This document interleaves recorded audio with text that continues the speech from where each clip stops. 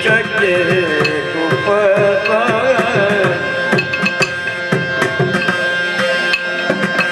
ಅದನ್ನು ಹೊಂದಿರಿ ದೊಡ್ಡರು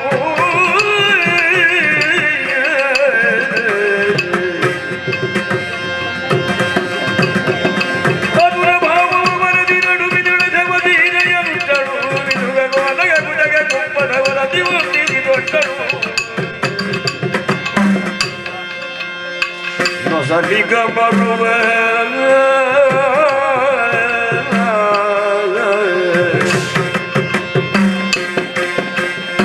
ನೊಸಲಿಗ ಬರುವ ದಿವ್ಯ ಕಸ್ತೂರಿ ಎಸೆವ ನಾಮವ ಇಟ್ಟಳು ಕುಸುಮ ಶರಣಗನೆಯ ಭಾವದುಳ್ ಎಸೆದುವಿಗೆ ಎರಟಿಸುತ್ತ ವೈಯನೆ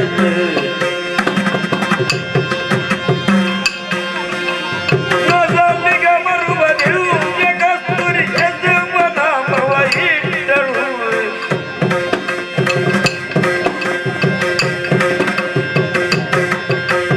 ನೊಸಲಿಗ ಬರುವ ದಿವ್ಯ ಕಸ್ತೂರಿ ಎಸೆವ ನಾಮವ ಇಟ್ಟಳು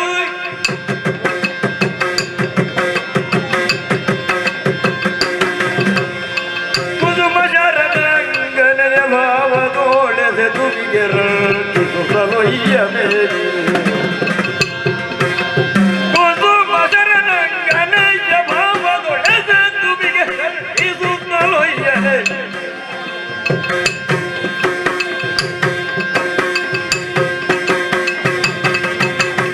ಕುಸುಮ ಶರಣಂಗನೆಯ ಲೊಯ್ಯನೆಯ ತುಮಿಗೆ ರಚಿಸುತ್ತಲೊಯ್ಯನೆ ಕುಸುಮ ಶರಣಂಗನೆಯ ತುಮಿಗೆ ರಚಿಸುತ್ತಲೊಯ್ಯನೆ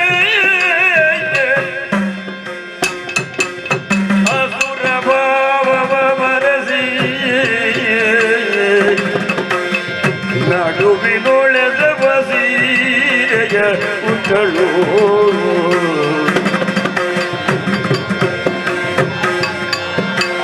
ಮಿದುಪ ಗೋರಕ ಕುಚಕ್ಕೆ ಕುಪ್ಪಸ ಹೊಸತು ಬಂಧಿಸಿ ತೊಟ್ಟಳು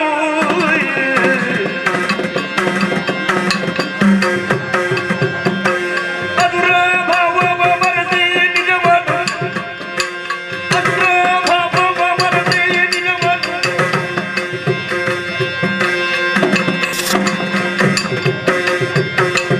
ಎಸೆವ ಸೀರೆಯನುಟ್ಟಳು ಅವಳು ಎಸೆವ ಸೀರೆಯನುಟ್ಟಳು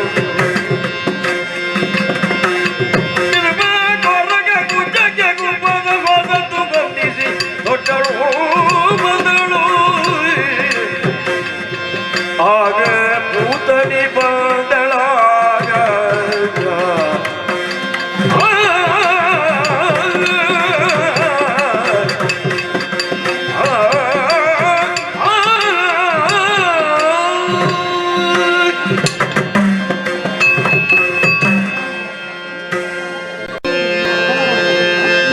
ಹೋಯಿತು ಹೊತ್ತು ನೋಡು ಭಾಯ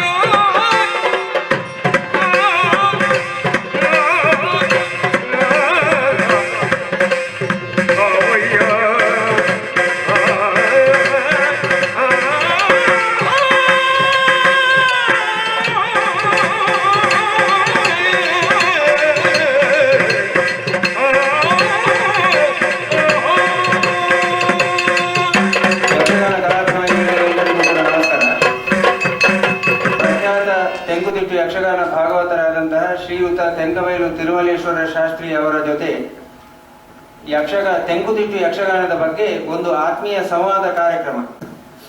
ನಮಸ್ಕಾರ ಭಾಗವತ್ರಿ. ನಮಸ್ಕಾರ. ತಾವು ಯಕ್ಷಗಾನ ಕ್ಷೇತ್ರಕ್ಕೆ ಪಾದಾರ್ಪಣೆ ಮಾಡಿದ ಹಿನ್ನೆಲೆಯನ್ನು ಸ್ವಲ್ಪ ತಿಳಿಸಿ. ನಾನು ನಮ್ಮ ಮನೆ ಹತ್ರ ಬಿತ್ತಣಕ ಎಂಬ ಶಾಲೆಯಲ್ಲಿ 8ನೇ ಕ್ಲಾಸ್ವರೆಗೆ ಇತ್ತು ಮೊದಲಿಗೆ. ಹಾಗೆ ಅಲ್ಲಿ ವಿದ್ಯಾಭ್ಯಾಸ ಮುಗಿಸಿ ಆಮೇಲೆ ನಮಗೆ ಹತ್ತಿರ ಶಾಲೆ ಇಲ್ಲ. ಹೌದು. ಆ ಕಾಲದಲ್ಲಿ ಎಲ್ಲ ದೂರ ದೂರ ನಡ್ಕೊಂಡು ಹೋಗ್ಬೇಕಾಗಿತ್ತು. ಹೌದು. ಹಾಗೆ ನಾನು ನಮ್ಮ ಮನೆತನ ಚಕ್ರಪಡಿ ವೈದಿಕ ಮನೆತನ.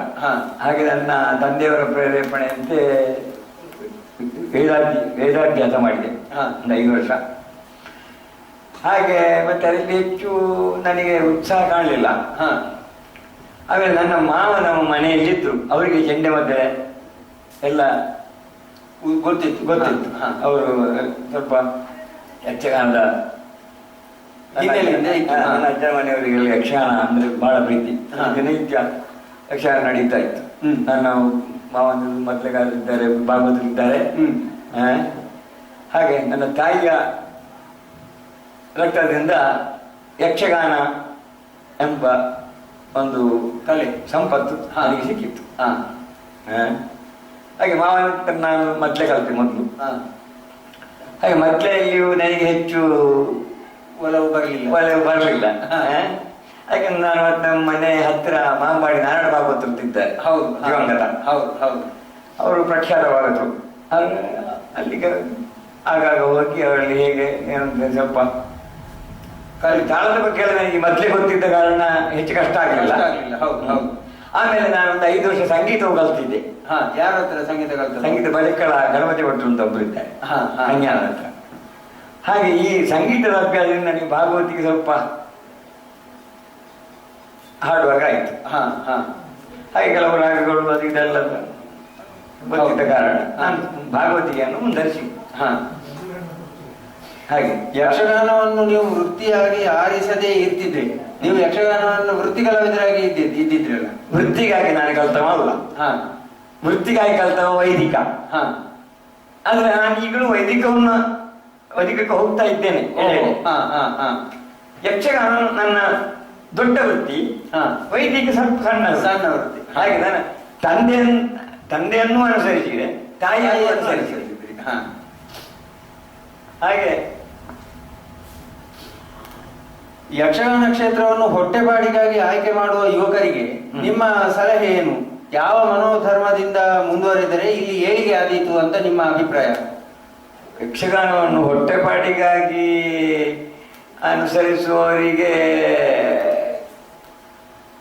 ಅನುಸರಿಸಿದ್ದಾದ್ರೆ ಯಕ್ಷಗಾನ ಏಳಿಗೆ ಖಂಡಿತ ಆಗಲಿಕ್ಕಿಲ್ಲ.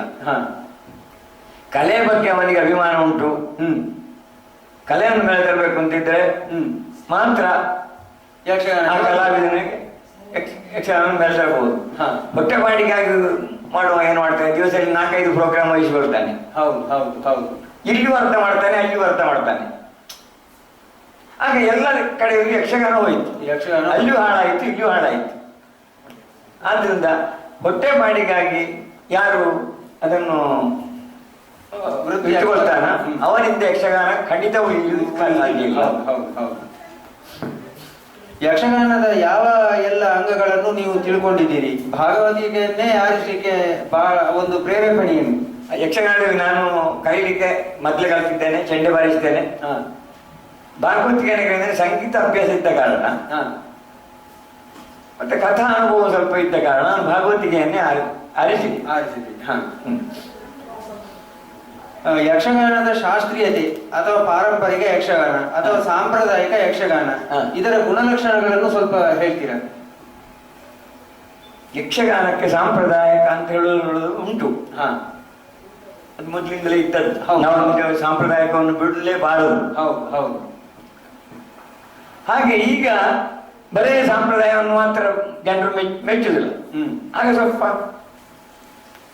ಆಧುನಿಕತೆಯನ್ನು ನಾವು ಅಳವಡಿಸಿಕೊಳ್ಳಬೇಕಾಗ್ತದೆ. ಅದು ತಪ್ಪಲ್ಲ.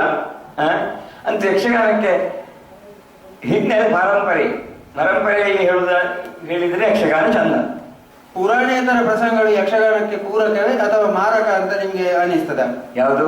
ಪುರಾಣೇತರ ಅಂದ್ರೆ ಈ ಕಾಲ್ಪನಿಕ ಪ್ರಸಂಗ, ಸಾಮಾಜಿಕ ಪ್ರಸಂಗ. ಪುರಾಣೇತರ ಸಾಮಾಜಿಕ ಖಂಡಿತ ಯಕ್ಷಗಾನಕ್ಕೆ ಮಾರಕ, ಅದು ಪೂರಕ ಎಂದೂ ಆಗುವುದಿಲ್ಲ. ಅದಕ್ಕೆ ನಿಮ್ಮ ಯಾಕೆ ಪುರಾಣವೇ ಆಗ್ಬೇಕು? ಅಲ್ಲ, ಪುರಾಣವೇ ಯಾಕೆ ಆಗ್ಬೇಕು? ಯಕ್ಷಗಾನಕ್ಕೆ ಪುರಾಣದಲ್ಲೇ ಇರುವುದು. ಯಾವುದು ಈಗ ತುಳು ಪ್ರಸಂಗಗಳೆಲ್ಲ ಆಗ್ತದೆ. ಯಾವತ್ತು ಯಕ್ಷಗಾನಕ್ಕೆ ತುಳು ಪ್ರಸಂಗ ಅದರಲ್ಲಿ ಫೋರ್ಸ್ ಅಂತ ಉಂಟಲ್ಲ, ಏರಿಳಿತಗಳು, ಇದು ಸರಿ ಬರುವುದಿಲ್ಲ. ಅದಕ್ಕೆ ಕನ್ನಡವೇ ಆಗಬೇಕು ಒಂದು. ಮತ್ತೆ ಪುರಾಣ ಆದ್ರೆ ಆ ಪುರಾಣದ ಚರಿತ್ರೆ ಉಂಟಲ್ಲ, ಅದಕ್ಕೆ ಪೂರಕವಾಗಿ ಆ ಏರುತಕ್ಕುಗಳು ಬರ್ತದೆ. ಒಡ್ಡೋಲಕ ಕ್ರಮಗಳು ಮಾಯವಾಗುತ್ತಿರುವ ಬಗ್ಗೆ ನಿಮ್ಮ ಅಭಿಪ್ರಾಯ ಏನು? ಅದನ್ನು ಉಳಿಸಲಿಕ್ಕೆ ಏನೆಲ್ಲ ಮಾಡಬಹುದು? ಒಡ್ಡೋಲಗದ ಕಾರ್ಯಕ್ರಮ ಮೊದಲಿಗೆ ಇತ್ತು, ಆದ್ರೆ ಇದನ್ನ ಈಗ ಕೇಳುವವರು ಯಾರಿಲ್ಲ, ನೋಡುವವರು ಇಲ್ಲ. ಆದ್ರಿಂದ ಅದು ಹಿಂದೆ ಬರ್ತಾ ಉಂಟು. ಅಲ್ಲ, ಈಗ ಅದನ್ನು ಉಳಿಸ್ಬೇಕು, ಬೆಳೆಸ್ಬೇಕು ಅಂತಂದ್ರೆ ಏನೆಲ್ಲ ಮಾಡಬಹುದು? ಉಳಿಸಬೇಕು, ಬೆಳೆಸಬೇಕು ಅಂತ ಹೇಳಿದ್ದಕ್ಕೆ ನಾವು ಸ್ವಲ್ಪ ಆಟ ನೋಡುವವರೇ ಅದಕ್ಕೆ ಕಾರಣ ಅಂತ ನನ್ನ ಅಭಿಪ್ರಾಯ. ಅವರಿಗೆ ಬೇಡ ಅಂತ ಆದ್ರೆ ಇದು ಮಾಡುದು ಹೇಗೆ? ಇದಕ್ಕೆ ಕಾಲ ತುಂಬಾ ಬೇಕಾಗ್ತದೆ. ಹೌದು. ಆಗ ಅವರಿಗೆ ಸಭೆಯವರಿಗೆ ಅದು ಸ್ವಲ್ಪ ಬೋರ್ ಆಗ್ತದೆ. ಅವರು ಎಂತ ಕ್ರಮ ಇದು ಅಂತೇಳಿ ಅವರು ಸ್ವಲ್ಪ ಇನ್ಸಲ್ಟ್ ಮಾಡ್ತಾರೆ. ಹಾಗೆ ಅದನ್ನು ಈ ಕಲಾವಿದರು ಬಿಟ್ಟು ಅದು ಹಿಂದೆ ಬಂದದ್ದು. ಸ್ವಲ್ಪ ನೋಡುವ ಇಂಟ್ರೆಸ್ಟ್ ಜನರಿಗೆ ಬಂದ್ರೆ ಅದನ್ನು ಮುಂದೆ ಬೆಳೆಸುವುದರಲ್ಲಿ ಸಾರ್ಥಕ ಉಂಟು, ಬೆಳೆಸಲೂಬಹುದು. ಯಾವೆಲ್ಲ ಸನ್ನಿವೇಶಗಳಲ್ಲಿ ಬಿಡ್ತಿಗೆ ಅವಶ್ಯಕತೆ ಇಲ್ಲ ಈಗ ಹಾಡುವಾಗ? ಹೇಗೆ? ಯಾವ ಎಲ್ಲ ಸನ್ನಿವೇಶಗಳಲ್ಲಿ ಹಾಡುಗಳಿಗೆ ಬಿಡ್ತಿಗೆ ಬೇಡ? ಬಿಡ್ತಿಗೆ, ದುಃಖ ರಸಕ್ಕೆ ಬಿಡ್ತಿಗೆ ಬೇಡ. ಮತ್ತೆ ಯಾವುದೇ ಕೆಲವು ಋಷಿಗಳ ವೇಷ ಉಂಟಲ್ಲ, ಹೌದು, ಅದಕ್ಕೆಲ್ಲ ಬಿಡ್ತಿಗೆ ಬೇಡ. ಅಂದ್ರೆ ಋಷಿಗಳು ಅಥವಾ ಒಂದು ಬ್ರಾಹ್ಮಣರ ವೇಷ, ಬ್ರಾಹ್ಮಣ ಕೊಡುವುದಿಲ್ಲ. ಹಾಗೆ ಮತ್ತೆ ಕೆಲವು ಸಂದರ್ಭದಲ್ಲಿ ಕೂತು ಮಾತಾಡುವ ವೇಷ ಅಂತಲೇ ಉಂಟು ಕೆಲವು. ಹೌದು. ಈಗ ಉದಾಹರಣೆಗಾಗಿ ಮೈರಧ್ವಜ, ಅವನೊಬ್ಬ ಮುದುಕ, ಹಾಗೆ ಅವನಿಗೆ ಹೆಚ್ಚು ಕುಣಿತ ಇಲ್ಲ. ಇಂಥ ವೇಷಗಳಿಗೆ ಬಿಡಿತ ಅಗತ್ಯ ಇಲ್ಲ. ಯಕ್ಷಗಾನದಲ್ಲಿ ದೊಂದಿರಾಳ ಅನಿವಾರ್ಯ ಅಂತ ಅನಿಸ್ತದೆ. ಯಾವೆಲ್ಲ ವೇಷಗಳಿಗೆ ದೊಂದಿರಾಳ ಉಪಯೋಗ ಮಾಡಬಹುದು ನಮ್ಮ ಸಂಪ್ರದಾಯ ಪ್ರಕಾರ? ಯಕ್ಷಗಾನದಲ್ಲಿ ಸಭೆಯಲ್ಲಿ ಬರುವಂತಹ ವೇಷಗಳಿಗೆಲ್ಲ ದೊಂದಿ. ಈಗ ಉದಾಹರಣೆ ಮಹಿಷಾಸುರ, ಆಮೇಲೆ ತುಜಮೋಕ್ಷರಿ, ಹಂದಿ, ಆಮೇಲೆ ಚಂಡಮುಂಡರು, ಇಂಥದ್ದಕ್ಕೆಲ್ಲ ದೊಂದಿ ಉಂಟು. ಆಮೇಲೆ ವೀರಭದ್ರನಿಗೆ ಇಂಥ ಕೆಲವು ವೇಷಗಳಿಗೆ ದೊಂದಿ ಅನಿವಾರ್ಯ. ಬಾಕಿ ಒಟ್ರಾಸಿ ದೊಂದಿ ಹೊಡಿಯೋದಕ್ಕೆ ಅರ್ಥ ಇಲ್ಲ. ಸಭಾ ಕ್ಲಾಸ್ ಎಲ್ಲ ಒಬ್ಬೊಬ್ಬರದ್ದು ಒಂದೊಂದು ರೀತಿ ಅಂತ ಯಾಕೆ ಇರ್ತದೆ? ಭಾಗವತರಾಗಿ ನಿಮ್ಮ ಒಂದು ಅಭಿಪ್ರಾಯ? ಅದು ಮೊದಲೇಗಾರರ ಚಾಕಚಕ್ಯತೆ. ಒಬ್ಬ ಮೊದಲೇಗಾರ ಇಷ್ಟು ಸಾಕು, ಇನ್ನೊಬ್ಬ ಅದನ್ನು ಸಾಲದು, ಇಷ್ಟು ಬೇಕು ಅಂತೇಳಿ ಅದನ್ನು ಈಗಿನ ಸಭಾ ಕ್ಲಾಸ್ ಅಂದರೆ ಮೊದಲೇಗಾರ ಹತ್ರ ಮಾತಾಡದೆ ಕುಣಿಲಿಕ್ಕೆ ಸಾಧ್ಯ ಇಲ್ಲ. ಹೌದು. ಅದು ಮೊದಲೇಗಾರರು ಹೇಗೆ ಅದನ್ನು ಮಾಡಿಟ್ಟಿದ್ದಾರೆ ಆ ರೀತಿಯೇ ಹೋಗ್ಬೇಕಷ್ಟೇ. ಅಟ್ಟಹಾಸ ಕೊಡಬೇಕಾದಂತಹ ವೇಷಗಳು ಯಾವುದೆಲ್ಲ? ಅಟ್ಟಹಾಸಗಳು ಸಾಧಾರಣ ಕೇಸತಟ್ಟಿ ವೇಷಗಳೆಲ್ಲ ಅಟ್ಟಹಾಸ. ಆಮೇಲೆ ಖಳಪಾತ್ರಗಳು ಕೆಲವು ಅಟ್ಟಹಾಸಗಳನ್ನು ಕೊಟ್ಟೆ ವೇಷ ಪ್ರವೇಶ ಮಾಡಬೇಕಾಗ್ತದೆ. ಹಾಗೆ ಸಂಗೀತದ ಆಲಾಪನೆ ಮತ್ತು ಅತಿ ಉದ್ದ ಪದಗಳು ಯಕ್ಷಗಾನಕ್ಕೆ ಎಷ್ಟರ ಮಟ್ಟಿಗೆ ಹಿತ ಅಂತ ನಿಮ್ಮ ಅಭಿಪ್ರಾಯ? ಅತಿ ಉದ್ದ ಆದ್ರೆ ಯಕ್ಷಗಾನಕ್ಕೆ ಅದು ಸ್ವಲ್ಪ ಹಾಳಿ. ಯಕ್ಷಗಾನಕ್ಕೆ ಅಂದ್ರೆ ಯಾಕೆಂತ ಹೇಳಿದ್ರೆ ಹೆಚ್ಚು ಉದ್ದ ಮಾಡಿದ್ರಲ್ಲಿ ಬೆಳಿಗ್ಗೆ ಕತೆ ಮುಗಿಬೇಕಲ್ಲ. ಈ ಭಾಗವತ ಉದ್ದ ಇರ್ತದೆ, ಆ ಕತೆ ಮುಗಿಯುವುದು ಯಾವಾಗ? ಮತ್ತೆ ಇಂತಿಷ್ಟು ಹೊತ್ತು ಪದ್ಯ ಹೇಳಿದ್ರೆ ಇಂತಿಷ್ಟು ಅಂತ ಹೇಳುದು ಅಂತ ಉಂಟು ಹಿಂದಿಗೆ. 3 ಮಿನಿಟ್ ಪದ್ಯ ಭಾಗವತ ಹೇಳಿದ್ರೆ 5 ಮಿನಿಟ್ ಅರ್ಥ ಹೇಳ್ಬೇಕು ಅವನು. ಹಾಗೆ ಈ ಭಾಗವತ ಉದಾಹರಣೆ ಪದ್ಯ ಹೇಳಿದ್ರೆ ಅರ್ಥ ಎಷ್ಟೊತ್ತು ಹೇಳ್ಬೇಕು ಅಲ್ಲ, ಹೇಳಿದ್ ನಾನು. ಆಗ ಅದರ ಕ್ರಮಕ್ಕೆ ತೊಂದರೆ ಬರ್ತದೆ ಒಂದು. ಮತ್ತೆ ಕೇಳುವ ನೀವು ಹಾಗೆ ಕೇಳಿದ್ದನ್ನೇ ಕೇಳುವುದು ಅದು ಅಷ್ಟು ಒಳ್ಳೆಯದು ಅಂತ ಅನಿಸುವುದಿಲ್ಲ ಅಂತ ನನ್ನ ಅಭಿಪ್ರಾಯ. ಹಾಗೆ ಯಕ್ಷಗಾನಕ್ಕೆ ಎಷ್ಟು ಬೇಕು, ಮತ್ತೆ 200-300 ಪದ್ಯಗಳನ್ನು ಬೆಳಿಗ್ಗೆವರೆಗೆ ಭಾಗವತ ಹಾಡಬೇಕು. ಅಷ್ಟೊಂದು ನಾವು ಉದ್ದ ಮಾಡಿದ್ರೆ ಅಲ್ಲಿ ಪದ್ಯಗಳನ್ನು ಮತ್ತೆ ಬಿಡಬೇಕಾಗುತ್ತದೆ. ಆಗ ಕಥೆಗೆ ತೊಂದರೆ ಆಗ್ತದೆ. ಹೀಗೆಲ್ಲ ತೊಂದರೆಗಳು ಅದರಿಂದಾಗಿ ಆಗುವ ಸಂದರ್ಭ ಉಂಟು. ರಂಗ ನಿರ್ದೇಶನದ ಜವಾಬ್ದಾರಿಯಲ್ಲಿ ಹೆಚ್ಚಿನ ಪಾಲು ಭಾಗವತರಿಗೋ ಅಥವಾ ಮೇಳದ ವ್ಯವಸ್ಥಾಪಕರಿಗೆ? ಭಾಗವತನಿಗೆ. ರಂಗದ 4 ಕಂಬದೊಳಗೆ ಭಾಗವತನೇ ಮೇನ್. ಭಾಗವತನ ನಿಜವಾದ ಜವಾಬ್ದಾರಿ ಏನು? ನಿಜವಾದ ಜವಾಬ್ದಾರಿ ಅವನಿಗೆ 4 ಕಂಬದೊಳಗೆ ಕೂತು ಬೆಳಿಗ್ಗೆ 10 ಗಂಟೆಗೆ ಸಂಜೆ 10 ಗಂಟೆಗೆ ಆಟ ಶುರುವಾದರೆ ಬೆಳಿಗ್ಗೆವರೆಗೆ ಆ ರಂಗಸ್ಥಳದ ಜವಾಬ್ದಾರಿ ಸಂಪೂರ್ಣ ಭಾಗವತನಿಗೆ. ಪ್ರಸಂಗ ಮುಗಿಸುವುದು, ವೇಷಧಾರಿಯನ್ನು ಯಾರಿಗೆ ಎಷ್ಟು ಪದ್ಯ ಕೊಡಬೇಕು, ಯಾರು ಕುಣಿಯುತ್ತಾನೆ, ಯಾರನ್ನು ಕುಣಿಸಬೇಕು, ಯಾರನ್ನು ಕಳಿಸಬೇಕು ಅಂತ ಹೇಳೋದು ತುಂಬ ಜವಾಬ್ದಾರಿಗಳು ಭಾಗವತನ ಅಂತ ಇರ್ತದೆ. ಹಾಗೆ ಬೆಳಿಗ್ಗೆ 6 ಗಂಟೆಗೆ ಆಟ ಮುಗಿಸುವ ಜವಾಬ್ದಾರಿಯು ಭಾಗವತನಿಗೆ ಇರ್ತಲ್ಲ. ಇದು ಸಭೆಗಳು ಕೇಳ್ತಾರೆ, ಅದೇನು ಬೇಗ ಆಟ ಮುಗಿದದ್ದು ಅಥವಾ ಬೇಗ ಆಟ ಮುಗಿಸಲಿಕ್ಕೂ ಅವನಿಗೆ ಸಾಧ್ಯ ಇಲ್ಲ. ಅದೇನು ಇವತ್ತು ಬೇಗ ಮುಗಿದದ್ದು ಆಟ ಅಂತ ಹಾಗೆ ಕಂಪ್ಲೇಂಟ್ ಬರುವ ಚಾನ್ಸ್ ಉಂಟು. ಹಾಗಾಗಿ ಭಾಗವತನಿಗೆ ಇದ್ದಷ್ಟು ಜವಾಬ್ದಾರಿ ಯಾರಿಗೂ ಇಲ್ಲ ಯಕ್ಷಗಾನದಲ್ಲಿ. ಮತ್ತೆ ಯಜಮಾನ ಇದ್ರೆ ಸಂಬಳ ಕೊಡ್ಲಿಕ್ಕೆ ಮಾತ್ರ, ಅವನಿಗೆ ಆಟದ ಜವಾಬ್ದಾರಿ ಇರುವುದಿಲ್ಲ. ವೇಷ ಹಂಚುವುದು ಅಥವಾ ಇನ್ನು ಎಲ್ಲ ಭಾಗವತನಿಗೆ. ಅಂದ್ರೆ ಯಾರ್ಯಾರು ಯಾವ ವೇಷಕ್ಕೆ ಅವರಿಗೆ ತಾಕತ್ತುಂಟು ಅವರಿಗೆ ಆ ವೇಷವನ್ನು ಕೊಟ್ಟು ಆಟವನ್ನು ಮೇಲೆ ಹಾಕುವಂಥ ಜವಾಬ್ದಾರಿ ಇರುವುದು ಭಾಗವತನಿಗೆ. ಆದ್ದರಿಂದ ಭಾಗವತ ಮೇನ್. ಯುವ ಪೀಳಿಗೆ ಯಕ್ಷಗಾನದತ್ತ ಇತ್ತೀಚೆಗೆ ಹೆಚ್ಚು ಆಕರ್ಷಣೆಗೆ ಒಳಪಟ್ಟಿದೆ. ಇದಕ್ಕೆ ನಿಮ್ಮ ಅಭಿಪ್ರಾಯ ಏನು? ಯಾವುದು? ಈಗ ಯುವ ಪೀಳಿಗೆ ಯುವಕರು ಹೆಚ್ಚು ಯಕ್ಷಗಾನದತ್ತ ಒಲವು ತೋರಿಸ್ತಾ ಇದ್ದಾರೆ. ಇದರ ಬಗ್ಗೆ ನಿಮ್ಮ ಅಭಿಪ್ರಾಯ ಏನು? ಒಲವು ಅಂದ್ರೆ ಅವರಿಗೀಗ ಬೆಳಿಗ್ಗೆವರೆಗೆ ಆದ್ರೆ ಅವರ ಒಲವು ಎನಿಸಿ ಕಾಣುವುದಿಲ್ಲ. ಗೊತ್ತಾಗಲ್ವ? ಅವರು 12 ಗಂಟೆವರೆಗೆ ಇರ್ತಾರೆ. ಅದನ್ನೊಂದು ಒಲವು ಅಂತ ಹೇಳಲಿಕ್ಕೆ ಬರೋದಿಲ್ಲ ಅದನ್ನು. ಇರ್ತಾರೆ ಅಂತ ಅಷ್ಟೇ. ಯಕ್ಷಗಾನ ಪ್ರದರ್ಶನಗಳಿಗೆ ವಿಮರ್ಶೆ ಬೇಕಾ? ವಿಮರ್ಶೆ ಮಾಡ್ಬೇಕಾ? ಯಾವುದು? ಯಕ್ಷಗಾನ ಪ್ರದರ್ಶನಗಳಿಗೆ ವಿಮರ್ಶೆ ಅವಶ್ಯಕತೆ ಉಂಟು ಅಂತ ನಿಮ್ಗೆ ಅನಿಸ್ತದೆ? ಯಾವುದರ ಅವಶ್ಯಕತೆ? ಅದೇ ಕಲಾ ವಿಮರ್ಶೆ. ಅಂದ್ರೆ ಇಂಥದ್ದು ಸರಿಯಾಗ್ಲಿಲ್ಲ, ಇಂಥದ್ದು ಸರಿ ಆಯ್ತು ಅಂತ ಹೇಳಿ ವಿಮರ್ಶೆ ಮಾಡುವುದು ವಿಮರ್ಶೆ ಅಗತ್ಯ. ಯಕ್ಷಗಾನ ಆಟ ಮಾಡಿದ ನಂತರ ಮೇಳದವರೇ ಕೂತು ವಿಮರ್ಶೆ ಮಾಡಿದ್ರೆ ಅದು ತುಂಬಾ ಉತ್ತಮ. ಹೊರಗಿನವರು ಮಾಡುವ ಬದಲು ಅವರೇ ಮಾಡಿಕೊಂಡ್ರೆ ಹಾಗಲ್ಲ ಹೀಗ ಅದು ಮರದಿನಕ್ಕೆ ತಿದ್ದಲಿಕ್ಕೆ ಒಳ್ಳೆದಾಗ್ತದೆ. ವಿಮರ್ಶೆ ಅಗತ್ಯ ಅಂತೂ ಸಭಿಕರಂತೂ ಮಾಡಿಯೇ ಮಾಡ್ತಾರೆ ವಿಮರ್ಶೆ. ಅದು ಈ ಕಲಾವಿದನಿಗೆ ಗೊತ್ತಾಗುದಿಲ್ಲ, ಅವರಷ್ಟಕ್ಕೆ ಅವರು ವಿಮರ್ಶೆ ಮಾಡ್ತಾರೆ. ಇಂಥ ಕಲಾವಿದ ಹೀಗಾಗಿದೆ ಅಂತೆಲ್ಲ ಅದು ವಿಮರ್ಶೆ ಮಾಡಿಕೊಂಡೇ ಇರ್ತಾರೆ. ಈ ಬ್ಯಾಂಡ್ ಸೆಟ್ಟು, ಸಿಡಿಮದ್ದು ರಂಗಸ್ಥಳಕ್ಕೆ ಅತ್ಯಂತ ಹೆಚ್ಚು ಅಲಂಕಾರ ಮಾಡುದು, ಇದರ ಬಗ್ಗೆ ನಿಮ್ಮ ಅಭಿಪ್ರಾಯ ಏನು? ಬ್ಯಾಂಡ್ ಸೆಟ್ ಅಗತ್ಯವೇ ಇಲ್ಲ. ಯಕ್ಷಗಾನಕ್ಕೆ ಬ್ಯಾಂಡ್ ಸೆಟ್ ಹೇಳಿದ್ದೇ ಅಲ್ಲ. ಯಾಕೆಂದ್ರೆ ಅದು ಭಾಗವತನ ಇದು ಶುದ್ಧಿಯನ್ನು ಹಾಳು ಮಾಡ್ತದೆ. ಹೌದು, ಒಂದು. ಮತ್ತೆ ಇಡೀ ಗೊಂದ ಯಾರಿಗೆ ಯಾರು ಏನು ಮಾಡ್ತಾರೆ ಅಂತ ಗೊತ್ತಾಗುದಿಲ್ಲ. ಬೆಡಿಮದ್ದು ಉತ್ಸವ ಆ ಬೆಡಿಮದ್ದಿನ ಹೊಗೆಯಲ್ಲ ಈ ಭಾಗವತನ ಬಾಯಿಗೆ ಹೋಯಿತು.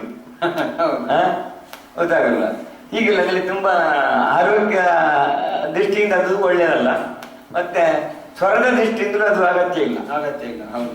ಯಕ್ಷಗಾನಕ್ಕೆ ಬ್ಯಾಂಡ್ ಮಾಡಬೇಕು ಅಂತ ಯಾರು ಹೇಳುದಿಲ್ಲ. ಯಕ್ಷಗಾನಕ್ಕೆ ಬೇಕಾದ್ರೆ ಅಬ್ಬರಕ್ಕೆ ಚೆಂಡೆ ಉಂಟು, ಮದ್ದಳೆ ಉಂಟು, ಇದೇ ಅದರ ಜೀವನ ಮೇಳ. ಹೌದು. ಹೊರತು ಅದಿರುವಾಗ ಈ ಬ್ಯಾಂಡಿನ ಅವಶ್ಯಕತೆ ಇಲ್ಲ. ಈಗ ಇತ್ತೀಚೆಗೆ ಯಕ್ಷಗಾನ ವೈಭವ ಅಂತೆಲ್ಲ ಕೇವಲ ಭಾಗವತರ ಹಾಡುಗಳು ಮಾತ್ರ ಆಗ್ತಾ ಉಂಟು. ಇದರ ಬಗ್ಗೆ ನಿಮ್ಮ ಅಭಿಪ್ರಾಯ ಏನು? ಇದು ನಿಜವಾಗಿ ಒಳ್ಳೇದು. ಯಾಕೆಂತ ಹೇಳಿದ್ರೆ ಒಂದು ಉಪನಯನ ಮದುವೆ ಆಗುತ್ತದೆ, ಅಲ್ಲಿ ಒಂದು ಜನಗಳಿಗೆ ಒಂದು ಹೊತ್ತು ಕೈಯುವ ಒಂದು ಅದೇ ಮನೋರಂಜನೆಗೆ ಒಂದು ದೊಡ್ಡ ಕಾರಣ ಅದು. ಹಾಗೆ ಬಂದವರು ಕೇಳ್ತಾರೆ, ನೋಡ್ತಾರೆ, ಹೀಗೆ ಅದು ಒಂದು ಮನೋರಂಜನೆಯ ದೃಷ್ಟಿಯಲ್ಲಿ ಅದು ಒಳ್ಳೆಯದು ಅಂತ ನನ್ನ ಅಭಿಪ್ರಾಯ. ಹೆಣ್ಣು ಮಕ್ಕಳ ಯಕ್ಷಗಾನ, ಮಕ್ಕಳ ಯಕ್ಷಗಾನ ಮತ್ತು ಯಕ್ಷಗಾನವನ್ನು ಉಪವೃತ್ತಿ ಆಗಿ ಸ್ವೀಕರಿಸುವವರ ಬಗ್ಗೆ ನಿಮ್ಮ ಅಭಿಪ್ರಾಯ ಏನು? ಹೆಣ್ಣು ಮಕ್ಕಳಿಗೆ ಯಕ್ಷಗಾನ ಕಲಿಸಲೇಬಾರದು. ಈಗ ಹೆಣ್ಮಕ್ಳು ಮಾಡಬಾರದು ಅಂತ ಹೇಳಿದ್ದಲ್ಲ ನಾನು. ಮಾಡಿದ್ರೆ ಅದು ಹೆಚ್ಚು ಪ್ರಯೋಜನಕಾರಿ ಆಗುವುದಿಲ್ಲ ಅಂತ ಹೇಳುದು ಸ್ಪಷ್ಟ. ಮತ್ತೆ ಈ ಉಪವೃತ್ತಿಯಾಗಿ ಸ್ವೀಕರಿಸುವವರ ಬಗ್ಗೆ ನಿಮ್ಮ ಅಭಿಪ್ರಾಯ ಏನು? ಅಂದ್ರೆ ಬೆಳಿಗ್ಗೆ ಎಲ್ಲ ಬೇರೆ ಬೇರೆ ಕಂಪನಿಗಳಲ್ಲಿ ಕೆಲಸ ಮಾಡ್ತಾರೆ, ರಾತ್ರಿ ಯಕ್ಷಗಾನದಲ್ಲಿ ವೇಷ ಮಾಡ್ತಾರೆ, ಇದರ ಬಗ್ಗೆ ನಿಮ್ಮ ಅಭಿಪ್ರಾಯ ಏನು? ಅದೆಲ್ಲ ಆಗ್ಬೋದು, ತೊಂದರೆ ಇಲ್ಲ. ಸಾಧ್ಯ ಆದ್ರೆ ಅವರಿಗೆ ಸಾಧ್ಯ ಆದ್ರೆ ಮಾಡ್ಬೋದು. ಹರಕೆ ಬಯಲಾಟಗಳು ಯಕ್ಷಗಾನದ ಅಭಿವೃದ್ಧಿಗೆ ಪೂರಕ ಅಂತ ನಿಮ್ಗೆ ಅನಿಸ್ತದೆ? ಹರಕೆ ಬಯಲಾಟಗಳಿಂದ ಯಕ್ಷಗಾನ ಅಭಿವೃದ್ಧಿ ಆಗ್ತದೆ? ಹರಕೆ ಬಯಲಾಟ ಅಂದ್ರೆ ಯಕ್ಷಗಾನ ಅಭಿವೃದ್ಧಿ ಆಗ್ಬೇಕಾದ್ರೆ ಕಲಾವಿದ ಸರಿಯಾಗಿ ಕಲಿತು ಹೋಗ್ಬೇಕು. ಕತೆ ಪುರಾಣ ತಿಳಿದು ವೇಷ ಮಾಡಿ ಮಾತನಾಡಿ ಹೌದು ಸರಿಯಾಗಿ ಆ ಕಲಾರಸವನ್ನು ಸಭಿಕರಿಗೆ ಉಳಿಸುವಂತವ ಆದ್ರೆ ಮಾತ್ರ ಕಲೆ ಉಳಿತದೆ. ಹೊರತು ಹರಕೆ ಬಯಲಾಟಕ್ಕೆ ಒಬ್ಬ ದಿಗಣ ಹಾರಿದ ಅಂತ ಹೇಳಿ ಯಕ್ಷಗಾನ ಉಳಿದುತ್ತೆ ಹೇಳಲಿಕ್ಕೆ ಬರುವುದಿಲ್ಲ. ಇತ್ತೀಚೆಗೆ ಭರವಸೆಯ ಕಲಾವಿದರು ಯಕ್ಷಗಾನದಲ್ಲಿ ರೂಪುಗೊಳ್ತಾ ಇದ್ದಾರೆ ಅಂತ ನಿಮ್ಗೆ ಅನ್ನಿಸ್ತದೆ? ಭರವಸೆಯ ಕಲಾವಿದರು ಯಕ್ಷಗಾನದಲ್ಲಿ ರೂಪುಗೊಳ್ತಾ ಇದ್ದಾರೆ ಅಂತ ನಿಮ್ಗೆ ಅನ್ನಿಸ್ತದೆ? ಭರವಸೆ ಕಲಾವಿದರು ಅಂದ್ರೆ ರೂಪುಗೊಳ್ಳುವುದು ಹೇಗೆ? ಅದೇ ಒಳ್ಳೊಳ್ಳೆ ಕಲಾವಿದರು ಈಗ ಬರ್ತಾ ಇದ್ದಾರೆ ಅಂತ ನಿಮ್ಗೆ ಅನ್ನಿಸ್ತಾ ಉಂಟಾ? ಅದಕ್ಕೇನು ಅಂತ ಹೇಳಿದ್ರೆ ಅದಕ್ಕೆ ಕೆಲವು ರಾಜಕೀಯ ಕಾರಣ. ಒಳ್ಳೆಯವರು ಸ್ವಲ್ಪ ಒಳ್ಳೆ ಕಲಾವಿದ ಪಾಪದವಾದ್ರೆ ಅವನನ್ನು ಯಾರು ಮೂಡಿಸುದಿಲ್ಲ. ಹೌದೌದು. ಏನು ಗೊತ್ತಿಲ್ಲ ಇದ್ರು ಅವನು ಬೈಕಿನಲ್ಲಿ ಕಾರಲ್ಲಿ ಒಂದು ಇದು ಮಾಡಿದ್ರೆ ಅವನಿಗೆ ಒಳ್ಳೆ ಪುರಸ್ಕಾರ ಉಂಟು. ಅದೇ ನಾನು ರಾಜ್ಯ ಪ್ರಶಸ್ತಿ ಸಿಕ್ಕಿದಾಗ ಹೌದು ರಾಜ್ಯ ಪ್ರಶಸ್ತಿ ಅರ್ಹತೆ ಇದ್ದವನಿಗೆ ಸಿಕ್ಕುವುದಿಲ್ಲ, ಅರ್ಹತೆ ಇಲ್ಲದವನಿಗೆ ಸಿಕ್ಕಲಿಕ್ಕೂ ಸಾಧ್ಯತೆ ಉಂಟು.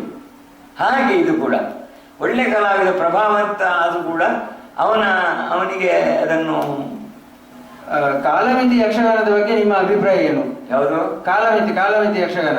ಕಾಲಮಿತಿ ಯಕ್ಷಗಾನದಿಂದ ಜನರಿಗೆ ಹೆಚ್ಚು ಪ್ರಯೋಜನ ಇಲ್ಲ.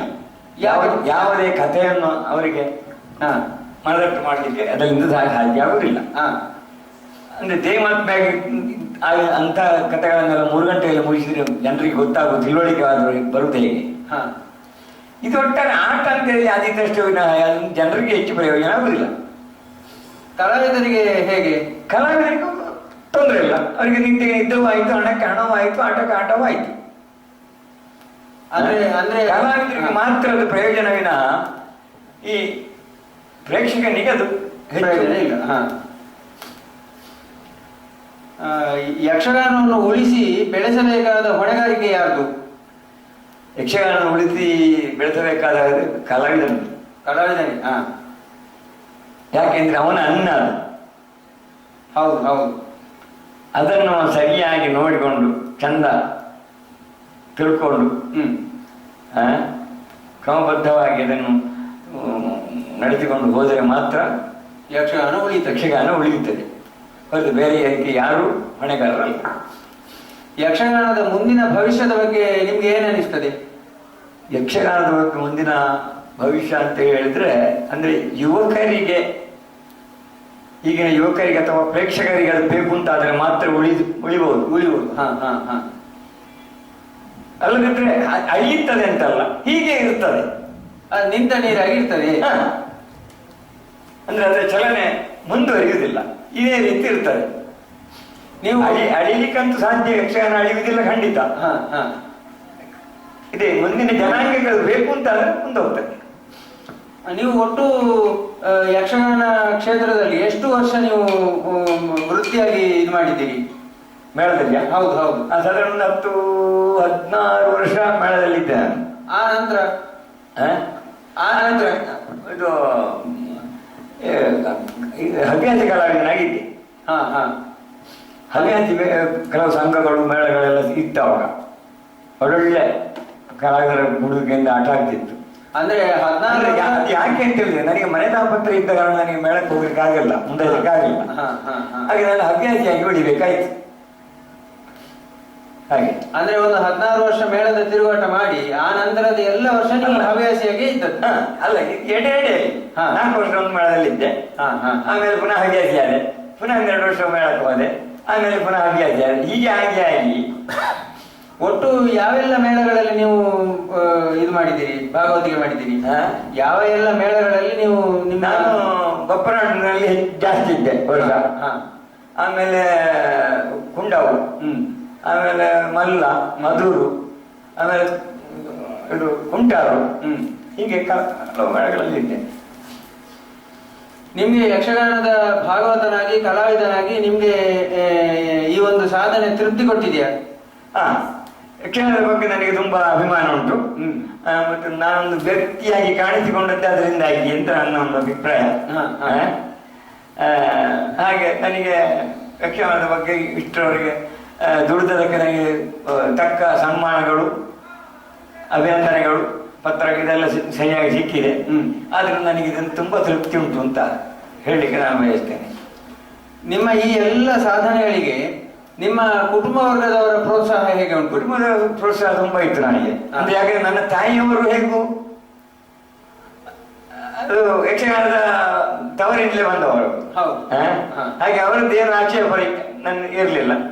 ತಂದೆಯವರು ಹಾಗೆ ತಂದೆಯವರಿಗೆ ಆಕ್ಷೇಪ ಕೊಡ್ಲಿಕ್ಕೆ ಅಂದ್ರೆ ತಂದೆಯವರ ಕಸುಬಿನಲ್ಲಿ ನಾನಿದ್ದೆ. ಹೌದು ಹೌದು, ಪೌರೋಹಿತ್ಯದಲ್ಲೂ ಕೂಡ ಇದ್ದೆ. ಹಾಗಾಗಿ ಅವರಿಗೆ ಹೆಚ್ಚು ಆಕ್ಷೇಪ ಹೇಳಲಿಕ್ಕೆ ನನಗೆ ಸಾಧ್ಯ ಇಲ್ಲ. ಮತ್ತೆ ನನಗೆ ಅಣ್ಣ ತಮ್ಮಂದಿರು ಯಾರು ಇಲ್ಲ. ಮತ್ತೆ ನನ್ನ ಮಗನು ಭಾಗವತಾನೆ, ಅವನಿಗೆ ನಾನು ಭಾಗವತಿ ಕಲಿಸಿದ್ದೇನೆ. ಒಟ್ಟು ಎಷ್ಟು ಮಕ್ಕಳು ನಿಮ್ಗೆ? ನನಗೆ 3 ಹೆಣ್ಣು 1 ಗಂಡು. ನಿಮ್ಮ ಮಗ ಕೂಡ ಭಾಗವತರು? ಭಾಗವತ ಮಾಸ್ಟರ್ ಕೂಡ. ಇಷ್ಟು ಹೊತ್ತು ನಮ್ಮ ಜೊತೆ ಸಣ್ಣ ಸಂವಾದ ಕಾರ್ಯಕ್ರಮದಲ್ಲಿ ನಮ್ಮ ಜೊತೆ ಭಾಗವಹಿಸಿ ನಿಮ್ಮ ಅನುಭವಗಳನ್ನು ಹಂಚಿಕೊಂಡಿದ್ದೀರಿ. ನಿಮ್ಗೆ ನನ್ನ ವತಿಯಿಂದ ಹಾಗೂ ಯಕ್ಷಗಾನದ ಕಲಾಭಿಮಾನಿಗಳ ವತಿಯಿಂದ ಅನಂತ ಅನಂತ ಕೃತಜ್ಞತೆಗಳು. ಮತ್ತೆ ನಾನು ನೀವು ನೆನೆಸಿಕೊಂಡಷ್ಟು ದೊಡ್ಡ ವಿದ್ವಾಂಸ ಏನಲ್ಲ, ಆದ್ರೂ ನನ್ನೊಂದಿಗೆ ನೀವೊಂದು ಒಡನಾಡಿ ಕೇಳಿದ್ದಕ್ಕೆ ನಾನು ತಕ್ಕ ಉತ್ತರ ನನಗೆ ತಿಳಿದದನ್ನು ಹೇಳಿದ್ದೇನೆ. ಹಾಗೆ ಇಂಥ ಒಂದು ಅವಕಾಶ ಸಿಕ್ಕಿದ್ದಕ್ಕೂ ನಿಮಗೆ ಕೃತಜ್ಞತೆ ಅಂತ ಹೇಳಿ ನಮಸ್ಕಾರ. ನಮಸ್ಕಾರ.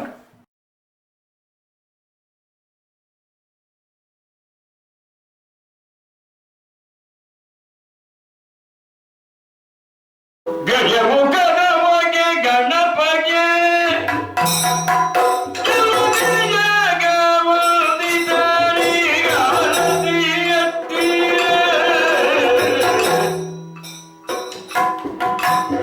ಗಜಮುಖನಮಗೆ ಗಣಪಗೆ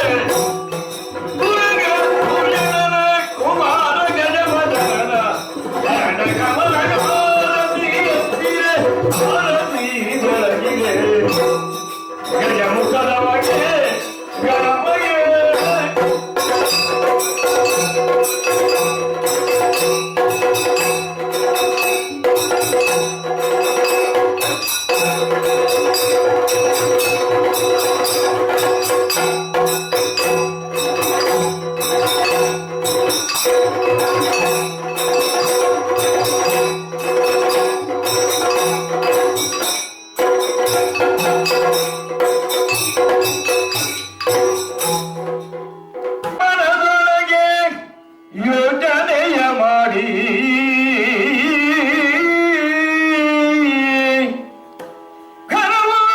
ಘನವಾದ ದೇಹವನ್ನು ಕುರಿತಿ ಮರೆ ಮಾಡಿ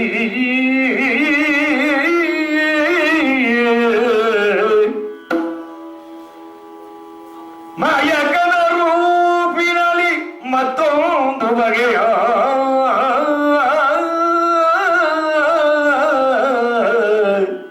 ಕಾಯವನ್ನು ಧರಿಸಿಗನು ಕಪಟದ ಕೃತಿಯ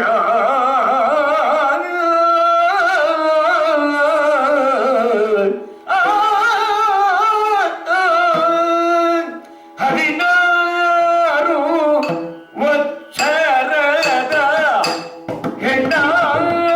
ಹೆಣ್ಣಾದವಳು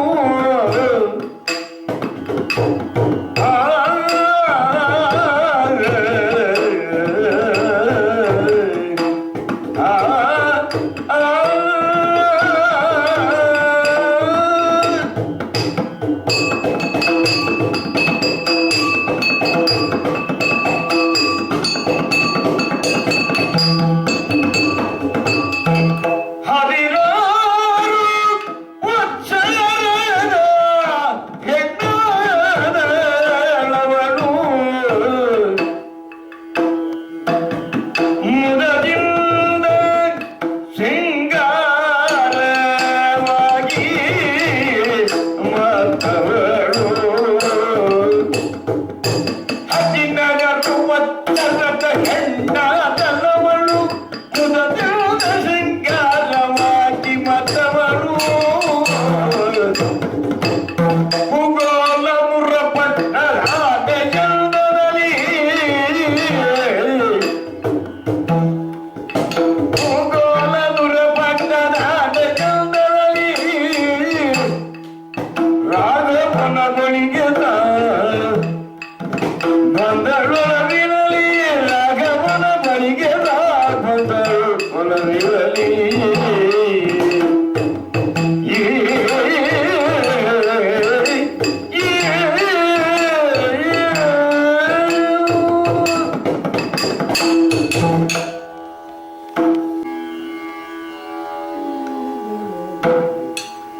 ಮದನಾರಿ ಪ್ರಿಯ ಮಂಗಲ ದೇವಿ ಕಾಯ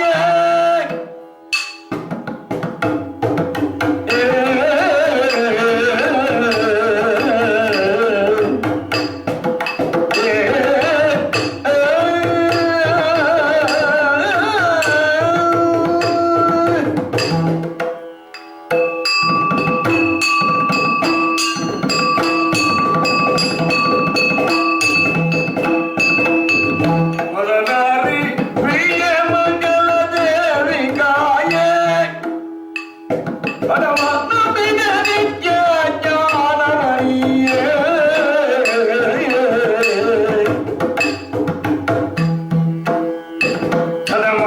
ಮೃದಂಗ ಸನ್ನಿವೆ ಮನದ ವೈರಿ ಗುಣ ಮಹಾರಿಣಿ ಹನುಮಸನದ ಮಾತ ನಿತ್ಯರ ಮಧುಗುಣಾಗ್ತಿದೆ ವೈಷ್ಣವೀಶ್ವರಿ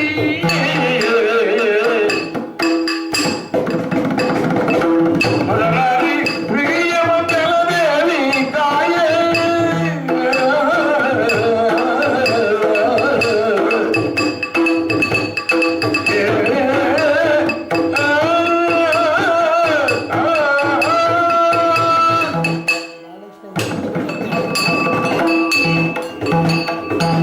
ಮತ್ತೆ ಮಾತಿಗೆಂಬ ಕಳ್ಳನಾಡಿ ಕೊಂಬೆ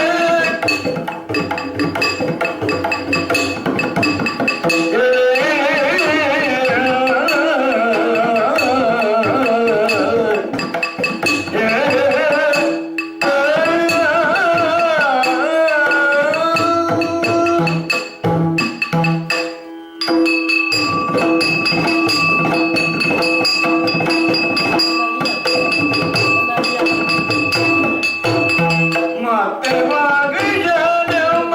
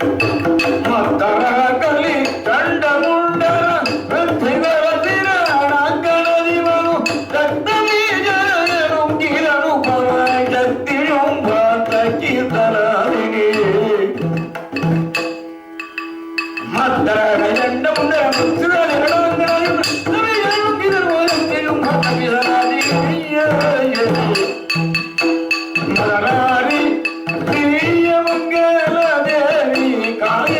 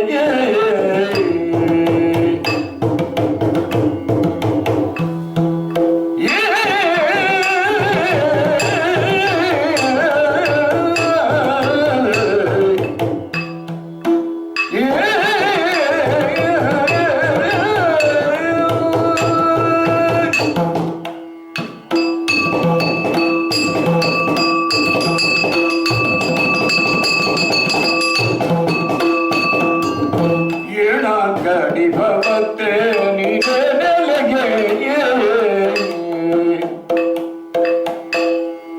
ಶುಂಭದಾನವ ಬಯಸಿ ನಡೆ ನೀನೆ ನೆಲೆಗೆ ಶುಂಭದಾನವ ಬಯಸಿ ನಡೆ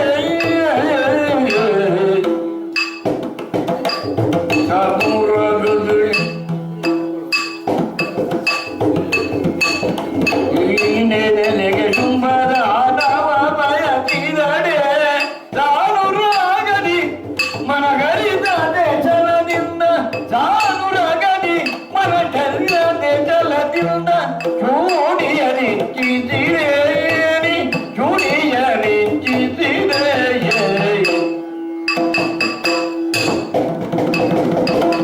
ಏಳ ಕರಿ ಭವತ್ತೆ ನಿನ್ನೆ ನೆಲೆಗೆ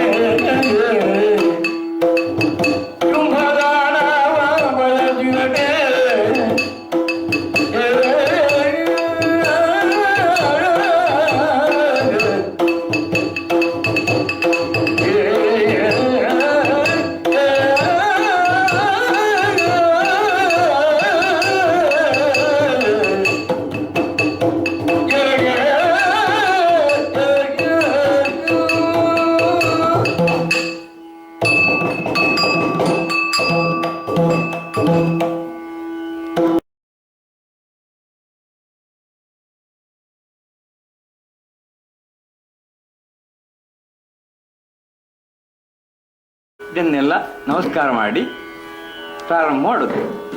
ಮೊದಲಿಗೆ ತ್ವರಿತ ತ್ರಿವಿಡ ತಾಳದಲ್ಲಿ ಗಜಮುಖದ ಹೊಗೆ ಗಣಪಗೆ ಎನ್ನುವ ಪದ್ಯವನ್ನು ಪ್ರಾರಂಭಿಸುವುದು. ಅದಕ್ಕೆ ಸಾ ಸಾ ಹೇಳಿ ಸಾ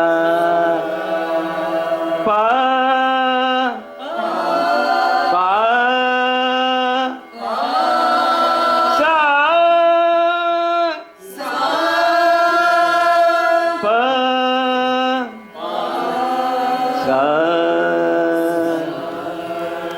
ಗಜಮುಖದ ಹೊಗೆ ಗಣಪಗೆ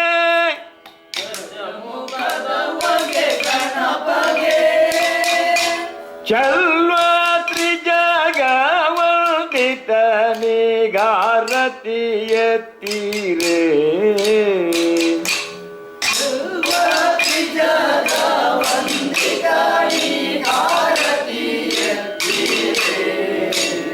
ಗಜಮುಖದ ಹೊಗೆ ಗಣಪಗೆ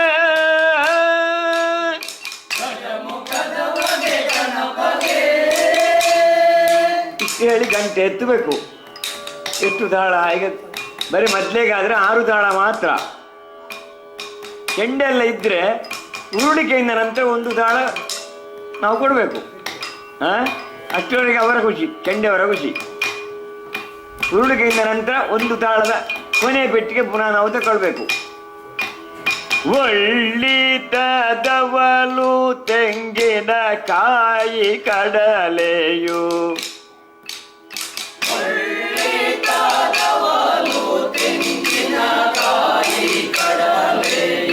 ಏಳು ಡೋಳಿಗೆ ಕಬ್ಬು ಮೆಲುವವಗೆ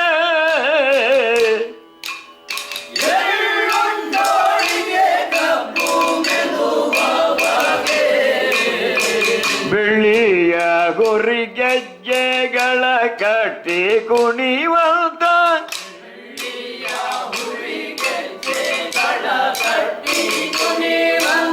ಡೊಳ್ಳಿನ ಗಣಪಗಾರತಿ ಎತ್ತೀರೆ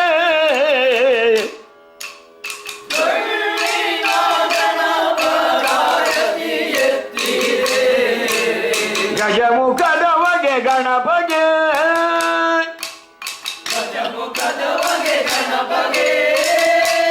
ಪುನಃ ಬಿಡ್ತಿ ಗಂಟೆ ಎತ್ತಬೇಕು. ಆಗಿನ ಹಾಗೆ ಉರುಳಿಕೆಯ ಕೊನೆಯ ಉರುಳಿಕೆಯಿಂದ 1 ತಾಳಾಗಿ ಕೊನೆಯ ಪೆಟ್ಟಿಗೆ ಪುನಃ ಬಜ್ಜಿ ತಗೊಳ್ಬೇಕು. ದೇವತೆಗಳ ಕೈಯ ಕಪ್ಪವ ಗೊಂಬಗೆ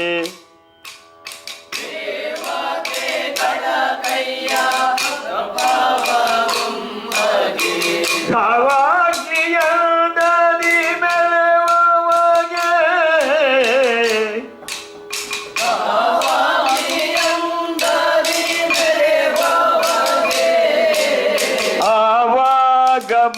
ಮನದಲ್ಲಿ ನೆನೆದರಿಷ್ಟಾರ್ಥವಾಗ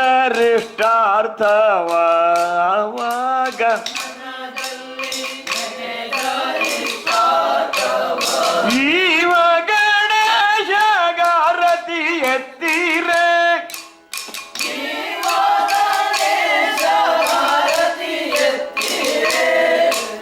ಗಜಮುಖದವಗೆ ಗಣಪಗೆ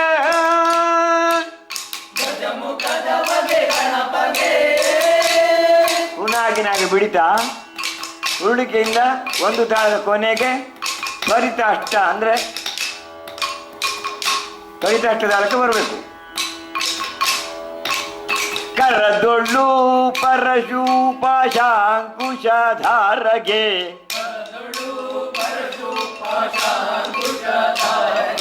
ಹರುಷದಿ ಭಕ್ತರ ಪೊರೆವಗೆ ಹರುಷದಿ ಮೃಗಭೂಷಣನ ಕುಮಾರ ಗಜ ವದನನ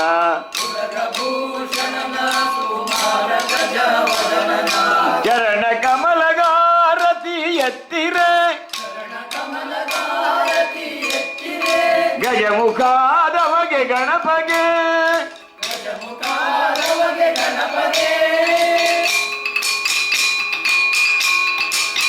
ಆಮೇಲೆ ಲಾಸ್ಟ್ಗೆ ಒಂದು ದೀಂಗಣ ಕೊಡ್ತಾರೆ. ಅಲ್ಲಿವರೆಗೆ ನಾವು ಗಂಟೆ ಎತ್ತಬೇಕು. 4 ತಾಳ ಮುಗಿತಾಯಕ್ಕೆ, ಆಮೇಲೆ ದೀಂಗಣಕ್ಕೆ. ಈ ರೀತಿ ಗಜಮುಖದ ಗಣಪಗೆ ಅನ್ನೋ ಪದ್ಯವನ್ನು ಹಾಡುವಂಥ ಕ್ರಮ.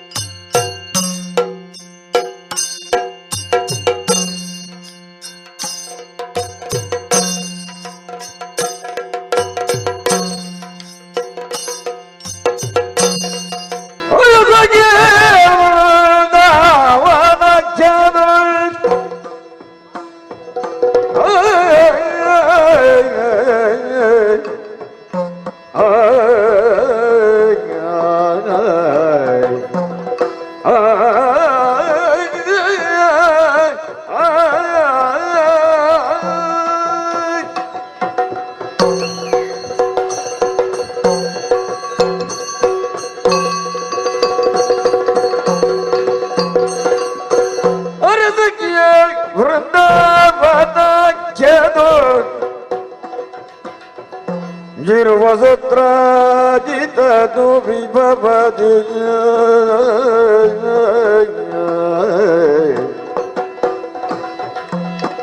ತೆರಳಿ ಬಂದು ಲಗದಿ ಕೊಳ್ಳಿರೆ ತೆರಳಿ ಬಂದು ಲಗದಿ ಕೊಳ್ಳಿರೆ ತೆರಳು ಬಂದು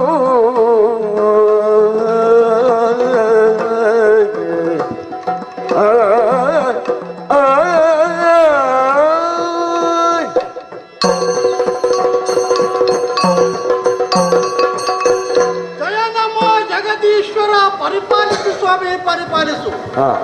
ವಸುಂಧರಾ ದೇವಿಯ ನೊಸಲ ತಿಲಕದೋಪಾದಿಯಲ್ಲಿ ರಾರಾಜಿಸ್ತಾ ಇದೆ ನಮ್ಮ ಈ ವೃಂದಾವನ. ಇಲ್ಲಿ ಅಧಿಕಾರ ಸತ್ರಾರ್ಜಿತರಾದಂತ ನನಗೆ ಸಿಕ್ಕಿದೆ. ಇಲ್ಲಿ ಅಧಿಕಾರರಿಗೆ ಸಿಕ್ಕಿದ ಮೇಲೆ ಪರಿವಾರ ಪ್ರಜೆಗಳೆಲ್ಲರಿಗೂ ಯಾವ ಕೊರತೆಯೂ ಬಾರದಂತೆ ತನ್ನ ಮಕ್ಕಳೋಪಾದಿಯಲ್ಲಿ ಬಹಳ ಪ್ರೀತಿಯಿಂದ ಇಷ್ಟರವರೆಗೆ ಪರಿಪಾಲಿಸುತ್ತಾ ಬಂದೆ. ಹಾಗೆ ನಮ್ಮ ಈ ರಾಜ್ಯದಲ್ಲಿ ಆ ಸೂರ್ಯನಾರಾಯಣ ದೇವರ ಅನುಗ್ರಹದಿಂದ ವೇದವನ್ನು ಓದದ ವಿಪ್ರನಿಲ್ಲ, ಕಾದಲರಿಯದ ಕ್ಷತ್ರಿಯನಿಲ್ಲ, ವಿದ್ಯವಿಹೀನ ವೈಶ್ಯನಿಲ್ಲ, ಸೇವಾವೃತ್ತಿಯನ್ನು ತಿಳಿದಿರುವಂತಹ ಶೂದ್ರನಿಲ್ಲ. ಈ ರೀತಿಯಾಗಿ ಪ್ರಜೆಗಳನ್ನು ಪರಿಪಾಲಿಸುತ್ತಾ ನಾನು ಬಂದಿದ್ದೇನೆ. ಸಾಮಾನ್ಯರ ಹಾಗೆ ಕಾಲವನ್ನು ಕಳೆಯುವುದು ಸರಿಯಲ್ಲ ಎಂಬಾಗ ಯೋಚನೆ ಮಾಡಿ ಇದಕ್ಕಿಂತ ಮೊದಲೇ ಭಗವಾನ್ ಸೂರ್ಯನಾರಾಯಣ ದೇವರನ್ನು ತಪಸ್ಸಿನ ಮೂಲಕ ಮೆಚ್ಚಿಸಿ ಉತ್ತಮ ಅಂತ ಶವಂತಕ ರತ್ನ ಎನ್ನುವಂತಹ ಮಣಿಯನ್ನು ಪಡೆಕೊಂಡೆ. ಅದರ ಪ್ರಭಾವವೆಂದರೆ ಸಾಮಾನ್ಯವಾದಲ್ಲ. ಆ ದೇವರ ಅನುಗ್ರಹದಿಂದ 8 ವಾರ ಒಂದು ದಿವಸದಲ್ಲಿ ತೆಗೆಯುವುದಕ್ಕೆ ಸಾಧ್ಯ ಇದೆ. ಅದರ ಅನುಗ್ರಹದಿಂದ ಎಂಬ ಹಾಗೆ ದೇವರ ಅನುಗ್ರಹ ಹಾಗೆ ಆಶೀರ್ವಾದ ನನಗಿದೆ. ಅಷ್ಟೇ ಅಲ್ಲದೆ ನಮ್ಮ ಈ ರಾಜ್ಯದಲ್ಲಿ ಸೂರ್ಯನಾರಾಯಣ ದೇವರ ಅನುಗ್ರಹದಿಂದ ಕ್ಷಾಮ ಡಾಮರ ಇತ್ಯಾದಿಗಳು ತಲೆ ಎತ್ತುವಾಗಿ ಎಂದೂ ಇಲ್ಲ. ಆದ್ದರಿಂದ ಎಲ್ಲರೂ ನನ್ನನ್ನು ಕೊಂಡಾಡುತ್ತಾ ಇದ್ದಾರೆ. ಇವತ್ತು ನಿತ್ಯದ ಪದ್ಧತಿಯಿಂದ ತುಂಬಿರುವಂತಹ ಮಹಾಸಭೆಯನ್ನು ಪ್ರವೇಶ ಮಾಡಿದ್ದೇನೆ. ವಿಶೇಷ ಏನಾದರೂ ಇದೆ ಎಂದು ತಿಳಿದುಕೊಳ್ಳುವುದಕ್ಕಾಗಿ ನೋಡೋಣ.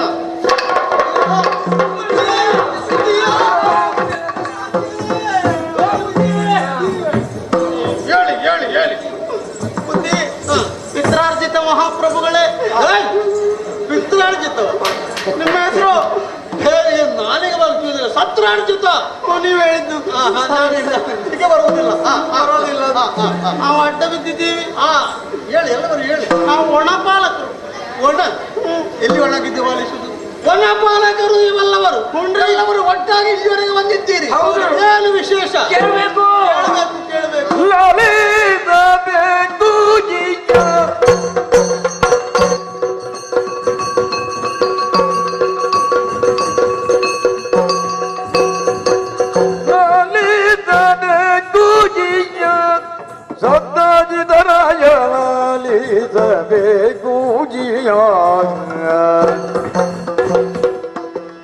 ಹೇಳುವುದೇನ್ರಿಗೆ ಜಾಲಭುವನವನು, ಹೇಳುವುದೇನ್ರಿಗೆ ಜಾಲಭುವನವನು, ಹಳೆದಗುವದನು ತಾಳುವುದೆಂದುಡೋ ಬೇಕು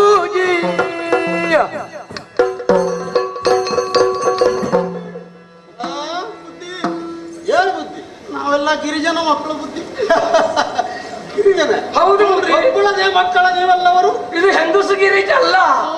ನೀವೆಲ್ಲವರು ಗೊತ್ತಾಯ್ತು, ಗಿರಿ ಜನಗಳಲ್ಲಿ ವಾಸ ಮಾಡಿಕೊಂಡಿದ್ದವರು ನೀವು. ಹೌದು ಬುದ್ಧಿ, ಬಂದಿದ್ದೀರಲ್ಲ. ಹೌದು. ಏನು ಕಾಯಿ ಹೊಡಿಯ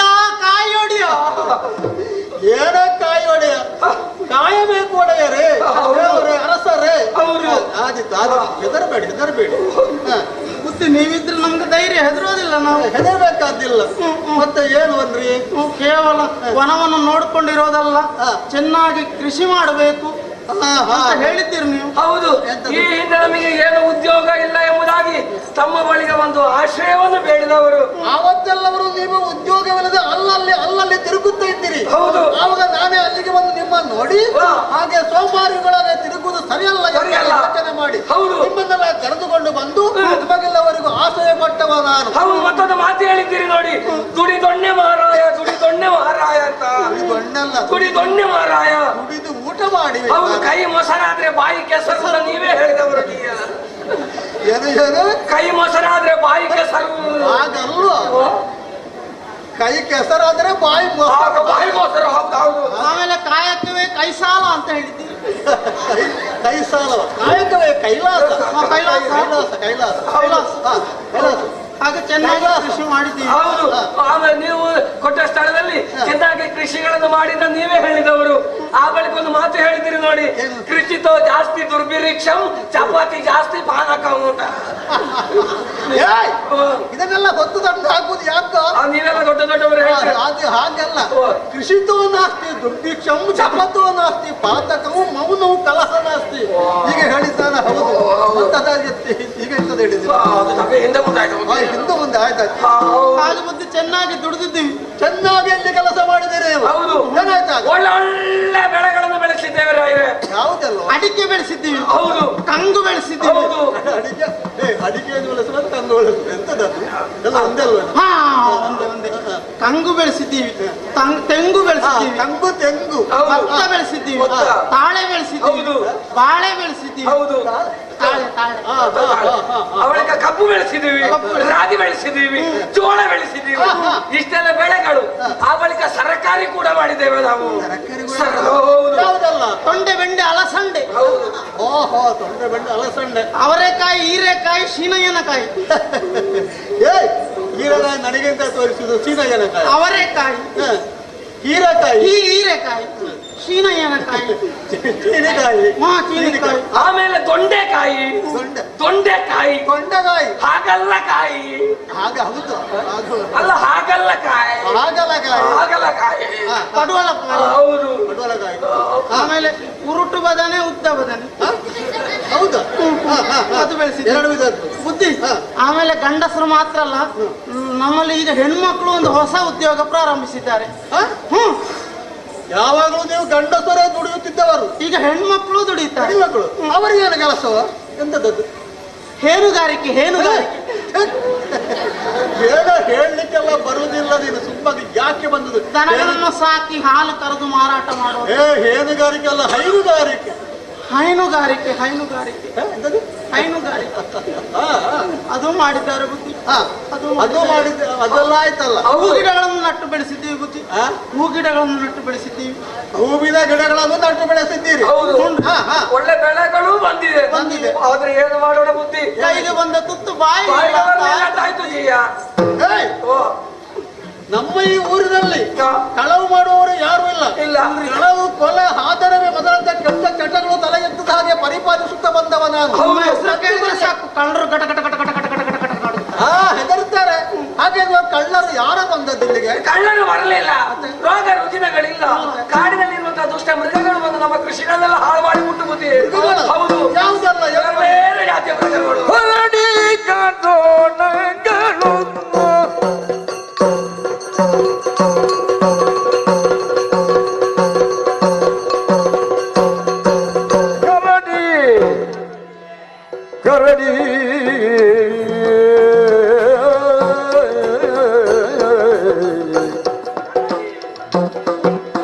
ಕಾರ್ಗೋಡಂಗಳು, ಕಾರ್ಗೋಡಂಗಳು, ಕಾರ್ಗೋಡಂಗಳು,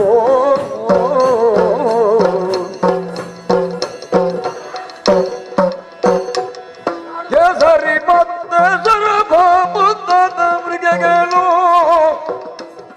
ಕೇಸರಿ ಕೇಸರಿ ಕೇಸರಿ ಕೇಸರಿ ಮತ್ತೆ ಸರಭ ಮುದ್ದದ ಮೃಗಗಳು,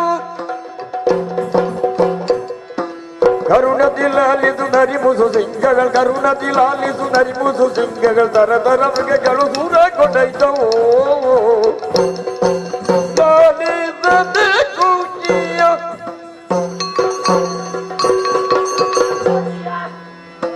ಕೃಷಿಗಳನ್ನ ಹಾಳು ಮಾಡುವುದಕ್ಕೆ ಒಂದೊಂದು ಜಾತಿಯ ಮೃಗಗಳು ಬರುವುದಿಲ್ಲ ಬುದ್ಧಿ. ಮತ್ತೆ ಯಾವುದೆಲ್ಲ ಬರ್ತದ? ಬೇರೆ ಬೇರೆ ಬೇರೆ ಬೇರೆ ಜಾತಿ, ಬೇರೆ ಬೇರೆ ಬೇರೆ ಬೇರೆ ಬೇರೆ ಬೇರೆ ಜಾತಿ, ಬೇರೆ ಬೇರೆ ಅಲ್ವೇನು? ಬೇರೆ ಬೇರೆ ಜಾತಿ ಅವುಗಳು, ಬೇರೆ ಬೇರೆ ಜಾತಿಗಳು. ಹಾ. ಆ ಪಟ್ಟಿಯನ್ನೇ ಕೊಡ್ತಾ ಇದ್ದೇನೆ ಬುದ್ಧಿ. ಹೌದು. ನೋಡಿ, ಮಂಗಗಳು, ಮಂಗಗಳು, ಕಪಿಗಳು, ಹ? ಕೋತಿಗಳು, ಕೋಡಗಗಳು, ಏ, ಮರ್ಕಟಗಳು, ವಾನರ, 6 ಜಾತಿಯದ್ದು. ಅದು ಎಲ್ಲ ಒಂದೇ ಅಲ್ವೇನದು? ಅದೇಗೆ ಒಂದಾಗುದು? ಒಂದೆಂತದ್ದು? ಕಪಿಗೆ 2 ಅಕ್ಷರ, ಮರ್ಕಟನಿಗೆ 3 ಅಕ್ಷರ, ಒಂದಾಗುದು. ಹಾಗೆ ಅಕ್ಷರಗಳ ವ್ಯತ್ಯಾಸ ಇದೆ. ಹೌದು. ಆದ್ರೆ ಹೇಳುದೆಲ್ಲ ಒಂದಕ್ಕಲ್ಲ. ಅದು ಒಂದೇ. ಎಂತೆಂತದ್ದು? ಹೌದು, ಮಂಗಗಳಲ್ಲಿ ಹಲವು ಜಾತಿ ಉಂಟು. ಹೌದು, ಬೇರೆ ಬೇರೆ ಬೇರೆ ಜಾತಿ. ಜಾತಿಗಳಿರಬಹುದು, ಓ. ಆದ್ರೆ ಅದನ್ನು ಹೇಳುದೆಲ್ಲ ಒಂದೇ. ಅವುಗಳು ಬರ್ತವೆ. ಹಾ.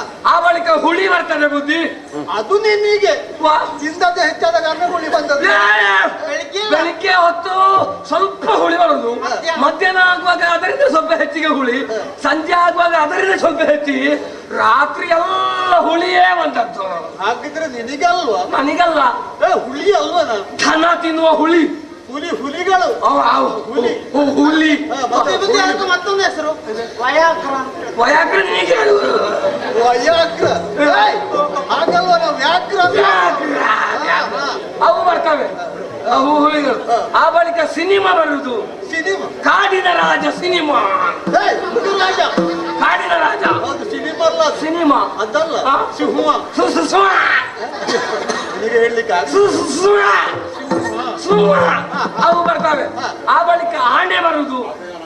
ಒಂದಾಣೆಯ, ಎರಡಾಣೆಯ, ಮೂರಾಣೆಯ, ನಾಲ್ಕಾಣೆಯ, ಹಿಂಡು ಸಾಯಿಬರ ಕಟ್ಲೆ. ಆನೆ ಅಲ್ವೇನು? ಆ? ಆನೆಗಳು ಆನೆಗಳು ನೋಡ್ಲಿಕ್ಕೆ ಹಾಗೆ ಉಂಟು. ಎರಡು ಬಾಲ ಉಂಟು, ಎದುರು ಬಾಲ ಹಿಂದೂ ಬಾಲ. ಅದು ಹಾಗೆ ಅಲ್ವಾ? ಅದು ಬಾಲ ಅಲ್ಲ, ಹಾ. ಮುಂದಕ್ಕಿರುವಂತದ್ದು ಸೊಂಡಿಲು. ಓ ಸೊಂಡಿಲ. ಹಿಂದಕ್ಕಿರುವುದು ಬಾಲ. ಬಾಲಗಳು. ಅದರ ಹೆಸರೇ ಆನೆ ಎಂಬ. ಆನೆಗಳು. ಒಂದಲ್ಲ ಎರಡ ಸಾಯಿಬರ ಗಟ್ಟಲ್ಲ, ಸಾವಿರ ಗಟ್ಟಲೆ ಆನೆಗಳು ಸಾಲು ಸಾಲಾಗಿ ಬರ್ತಾ ಇದ್ದಾವೆ. ಬುದ್ಧಿ, ಈ ಆನೆಗಳನ್ನು ಪಳಗಿಸುವುದಕ್ಕೆ ಒಂದು ವಿಧಾನ ಹೇಳಿದೀರಿ ನೋಡಿ. ಹಾ. ಕೆಟ್ಟ ವಿಧಾನ, ಕೆಟ್ಟ ವಿಧಾನ. ದೊಡ್ಡ ಬಾವಿ ತೋಡಬೇಕು, ಅದಕ್ಕೆ ಸಪೂರ ಕಟ್ಟಿಗೆ ತುಂಡು ಹಾಸಬೇಕು, ತೆಳ್ಳಗೆ ಮಣ್ಣು ಹಾಕಬೇಕು, ಆ ಬಳಿಕ ತರಗೆಲ್ಲ ಹಾಕಬೇಕು. ಹೊಂಡ ಇದೆ ಅಂತ ಆನೆಗಳಿಗೆ ತಿಳಿಬಾರ್ದು. ಆ ಹೊಂಡಕ್ಕೆ ಬಂದು ಆನೆಗಳು ಬೀಳ್ತವೆ ಅಂತ ನೀವು ಹೇಳಿದ್ದೀರಿ. ಆ ಪ್ರಯೋಗ ಮಾಡಿ ನೋಡಿದೆ, ಹೊಂಡ ತೆಗೆದೆಲ್ಲ ನೋಡಿದೆ. ಒಂದು ದಿನ ಬೆಳಿಗ್ಗೆ ಎದ್ದು ಬಾವಿಯನ್ನು ಇಣುಕಿ ನೋಡ್ತೇನೆ, ಬಾವಿಯೊಳಗಿಂದ ನನ್ನ ಅಜ್ಜಿ ಮೇಲೆ ನೋಡ್ತಾರೆ. ನಿನ್ನ ಅಜ್ಜನಲ್ಲಿ ಹೋಗ್ಲಿಕ್ಕೆ ಯಾಕೆ ಬಿಟ್ಟಂತದೆ? ನನ್ನ ಅಜ್ಜನೂ ಇದ್ರು. ಹೌದು, ಅಜ್ಜ ಅಲ್ಲಿಗೆ ಹೋದ್ರೆ ನೋಡೋದಕ್ಕೆ ಹೋದ ಅಜ್ಜಿ ಯಾರಿಗೂ ಗೊತ್ತು ಅವ್ರು ಯಾಕೆ ಹೋಗಿದ್ದಾರೆ ಅಂತ. ಅವರು ಇಬ್ರು ಹೊಂಡಕ್ಕೆ ಬಿಟ್ಟಿದ್ದಾರೆ. ಇಬ್ರು ಹೊಂಡದಲ್ಲಿ ಇದ್ರು. ಹೌದು, ನಾವು ಮೇಲೆ ಎತ್ತಲಿಲ್ಲ. ಬೇಕಿತ್ತು. ಯಾಕೆ ಎತ್ತುದು? ಜೀವ ಹೋಗಿದೆ, ಮತ್ತೆ ಯಾಕೆ ಎತ್ತುದು? ಸತ್ತು ಹೋಗಿದ್ದಾರ? ಹೌದು, ಅಲ್ಲಿಗೆ ಅಲ್ಲಿಗೆ ಮಣ್ಣು ಹಾಕಿದ್ದೇನೆ. ಈಗ ಮೇಲೆ ಎತ್ತಿದ್ರೆ ಮತ್ತೊಂದು ಹೊಂಡ ತೆಗಿಬೇಕು. ಅದು ಬೇರೆ ಉಂಟಲ್ಲ, ಎರಡು ಕೆಲಸ ಒಂದರಲ್ಲಿ ಆಯ್ತಲ್ಲ. ಹೀಗೆ ಆನೆಗಳ ಉಪದ್ರ. ಆ ಬಳಿಕ ಶರಾಬು ಬರ್ತದೆ. ಶರಾಬು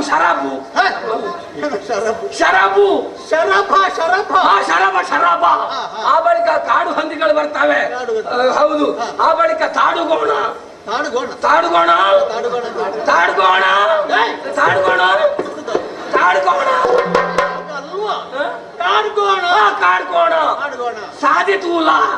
ಸಾದಿತೂಲ ಎಲ್ಲಿಗೆ ಹೋಗ್ಲಿಕ್ಕೆಲ್ಲ ಬುದ್ಧಿ. ಸಾದಿತೂಲ, ಶಾರ್ದೂಲ.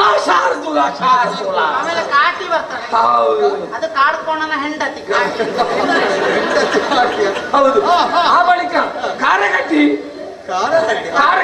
ಅದು ನಿನಗೆ ತಿನ್ಲಿಕ್ಕೆ ತಿನ್ನುವುದಕ್ಕೆಲ್ಲ ಬುದ್ಧಿ. ಅದ್ರ ಮೈಯಲ್ಲಿ ಇಷ್ಟು ಶುದ್ಧ ರೋಮ. ಹೌದು, ಕಪ್ಪಗಿದೆ ಅಲ್ಲ.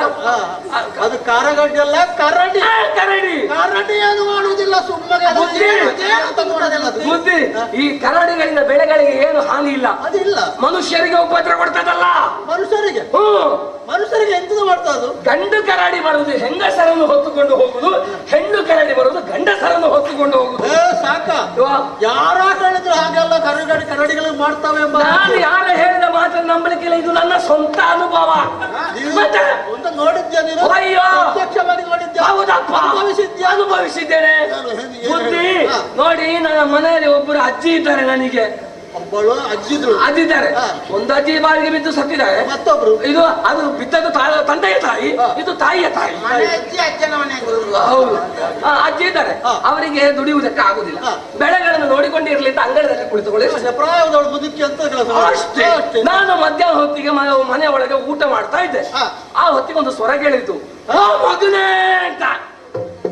ಸ್ವರಗಳಿತ್ತು. ಹೌದು, ಅಜ್ಜಿ ನನ್ನನ್ನು ಕರೆದದು. ನಿನ್ನನ್ನು? ಈ ಅಜ್ಜಿಗೆ ಏನು ಗ್ರಾಚಾರ ಹಿಡಿಯಿತು ಅಂತ ಹೇಳಿ ನಾನು ಅಂಗಳಕ್ಕೆ ಹೋಗಿ ನೋಡ್ತೇನೆ. ಬುದ್ಧಿ, ಒಂದು ಗಂಡು ಕರಡಿ ಬಂದು ನನ್ನ ಅಜ್ಜಿಯನ್ನು ಹೊತ್ತುಕೊಂಡು ಹೋಗಿಬಿಟ್ಟದಲ್ಲ. ಹೌದು, ಕಾಡಿನಿಂದ ಗಂಡು ಕರಡಿ ಒಂದು ಬಂದು ಅಜ್ಜನು ಹೊತ್ತುಕೊಂಡು ಹೋದ. ಹೌದು, ನೀನು ಜೀವದಲ್ಲಿ ಇರ್ಲಿಲ್ವೇನ? ಇದ್ದೆ. ಮತ್ತೆ ಸುಮ್ಮನೆ ಬಿಟ್ಟದ್ಯಾಕೆ? ಇದ್ದ ಅಜ್ಜಿಯನ್ನು ಉಳಿಸಿಕೊಳ್ಳಬೇಕು ಅಂತ ಹೇಳಿ ಕರಡಿಯನ್ನು ಓಡಿಸಿದೆ. ಸಿಕ್ಕಲಿಲ್ಲ. ಓಡಿ ಹೋಗುದು. ಇನ್ನು ಹೀಗೆ ಓಡಿಸಿದ್ರೆ ಸಿಕ್ಲಿಕ್ಕಿಲ್ಲ, ಅಡ್ಡ ದಾರಿಯಲ್ಲಿ ಹೋದ್ರೆ ಸಿಕ್ಕಬಹುದು ಅಂತ ಆಲೋಚನೆ ಮಾಡಿ ಅಡ್ಡ ದಾರಿಯಲ್ಲಿ ಹೋದೆ.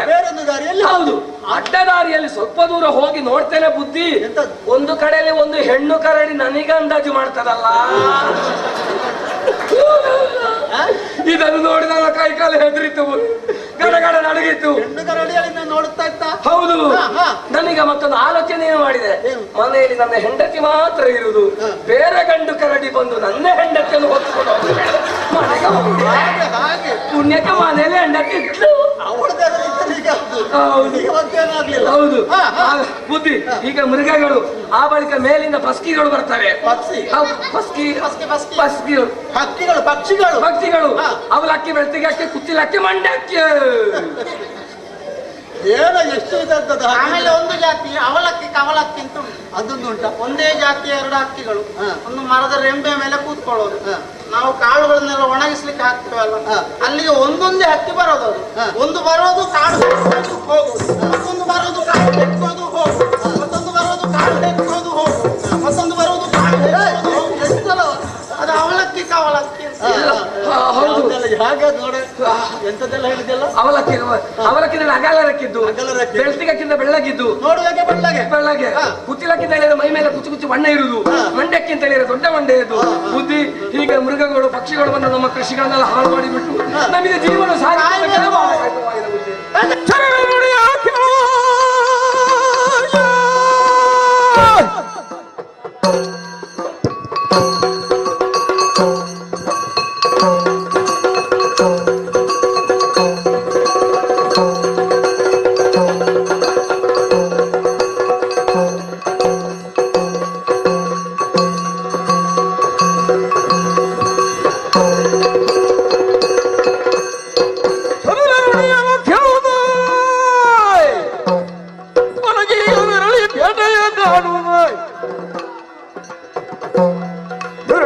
ಪಕ್ಷಿಗಳನ್ನು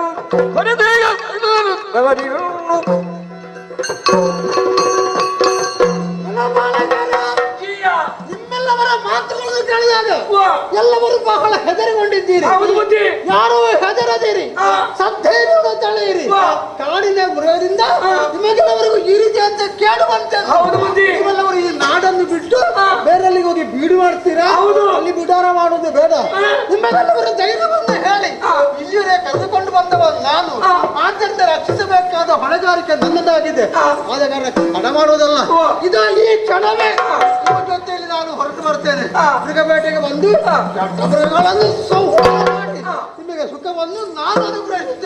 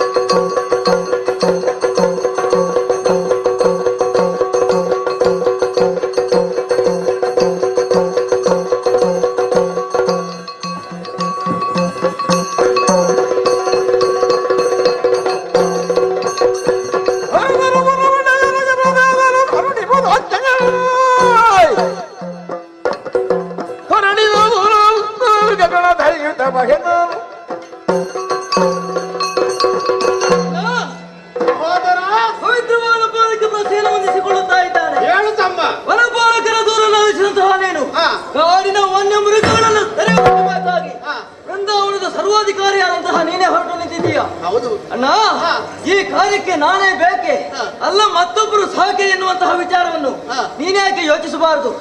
ಸಮರ್ಥನಾದಂತಹ ನಿನ್ನ ತಮ್ಮ ಪ್ರಸೇನ ನಾನಿದ್ದೇನೆ, ಹೋಗಬೇಕಾದಂತಹ ಅವಶ್ಯಕತೆ ಇಲ್ಲ. ನನಗೆ ಒಂದು ಆಶೀರ್ವಾದ ಮಾಡಿದ್ದೆ ಹೌದಾದ್ರೆ ದುಷ್ಟ ಮೃಗವನ್ನು ಇವರಿಗೆ ರಕ್ಷಣೆ ನಾನು ಕೊಡ್ತೇನೆ. ಅಮ್ಮ ಪ್ರಸೇನ ಧರಿಸಿ ಚಮತಕ ಮಣಿಯ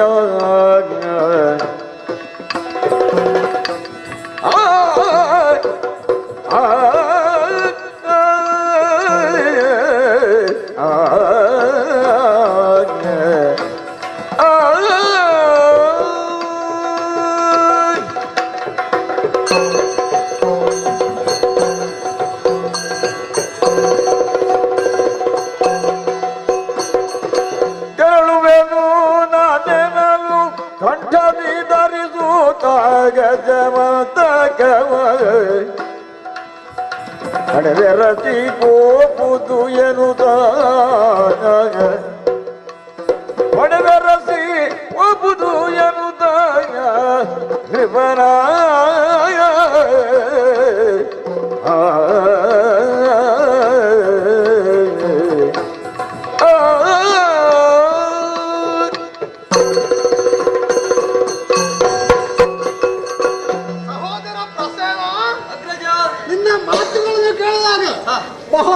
ಸಂತೋಷವು ಧೈರ್ಯವು ನನಗಾಯ್ತು ಕಂದ.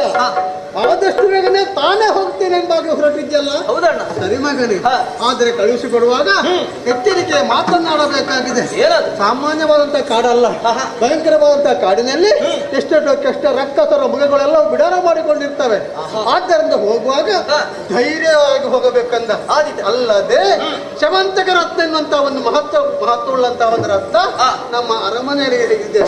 ಆ ಸೂರ್ಯದೇವರನ್ನು ತಪದಿನ ಮೂಲಕ ಮೆಚ್ಚಿಸಿ ಪಡ್ಕೊಳ್ಳುವಂತ ರತ್ನ ಗೊತ್ತಿರ್ತೇವಲ್ಲ, ಉಂಟಲ್ಲ. ಆದ್ದರಿಂದ ಅದರಿಂದ ಕೈಯಲ್ಲಿ ಇಟ್ಟಿದ್ದೇನೆ.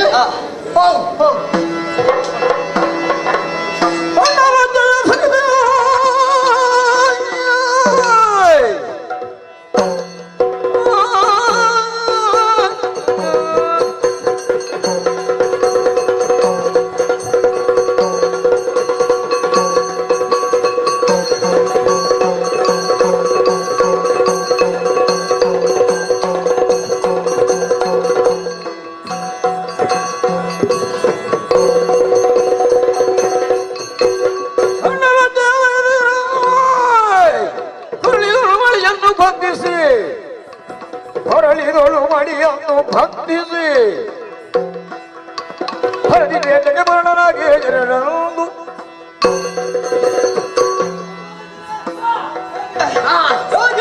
ಆಶೀರ್ವಾದವನ್ನು ಕೊಡುವುದರ ಜೊತೆಯಲ್ಲಿ ಚಮತ್ಕ ರತ್ನವನ್ನು ನನ್ನ ಪಾಲಿಗೆ ಅನುಗ್ರಹಿಸಿದ್ದಾನೆ. ಇದನ್ನು ಪಡೆಯಬೇಕಿದ್ರೆ ನಾನಿಷ್ಟು ಪುಣ್ಯ ಮಾಡಿರ್ಬೇಕು. ನನ್ನ ಯೋಗ ಎಂದು ಹೇಳಿದ್ರೆ ತಪ್ಪಾಗ್ಲಿಕ್ಕಿಲ್ಲ. ಹಾಗಿದ್ರೆ ತಡ ಮಾಡುವುದು ಸರಿಯಲ್ಲ. ನಿಮ್ಮನ್ನು ರಕ್ಷಣೆ ಮಾಡಬೇಕು ಅಂತಿದ್ದೆ ಮೃಗಗಳನ್ನು ತರಿಬೇಕು. ಕಾಡಿರುವಂತಹ ಜಾಗ ಯಾವ ಕಾಡು ಅಂತ ಗೊತ್ತಿದೆಯಲ್ಲ.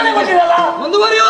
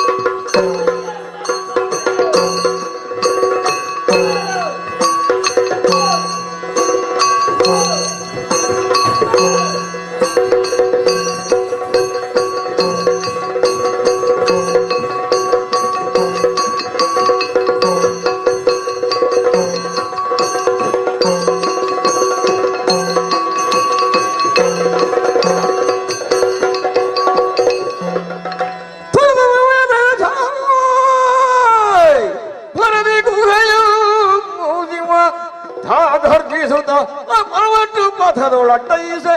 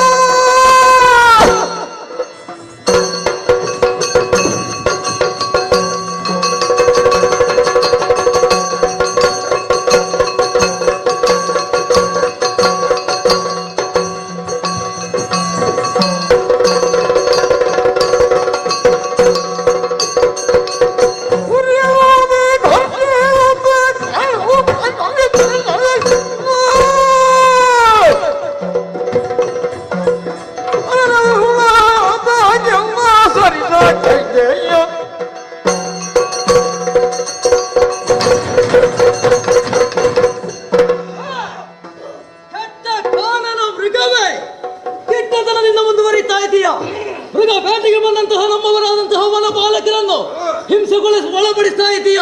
ಬಂದು ಒಪ್ರಸೇನ ನಿನ್ನನ್ನು ವಧಿಸುವುದಕ್ಕೆ ಬೇಕಾಗಿ ತೀಕ್ಷ್ಣವಾದ ಶರ ಪ್ರಯೋಗಿಸ್ತಾ ಇದ್ದೇನೆ. ಸಾಮರ್ಥ್ಯವಿದ್ರೆ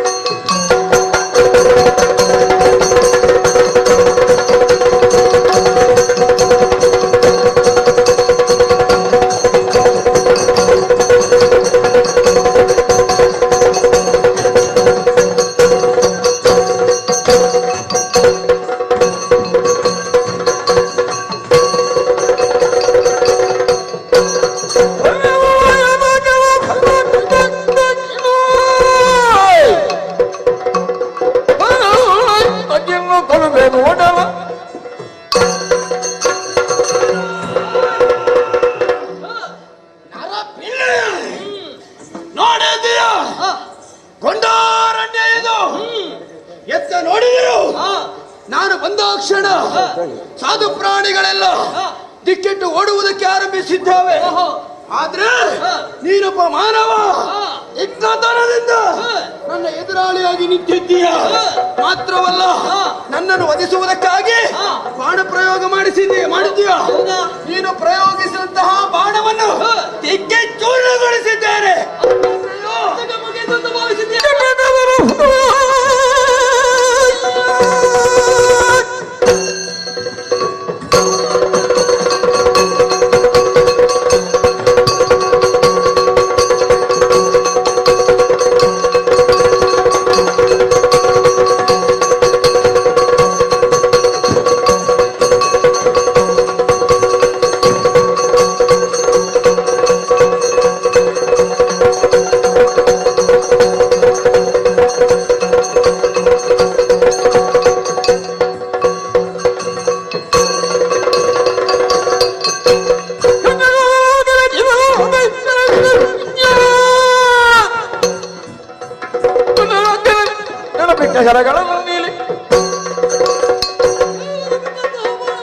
ಕ್ಷಣ ಮಾತ್ರದಲ್ಲಿ ಚೂರ್ಣಗೊಳಿಸಿದ್ದೀಯ.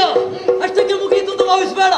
ಸಾಮಾನ್ಯ ಮೃಗವೆಂದು ಸುಮ್ಮನಿದ್ದರೆ ಬಹಳ ಮುಂದುವರಿತಾ ಇದ್ದಿ. ನೋಡೋ ಹರಿತವಾದಂತಹ ಕಠಾರಿ ಸಾಮರ್ಥ್ಯವಿದ್ರೆ ಇದರ ಖಾದ್ಯ ನೋಡೋಣ.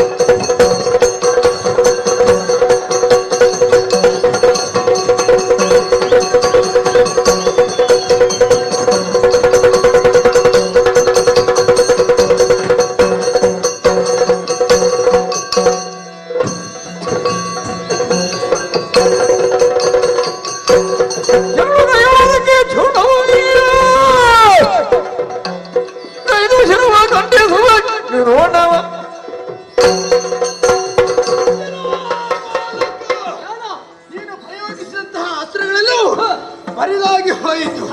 ಆದ್ರೆ ಖಡ್ಗದಿಂದ ನನ್ನನ್ನು ಘಾಸಿಗೊಳಿಸುವುದಕ್ಕಾಗಿ ಮುಂದಾಗ್ತಾ ಇದ್ಯಾ. ನೀನು ಪ್ರಯೋಗಿಸಿದಂತಹ ಖಡ್ಗ, ಆ ಖಡ್ಗವನ್ನು ಎರಡು ತುಂಡು ಮಾಡಿ ಬಿಸಾಡಿದ್ದೇನೆ. ಇನ್ನು ಉಂಟೇನು? ತುಂಡರಿಸಿದ ಖಡ್ಗ ತುಂಡು ಮಾಡಿದೆ, ಮುಗಿಲಿಲ್ಲ.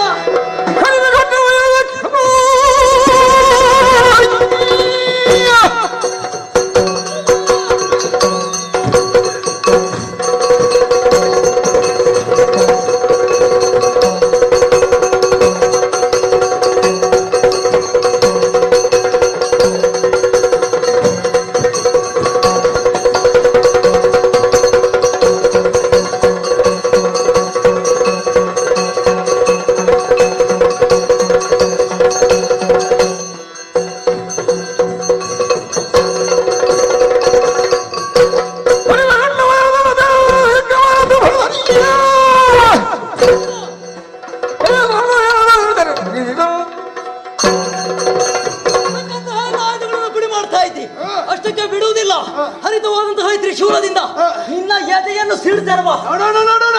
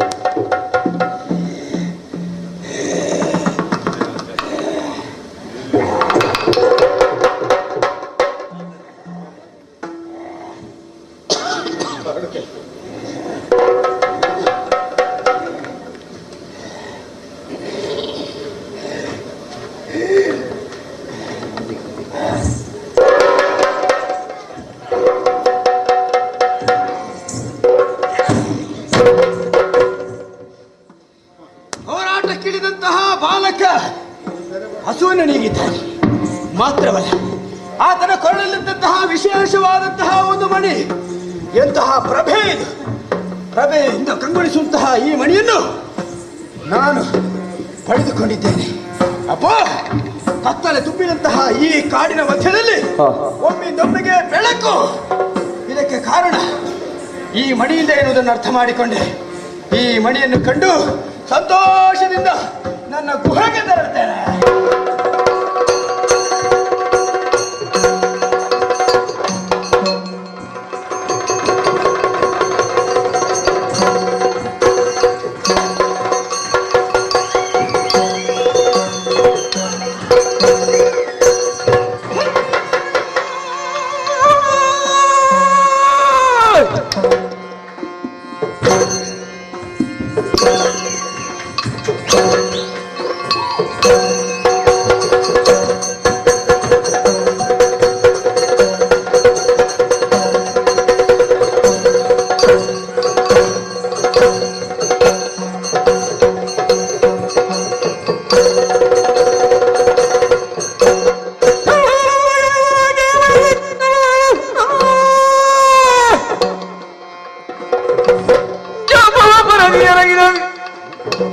ಮಣಿಯನು ಬಿಟ್ಟು ಸಾರು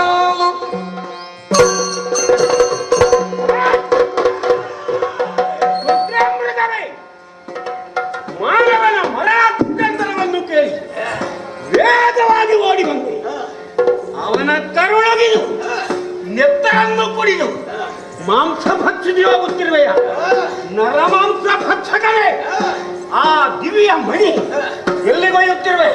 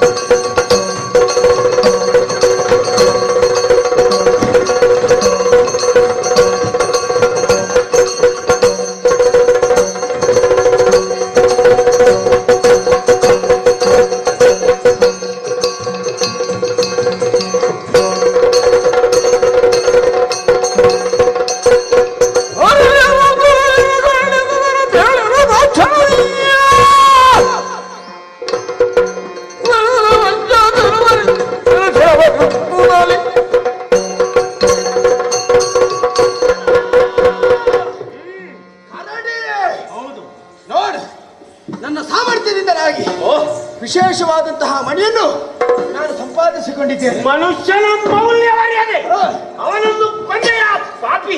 ಅವನು ಯಾರು ನನಗೆ ಗೊತ್ತಿಲ್ಲ. ನನ್ನಲ್ಲಿ ಹೋರಾಟ ಕೇಳಿದ, ಹಸುವನ್ನು ನೀಗಿದ ಅವನ ಸ್ಥಿತಿ ನಿನಗಾದಿತ್ತು ಎಚ್ಚರ.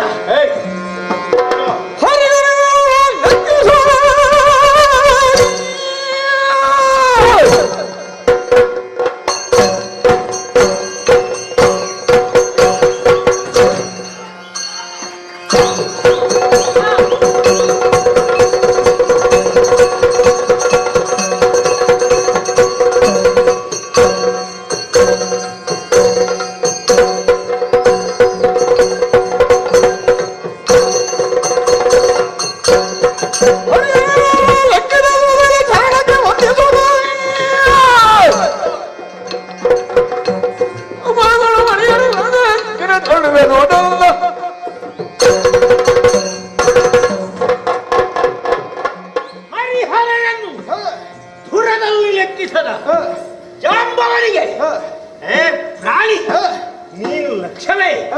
ನೀನು ಪಂಚಾತ್ಯನಾದರೆ ಪಂಚಮುಖನನ್ನು ಲಕ್ಷಿಸದವ ನಾನು. ಮಣಿಯನ್ನು ಕೊಡದೇ ಇದ್ದರೆ ನಿನ್ನನ್ನು ಬಡಿದು ಮುದ್ದೆ ಮಾಡಿ ಕೊಡುವುದಕ್ಕಾಗಿ ಮಾಡಿದಲ್ಲ.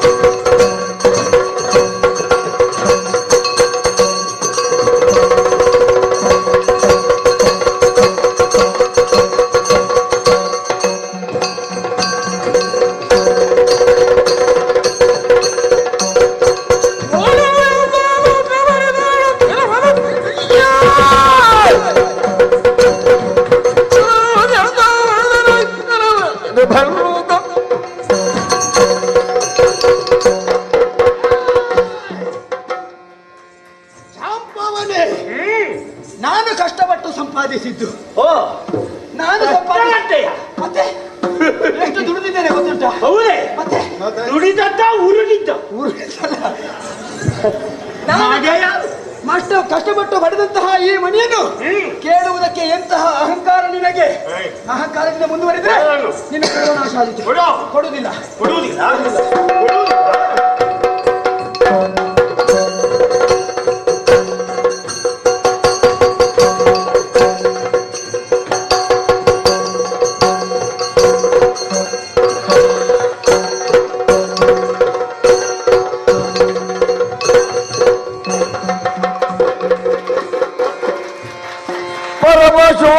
ಶೋಭೆಗಳಿಂದ ಶೋಭಿತ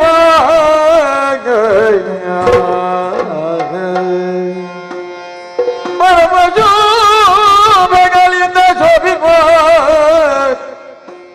ವರಸಮಂತಕ ಮಡಿಜ ಜಾಂಬವ ಹರುಷನು ಕೊಂಡೊಯ್ತು ಪರಮ ಹರುಷನಿ ಜಾಂಬವ ಕೊಂಡೊಯ್ತು ತನ್ನ ಗುಗೆಯಸೆ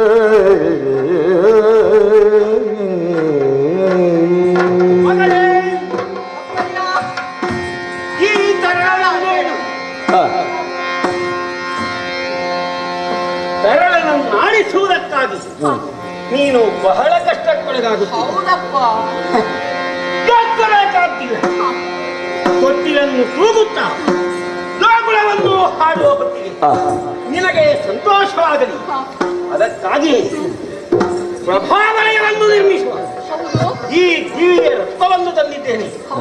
ತೊಟ್ಟಿಲ ಬಳ್ಳಿಗೆ ಕಟ್ಟಿ ನೀನು ಸಂತೋಷವಾಗಿರು, ಹಾಡುತ್ತಾ ತೊಟ್ಟಿಲನ್ನು ತೂಗುತ್ತಾ ಮಗುವನ್ನು ಆಡಿಸುತ್ತಿರು.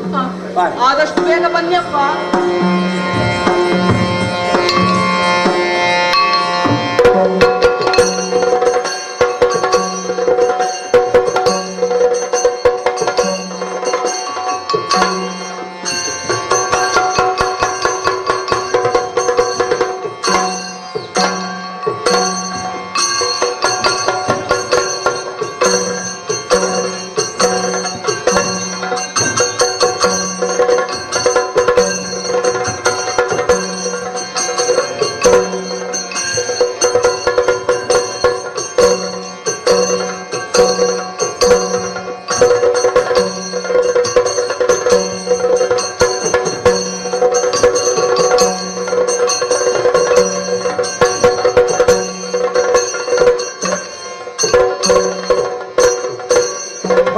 ಸಾಮ್ರಾಜ್ಯ ಲಕ್ಷ್ಮೀ ನಿವಾಸ ಇರುವಂತಹ ಸ್ಥಳ ಫಲಭದ್ರ ಅಂತ ಕೇಳಿದ್ದೆ. ಹೊರಟು ಬಂದ ವಿಚಾರ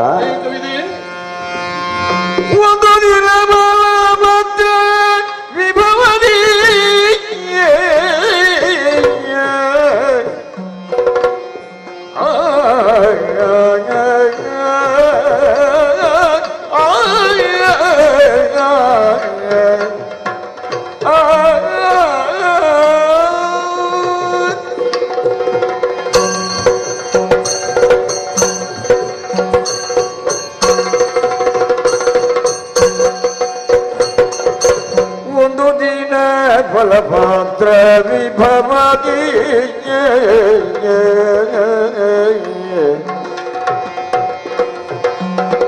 ಮಂದು ಬಿಟ್ಟರ ಯಾರಿ ಕುಳಿತಿರೆ,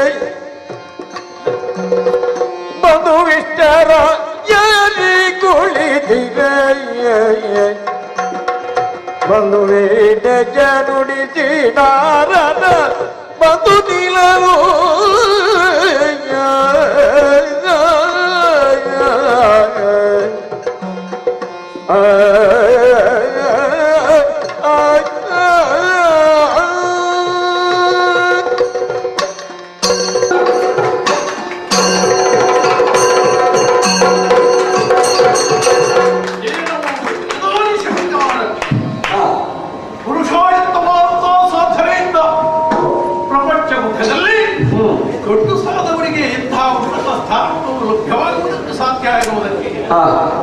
ತಮ್ಮನಾಥ ಕೃಷ್ಣ ಹಾಗೂ ಅವನ ಅಗ್ರಭವನಾದಂತಹ ಬಲರಾಮನಾದ ನಾನೇ ಸಾಕ್ಷೀಭೂತರಾಗಿದ್ದೇನೆ.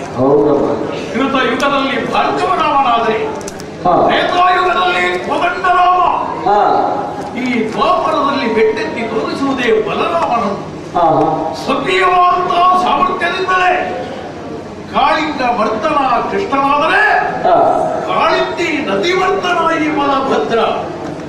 ಜಗಜಟ್ಟಿಯಂತೆ ಖ್ಯಾತಿಯನ್ನು ಪಡೆಯುತ್ತಾ ಜರಾಸಂಧ ಅವನನ್ನು ಮುಗಿಸುತ್ತೇನೆ ಎಂದು ಮುಂದಾದರೆ ಸಹೋದರನಾದಂತಹ ಕೃಷ್ಣ ಸಹಕಾರಕ್ಕೆ ತಡೆದ ಕಾರಣ ಪಾಂಡವರಲ್ಲಿ ಮಧ್ಯಮನಾದಂತಹ ಭೀಮನಿಗೆ ಒಂದು ಅವಕಾಶ ಉಂಟಾಗಿ ಹೋಯಿತು.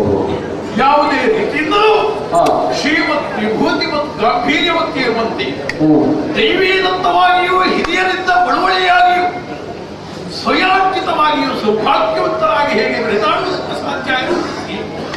ನಮ್ಮ ವಂಶಜರೇ ಸಾಕ್ಷೀಭೂತರಾಗಿದ್ದಾರೆ. ಒಂದು ಕಾಲದಲ್ಲಿ ಶಾಪಗ್ರಸ್ತರಾದವರು ನಮ್ಮವರು. ಆ ಯಯಾತಿ ಮಹಾರಾಜನಿಂದ ಉಂಟಾದಂತಹ ಶಾಪದ ಪರಿಮಾಡ್ತಿದೆ ಆದದ್ದೇ ತಮ್ಮನಾದಂತಹ ಕೃಷ್ಣ ಹಾಗೂ ನನ್ನ ಹುಟ್ಟಾದಂತೆ ಅಂತ ನಮ್ಮ ಹಿರಿಯರಿಂದ ಕೇಳಿದಂತಹ ವಿಚಾರ.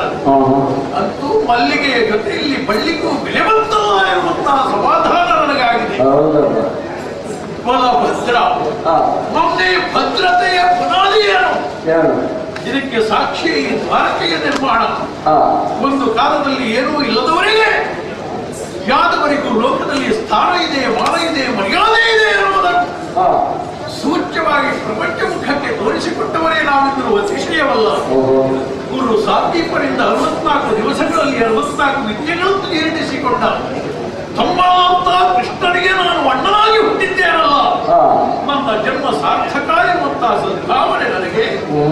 ಎಂದಿನಂತೆ ಇಂದು ಶುಭ ದಿನ ವಿಸ್ತರವನ್ನು ಅಲಂಕರಿಸಿಕೊಂಡಿದ್ದೇನೆ.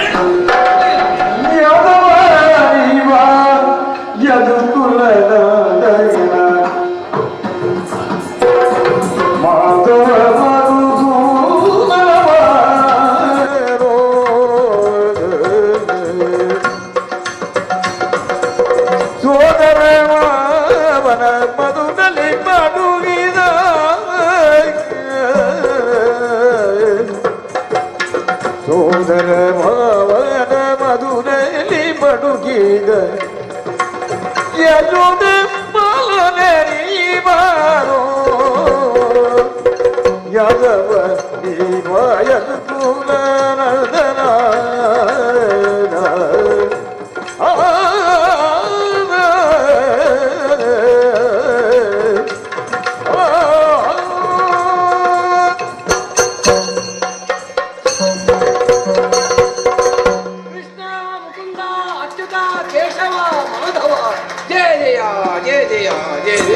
ದೂರದಿ ಬರುತ್ತಿದ್ದ ಪತಿಯ ಕಾಣುತ್ತ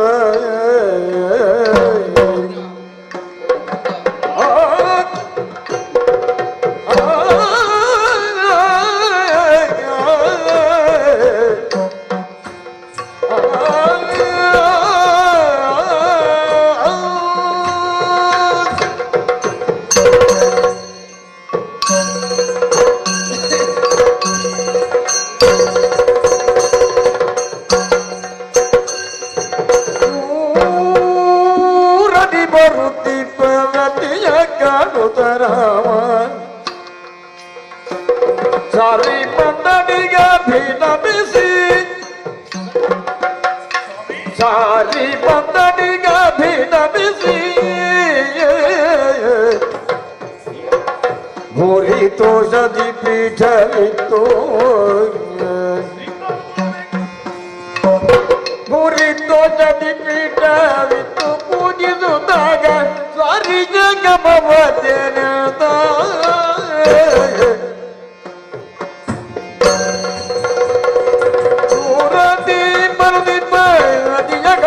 ರಾಮ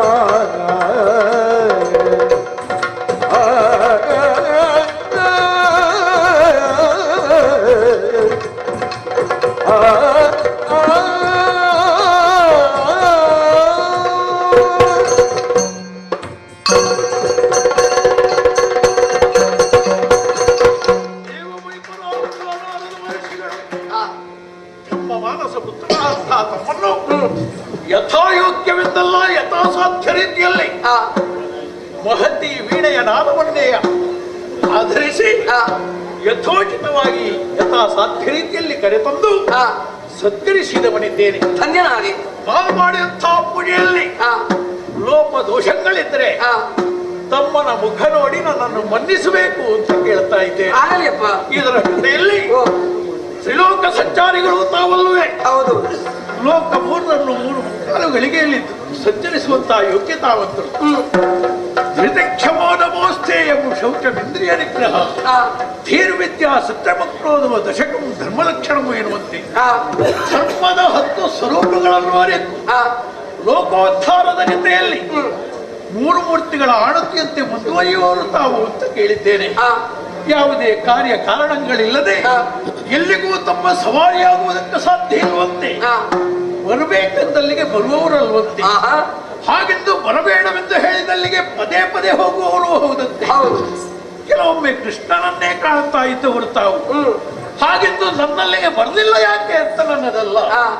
ಆದ್ರೆ ನನ್ನನ್ನೇ ಉದ್ದೇಶವಾಗಿಟ್ಟುಕೊಂಡು ಇಲ್ಲಿಗೆ ಬರಬೇಕಿದ್ರೆ ನನ್ನಿಂದಲೇ ಏನೋ ಒಂದು ಸೇವೆಯನ್ನು ಮಾಡಿಸಿಕೊಳ್ಳಬೇಕು ಎನ್ನುವಂತಹ ಸದಿಚ್ಛೆ ತಪ್ಪದಿರಬೇಕು.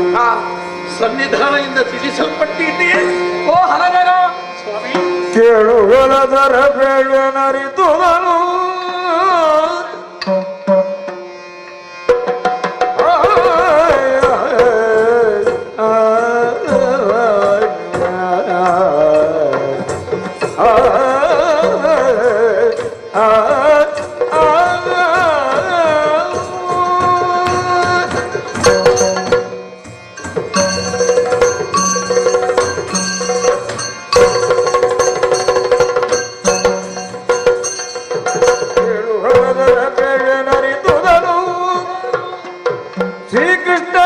ಜಗಪಾಲನೆಗೆ ಅವತಾರಗೈದಿಗನು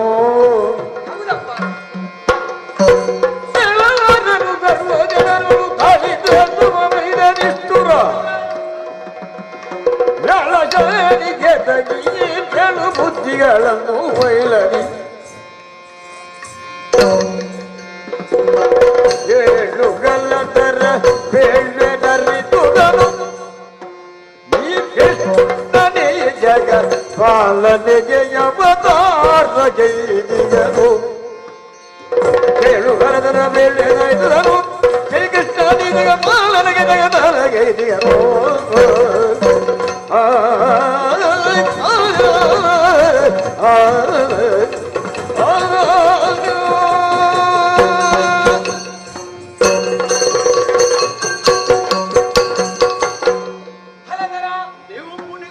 ನಿನ್ನದಾದಂತಹ ಈ ದ್ವಾರಕೆಗೆ ಬಂದಾಕ್ಷಣ ಸಂತೋಷದಿಂದ ನನ್ನನ್ನು ಸ್ವಾಗತಿಸಿ ಪೀಠದಲ್ಲಿ ಕುಳ್ಳಿರಿಸಿ ಪೂಜಿಸಿದವನಿದ್ದೀಯಾ. ನನ್ನದು ಅನ್ನುವುದಕ್ಕಿಂತಲೂ ನಮ್ಮದು ಅಂತ ಹೇಳಿದ್ರೆ ನನಗೆ ಸಂತೋಷ ಹೆಚ್ಚಾಗಿದೆ. ಒಳ್ಳೇದಪ್ಪ, ನಿನ್ನ ಉಪಚಾರದಿಂದ ನಾನು ಸಂತೋಷಗೊಂಡವನಿದ್ದೇನೆ. ಇಲ್ಲಿಗೆ ಬರುವುದಕ್ಕೆ ಬಲವಾದಂತಹ ಕಾರಣವಿದೆ. ನಿನ್ನಲ್ಲಿ ಮುಖ್ಯವಾದಂತಹ ವಿಷಯವನ್ನು ಅರುಹುವುದಕ್ಕಾಗಿ ನಾನು ಇಲ್ಲಿಗೆ ಬಂದಿದ್ದೇನೆ. ನಿನ್ನ ಬಗ್ಗೆ ಈ ಊರಿನವರೆಲ್ಲ ಬಹು ರೀತಿಯಲ್ಲಿ ಹೊಗಳುತ್ತಾ ಇದ್ದಾರಪ್ಪ. ಎಲ್ಲಿಯೂ ನಿನ್ನ ಬಗ್ಗೆ ಕೊರತೆ ಹೇಳುವವರು ಯಾರೂ ಇಲ್ಲ. ನಮ್ಮೂರಿನಲ್ಲಿ ಹೊಗಳುವುದು ವಿಷಯ ಅಲ್ಲ ಸ್ವಾಮಿ, ಅಂದರೆ ಮಾಡಿದ ಕಾರ್ಯದ ಬಗ್ಗೆ ಅವರಿಗೆ ಗುಣವೇ ಉಂಟು ಅಂತ. ಇವರೆಲ್ಲ ಪರ ಊರಿನಲ್ಲಿ ನಿನ್ನ ಬಗ್ಗೆ ಹೊಗಳಿಕೆ ನಡೀತಾ ಇದೆ. ಯಾವ ಮುಖದಿಂದ ಅಂತ ಹೇಳಬಹುದೇ? ಒಂದು ರಾಜ್ಯ ಹೊಗಳಿಕೆ ಎನ್ನುವುದು ಪ್ರಪಂಚದಲ್ಲಿ ವಿಮುಖವಾಗಿ ಇರ್ತದೆ. ಇದು ಯಾವ ಮುಖದಿಂದ? ಲೋಕದ ಜನರೆಲ್ಲರೂ ನಿನ್ನಿಂದಾಗಿಯೂ ಅಲ್ಲ, ನನ್ನ ತಮ್ಮನ ಮೂಲಕವೂ. ನಿನ್ನಿಂದಲಾಗಿಯೂ ಹೌದು, ಹಾಗೆ ನಿನ್ನ ತಮ್ಮನಿಂದಲೂ ಹೌದು. ಯಾದವರೆಲ್ಲ ಅಸಂಸ್ಕೃತರಾಗಿದ್ರು, ಅವರಿಗೆ ನೀತಿ ಬೋಧನೆಯನ್ನು ಮಾಡಿ ಈಗ ಸುಸಂಸ್ಕೃತನಾಗಿಸಿದವನು ನೀನು ತಾನೇ. ಹಾಗಾಗಿ ನಿನ್ನ ಬಗ್ಗೆ ಕೃಷ್ಣನ ಬಗ್ಗೆ ಎಲ್ಲರೂ ಹೊಗಳಿಕೆ ಮಾತುಗಳನ್ನು ಆಡುತ್ತಾ ಇದ್ದಾರೆ. ನಾವು ಪ್ರಯತ್ನ ಮಾಡಬಹುದು, ಆದರೆ ಫಲರೂಪಿಗಳವರಾಗಬೇಕಿದ್ರೆ ಅವರದ್ದು ಒಂದು ಶತ ಪ್ರಯತ್ನ ಅಂತ ಬೇಡುವೆ. ಖಂಡಿತವಾಗಿಯೂ ಅವರು ಸ್ವಲ್ಪ ದುಡಿದಿದ್ದಾರೆ, ಬೇಕಾದ ಫಲ ಪ್ರಾಪ್ತಿಸಿಕೊಂಡಿದ್ದಾರೆ. ಈಗ ಇದರಲ್ಲಿ ಹೆಚ್ಚೇನು ಸ್ವಾಮಿ? ಈಗ ಕೃಷ್ಣನ ಬಗ್ಗೆ ಹೇಳುವುದಾದ್ರೆ ಎಲ್ಲರೂ ತಿಳ್ಕೊಂಡದ್ದೇನು? ದುಷ್ಟರನ್ನು ಶಿಕ್ಷಿಸುವುದಕ್ಕಾಗಿ, ಶಿಷ್ಟರನ್ನು ರಕ್ಷಿಸುವುದಕ್ಕಾಗಿ ಅವತಾರವೆತ್ತಿದಂತ ಮಹಾಶಕ್ತಿ ಎಂಬುದಾಗಿ ಲೋಕದ ಜನರೆಲ್ಲರೂ ಕೃಷ್ಣನನ್ನು ಹೊಗಳುತ್ತಾ ಇದ್ದಾರೆ. ಆದ ಕಾರಣವೇ ನಾನಿಷ್ಟು ಮುಖ ಎತ್ತಿ ನಡೀತಾ ಇದ್ದೆ. ಇದರಿಂದ ನಾವೆಲ್ಲರೂ ಸಂತೋಷಗೊಂಡಿದ್ದೇವೆ. ಆದರೆ ಇತ್ತೀಚೆಗೆ ಆತನ ವರ್ತನೆಯಿಂದ ದೊಡ್ಡ ಅಪವಾದವನ್ನು ಪಡೆಯುತ್ತಾ ಇದ್ದಾನೆ ಈ ಇಳೆಯಲ್ಲಿ ಕೃಷ್ಣ. ಯಾವಾಗ, ಯಾವುದರಿಂದ? ಅದು ಬೇರೆ ಬೇರೆ ರೀತಿಯಲ್ಲಿ ಬಡಿತಾ ಇದ್ದಾನೆ. ಆದ್ರೆ ಈ ಮದುವೆ ವಿಷಯಿಕವಾಗಿ ದೊಡ್ಡ ಅಪವಾದ ಅವರಲ್ಲಿ ತುಂಬಿಕೊಂಡಿದೆಯಲ್ಲ. ಹೌದು, ನೀವು ಯಾವ ಮದುವೆಯ ಬಗ್ಗೆ?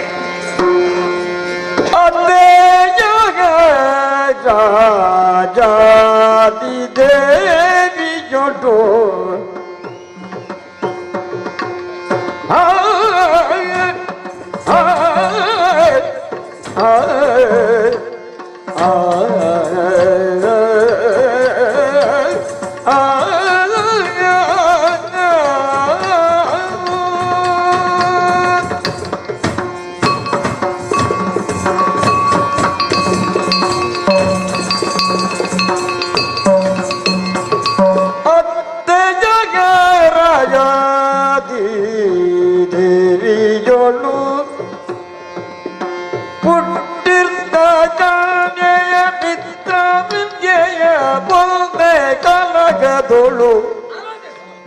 ಹುಟ್ಟಿದ್ದು ಕನ್ಯೆಯ ನಿತ್ತ ಕುಂದೆಯ ಬಂದೆ ಕಲಗದೋಳು. ಅತ್ತೆ ಜಗರಾಜಾಜಿ ದೇವಿಯಳು ಹುಟ್ಟಿದ್ದ ಕನ್ಯೆಯ ಮಿತ್ರ ವಿದ್ಯೆಯ ಬಂದೆ ಕಲಗದೋಳು. ಎತ್ತಿತಾಂದಿಗರಗ್ರಭವ ಉನ್ಮತ್ತರಾವಿನದಾದು ವಿನುದರು. ಎತ್ತಿದಾಂದಿಗ ಅವ ಎತ್ತಿದಾಂದಿಗ ಅಗ್ರಭವರುನ್ಮತ್ತರಗ ವಿನುದಾದು ವಿನುದರು. ದೂತರಾಗಿಯ ರಮಣನೇತೆಗೆ ಗರ್ತನಿಷ್ಠುರ ತೊಂಡರಿದ. ಏಳು ಹಲದರ ಹೇಳಿದರಿದುದನು ಶ್ರೀಕೃಷ್ಣನೇ ಜಗಪಾಲನೆಗೆ ಅವತಾರಗೈದಿಗನು. ಕೇಳು ಹಲದರ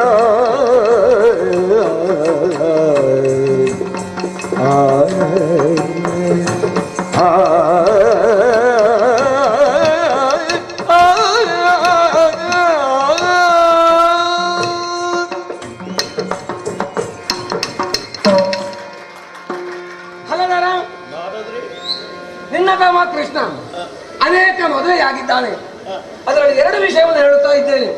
ನಿಮ್ಮ ಅತ್ತೆಯಾದಂತ ರಾಜಾದಿ ದೇವಿ ಆಕೆಯನ್ನು ಓದಿಸಿ ನನ್ನ ಮಗಳು ಮಿತ್ರವೃಂದೆ ಎಂಬುದಾಗಿ. ಆಕೆಯನ್ನು ಕೃಷ್ಣ ಮದುವೆಯಾಗಿದ್ದಾನೆ ಹೌದು, ಆದ್ರೆ ಹೇಗೆ ಮದುವೆಯಾದ? ಮಿತ್ರವೃಂದೆಯ ಅಣ್ಣಂದಿರಾದ ವಿಂದಾವನಿಂದರೊಂದಿಗೆ ಹೋರಾಟವನ್ನು ಮಾಡಿ ಅವರಲ್ಲಿ ದ್ವೇಷವನ್ನು ಕಟ್ಟಿಕೊಂಡು ಅಪಹರಿಸಿದಂದ ಹಾಗೆ ಆ ಮಿತ್ರವೃಂದೆಯನ್ನು ಮದುವೆಯಾಗಿದ್ದಾನೆ. ಈ ಮದುವೆ ಎನ್ನುವುದು ಗಂಡು ಸಿಗೋ ಮದುವೆಗೋ ಯಾಕಾಗುವುದು? ಇಬ್ಬರ ಮನಸ್ಸು ಒಂದಾದಾಗ ಮಾತ್ರ ಅಲ್ವೇ? ಹೌದು. ಆ ಮಿತ್ರವಿದ್ದೆ ಮನಸ ವಾಚ ಕೃಷ್ಣನನ್ನೇ ದೇವರೆಂದು ತನ್ನ ಪತಿಯಾಗಬೇಕು ಅಂತ ಮನಸ್ಸಿನಲ್ಲಿ ಧ್ಯಾನಿಸ್ತಾ ಇದ್ದ. ಯಾವ ಹೆಣ್ಣು ಮನಸ್ಸಾನ ಬೆಚ್ಚಿದ್ದಾಳೋ ಅವಳಿಗೆ ಒಲಿದು ಬೇಕಾದ್ದನ್ನು ಒದಗಿಸಬೇಕಾದ್ದು ಗಂಡುಸಾದವನ ಆದ್ಯ ಕರ್ತವ್ಯ ಆಗಿದೆ. ಅದರಂತೆ ತಮ್ಮ ಮುಂದುವರಿದ ಮದುವೆ ಮಂಟಪದಲ್ಲಿ ಮತ್ತೊಬ್ಬರ ಕೊರಳಿಗೆ ಹಾಕಬೇಕಾದಂತಹ ಹೂಮಾಲೆ ತನ್ನ ಕೊರಳಿಗೆ ಬೀಳುವಲ್ಲಿ ಅಣ್ಣನಾಗಿ ನಾನೂ ಪ್ರಯತ್ನ ಮಾಡಿದ್ದೇನೆ. ನನ್ನಲ್ಲಿ ವಿಚಾರವನ್ನು ತಿಳಿಸದೆ ಒಂದು ಹೆಜ್ಜೆಯೂ ಮುಂದಿಡುವವ ಕೃಷ್ಣನಲ್ಲ. ಹೀಗಾಯ್ತಣ್ಣ, ಹೆಣ್ಣೊಬ್ಬಳು ಮೆಚ್ಚಿದ್ದಾಳೆ, ಏನು ಮಾಡಬೇಕು ಅಂತ ಹೇಳಿದೆ. ನಾನಿದ್ದೇನೋ, ನೀನು ಮುಂದುವರಿ, ನಾನು ನೋಡಿಕೊಳ್ಳುತ್ತೇನೆ ಅಂತ ಹೇಳಿದೆ. ಅಣ್ಣ ತಮ್ಮಂದಿರು ವಿಂದ ಹಾಗೂ ಅನುವಿಂದ ಬೆಂಕಿ ಹಾಗೂ ಗಾಳಿಯ ಹಾಗೆ ನಮ್ಮನ್ನು ಪೀಡಿಸುವುದಕ್ಕೆ ಮುಂದಾದರು. ಇಬ್ಬರನ್ನು ಬಡಿ ದೋಡಿಸಿದೆವು. ರಥಾಗ್ರದಲ್ಲಿ ಆಕೆಯನ್ನು ಕೂತುಗೊಳಿಸಿ ವಿದ್ಯುಕ್ತವಾಗಿ ಕರೆತಂದು ವಿವಾಹವಾಗಿದೆ. ನೀವೇನು ಕೊನೆಯದ್ದು ಮೊದಲು ಹೇಳಿದ್ದು? ಆ ಬಳಿಕ ಮತ್ತೊಂದು ಮದುವೆಯಾಗಿದ್ದಾನಲ್ಲ, ಯಾವುದು? ರುಕ್ಮಿಣಿ ಕಲ್ಯಾಣ. ಆ ರುಕ್ಮಿಣಿಯನ್ನು ಆ ಚೈತ್ಯೇಶನಾದಂತಹ ಶಿಶುಪಾಲನಿಗೆ ಕೊಟ್ಟು ಮದುವೆ ಮಾಡಬೇಕು ಎಂಬುದಾಗಿ ಆಕೆ ಅಣ್ಣ ರುಕ್ಮವತಿ ನಿರ್ಧರಿಸಿದ್ದ. ಆದ್ರೆ ಏನು ಮಾಡಿದ? ಕಾಳಿಕಾ ಗುಡಿಯಲ್ಲಿ ನಿನ್ನ ತಮ್ಮ ಕೃಷ್ಣ ಹೋಗಿ ಆ ರುಕ್ಮಿಣಿಯನ್ನು ಕರೆದುಕೊಂಡು ಮದುವೆಯಾಗಿದ್ದಾನೆ. ಜೊತೆಯಲ್ಲಿ ನಾನು ಇದ್ದೆ ಸ್ವಾಮಿ. ಹೌದಲ್ಲ? ಯಾವ ಜರಾಸಂಧಾಗ್ಯ ಸಂಬಂಧದಲ್ಲಿ ಅಜ್ಜನಾದ್ರೂ ಇವರಿಗೆಲ್ಲ ಬೇಕಾದ ಹಾಗೆ ಕುಯುಕ್ತಿಗಳಿಂದ ದುರುಪಯೋಗದಿಂದಲೇ ಬದುಕಲಿ ಅಂತ ಬೇಕಾದಂತಹ ದುರ್ಬುದ್ಧಿಯ ಆಲೋಚನೆಗಳನ್ನೇ ಹೇಳಿಕೊಡ್ತಾ ಇದ್ದವರು. ಕಾಳಗದಲ್ಲಿ ನನ್ನ ತಮ್ಮನಾದಂತಹ ಕೃಷ್ಣ ನರ ಮುರಕ ಪೌಂಡ್ರಕನೇ ಒಲ್ಲಾದವನನ್ನು ವಧಿಸಿಯಂತಹ ವಿಚಾರವು ಇದು ಎಲ್ಲ ತಮಗೂ ವೇದ್ಯವಾಗಿರಬಹುದು. ಹೌದು. ಆ ಅಜ್ಜ ಮತ್ತೆ ಸತ್ತದ್ಯಾಕೆ ಹೇಳಿ? ಮಾಡಿದ್ದುಣ್ಣೋ ಮಹಾರಾಯ ಎನ್ನುವಂತೆ ಯಾವ ಒಲಿದು ಬಂದಂತಹ ಹೆಣ್ಣನ್ನು ಒಲಿಸಿಕೊಡಬೇಕಾದ್ದು ಗಂಡುಸಾದವನ ಕರ್ತವ್ಯ ಅಂತ ತಮ್ಮನಿಗೆ ಸಹಕಾರಿಯಾಗಿ ನಾನು ಹೋದೆ. ಯುದ್ಧ ಪ್ರಸಂಗದಲ್ಲೂ ಅಜ್ಜನಲ್ಲಿ ಹೇಳಿದ್ದದುವೆ, ಋಣಾನುಬಂಧ ರೂಪೇಣ ಪಶುಪತಿ ಸುತಾಲಯ. ಯೋಗ ಇಲ್ಲ ನಿಮ್ಮವನಾದಂತಹ ಮಿತ್ರನಾದಂತಹ ಶಿಶುಪಾಲನಿಗೆ ಕೃಷ್ಣನಿಗೆ ಒಲಿದು ಬಂದಂತಹ ಆಕೆಯನ್ನು ವರಿಸುವಲ್ಲಿ ಏನು ತಪ್ಪು ಅಂತ ಕೇಳಿದೆ. ಮುಂದುವರಿಯುವುದಕ್ಕಾಗಲಿಲ್ಲ. ಅಜ್ಜ ಹಿಂದೋಡಿದ್ರು. ತಮ್ಮನಿಗೆ ನಾನಿದ್ದೇ ಮದುವೆ ಮಾಡಿಸಿದೆ, ತಪ್ಪೇನು ಹೇಳಿ? ಓಹೋ, ಹಾಗಿದ್ರೆ ತಮ್ಮನ ಎಲ್ಲಾ ತಪ್ಪುಗಳನ್ನು ನೀನು ಸಮರ್ಥಿಸ್ತಾ ಇದ್ದಿ ಅಂತ ಆಯ್ತು. ಅದು ತಪ್ಪಾದ್ರೆ ಸರಿ, ತಪ್ಪಲ್ಲೂ ಅಲ್ಲ. ಹಾಗಿದ್ರೆ ಈಗ ಒಂದು ದೊಡ್ಡ ಅಪವಾದ ಆತನ ಮೇಲೆ ಬಂದಿದೆಯಪ್ಪ. ಹೌದು. ಲೋಕದರಲಿದು ನಿನ್ನನ್ನು ಜನ ಗುಣಗಾಗ ತಿಳಿಯದು ನಿನಗೀಗನು.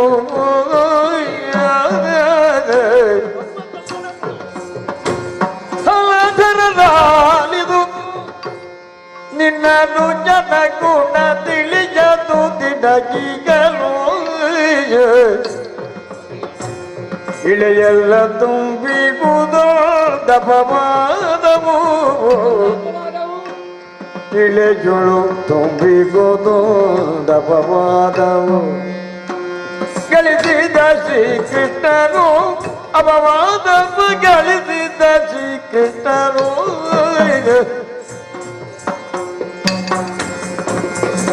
ಹೊಲದರಲಾಲಿದು ನಿನ್ನನು ಜನಗುಣ ತಿಳಿಯದು ನಿನಗೀಗಲು.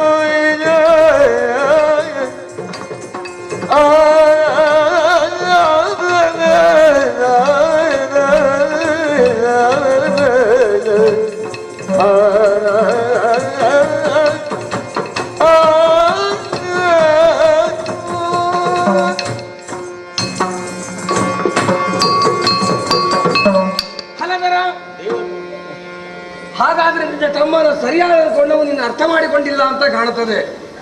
ಎಲ್ಲವನ್ನು ನೀನು ಸಮರ್ಥಿಸಿಕೊಳ್ಳುತ್ತಾ ಇದ್ದೀಯಪ್ಪ. ಈಗ ದೊಡ್ಡ ಒಂದು ಅಪವಾದ ನಿನ್ನ ತಮ್ಮನ ಮೇಲೆ ತುಂಬಿಕೊಂಡಿದೆ. ತಮ್ಮನ ಮೇಲೆ ಈ ಮದುವೆ ವಿಷಯಿಕವಾಗಿ ಬಿಡೋಣ, ಬೇರೆ ಒಂದು ಅಪವಾದ. ಒಂದು ಘಟನೆಯೇ ನಡೆದು ಹೋಗಿದೆ, ನಿನಗೆ ತಿಳಿಯಲಿಲ್ಲ ಅಂತ ಕಾಣುತ್ತದೆ. ಚುಟುಕಿನಲ್ಲಿ ಹೇಳ್ತೇನೆ.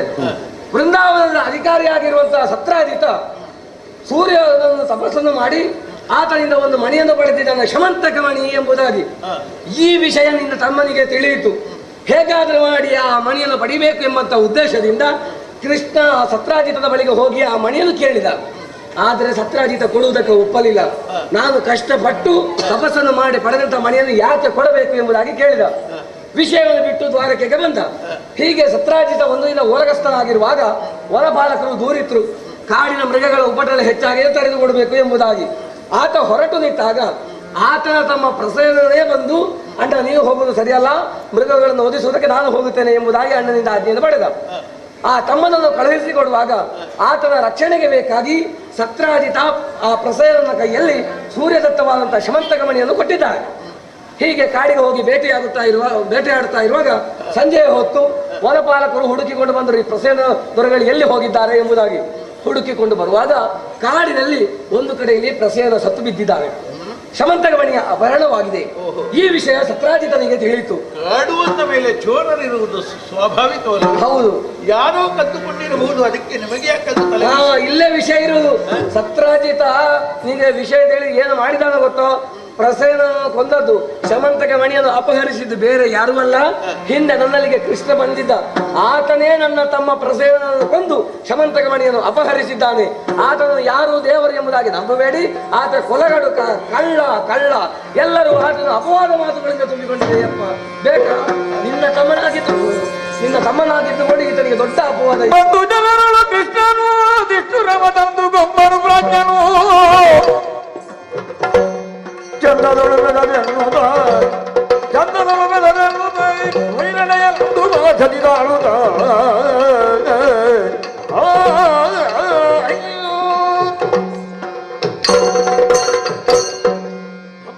ಸಮುದ್ರರು ಸಟೆಯಾಡುವವರಲ್ಲ. ಖಂಡಿತವಾಗಿಯೂ ಹಾಗಿದ್ರೆ ಸತ್ಯವೇ ಇದೆ. ನಿಜವಾಗಿಯೂ ನಾನು ಸ್ವೀಕರಿಸಬೇಕೇ ಮಾತನ್ನು. ಒಳ್ಳೆ ಎಲ್ಲಿದ್ದಾನೆ ಪುತ್ತಾಗ ನೋಡಿಕೊಳ್ಳೋಣ. ಮತ್ತೆ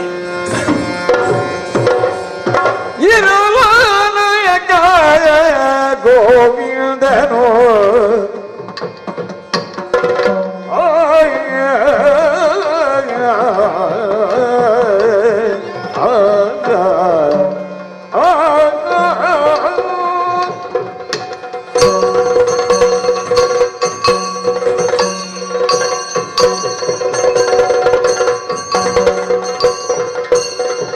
ಇರಲನಗ ಗೋವಿಂದನು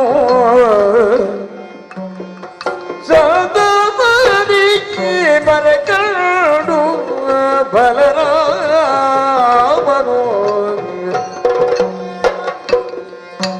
ಇರಲನಗ ಗೋವಿಂದನು ಬರಕಂಡು ಬಲರಾಮನು ಪರಿಗಿಸದ ಕಿಡಿಸುವುದ ಕಿಡಿಸುವುದ ಕುಳಿರನು ಕರತಿ ಜಾಪಗಸುರಿಯಾಗ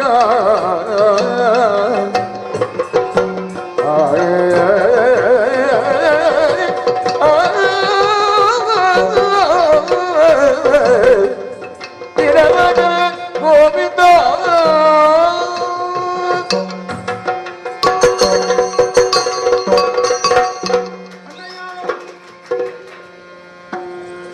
ವಾಸುದೇವನ ಅನಂತಾನಂತ ಪ್ರಣಾಮಗಳು. ನಮಸ್ಕಾರ ಸ್ವೀಕರಿಸಬೇಕಣ್ಣ. ನಮಸ್ಕಾರಕ್ಕೆ ತಿರಸ್ಕಾರ. ಯಾಕಪ್ಪ? ಯಾರದು ಮುಖ ತೋರಿಸುವ ನೋಡಿ ಬಿಡ್ತೇನೆ. ಅಣ್ಣಯ್ಯ, ಇದು ನಾನಂದ್ರೆ ನಾನು ನಿಮ್ಮ ತಮ್ಮ. ನನ್ನ ತಮ್ಮ? ಹೌದು. ಮುಖ ತೋರಿಸು.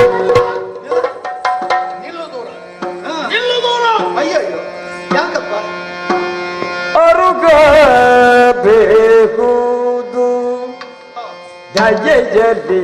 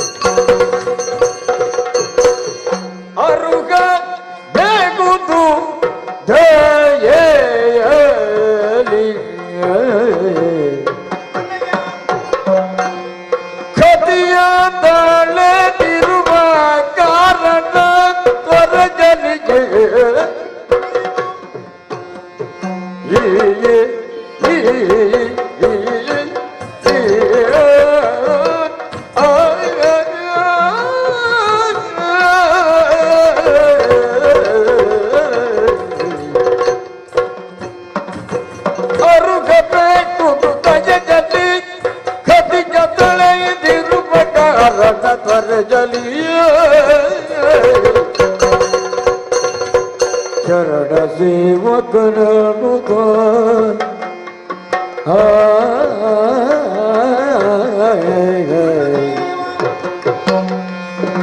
ಚರಣ ಸೇವಕರನು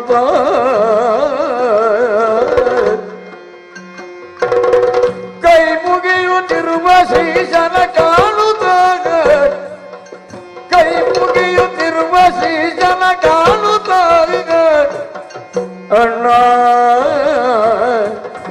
ಅರುಗಬೇಗುಡುದಯ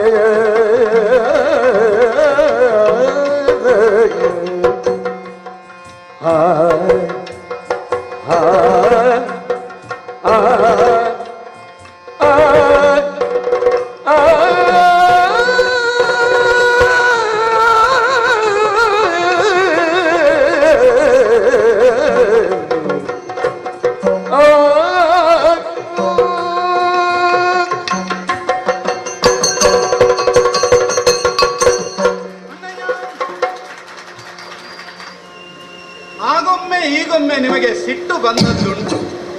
ಆದರೆ ನಿಮ್ಮ ಸಿಟ್ಟಿನ ಗುಟ್ಟು ನನಗೆ ಚೆನ್ನಾಗಿ ಅರ್ಥವಾಗಿದೆ. ಯಾವ ಕಾಲದಲ್ಲೇ ನನ್ನ ಕುರಿತು ನೀವು ಮುನಿಸನ್ನ ಅಂತುಕೊಂಡರು ನನ್ನ ಮುಖದರ್ಶನ ಮಾತ್ರದಿಂದ ನಿಮ್ಮ ಸಿಟ್ಟೆಲ್ಲ ಹಾರಿ ಹೋಗುತ್ತಾ ಇತ್ತು, ಸಿಟ್ಟು ಸುಟ್ಟು ಹೋಗುತ್ತಾ ಇತ್ತು. ಅಂಥದ್ರಲ್ಲಿ ಇವತ್ತು ಯಾಕಣ್ಣ ನಾನು ಬಂದು ನಿಮ್ಮ ಎದುರಿನಲ್ಲಿ ನಿಂತರು ಇಷ್ಟು ಬೇಸರದಲ್ಲಿದ್ದೀರಿ? ನೀವು ತಿಳಿಸದೇ ಇದ್ರೆ ನಾನು ತಿಳಿಯುವುದಾದರೂ ಹೇಗೆ? ಅಭಿವ್ಯಕ್ತ ರೂಪದಲ್ಲಿ ಏನೂ ಅರ್ಥವಾಗುವುದಿಲ್ಲ. ನಿಮ್ಮ ಮನಸ್ಸಿನ ಒಳಗೆ ಏನುಂಟು ಎನ್ನುವುದನ್ನು ನೀವು ಹೇಳಿಯೇ ಆಗ್ಬೇಕಣ್ಣ. ಏನಾಯ್ತು ಹೇಳಿ.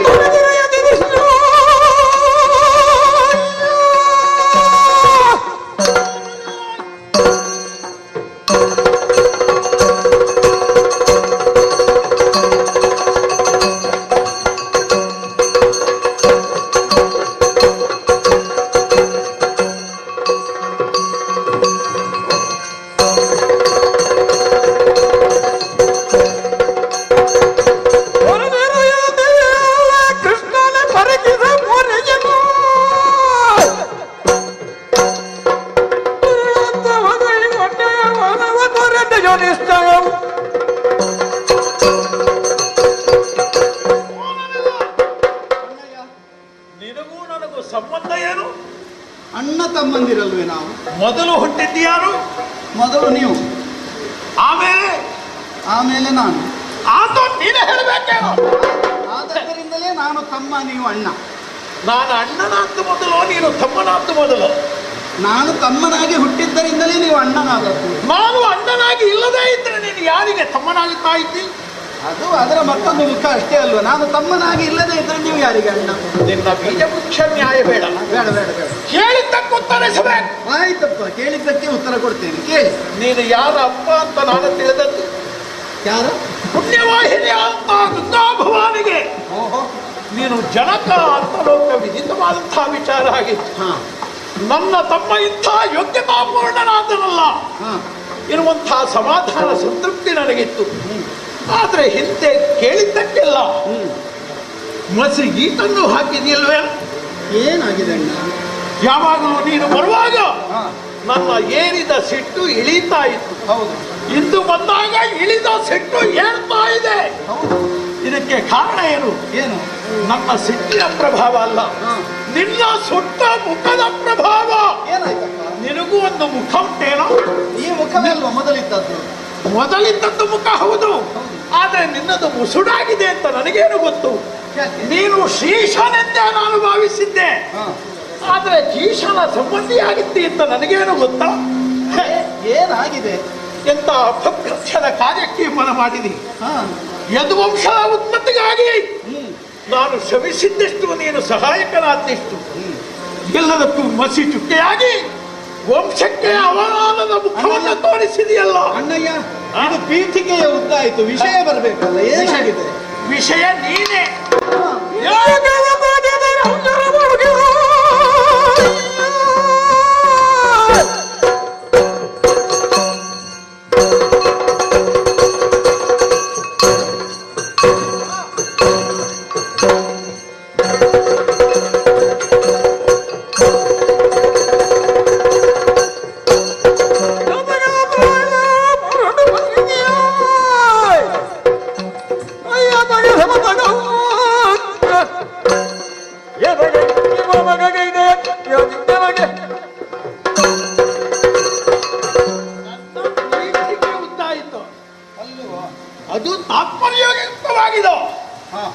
ನಿನಗೆ ಕಿವಿಗೆ ಕೇಳುವುದಕ್ಕೆ ಬಲ ಇಲ್ಲದಕ್ಕೆ ನಾನು ಸಾಕ್ಷಿ. ಅದಕ್ಕೆ ಆಧಾರ ಅಲ್ಲ, ಎಂತದು ವಿಷಯ ಗೊತ್ತಾಗುವುದಿಲ್ಲ.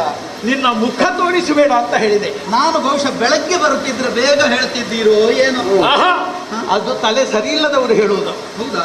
ನಿನ್ನ ಜೊತೆಯಲ್ಲಿ ಗುರು ಸಾಂದೀಪನಿಂದ ವಿದ್ಯಾರ್ಜನೆಯನ್ನು ಮಾಡಿದ ಹೌದು. ಬಲಭದ್ರನಿಗೆ ಬೆಳಿಗ್ಗೆ ಮಧ್ಯಾಹ್ನ ಸಂಜೆ ಅಂತ ಉಂಟು. ಇಲ್ವಾ? ಕಣ್ಣು ಕೆಂಪಾಗುವುದು ಯಾಕೆ?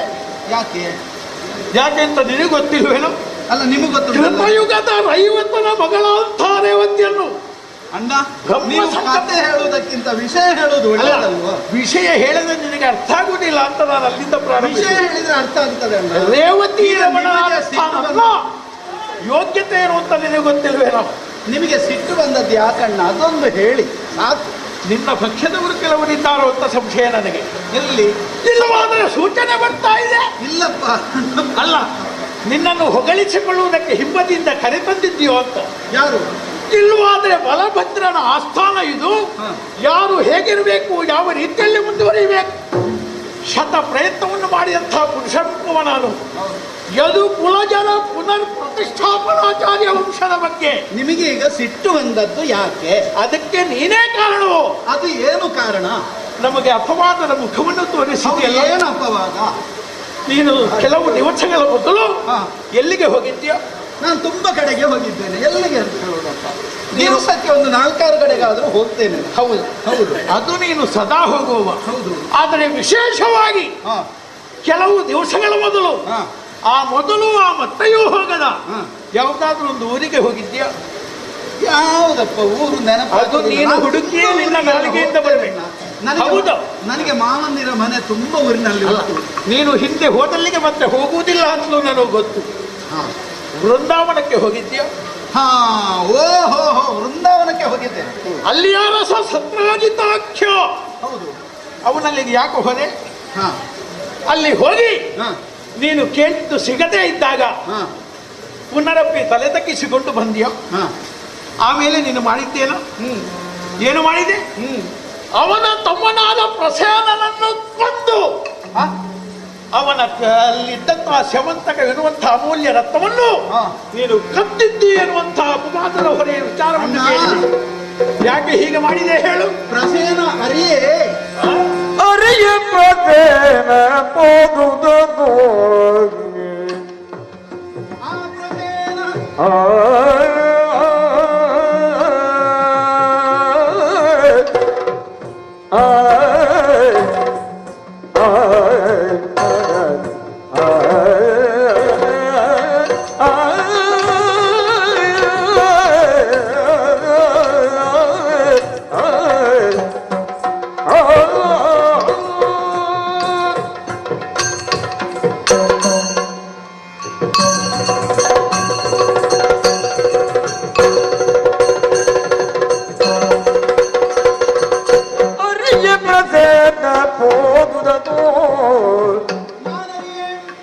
ಅರಿಯೇ ಪ್ರಜನ ಪೋದನು ಅಪಹರಿಸಲಿಲ್ಲವನ ರತ್ನವನು ಅಪಹರಿಸಲಿಲ್ಲವನ ರತ್ನವನು ಬರಿಜೇತ ಕಪವಾದ ನೋಡು ಬರಿಜೇತ ಕಪವಾದ ಮೇಲ್ವೆಂಜು ತೊಳು ದೋಷ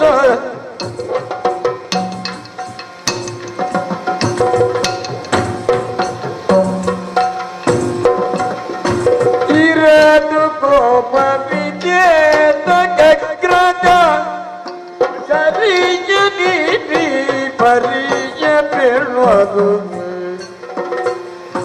ಇರದು ಕೋಪ ವಿಜೇತ ಕಗ್ರಜ ಸರಿಯ ನಿರಗೀತ ಪೇಳುವುದು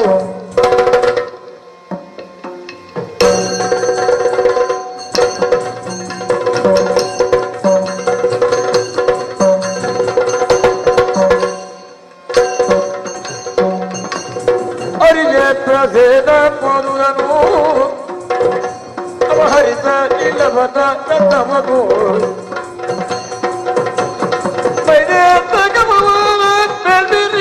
ನೋಟು ತೊಡಬಿರದು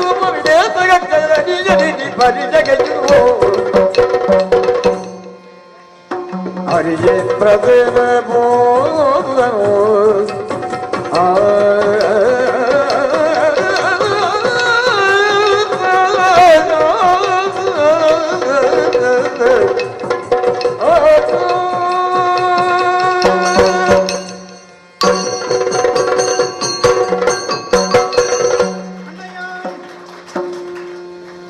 ಪ್ರಸೇನ ಬೇಟೆಗೆ ಮಣಿಯನ್ನು ಹಿಡ್ಕೊಂಡು ಹೋದ. ಸ್ಯಮಂತಕ ರತ್ನದೊಂದಿಗೆ ಹೋದಂತಹ ಪ್ರಸೇನ ಮರಳಿ ಬೃಂದಾವನವನ್ನು ಸೇರಿಲ್ಲ ಎನ್ನುವುದಷ್ಟು ನಿಮ್ಮ ಮಾತಿನಿಂದ ಸಂಗ್ರಹವಾಯಿತು. ತತ್ಪರಿಣಾಮವಾಗಿ ಆತನನ್ನು ಕೊಂದು ಆ ಮಣಿಯನ್ನು ನಾನು ಅಪಹರಿಸಿದ್ದೇನೆ ಎನ್ನುವಂತಹ ಅಪವಾದ ನನ್ನ ಮೇಲೆ ಬಂದಿದೆ, ಅಥವಾ ನಮ್ಮ ಮೇಲೆ ಬಂದಿದೆ. ಅದು ಪ್ರತ್ಯೇಕ ಹೇಳಬೇಕೇನೋ? ಅಲ್ಲ, ಈಗ ಹೇಳಿ ಆಯ್ತಲ್ಲ. ನಾಡಿಗೆ ಹೋದವ ಪುನರಪ್ಪಿ ಊರಿಗೆ ಸೇರಲಿಲ್ಲ ಅಂದರೆ ಮೊದಲು ಕೇಳಿದಂತಹ ನಿನ್ನ ಬಗ್ಗೆ ಸಂಶಯ ಅಲ್ಲದೆ ಮತ್ಯಾರ ಬಗ್ಗೆಯೋ? ಅಣ್ಣಯ್ಯ, ಪ್ರಸೇನ ಏನು ನಮಗೆ ಅರಿಯೇ? ಪ್ರಸೇನ ಹೋದುದನ್ನು ನಾನು ಅರಿಯೆ, ನನಗದು ತಿಳಿದೇ ಇಲ್ಲ.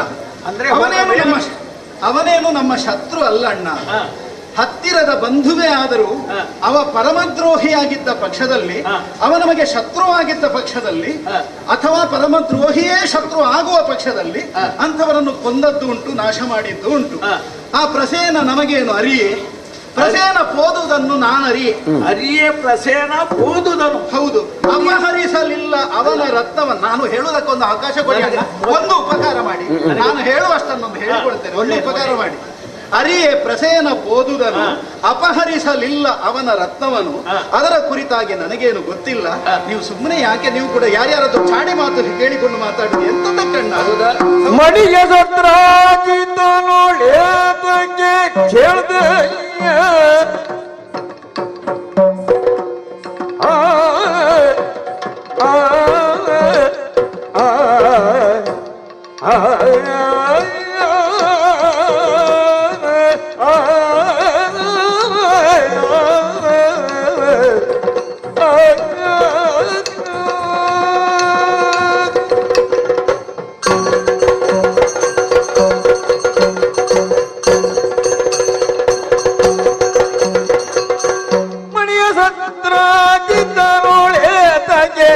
ತನಗೆ ಕೊಡಬೇಕೆನುದು ಕೇಳ್ದೆಯ ಹನನ ಕೈದೆ ಪ್ರಸೇನದನು ನೀ ಹನನ ಕೈದೆ ಪ್ರಸೇನದನು ಇದು ದಿಟ ಎನ್ನುವೆನ ಮಣಿಯ ಸತ್ರಾಜಿದರೊಳೆ ತಗೆದೊಳಗೆ ಕೊಡಬೇಕೆಂದಗೆ ಹನನ ಕೈದೆ ಪ್ರಸೇನದನು ಎಡುಬೇರಿಯೋ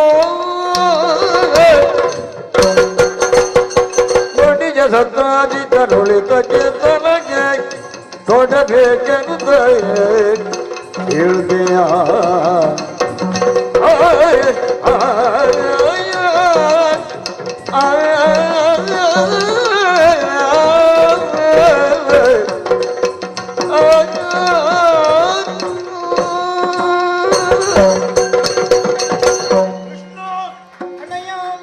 ನನಗೆ ಕೆಲವು ಘಳಿಗೆಗಳ ಮೊದಲು ನಿನ್ನಲ್ಲಿ ಸಂಶಯ ಇರಲಿಲ್ಲ. ಆದರೆ ನಿನ್ನ ವಿಚಾರವನ್ನು ಕೇಳಿದಾಗ ಒಂದೊಂದೇ ಪ್ರಶ್ನೆಗಳ ಜೊತೆಯಲ್ಲೇ ಹೀಗಿರಬಹುದೋ ಎನ್ನುವಂತಹ ಸಂಶಯಗ್ರಸ್ತನಾಗುತ್ತಾ ಇದ್ದೇನೆ. ಎಲ್ಲವನ್ನು ಒಟ್ಟು ಮಾಡಿ ಒಂದೆರಡು ಪ್ರಶ್ನೆ ಕೇಳಿದ್ರೆ ಸಾಕು. ಎರಡರಲ್ಲಿ ಮುಗಿಲಿಕ್ಕಿಲ್ವ? ನಿನಗೆ ಉತ್ತರ ಕೊಡ್ಲಿಕ್ಕೆ ಕಷ್ಟ ಆದೀತು. ನೋಡುವ, ನಾನು ಪ್ರಯತ್ನ ಪಡ್ತೇನೆ. ಅಂದ್ರೆ ನನ್ನದು ಪ್ರಶ್ನೆ ಅದು. ಹೌದಪ್ಪ. ಆದ ಕಾರಣ ನೀನು ಸತ್ರಾಜಿತನಲ್ಲಿಗೆ ಹೋದೆಯಲ್ಲ? ಹೌದು. ನಿನಗೆ ಈ ದ್ವಾರಕೆಯಲ್ಲಿ ಏನು ಕೊರತೆ ಇತ್ತು? ಕಂಡುಗ ಬೇಕಾದಂತ ಹೊನ್ನದ ದ್ರವ್ಯವನ್ನೇ ಕೊಡುವಂತಹ ಯೋಗ್ಯತೆಯಿಂದ ಕೂಡಿದಂತಹ ಅಮೂಲ್ಯವಾದಂತಹ ರತ್ನ ಅದು. ಎಷ್ಟು ಪ್ರಯತ್ನ ಮಾಡಿದ್ದಾನೋ ಏನೋ ಆ ಸತ್ರಾರ್ಜಿತ ಅದನ್ನು ಅರ್ಜಿಸಿಕೊಳ್ಳುವುದಕ್ಕೆ. ಅಂಥ ಪುಣ್ಯದ ಫಲರೂಪವಾದಂತಹ ಸುವಸ್ತು ಅದನ್ನು ನೀನು ಕೇಳಿ ಪಡೆಯುವುದಕ್ಕೆ ಹೋದೆ ಅಂದ್ರೆ ದ್ವಾರಕೆಯಲ್ಲಿ ಕೊರತೆ ಕಂಡೆ ಅಂತ ಬೇರೆ ಹೇಳಬೇಕೇನೋ? ದ್ವಾರಕೆಯಲ್ಲಿ ಕೊರತೆ ಕಂಡೆ ಅಂತ ಇದ್ರೆ ನಮ್ಮಲ್ಲಿ ಒಂದು ಕಳಂಕ ಇದೆ, ಮಲಿನತೆ ಇದೆ ಅಂತ ನೀನು ಬೆಟ್ಟೆತ್ತಿ ತೋರಿಸಬೇಕೇನೋ? ಅಣ್ಣ, ಲೋಕಕ್ಕೆ ವಿದಿತವಾಗುವಂತೆ ಮಾಡಿದೆ. ಈಗ ಸ್ಯಮಂತಕ ರತ್ನವನ್ನು ಕೇಳುವುದಕ್ಕೆ ಸತ್ರಾಜಿತನಲ್ಲಿಗೆ ನಾನು ಹೋದದ್ಯಾಕೆ ಅಂತಲ್ವಾ? ಅದಕ್ಕೊಂದು ಪ್ರಬಲ ಕಾರಣ ಉಂಟಣ್ಣ. ರತ್ನವದನು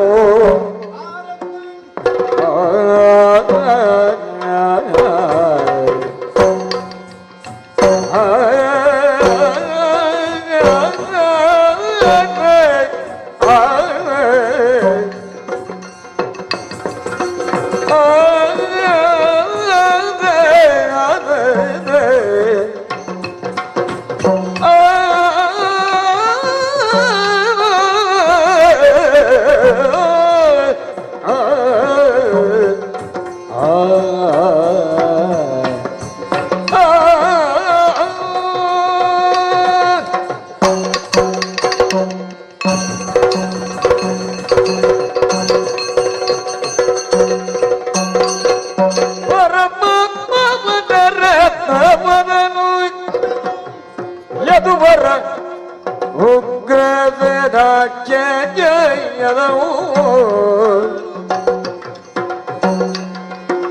ಹರುಷದೋಳಿ ಬರೇ ಕೇಳ್ತೇನೋ ಬದೋಳಾತ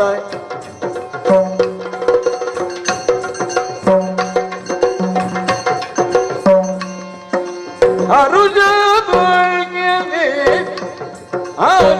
ಬದೋಳಾತ ಕರುಣಿ ಸರಿತಾರೆ ರೀತಿಗೊಂಡಿಯ ಪೂತಳ ಚರಿತೆಯ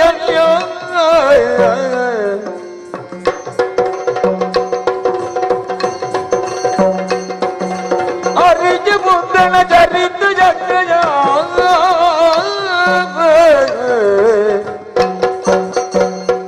ಪರಮ ಪಾವನ ರತ್ನ ಬದನು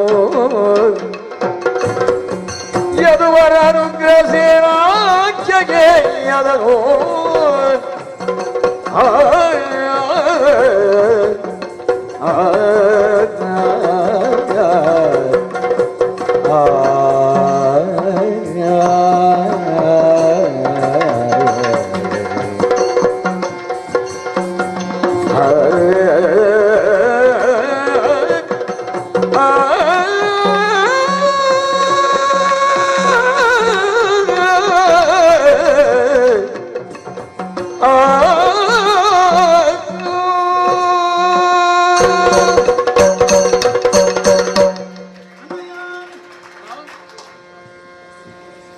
ವೃಂದಾವನಕ್ಕೆ ನಾನು ಹೋದದ್ದು ಸತ್ಯ, ಸ್ಯಮಂತಕ ರತ್ನವನ್ನು ಕೇಳಿದ್ದೂ ಹೌದು, ಸತ್ರಾಜಿತ ಅದನ್ನು ಕೊಡುವುದಿಲ್ಲ ಅಂತ ಹೇಳಿದ್ದು ಹೌದು, ಆಮೇಲೆ ಬಿಟ್ಟು ಬಂದದ್ದು ಹೌದು.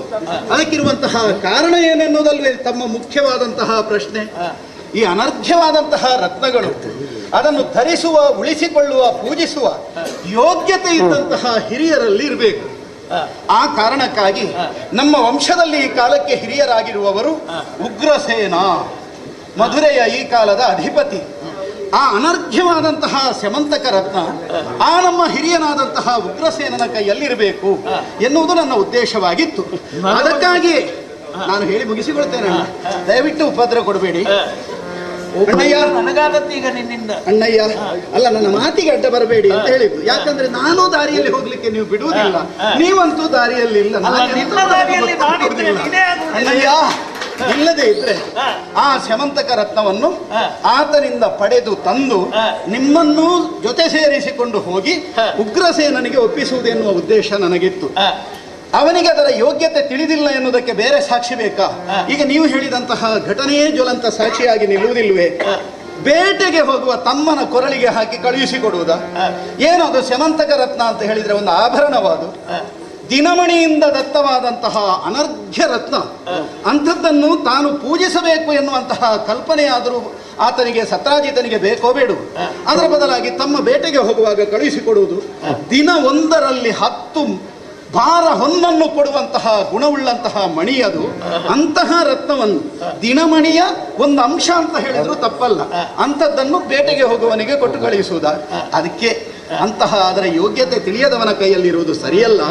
ನಮ್ಮ ವಂಶದ ಹಿರಿಯರಾದಂತಹ ಉಗ್ರಸೇನನ ಕೈಯಲ್ಲಿ ಇರಬೇಕು ಎನ್ನುವುದನ್ನು ಉದ್ದೇಶಿಸಿ ನಾನು ಕೇಳಲಿಕ್ಕೆ ಹೋದದ್ದು ಹೌದು, ಹೊರತು ನನಗಾಗಿ ಕೇಳಿದ್ದಲ್ಲ.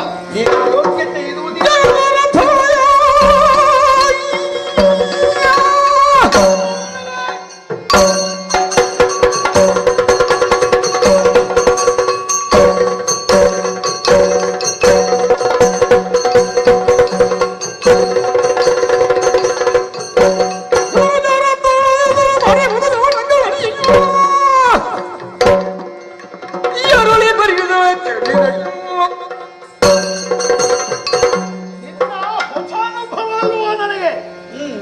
ಅರ್ಹತೆ ಇದ್ದಲ್ಲಿ ಅನರ್ಘ್ಯವಾದ ರತ್ನ ಇರಬೇಕು ಅಲ್ವಾ? ಅದನ್ನು ಒದಗಿಸುವವನಿಗೆ ಅರ್ಹತೆ ಇಲ್ಲ ಅಂತ ಹೇಳ್ತೀವ ನೀನು? ಘೋರವಾದಂತಹ ತಪಶ್ಚರ್ಯೆಗೆ ಒಲಿದು ಸತ್ರಾಜಿತದಲ್ಲಿ ಯೋಗ್ಯತೆ ಉಂಟು ಎನ್ನುವ ಕಾರಣದಿಂದಲೇ ದಿನಮಣಿಯಿಂದ ಅನುಗ್ರಹಿತವಾದಂತಹ ಮೌಲ್ಯ ರತ್ನ ಅದು.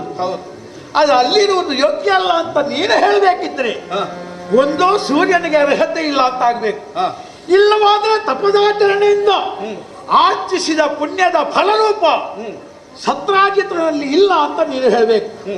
ಮತ್ತೆ ಅಜ್ಜ ಉಗ್ರಸೇನ ಅವನ ತಲೆಯಲ್ಲಿರುವ ಕಿರೀಟದಲ್ಲಿ ಏನು ಕೊರತೆ ಉಂಟು? ಯಾವ ಕಾಲದಲ್ಲೂ ಅಣ್ಣಯ್ಯ, ಹೌದು ನೀವು ಹೇಳುವ ವಿಷಯ ಹೌದು. ಆದ್ರೆ ಸೂರ್ಯನಿಗೆ ಅರ್ಹತೆ ಇಲ್ಲದೆ ಕೊಟ್ಟದ್ದಲ್ಲ, ತನ್ನನ್ನು ತಪಸ್ವೀಕರಿಸಿದಂತಹ ಆತನಿಗೆ ತಾನು ಅನುಗ್ರಹ ಮಾಡಬೇಕಾದದ್ದು ಕರ್ತವ್ಯ ಎನ್ನುವ ಉದ್ದೇಶದಿಂದಲೇ ಅವ ಕೊಟ್ಟಿದ್ದಾನೆ. ಆದ್ರೆ ಅದನ್ನು ಸರಿಯಾದ ಸ್ಥಿತಿಯಲ್ಲಿ ಉಳಿಸಿಕೊಳ್ಳಬೇಕಾದ ಅರ್ಹತೆ ಇವನಿಗಿಲ್ಲ ಎನ್ನುವುದಕ್ಕೆ ಈಗ ನೀವೇ ಹೇಳಿದ ಕಥೆ ಜ್ವಲಂತ ಸಾಕ್ಷಿ ಅಲ್ವೋ? ಬೇಟೆಗೆ ತಡೀರಣ್ಣ, ನೀವು ಈಗ ಮಾತಾಡಿದ್ದೇ ಹೆಚ್ಚಾಯಿತು, ನನ್ನ ಮಾತಿಗೆ ಅಡ್ಡ ಹೇಳುವುದು ನಾನು. ನೀನು ಅರ್ಹತೆ ಇಲ್ಲ ಅಂತ ಹೇಳಿದ್ದು ಯಾಕೆ ಯಾಕೆ ಅಂತ ಕೇಳಿ, ಯಾಕೆ ಅಂತ ಅರ್ಹತೆ ಇದ್ದದ್ದೇ ಹೌದಾದರೆ ಆ ತಮ್ಮನ ಕೊರಳಿಗೆ ಹಾಕಿ ಬೇಟೆಗೆ ಹೋಗುವಾಗ ಕಳುಹಿಸಲಿಕ್ಕೆ ಇದ್ದ ಮಣಿ ಅದು. ನೀನು ಹೋದದ್ದು ಮೊದಲು ಬೇಟೆಗೆ ಹೋದದ್ದು ವಿಷಯದ ಮಂಡನೆ ಆದ ಮೇಲೆ ನಿಮ್ಮ ಖಂಡನೆ ಎಷ್ಟಿದ್ರು ಆದೀತಣ್ಣ. ನೀವು ದಯವಿಟ್ಟು ನನ್ನನ್ನೊಂದು ನನಗೆ ಅಲ್ಲೇ ಕೇಳದಿದ್ರೆ ಮರೆತು ಹೋಗ್ತದೆ ಕೆಲವು ಸಲ. ನೀನು ಎಲ್ಲಿ ದಾರಿ ತಪ್ಪಿಸ್ತಿ ಅಂತ ಹೇಳುವುದಕ್ಕೆ ಸಾಧ್ಯ. ನಿಮಗೆ ಎಷ್ಟೆಲ್ಲ ಮರೆತು ಹೋಗಿದ, ಇನ್ನೆಷ್ಟೆಲ್ಲ ನೆನಪಾಗ್ತದ, ಇನ್ನು ಮಧ್ಯಾಹ್ನ ಮೇಲೆ ಇನ್ನೆಷ್ಟೆಲ್ಲ ನೆನಪಾಗ್ತದೆ ಯಾರಿಗೆ ಗೊತ್ತಣ್ಣ. ನಾವು ಒಟ್ಟಿಗೆ ಕಲಿತವರಲ್ವೇನೋ? ಅದು ಕಲ್ತದ್ದು ಹೌದು, ನನಗೆ ಅನುಭವಕ್ಕೆ ಬಂದದ್ದು ನಿನ್ನಲ್ಲೂ ಉಂಟು ಅಂತಲೇ ಅರ್ಥ. ಅಲ್ಲ, ಅದು ನಿಮ್ಮಿಂದ ಹೆಚ್ಚು ನನ್ನಲ್ಲೂ ಇರಬಹುದು, ನನ್ನಿಂದ ಹೆಚ್ಚು ನಿಮ್ಮಲ್ಲಿ ಇರಬಹುದು, ಅದು ವಿಷಯ ಅಲ್ಲ ಅಣ್ಣ. ಈಗ ಮುಖ್ಯ ವಿಷಯ ಏನು? ಸ್ಯಮಂತಕ ರತ್ನದ ಯೋಗ್ಯತೆಯನ್ನು ಸತ್ರಾಜಿತ ತಿಳಿದಿದ್ದಾನೆ ಯಾ ಇಲ್ಲ, ಇದಲ್ಲೂ ಮುಖ್ಯ ವಿಷಯ. ಅದು ತಿಳಿದದ್ದೇ ಹೌದಾಗಿದ್ರೆ ಬೇಟೆಗೆ ಹೋಗುವವನ ಕೊರಳಿಗೆ ಹಾಕಿ ಕಳುಹಿಸುವುದಲ್ಲ, ಎಲ್ಲೋ ದೇವರ ಕೋಣೆಯಲ್ಲಿಟ್ಟು ಪೂಜೆ ಮಾಡುವುದಕ್ಕಿದ್ದಂತಹ ಮಣಿಯದು ಅದನ್ನು ಹಾಗೆ ಕೊಡುವವನ ಕೈಯಲ್ಲಿ ಇರುವುದಲ್ಲ ಅಂತ ನಾನು ಕೇಳಲಿಕ್ಕೆ ಹೋದದ್ದು ಹೌದು. ಅದಕ್ಕೆ ಒಂದೇ ಗುಣ ರತ್ನಕ್ಕೆ ಖಂಡುಗ ಹೊನ್ನ ದ್ರವ್ಯವನ್ನು ಸುರಿಸುವಂತ ಅನುಗ್ರಹಿಸುವಂತ ಗುಣ ಮಾತ್ರ ಇದ್ದದ್ದು ಅಲ್ಲ.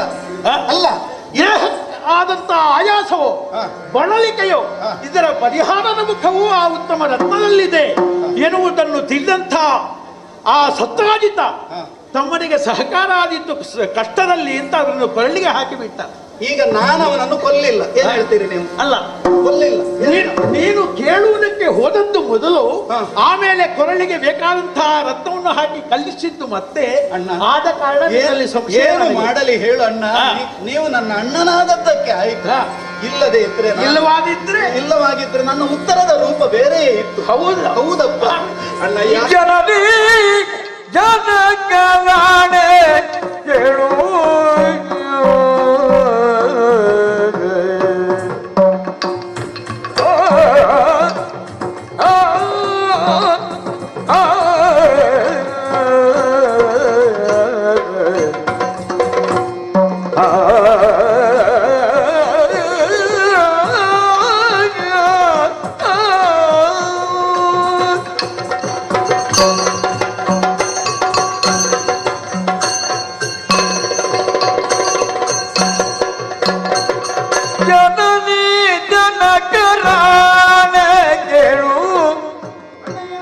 ಆಮಣಿಯ ಪ್ರಸೇನ ಮಾತೆಗೆ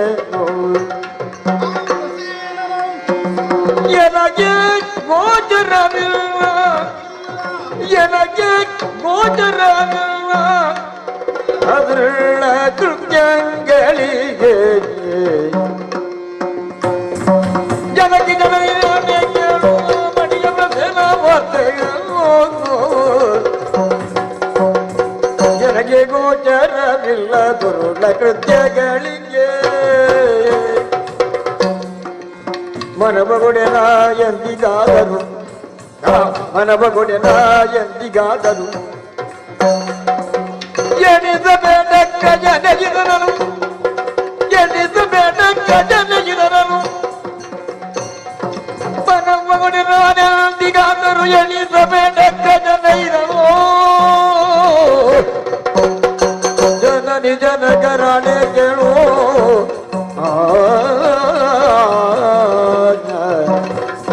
ಅಣ್ಣ.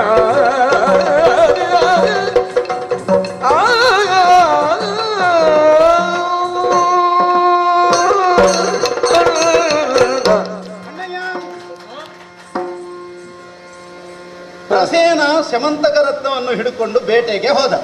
ಅದಕ್ಕೆ ಅದೊಂದೇ ಗುಣ ಇದ್ದದ್ದು ಅಂತ ಒಂದು ಕೇಳಿದಿರಲ್ಲ, ಒಂದಲ್ಲ ಇನ್ನು 1000 ಗುಣಗಳು ಉಂಟು ಅದಕ್ಕೆ. ಆದ್ರೂ ಅದು ಬೇಟೆಗೆ ಹೋಗುವಾಗ ಹಿಡ್ಕೊಂಡು ಹೋಗ್ಲಿಕ್ಕೆ ಇದ್ದದ್ದಲ್ಲ. ರೋಗ ರುಜಿನಾದಿಗಳನ್ನು ನಾಶ ಮಾಡುತ್ತದೆ, ಸಂಪತ್ತನ್ನು ಅನುಗ್ರಹಿಸುತ್ತದೆ, ಮಾತ್ರವಲ್ಲ ಮನಸ್ಸಿಗೆ ಶಾಂತಿಯನ್ನು ಕೊಡುತ್ತದೆ. ಕ್ಷಾಮಡಾಮರಾದಿಗಳು ದೂರವಾಗಿ ಹೋಗುತ್ತದೆ ಅವನ ಆಳ್ವಿಕೆಯ ಕ್ಷೇತ್ರದಲ್ಲಿ. ಯಾವಾಗ ಅದನ್ನು ತನ್ನಲ್ಲಿಟ್ಟು ದೇವರ ಕೋಣೆಯಲ್ಲಿಟ್ಟು ಪೂಜೆ ಮಾಡಿದಾಗ ಮಾತ್ರ, ಎಲ್ಲೋ ಹಿಡ್ಕೊಂಡು ಹೋದಾಗಲ್ಲ. ಅದೇ ಹೌದಾಗಿದ್ರೆ ಹೋದ ಪ್ರಸೇನ ಯಾಕೆ ಬರಲಿಲ್ಲ? ಈಗ ಯಾಕೆ ಬರಲಿಲ್ಲ? ಆದ್ರಿಂದ ಸ್ಯಮಂತಕ ರತ್ನದ ಕುರಿತಾದ ವಿವರಣೆ ಇನ್ನಷ್ಟು ಬೇಕಿದ್ರೆ ಹೇಳ್ತೇನೆ. ಈಗ ಮುಖ್ಯವಾದದ್ದೇನು, ನಮ್ಮ ಪಾಲಿಗೆ ಅಪವಾದ ಬಂದಿದೆ, ಅದನ್ನು ನಿವಾರಿಸಬೇಕಷ್ಟೇ ಅಲ್ವಾ? ನಾನು ಆ ಸ್ಯಮಂತಕ ರತ್ನವನ್ನು ಅಪಹರಿಸಲಿಲ್ಲ, ಪ್ರಸೇನನನ್ನು ಕೊಲ್ಲಿಲ್ಲ. ಈಗ ಕೊಂದಿದ್ದೇನೆ ಅಂತಲ್ವ ನಿಮ್ಮ ಆರೋಪ ಎಂಬುದಕ್ಕೆ ನನ್ನ ಆಣೆಯಾಗಿ ಹೇಳ್ತೇನೆ. ನಿನ್ನ ಆಣೆ? ಹೌದು. ನಿನ್ನಲ್ಲೇ ನನಗೆ ವಿಶ್ವಾಸ ಇಲ್ಲ ಅಂತ ನಿನ್ನ ಆಣೆ ನನಗೆ ನಂಬುಗೆ. ಓ ಅದೌದು, ಅದೊಂದು ಒಳ್ಳೆ ಮಾತು. ಹೌದಣ್ಣ, ಹಾಗಿದ್ರೆ ನಿಮ್ಮ ಆಣೆ ಇದು ನೀನು ಹೇಳಿ. ಈಗ ನಿಮ್ಮನ್ನು ನೀವು ನಂಬುತ್ತೀರೋ ಇಲ್ವೋ? ನನ್ನನ್ನು ನಂಬುತ್ತೇನೋ ಹಾಗೆ ಅಂತ ನಿನ್ನ ಬಗ್ಗೆ ನಾನು ನಂಬಬೇಕಾದ್ರೆ ನಿಮ್ಮ ಆಣೆ ಅದಕ್ಕೇನು? ಅಲ್ಲ, ನನ್ನನ್ನು ಜೀವಚ್ಛವಾಗಿಸ್ತೀಯೋ ನೀನು? ಇಲ್ಲ, ನೀನು ಹೇಳಿದ್ದು ಸರಿ ಅಂತ ನಾನು ನಂಬಿ ನಾನು ಖುದ್ದು ನಿಮ್ಮನ್ನು ಜೀವಚ್ಛವ ನಾನು ಮಾಡುವುದಿಲ್ಲ ಅಂದ್ರೆ ನಾನೇ ಆಗಿದ್ದೇನೆ. ಯಾವಾಗ? ಯಾರು ಹೇಳಿದ್ರು? ನಿನ್ನ ಮಾತನ್ನು ನಂಬಿದ್ರೆ ಆಗಿದ್ದೇನೆ. ಆದ್ರಿಂದ ಇದು ಸಾಧ್ಯ ಇಲ್ಲ. ಹಾಗಿದ್ರೆ ಹೀಗೆ ಮಾಡುವ, ಲೋಕದಲ್ಲಿ ಯಾವ ಬಾಂಧವ್ಯವಾದರೂ ಸುಳ್ಳಾಗುತ್ತದೆ, ಜನನಿ ಅಂದ್ರೆ ತಾಯಿ ಎನ್ನುವಳು ಸುಳ್ಳಾಗಿ ಹೋಗುವುದಿಲ್ಲ. ತಾಯಿ ಮತ್ತು ಮಗುವಿನ ಬಾಂಧವ್ಯ ಸುಳ್ಳಾಗುವುದಿಲ್ಲ. ಆ ಕಾರಣದಿಂದಲೇ ಸತ್ಯಂ ಮಾತಾ ಅಂತ ಹೇಳಿ ಕೊಂಡಾಡಿದ್ದು. ಜನನಕ್ಕೆ ಕಾರಣನು ಯಾವನು ಅವನೇ ಜನಕ. ಆ ಜನಕ ಮತ್ತು ಜನನಿಯರ ಆಣೆಯಾಗಿ ಹೇಳ್ತೇನೆ, ಅಂದ್ರೆ ಸುಳ್ಳಾಗದ ಬಾಂಧವ್ಯ ಯಾರ ಕುರಿತು ನಮಗುಂಟೋ ಅವರ ಆಣೆಯಾಗಿ ಹೇಳ್ತೇನೆ. ಸ್ಯಮಂತಕ ರತ್ನವನ್ನು ನಾನು ಅಪಹರಿಸಲಿಲ್ಲ, ಪ್ರಸೇನನನ್ನು ನಾನು ಕೊಲ್ಲಿಲ್ಲ. ಹೌದು ಹೌದು. ಓ, ಈಗ ಸಮಾಧಾನವಾಗುತ್ತಾ ಇದೆ. ಹೌದಲ್ಲ? ನಿನ್ನಲ್ಲಿ ವಿಶ್ವಾಸ ಇದೆ. ಹೌದು. ಹಾಗೆ ಅಂತ ಕೇಳಿದ್ದೇನೆ ಅಪವಾದದ ನುಡಿಗಳನ್ನು ನಿನ್ನ ಬಗ್ಗೆ. ಹೌದು. ಸಾಮಾನ್ಯರಿಂದಲ್ವೋ? ಮೇಲೋಕದವರಿಂದ. ಯಾರವರು? ದೇವೇಂದ್ರ ಬಂದರು? ಅಲ್ಲಲ್ಲ, ಮತ್ತೆ ಅವರ ಮುನಿಪನಾದಂತಹ ನಾರದರು ಆಗಮಿಸಿದರು. ಓ, ಇದು ಅವರು ಬಂದು ಇಷ್ಟೆಲ್ಲ ಮಾಡಿ ಹಾಕಿದ್ದಲ್ವಾ? ಅವರು ಒಳ್ಳೆಯದಕ್ಕೂ ಕೆಟ್ಟದ್ದಕ್ಕೂ ಇದ್ದಾರೆ ಲೋಕಕ್ಕೆ. ಹೌದಪ್ಪ. ಯಾವ ಮುಖದಿಂದ ಅಂತ ನೀನೇ ಈ ಹಿಂದೆ ತೋರಿಸಿದ. ಅದು ಇರ್ಲಿಯಪ್ಪ, ಈಗ ಬಂದು ಏನು ಹೇಳಿದ್ದಾರೆ? ಇಷ್ಟನ್ನು ಹೇಳಿದ್ದಾರೆ. ನಾನು ನಿನ್ನಲ್ಲಿ ಹೇಳಿದೆ ಅಲ್ಲ, ಅಷ್ಟು ವಿಚಾರ ನಾರದರೇ ಹೇಳಿದ್ರು. ಈಗ ಅಪವಾದ ಬಂದಿದೆ ನಮಗೆ. ಇದಕ್ಕೆ ಪರಿಹಾರ ಏನು? ಅಪವಾದ ಬಂದೀತು, ಅದಕ್ಕೊಂದು ಕಾರಣ ಉಂಟಣ್ಣ. ಮೊನ್ನೆ ಚೌತಿಯ ದಿನ ನಾನು ಚಂದ್ರನನ್ನು ಆಕಸ್ಮಿಕವಾಗಿ ನೋಡಿಬಿಟ್ಟೆ. ಓಹೋ, ಬೇಕು ಅಂತಲ್ಲ, ಅಲ್ಲ, ನೋಡಿ ಹೋಯ್ತು. ಕೆಲವು ದೃಶ್ಯಗಳೆಲ್ಲ ಹಾಗೆ ಆಕಸ್ಮಿಕ. ಹೌದು, ಕೆಲವು ಬಾರಿ ನಾವು ನಿರೀಕ್ಷಿಸದೆ ಕೆಲವು ದೃಶ್ಯವನ್ನು ನೋಡಬೇಕಾಗುತ್ತದೆ. ಹೌದು, ಹಾಗೆ ನೋಡಿ ಹೋಯಿತು. ನನ್ನ ಜೊತೆಗಿದ್ದಂತಹ ಸಾತ್ಯಕಿಯೋ ಅಥವಾ ಸುದ್ಯೋತಿಯೋ ಇತ್ಯಾದಿಗಳು ಒಂದು ಮಾತು ಹೇಳಿದ್ರು, ಚೌತಿಯ ದಿನ ಚಂದ್ರನನ್ನು ನೋಡಿದ್ರೆ ಅಪವಾದ ತಪ್ಪುವುದಿಲ್ಲ ಅಂತ. ಪ್ರಾಯಶಃ ಆ ಚಂದ್ರ ದರ್ಶನದ ಫಲವೋ ಏನೋ ಹಾಗೆ ಅನ್ನಿಸುವುದು. ಆದ್ರಿಂದ ಈ ನಮ್ಮ ಅಪವಾದವನ್ನು ದೂರೀಕರಿಸಬೇಕಾದಂತಹ ಅವಶ್ಯಕತೆ ಉಂಟು ಅಲ್ವಾ? ಅಷ್ಟೇ ಅಲ್ವಾ? ಅದಕ್ಕೆ ನಾನು ಪ್ರಯತ್ನ ಪಡುತ್ತೇನೆ. ನಾವು ಯಾವ ಶತ್ರುವಿಗೂ ಹೆದರಿದವರಲ್ಲ. ಎಳೆಬರೆಯದಲ್ಲಿ ಕಂಸನನ್ನೋ, ಚಾಣೂರನನ್ನೋ, ಮುಷ್ಟಿಕನನ್ನೋ, ಭಕನನ್ನೋ, ಧೇನುಕನನ್ನೋ ಇತ್ಯಾದಿಗಳನ್ನು ಕೊಂದವರು. ಕುವಲಯ ಪೀಡದಂತಹ ಪಟ್ಟದಾನೆಯನ್ನು ನಾವಿಬ್ಬರು ಮರ್ದಿಸಿ ಕೊಂದವರು. ಆದ್ದರಿಂದ ಬಲದ ಕುರಿತು ಒಬ್ಬ ಶತ್ರುವಿಗೆ ಹೆದರಿದವರಲ್ಲ. ನೀನು ಹೌದು, ನಾನು ಹೌದು. ಆದರೆ ಅಪವಾದಕ್ಕೆ ನಾವು ಹೆದರಬೇಕು. ಇದು ಗುರೋಪದೇಶವಾದಂತಹ ವಾಕ್ಯ. ಆದ್ದರಿಂದ ಅಪವಾದವನ್ನು ದೂರೀಕರಿಸುವುದಕ್ಕಾಗಿ ನಾನು ಪ್ರಯತ್ನ ಮಾಡುತ್ತೇನೆ. ಮಾತಾಪಿತರ ಆಣೆಯಾಗಿಯೂ ಮಾಡುತ್ತೇನೆ. ಮಾತ್ರವಲ್ಲ, ಇನ್ನು ನಿಮ್ಮ ಮುಖ ನೋಡುವುದಿಲ್ಲ ಇಷ್ಟನ್ನು ಮಾಡದೆ. ತಮ್ಮ, ಆದರೂ ಒಂದು ಸಂಶಯ. ಏನು? ನೀನು ಒಬ್ಬನೇ ಈ ದಾರಿಯಲ್ಲಿ ಮುಂದುವರಿದ್ರೆ ಉಳಿದವರು ಯಾರೋ ಇದನ್ನು? ಅಲ್ಲ, ನೀವಂತೂ ಈಗಲೇ ನನಗೆ ನಂಬಿಕೆ ಬಂದಿದೆ. ಹೌದಾ? ಆದ್ರೆ ಉಳಿದವರಿಗೆ ವಿಶ್ವಾಸಕ್ಕೆ ಅಲ್ಲ, ಪ್ರಾರಂಭದಲ್ಲಿ ನೀವೊಂದು ಎಂತೆಂತದ್ದೆಲ್ಲ ಮಾತಾಡಿದ್ದಲ್ಲ. ಅಲ್ಲ, ಇದು ನಾನು ಮಾತಾಡಿದ್ದಲ್ಲ, ಅವರು ಮಾತಾಡಿದ. ಅಲ್ಲ, ನೀನು ಮಾತನಾಡಿಸಿದ್ ನಾನು. ಆಯ್ತಪ್ಪ, ಈಗ ಅದು ಆ ಹಳತಕ್ಕೆ ಹೋಗುವುದು ಬೇಡ, ಹೊಸ ದಾರಿ ಹಿಡಿಯುವ. ಈಗ ನಾನು ಒಬ್ಬನೇ ಹೋಗುವುದಲ್ಲ, ಜೊತೆಯಲ್ಲಿ ಯಾರನ್ನಾದ್ರೂ ಕರ್ಕೊಳ್ಬೇಕು. ಪ್ರಾಮಾಣಿಕರು, ನಮಗೆ ಆತ್ಮೀಯರು ಆದಂತಹ ಒಂದು 3-4 ಯಾದವರನ್ನು ಕರ್ಕೊಂಡು ಹೋಗ್ತೇನೆ. ಆದೀತಲ್ಲ? ಆದಿ ಹಳತನ್ನು ಬಿಡದೆ ಹೊಸತನ್ನು ಜೊತೆಯಲ್ಲಿಟ್ಟುಕೊಂಡು ಮತ್ತೊಂದು ಹೊಸತನ್ನು ಪ್ರಪಂಚಕ್ಕೆ ಕೊಡುವುದು.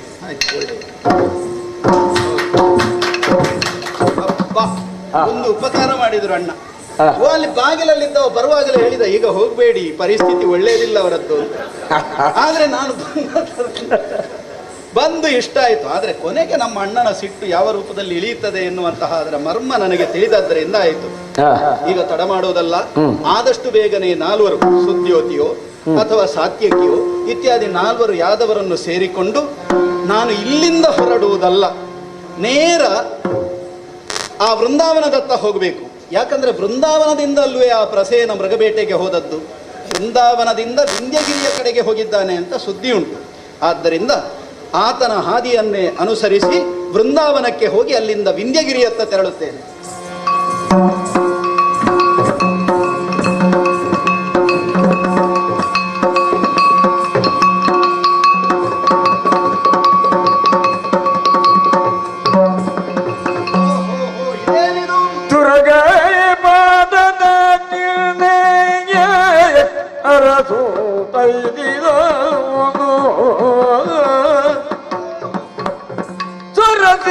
ಜಡೆಯಾಳು ರಕ್ತ ಸುರಿದೀಗುವುದ ಕಣ್ಣು ದುರಗೈದು ಕೇಸರಿಯು ನಗದಿ ಕರುಳುಗಿರಸುವ ದುರಗೈದು ಕೇಸರಿಯು ಕರದಿರಸುವ ಬಿದ್ದಿರ್ತ ಪ್ರಸೇನ ನಿರವ ಕಂಡಾಗ ತುರಗೆ ಭಾಗದ ಚಿಹ್ನೆಯರದು ದೈದಿನ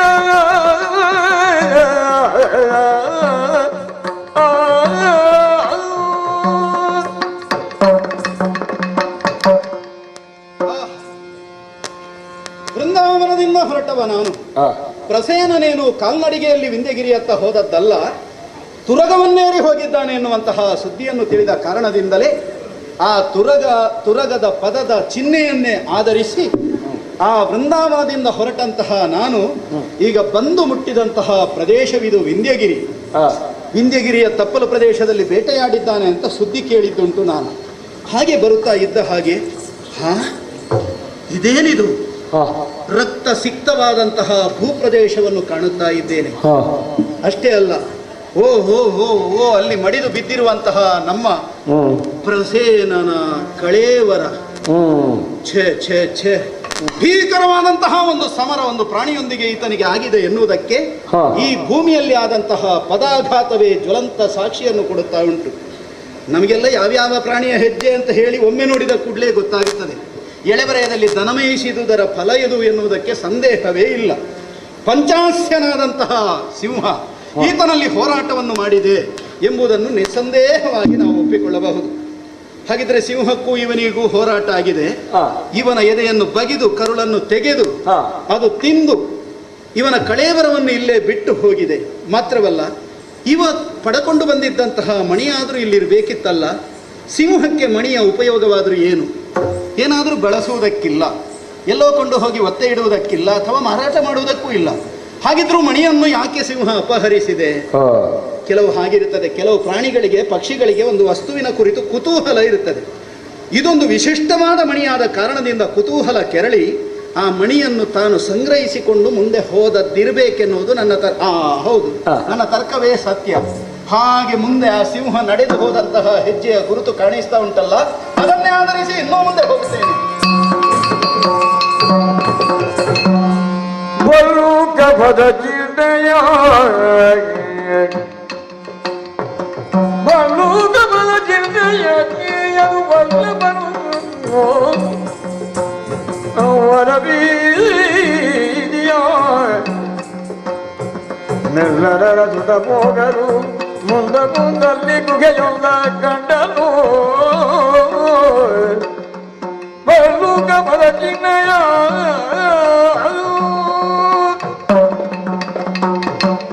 ಮುಂದೆ ಬರುತ್ತಾ ಇದ್ದ ಹಾಗೆ ಇನ್ನೊಂದೆಡೆಯಲ್ಲಿ ಮತ್ತೆ ರಕ್ತ ಸಿಕ್ತವಾದಂತಹ ವಾತಾವರಣವನ್ನು ನಾನು ಕಾಣುತ್ತಾ ಇದ್ದೇನೆ.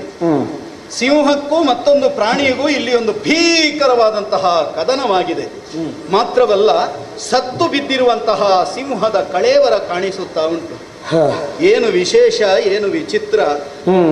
ಕಾಡ ರಾಜ ಎನ್ನುವಂತಹ ಬಿರುದುಂಟು ಸಿಂಹನಿಗೆ. ಯಾರೋ ಪಟ್ಟಗಟ್ಟಿ ಬಂದದ್ದಲ್ಲ, ತನ್ನ ವಿಕ್ರಮದಿಂದಲೇ ಬಂದದ್ದು. ವಿಕ್ರಮಾರ್ಜಿತ ಸತ್ವಸ್ಯ ಸ್ವಯಂಯೇವ ಮೃಗೇಂದ್ರತ ಎನ್ನುವ ಮಾತು ಸತ್ಯ. ಅಂತಹ ಸಿಂಹವನ್ನು ಕೊಂದಿರಬೇಕು ಅಂತಾದ್ರೆ ಸಿಂಹಕ್ಕಿಂತಲೂ ಬಲಿಷ್ಠವಾದ ಇನ್ನೊಂದು ಪ್ರಾಣಿ ಇತ್ತು ಎನ್ನುವುದು ಪರಮ ಸತ್ಯ ತಾನೆ. ಶರಭ ಅಂತ ಒಂದು ಪ್ರಾಣಿ ಉಂಟು ಅಂತ ಕೇಳಿದ್ದೇವೆ ನಾವು. ಅದು ಕಾವ್ಯಾತ್ಮಕವಾಗಿ ಹೇಳಿದ್ದು ಅಂತಲೂ ಒಂದು ರೂಢಿ ಉಂಟು, ನಾವು ಕಂಡದ್ದಿಲ್ಲ. ಹಾಗಿದ್ರೆ ಈ ಪದ ಚಿಹ್ನೆ ಯಾವುದು? ಓಹೋ, ಅರ್ಥವಾಗುತ್ತದೆ. ಒಂದು ಕರಡಿಯ ಪದ ಚಿಹ್ನೆ. ಈ ಭಲ್ಲೂಕದ ಪದ ಚಿಹ್ನೆಯನ್ನೇ ಆಧರಿಸಿ ಮುಂದೆ ಮುಂದೆ ಮುಂದೆ ಮುಂದೆ ಮುಂದೆ ಬಂದದ್ದು ನಾನು. ಅಲ್ಲಿ ಒಂದು ಬಹಳಷ್ಟು ದೊಡ್ಡದಾದಂತಹ ಗವಿ ಕಾಣಿಸುತ್ತಾ ಉಂಟಲ್ಲ, ಅದರ ಒಳ ಹೊರಟು ಹೋಗಿದೆ ಆ ಕರಡಿ. ಹಾಗಿದ್ರೆ ಇದರ ಒಳಗೆ ಅದು ಇರಬೇಕಲ್ಲ.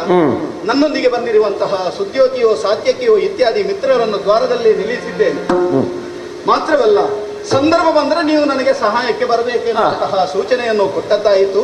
ತಡ ಮಾಡದೆ ಈ ಗುಹಾಲಯವನ್ನು ಪ್ರವೇಶ ಮಾಡುತ್ತೇನೆ.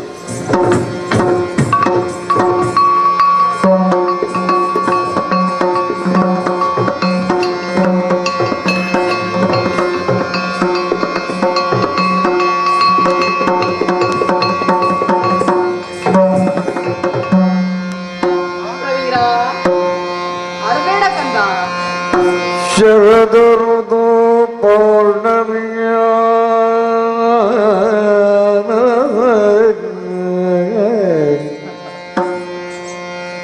ಶರದರುದು ಪೌರ್ಣಮಿಯ ಉದಯ ಚಂದಿರ ಕಾಂತಿ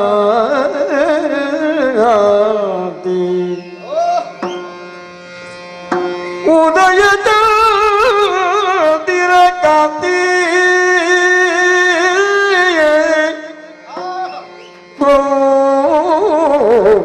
ಪೌರ್ಣಮಿಯ ಉದಯ ಚಂದಿರ ಕಾಂತಿಯೇ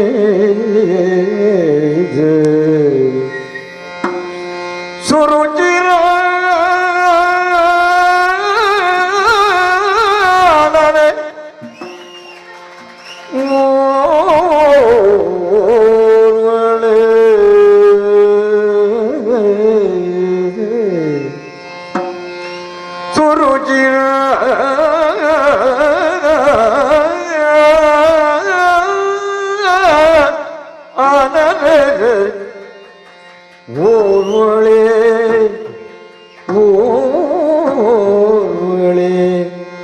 ಬಾಲಕನ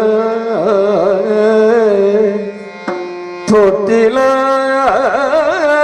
ತೂಗಿ ಮಾಡುದಿರೆ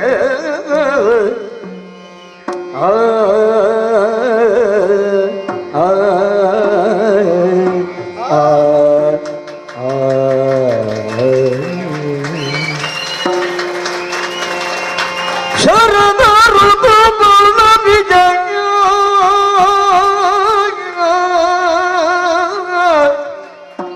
ಉದಯ ಚಂದಿರ ಕಾಂತಿ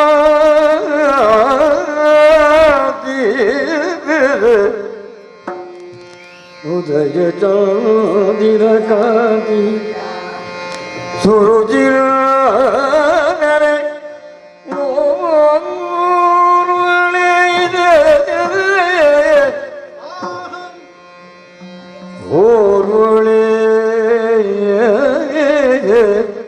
ಬಾಲಕನ ತೊಟ್ಟಿರೆ ಹರಸದ್ಯೋ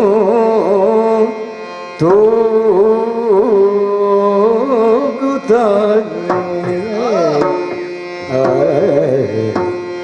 ಗಿರಿಜೆ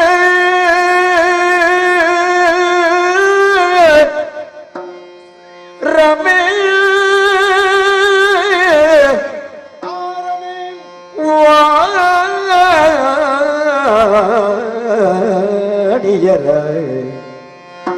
ಗಿರಿಜರ ಬೆವನಿಯರ ಜವಿನಗ ಪರಿಗಳಿಂದತ್ಯಧಿಕವಾಗಿರೆ ಗಿರಿಜರ ಬೆವನಿಯರ ಚೆವಿನ ಪರಿಗಳಿಂದತ್ಯಧಿಕವಾಗಿರೆ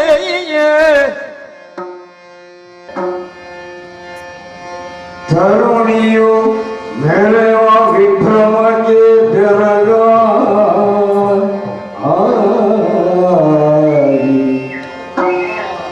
ತರುಣಿಯ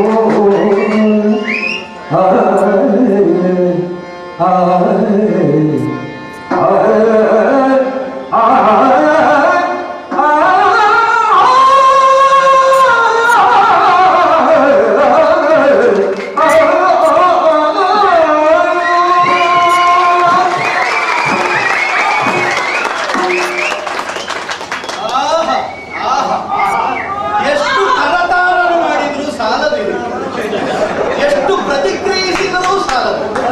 ಅಂತಹ ಅನುಭವ ನಮ್ಮ ಪಾಲಿಗೆ ಆಗುತ್ತಾ ಉಂಟು. ಮತ್ತೆ ಸುಮ್ಮನೆಲ್ಲ ಹೇಳಿದ್ದು ಶಿಶುರ್ವೇತ್ತಿ ಪಶುರ್ವೇತ್ತಿ ವೇತ್ತಿ ಗಾನರಸಂ ಪಣಿಹಿ. ಹರಿಯುತ್ತಿರುವ ಹಾವು ನಾದ ಮಾಧುರ್ಯವನ್ನು ಕೇಳುತ್ತಾ ಕೇಳುತ್ತಾ ಕೇಳುತ್ತಾ ಹೆಡೆಯೆತ್ತಿ ನಿಂತ ಸಂದರ್ಭದಲ್ಲಿ ಆ ಪುಂಗಿಯ ನಾದಕ್ಕೆ ಮರುಳಾದಂತಹ ಅದನ್ನು ಆ ಕೊರವಂಜಿಯೇ ಕೈ ಹಾಕಿ ಹಿಡಿದರೂ ಅದಕ್ಕೆ ಗೊತ್ತೇ ಆಗುವುದಿಲ್ಲ. ಮೇಯುತ್ತಿರುವಂತಹ ದನವು ನಾದ ಮಾಧುರ್ಯಕ್ಕೆ ಮರುಳಾಗಿ ಮೇವನ್ನು ಮರೆತು ಬಿಡುತ್ತದೆ ಎನ್ನುವುದಕ್ಕೆ ನನ್ನ ಮುರಳಿಯ ನಾದವನ್ನು ಕೇಳಿ ಮರುಳಾದದ್ದೇ ಜ್ವಲಂತ ಸಾಕ್ಷಿ ಅಲ್ಲವೇ? ಆ ತನ್ನ ತೋಳಲ್ಲೋ ತೊಟ್ಟಿಲಲ್ಲೋ, ತೋಳೆಂಬ ತೊಟ್ಟಿಲಲ್ಲಿರುವಂತಹ ಮಗುವನ್ನು ಈಕೆ ಅಷ್ಟು ಒಳ್ಳೆಯ ರೀತಿಯಲ್ಲಿ ಜೋಗುಳ ಹಾಡಿ ಸಮಾಧಾನಿಸುತ್ತಾ ಸಂತೋಷಪಡಿಸುತ್ತಾ ಇದ್ದಾಳೆ. ಎಂತಹ ಸ್ಫುರದ್ರೂಪಿಯಾದಂತಹ ಹೆಣ್ಣಿವಳು. ಸುನಿಮೇಷ ಮೀನ ಚಾಪಲ ನೇತ್ರೆ ಚಕ್ರೋಂ ಮಿಥುನ ಕುಂಭ ಕುಚೆ ಮಕರ ಕೇತ ಮಾತುಳಾನನೆ ಸಿಂಹ ಮಧ್ಯೆ ವೃಷಭಧ್ವಜಾರಿಯ ಪಟ್ಟದಾನೆ ಕನ್ಯಾ ಕುಲಮಣಿ. ಮನೋಜ ಮಸೆದು ಮಂತ್ರಿಸಿಬಿಟ್ಟ ಪೂಬಾಣದಂತೆ ಕಾಣುತ್ತಾ ಇದ್ದಾಳೆ. ಗುರುಕುಚದ ಭರಣಿ ಸುಂದರ ಗಜಾರೋಹಿಣಿ ಮಧುರ ಕಾಮಕೇಳಿ ರಸಾರ್ದ್ರೆ ಸನ್ಮೋಹನೋತ್ತರೆ ಸುರತ ತಂತ್ರ ವಿರಚಿತ ಹಸ್ತ ಚಿತ್ರೆ ಹೃತ್ಸ್ವಾತಿ ವರ್ಗದ ಸುಕಂಠೆ. ಅಯ್ಯೋ ಅಯ್ಯೋ ಅಯ್ಯೋ, ನನ್ನ ಅನುಭವ ಸಾಲದಪ್ಪ ಇವಳನ್ನು ಹೊಗಳುವುದಕ್ಕೆ. ನನಗೆ ಶಬ್ದದಾರಿದ್ರ್ಯ ಉಂಟಾಗುತ್ತಾ ಉಂಟು. ಶರದ ಋತು ಪೂರ್ಣಿಮೆಯ ಪೂರ್ಣ ತೇಜವೂ ಈಕೆಯ ಮುಖಮುದ್ರೆಯಲ್ಲಿ ಕಾಣಿಸುತ್ತಾ ಉಂಟು. ಉದಿಸಿ ಬರುವಂತಹ ಚಂದ್ರನ ತಂಪಾದ ಕಿರಣ ಲೋಕದ ಯಾರಿಗೂ ಬೇಡವಂತ ಆದದ್ದೇ ಇಲ್ಲ. ತಂಪನ್ನೀಯುತ್ತಾ ಇರ್ತಾನೆ, ಓಷಧೇಶನಾಗಿರುತ್ತಾನೆ. ಅಂತಹ ವಿಶಿಷ್ಟ ಗುಣ ಉಂಟವನಿಗೆ. ಅದೇ ಗುಣ ಇವಳ ಮುಖಮುದ್ರೆಯಿಂದ ಹೊರಚೆಲ್ಲುವಂತಹ ಚಂದ್ರಿಕೆಯಲ್ಲೂ ಕಾಣಿಸುತ್ತಾ ಇದೆಯಲ್ಲ. ಈ ನಾದ ಮಾಧುರ್ಯವನ್ನು ನಾನವಳ ಎದುರಿಗೆ ಹೋಗಿ ನಿಂತ ಹೊತ್ತಿಗೆ ಅಲ್ಲಿಗೆ ಅವಳು ತುಂಡು ಮಾಡುತ್ತಾಳೆ, ಸ್ತಬ್ಧಳಾಗುತ್ತಾಳೆ, ಗಾಬರಿಯಾಗುತ್ತಾಳೆ. ಹಾಗಾಗಬಾರದು. ಇದನ್ನು ಇನ್ನಷ್ಟು ಕೇಳಬೇಕು. ಅದೇ ಉದ್ದೇಶವಾದ್ದರಿಂದ ಈ ಗುಹೆಯಲ್ಲೇ ಇರುವಂತಹ ಒಂದು ಬಂಡೆಯ ಮರೆಯಾಗಿ ನಿಂತು ಈ ಜೋಗುಳದ ಹಾಡನ್ನು ಕೇಳುತ್ತೇನೆ. ಜೋ ಜೋ ಜೋ ಜೋ ಜೋ ಜೋ ಜೋ ಸುಕುಮಾರ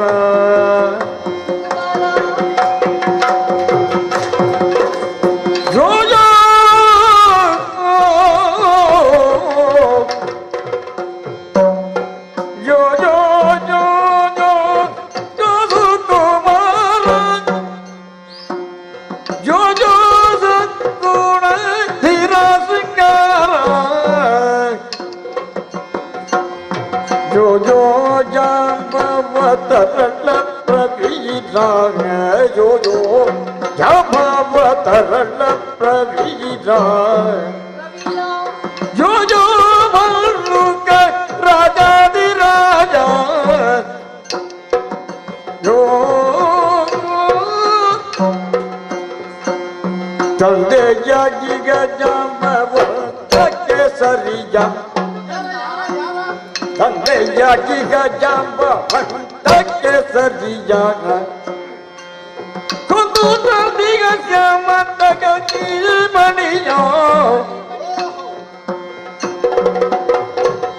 ಚಂದ ದೊಡ್ಡದ ನಿನ್ನ ತೊಟ್ಟಿಲ ಬಳಿಯ ಚಂದ ದೊಡ್ಡದ ನಿನ್ನ ತೊಟ್ಟಿಲ ಬಳಿಯ ಬಂಧಿಸಿದನು ನೋಡು ಭಾಗ್ಯಂಬುನಿದಿಯ ಬಂಧಿಸಿದನು ನೋಡು ಭಾಗ್ಯಂಬುನಿದಿಯ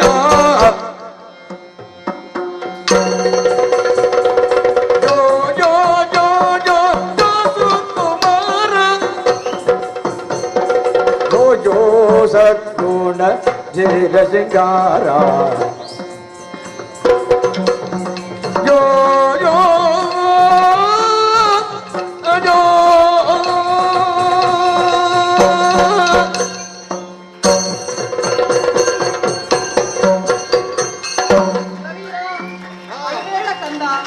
ನೋಡಿದ್ಯಾ ಸೇವಂತಕಮಣಿ? ಆ ಸಿಂಹವನ್ನು ಒಂದು ನಿನಗಾಗಿ ಅಪ್ಪ ತಂದುದಂತೆ. ನೋಡು, ನಮ್ಮ ಗುಹೆಯಲ್ಲೆಲ್ಲ ಬೆಳಕು ತುಂಬಿದೆ. ಅಪ್ಪ ಈಗ ಬರ್ತಾರೆ, ಜೇನು ತರ್ತಾರೆ. ಅಳ್ಬೇಡ. ಒಂದಂತೂ ನನಗೆ ತಿಳಿಯಿತು, ಇಲ್ಲಿ ಜಾಂಬವ ಎನ್ನುವ ಒಬ್ಬ ಇದ್ದಾನೆ. ಇವಳ ಕೈಯಲ್ಲಿರುವಂತಹ ಮಗುವಿನ ಹೆಸರು ಪ್ರವೀರನೆಂದು ಇಷ್ಟಂತೂ ನನಗೆ ತಿಳಿಯಿತು. ಹಾಗೆ ಅಂತ ಈ ರಾಗವನ್ನು ಕೇಳುತ್ತಾ ಕೇಳುತ್ತಾ ನಾನು ಮೈ ಮರೆತಿರುವುದಲ್ಲ. ನಾನು ಎಚ್ಚರಿಸುವಂತಹ ಹೊಣೆಯುಂಟು. ಹೀಗೆ ರಾಗ ಕೇಳುತ್ತಾ ಕೇಳುತ್ತಾ ಹೀಗೆ ನಿಂತೆ ಕುಳಿತೆ ಅಂತ ಆದ್ರೆ ಈ ಕಥೆ ಮುಗಿಲಿಕ್ಕೆ. ಹಾಗಿದ್ರೆ ಈ ಕಥೆಯನ್ನು ಮುಗಿಸಬೇಕು ಅಂತ ಆದ್ರೆ ಒಂದು ಪ್ರಯತ್ನ ಮಾಡಬೇಕು. ಅದಕ್ಕಾಗಿ ಆತನಿಗೆ ಒಂದು ಆಹ್ವಾನವನ್ನು ಕೊಡುವುದು ಕರ್ತವ್ಯ. ಶಂಖಾಧ್ವಾನವನ್ನು ಮಾಡುತ್ತೇನೆ.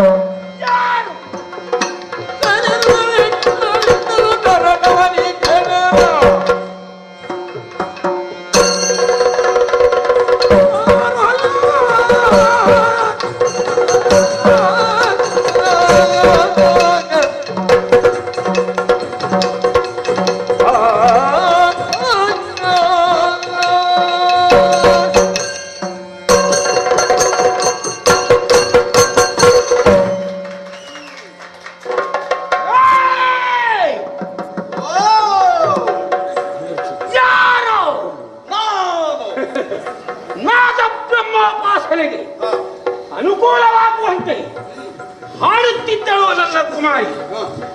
ಆ ನಾದ ತರಂಗ ಹರಿದು ಬಂದು ನನ್ನ ಕಿವಿಗಳಿಗೆ ಅಪ್ಪಳಿಸಿದಾಗ ಆನಂದ ಅಪ್ತಿಯಲ್ಲಿ ತೇಲಿದ್ದೆ.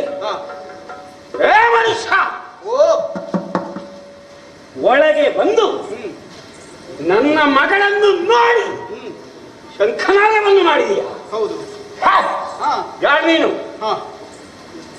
ಗುಹಾಲಯವನ್ನು ಪ್ರವೇಶಿಸುವುದಕ್ಕೆ ಕಾರಣವೇನು? ಹೆಸರೇನು? ಇರುವುದಲ್ಲಿ ತಂದೆ ತಾಯಿಗಳಾರು ಹೇಳ. ವಸುದೇವಯಾನಾತ್ಮ ಭವನು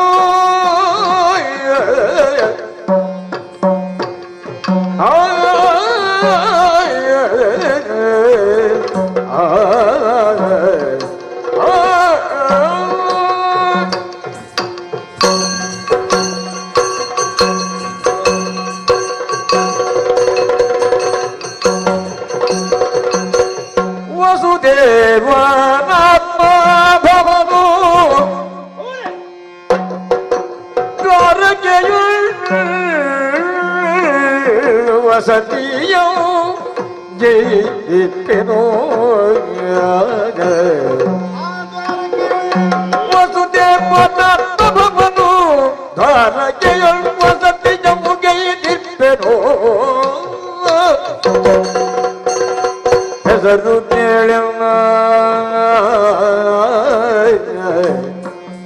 ಹೆಸರು ಕೇಳಮ್ಮ ಶ್ರೀಕೃಷ್ಣನಂದು ಸಿರುವರು ಪ್ರಖ್ಯಾತದಿ ಕೃಷ್ಣನಂದು ಸಿರುವರು ಪ್ರಖ್ಯಾತದಿ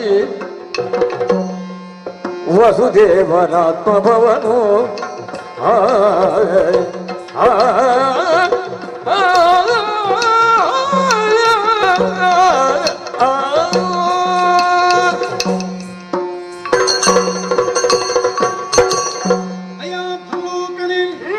ನನ್ನ ಪರಿಚಯವನ್ನು ನೀನು ಕೇಳಿದ್ದಿ. ಹೌದು, ವಸುದೇವನ ಸುತ ನಾನು.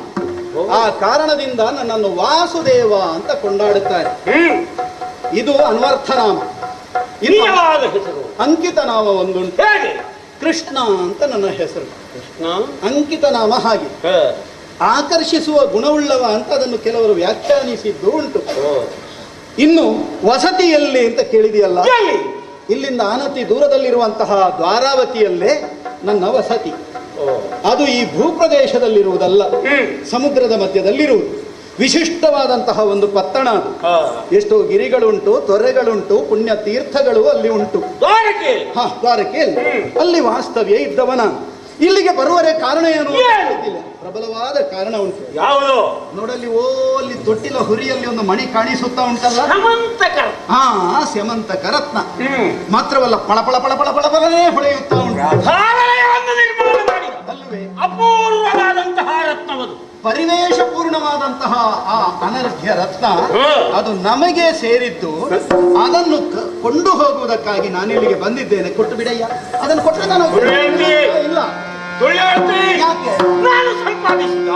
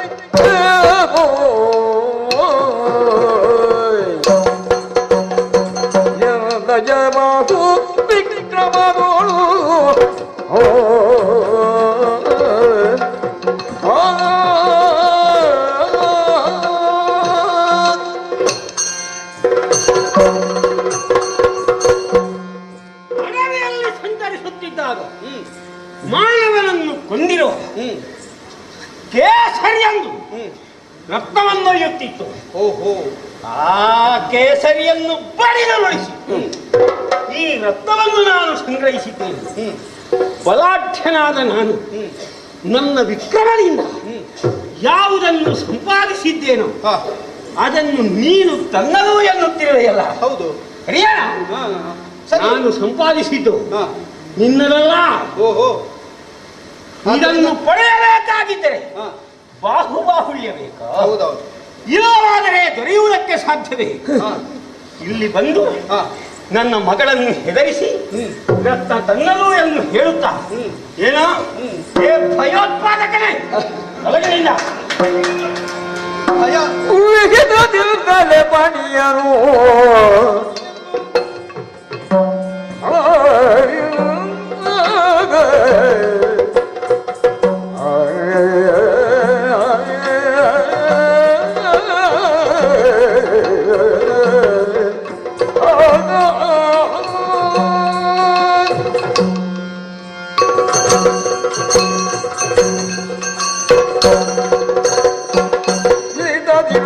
ಬಡಿಯರು ಕೊಡುಯೊಳಗಿದ ಬೇಡಯ್ಯದನು ಕೊಡುಯನಗೆ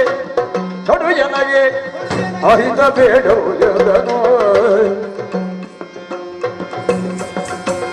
ಎಂದದಿಗೆಯಲು ನೀ ಕುಹಕೆಯಾದದಿಗೆಯಲು ಹೋಗನಿ ಮಿಹಿರಸುದ ನೆಲಗೀಗಲು ಹೋಗನಿ ಮಿಹಿರಸುದ ನೆಲಗೀಗಲು ವಿಹಿತ ದೇಹದಲ್ಲಿ ಮಡಿಯನು ಆ ಆ ಆ ಆ ಆ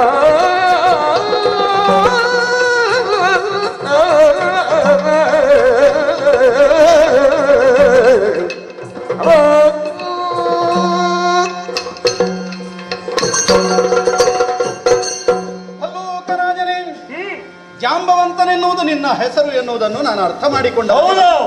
ಈ ಕಾಲದಲ್ಲಿ ಸಾಮಾನ್ಯವಾಗಿ ಭಲ್ಲೂಕಗಳು ಮಾತನಾಡುವಂತಹ ರೂಢಿ ಇಲ್ಲವಾದರೂ ನೀನು ಯುಗಾಂತರದವ ಎನ್ನುವುದನ್ನು ನನ್ನ ತರ್ಕದಿಂದ ನಿರ್ಧರಿಸಿದ್ದೇನೆ. ಒಂದು ಸಿಂಹವನ್ನು ಕೊಂದು ಅದರ ಕೈಯಲ್ಲಿದ್ದಂತಹ ಈ ಮಣಿಯನ್ನು ನೀನು ಸಂಪಾದಿಸಿದ್ದೇನೆ. ಸರಿಯಪ್ಪ, ನನ್ನ ತರ್ಕ ಸತ್ಯವಾಯಿತು. ಆ ಸಿಂಹ ಎಲ್ಲಿಂದ ಅದನ್ನು ಸಂಗ್ರಹಿಸಿದ್ದೆ ಎನ್ನುವುದು ನಿನಗೆ ತಿಳಿದ ವಿಷಯ ಅಲ್ಲ, ನನಗೆ ತಿಳಿದಿದೆ. ನನ್ನ ಭಾವನಾದಂತಹ ಪ್ರಸೇನ ಒಂದು ಸಂಬಂಧದಲ್ಲಿ ಭಾವನೂ ಹೌದು ಮಾವನೂ ಹೌದು. ಅವನಿಗೂ ನನಗೂ ತುಂಬಾ ರೀತಿಯ ಸಂಬಂಧ ಉಂಟು. ಯಾಕಂದ್ರೆ ನಾನು ಲೋಕ ಬಾಂಧವ. ನನಗೆ ಒಬ್ಬೊಬ್ಬರಲ್ಲಿ ಒಂದೊಂದು ರೂಪದ್ದಲ್ಲ 10 ರೂಪದ ಸಂಬಂಧಗಳೆಲ್ಲ ಉಂಟು. ಆ ಪ್ರಸೇನ ನಾಮಕನಾದಂತಹ ಆತ ಬೇಟೆಗೆ ಬರುವ ಕಾಲದಲ್ಲಿ ಅದನ್ನು ಹಿಡ್ಕೊಂಡು ಬಂದಿದ್ದ. ಆತನನ್ನು ಕೊಂದು ಅವನ ಕಳೇವರವನ್ನಲ್ಲೇ ಬಿಟ್ಟು ಆ ಸಿಂಹ ಅಪಹರಿಸಿಕೊಂಡು ಬರುವಾಗ ಪ್ರಾಯಶಃ ನಿನಗೆ ಇದಿರಾದದ್ದಿರಬೇಕು. ಈಗ ಹೇಳ್ತೇನೆ, ನಮಗೆ ಸೇರಿದಂತಹ ಮಣಿಯನ್ನು ನೀನಿನ್ನು ಜಗಳ ಮಾಡೋದಲ್ಲ, ಸುಮ್ಮನೆ ಕೊಡುವುದಿಲ್ಲ ಅಂತ ಹೇಳುವುದಲ್ಲ. ಒಳ್ಳೆ ರೀತಿಯಲ್ಲಿ ವಿಹಿತದಿಂದಲೇ ಮಣಿಯನ್ನು ಕೊಟ್ಟಿ ಅಂತಾದ್ರೆ ನಾನು ಪಡ್ಕೊಂಡು ಹೋಗ್ತೇನೆ. ಕೊಡದೇ ಇದ್ರೆ ಬಲಾತ್ಕಾರವಾಗಿ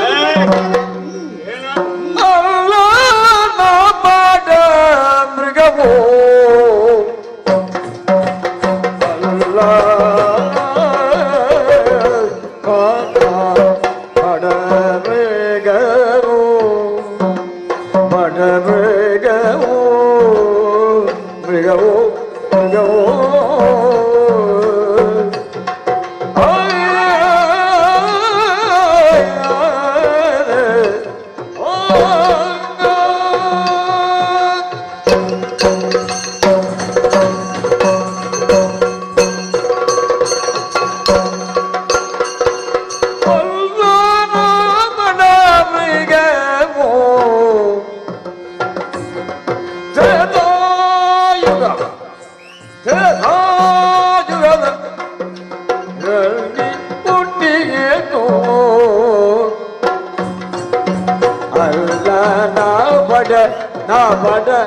ಬಡ ಮೃಗವೋ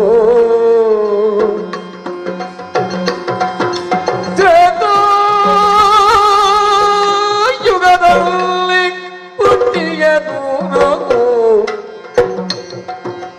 ದಾಪರೋದ್ಭವ ಜಳ್ಳು ಮಾನವನಿ ಜಳ್ಳು ದಾಪರೋದ್ಭವ ಜಳ್ಳು ಮಾನವ ಏ ಜಳ್ಳು ಜಳ್ಳು ಬರೆ ಜಳ್ಳು ಬರೋದ್ಭವ ಜಳ್ಳು ಮಾನವನಿಯ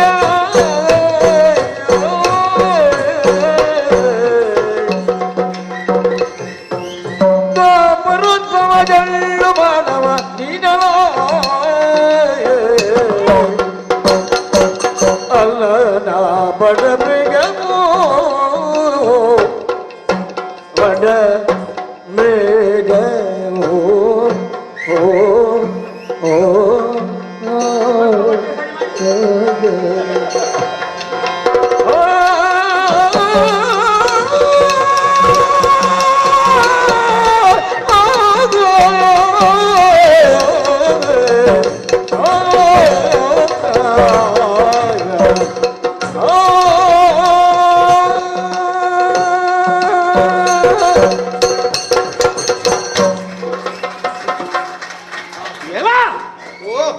ನನ್ನನ್ನು ಬಡಮೃಗವೆಂದು ಭಾವಿಸಿದೆಯ ಅಲ್ಲವ?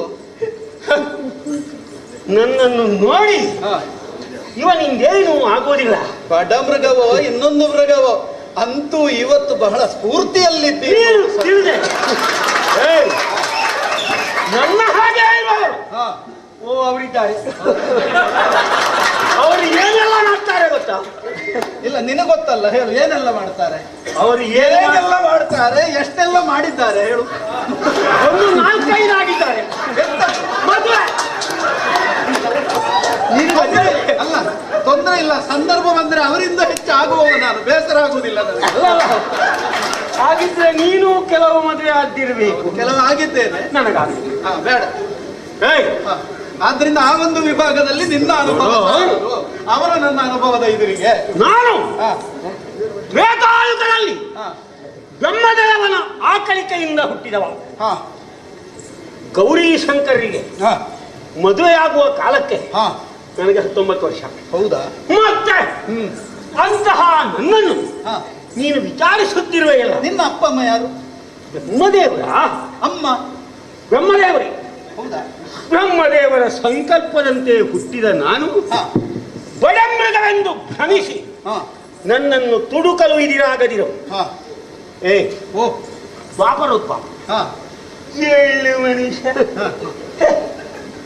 ನೀವೆಲ್ಲ ಈ ಯುಗದಲ್ಲಿ, ಅದು ಸಂದೇಹಾತ್ಮಕವಾದ ಯುಗದಲ್ಲಿ ಹುಟ್ಟಿದ ಕಾರಣ ಯಾವುದನ್ನು ಸರಿಯಾಗಿ ನಂಬುವವರಲ್ಲ. ನೀನ್ ನಂಬುತ್ತೀಯ? ರಾಮನಾಳಿದ ನೆಲದಲ್ಲಿದ್ದವ ನಾನು. ಆದೀತು, ಸಂತೋಷ. ರಾಮನಾಳ್ವಿಕೆಯ ಸವಿಯೇನು ಸೊಬಗೇನು ತಿಳಿದವ ನಾನು. ಯುಗ ಪ್ರಭಾವ ನಿನಗೂ ಅಷ್ಟೇ ಸತ್ಯ ಅಲ್ಲ. ಮನುಷ್ಯತ್ವದ ಸೀಮಾ ಪುರುಷ, ಮರ್ಯಾದಾ ಪುರುಷೋತ್ತಮ ಶ್ರೀರಾಮಚಂದ್ರ. ನಮಿಸ್ತೇನೆ. ರಾಮ ರಾಮ ರಾಮ ರಾಮ ಎನ್ನುತ್ತಾ ದಿನಗಳೆಯುತ್ತಿರುವ ನನ್ನನ್ನು ಕ್ಷುದ್ರನೆಂದು ಭಾವಿಸಿ ಇದಿರು ಬಂದರೆ ಪೆಟ್ಟು ಆಡು ಮೊದಲಿಗೆ ತಡೆಯುತ್ತೇನೆ. ನಿನಗೆ 2 ಪೆಟ್ಟು ಬೀಳದೆ ನಿನಗೆ ಪರಿಹಾರ ಇಲ್ಲ ಬೇರೆ.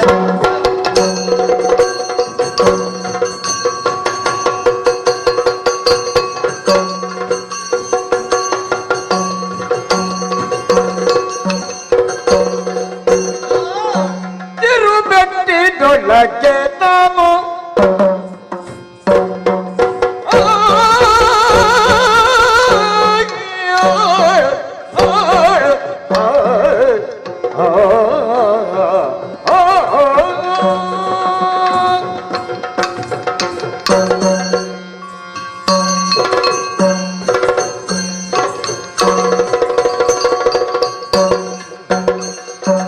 ತಿರುಬೆಟ್ಟಿನೊಳಗೆ ನಾನು ಗೋವರ್ಧನ ಗಿರಿಜಂತೆ ತೆಗಹಿಟ್ಟೇನು.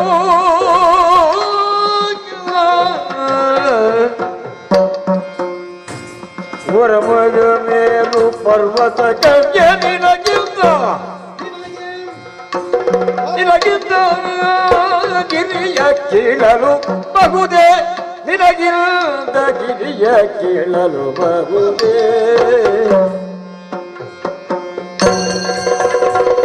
ತಿರುಬೆಟ್ಟಿನೊಳಗೆ ನಾನು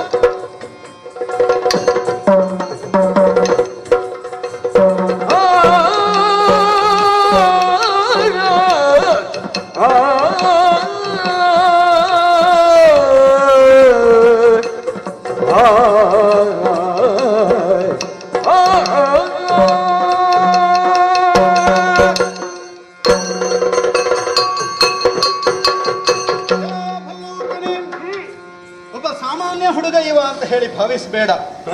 ಮತ್ತೆ ದ್ವಾಪರ ಯುಗ ಸಂದೇಹಾತ್ಮಕವಾದದ್ದು ಅಂತ ಅದಕ್ಕೊಂದು ಅರ್ಥ ಇರಬಹುದು. ದ್ವಾಪರದಲ್ಲಿ ಹುಟ್ಟಿದವರೆಲ್ಲ ಸಂದೇಹಾತ್ಮಕವಾದ ಬದುಕನ್ನೇ ಬದುಕಿದವರಲ್ಲ, ಅಥವಾ ದ್ವಾಪರದಲ್ಲಿ ಬದುಕುತ್ತಿರುವವರಿಗೂ ಯಾವತ್ತೂ ಸಂದೇಹ ಇರ್ತದೆ ಅಂತ ಅರ್ಥ ಅಲ್ಲ. ಆ ಶಬ್ದಕ್ಕೊಂದು ಅಂತಹ ಅರ್ಥ ಇರಬಹುದು. ಮತ್ತೆ ಬದುಕೆಲ್ಲವೂ ಸಂದೇಹಾಸ್ಪದವೇ ಹೌದಾದರೆ ನೀನು ಯಾವ ಯುಗದವನೇ ಆಗಲಿ, ನೀನೇ ಹೇಳಿದ ಹಾಗೆ ಶಿವಗಿರಿಜೆಯರಿಗೆ ಮದುವೆ ಆಗುವ ಕಾಲಕ್ಕೆ 19 ವರ್ಷ, ಅಷ್ಟು ಹಿಂದಿನವ ನೀನು, ಅಂದ್ರೆ ಕೃತಯುಗದವ. ಈ ಯುಗದಲ್ಲೂ ನೀನು ಬದುಕುತ್ತಾ ಇದ್ದಿ ಎನ್ನುವುದರಿಂದ ಬದುಕೇ ಸಂದೇಹಾಸ್ಪದವಾಗಿದ್ರೆ ಅದು ನಿನಗೂ ಸಂದೇಹಾಸ್ಪದವೇ ಆಗಿರಬೇಕು. ನನ್ನ ವಿಕ್ರಮದ ಕುರಿತು ಕೇಳ್ತೀಯಾ? ಹಿಂದೊಂದು ಕಾಲದಲ್ಲಿ ನಮ್ಮದಾದಂತಹ ಗೋಪಾಲಕರನ್ನು, ಗೋವುಗಳನ್ನು ರಕ್ಷಿಸುವ ಸಲುವಾಗಿ ಗೋವರ್ಧನ ಎನ್ನುವಂತಹ ಗಿರಿಯನ್ನೇ ಕಿರುಬೆರಳಲ್ಲಿ ಎತ್ತಿ ಹಿಡಿದು ಅವರನ್ನು ಸಂರಕ್ಷಣೆ ಮಾಡಿದವ ನಾನು. ಆ ಸಂದರ್ಭದಲ್ಲಿ ಮುನಿಸನ್ನಂತಹ ದೇವೇಂದ್ರ ಮುಸಲಗಾತ್ರದ ಮಳೆಯನ್ನು ಸುರಿಸಿದ, ಸಂವರ್ತಕಾದಿ ಮೇಘಗಳಿಗೆ ಅಪ್ಪಣೆಯನ್ನು ಕೊಟ್ಟ. ತತ್ಪರಿಣಾಮವಾಗಿ ಸುರಿಯುತ್ತಿದ್ದಂತಹ ಮಳೆಯಿಂದ ನಮ್ಮವರನ್ನು ರಕ್ಷಣೆ ಮಾಡುವುದಕ್ಕೆ 7 ದಿನಗಳವರೆಗೆ ರಾತ್ರಿ ಹಗಲು ಕಿರುಬೆಟ್ಟಿನ ತುದಿಯಲ್ಲಿ ಗೋವರ್ಧನ ಎನ್ನುವಂತಹ ಗಿರಿಯನ್ನು ಎತ್ತಿ ಹಿಡಿದು ಅಚಲವನ್ನು ಎತ್ತಿ ಅಚಲವಾಗಿ ನಿಂತವ ನಾನು. ಕೊಟ್ಟ ಕೊನೆಗೆ ಆ ದೇವೇಂದ್ರನೇ ಶರಣಾಗಿ ಬಂದದ್ದಷ್ಟೇ ಅಲ್ಲ, ಕಾಮಧೇನುವಿನ ಹಾಲನ್ನೇ ತಂದು ಐರಾವತದ ಸೊಂಡಿಲಿನಿಂದಲೇ ನನಗೆ ಅಮೃತಾಭಿಷೇಕವನ್ನು ಮಾಡಿ ಆ ಮೂಲಕ ಗೋವಿಂದರಾಯ ಪಟ್ಟಾಭಿಷೇಕ ಎನ್ನುವುದನ್ನು ಮಾಡಿದ್ದಾನೆ. ಅಂತಹ ವಿಕ್ರಮಿ ನಾನು. ಆ ಗೋವರ್ಧನದಂತಹ ಗಿರಿಯನ್ನು ಕಿರುಬೆಟ್ಟಿನಲ್ಲಿ 7 ದಿನಗಳವರೆಗೆ ಎತ್ತಿ ನಿಲ್ಲಿಸಿದವ ನಾನು. ನನ್ನ ಎದುರಿಗೆ ನಿನ್ನ ಗೋವಿಂದರಾಯ ಏನು ಶರದಿಗೆ ಸಾಧುವಾನು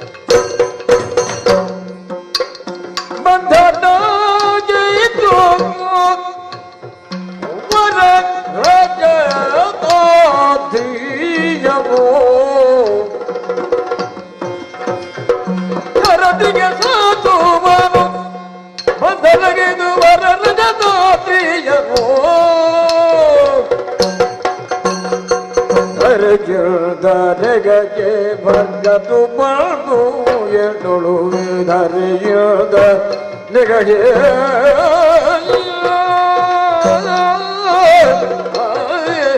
ಧರೆಯದ ನೆಗಗೆ ಭರ್ಗತು ಬಂದು ಎನ್ನೊಳು ಭರ್ಗತು ಬಂದು ಎನ್ನೊಳು ಪರಮ ಸಖ್ಯವಗೈದನು ಪರಮ ಸಖ್ಯವಗೈದನು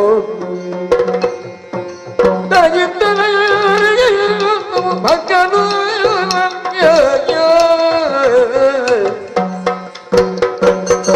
ರಥಿಗೆ ಸೇತುವನು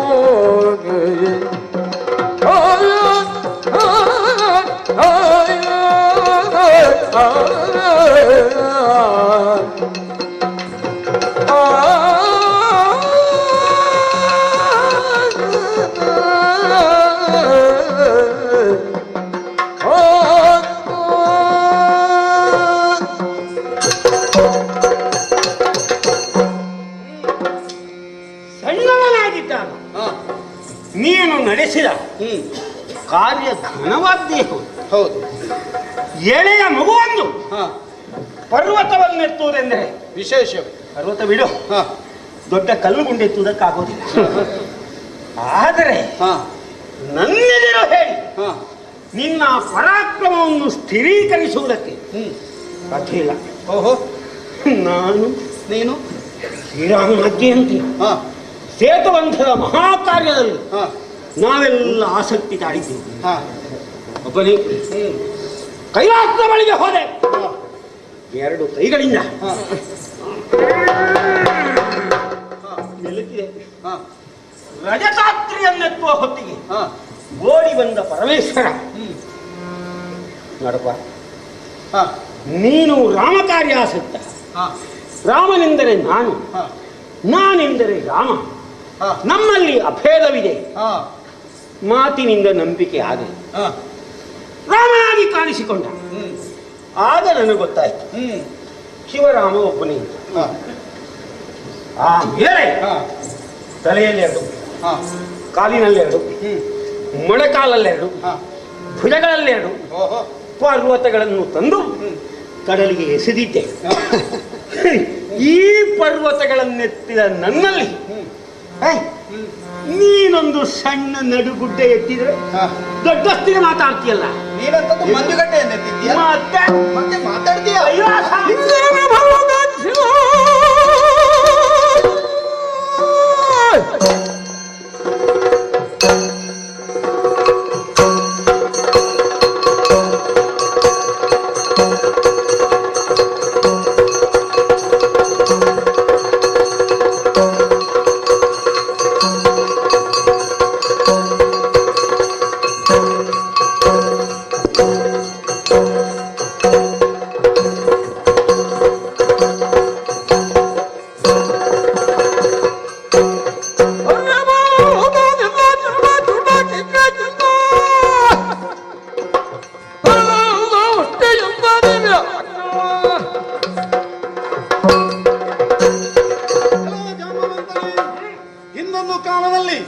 ಭೂಮಿಯ ಸತ್ವವನ್ನೇ ಹೀರುವುದಕ್ಕೆ ಭೂಮಿಯನ್ನೇ ಪೂರ್ಣ ಮಡಚಿ ತನ್ನಲ್ಲೇ ಸ್ವಾಧೀನೀಕರಿಸಿ ಪಾತಾಳದಲ್ಲಿ ಹಿರಣ್ಯಾಕ್ಷ ನಾಮಕನಾದಂತಹ ಒಬ್ಬನೊಬ್ಬ ವ್ಯಕ್ತಿ ಅಡಗಿ ಕುಳಿತಿದ್ದ.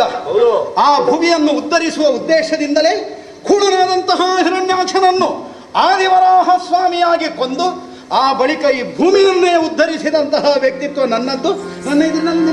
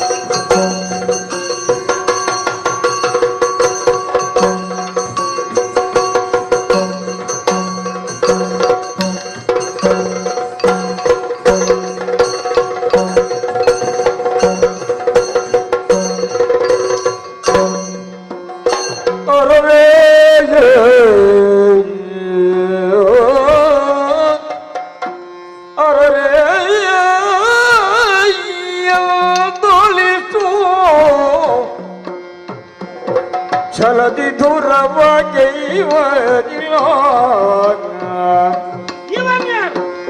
ಅರೇ ಎನ್ನುಳಿತು ಛಲದಿ ಧುರವಾಗಿ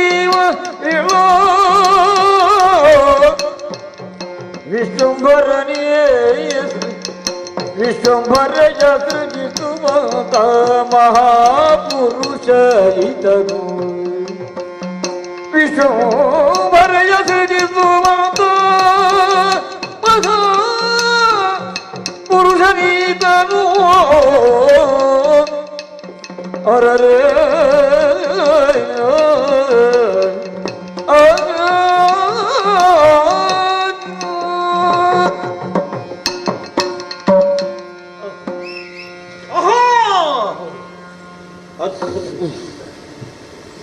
ಇಪ್ಪತ್ತೆಂಟು ದಿನಗಳವರೆಗೆ ರಾತ್ರಿ ಹಗಲು ಎಂಬ ಭೇದವಿಲ್ಲದೆ ಮುಷ್ಟಿಯುದ್ಧವನ್ನು ನಡೆಸಿದ್ದೇನೆ. ಒಂದೊಂದು ಹೊಡೆತಕ್ಕೂ ಕ್ಷೀಣಕಾಯನಾಗಿ ಧರೆಗುರುಳಿದೆ. ಇವನನ್ನು ನೋಡುತ್ತಿದ್ದಂತೆ ಈ ವಿಶ್ವಂಭರೆಯನ್ನೇ ನಿರ್ಮಿಸಿದ ಪರಾತ್ಪರ ನೀತ ನೀನು ಅನಂತ ಕೋಟಿ ಬ್ರಹ್ಮಾಂಡಗಳನ್ನು ಬಸಿರಿನಲ್ಲಿಟ್ಟುಕೊಂಡ ಮಹಾಪುರುಷ ರಾಮ. ರಾಮ ನಿನ್ನ ಭಕ್ತನಾಗಿ ನಿನ್ನನ್ನೇ ನಂಬಿದ ಈತನ ಪರಾಪರು ಭಕ್ತನ ಕೈ ಬಿಟ್ಟೆಯ ಪ್ರಭು, ಕೈ ಬಿಟ್ಟೆಯ.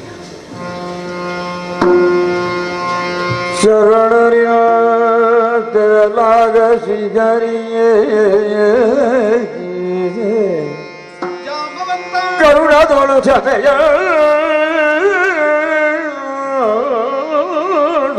ವೇಗತೆ ಧರಿಸಿದನು ಶ್ರೀರಾಮರೂಪವ ಧರಿಸಿದನು ಶ್ರೀರಾಮರೂಪವ ಅತಿ ವಿಲಾಸದನಿಯೇ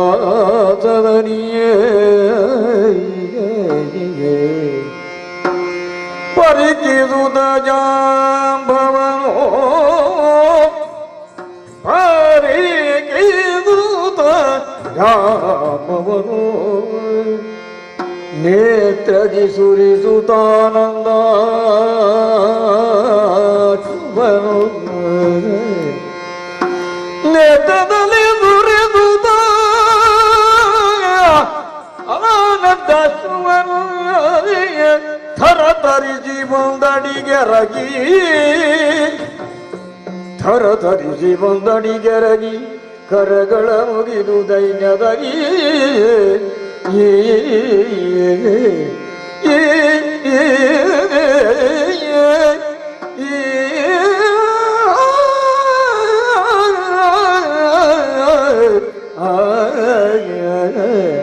ರಾಮ ರಾಘವ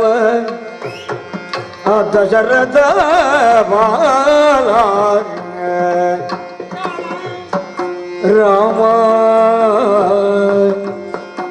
ರಾಮ ರಾಮ ರಾಘವ ದಶರಥ ಬಾಲ ಜಯ ಸೀತಾರೋಣ ಜಯ ಸೀತಾರೋಣ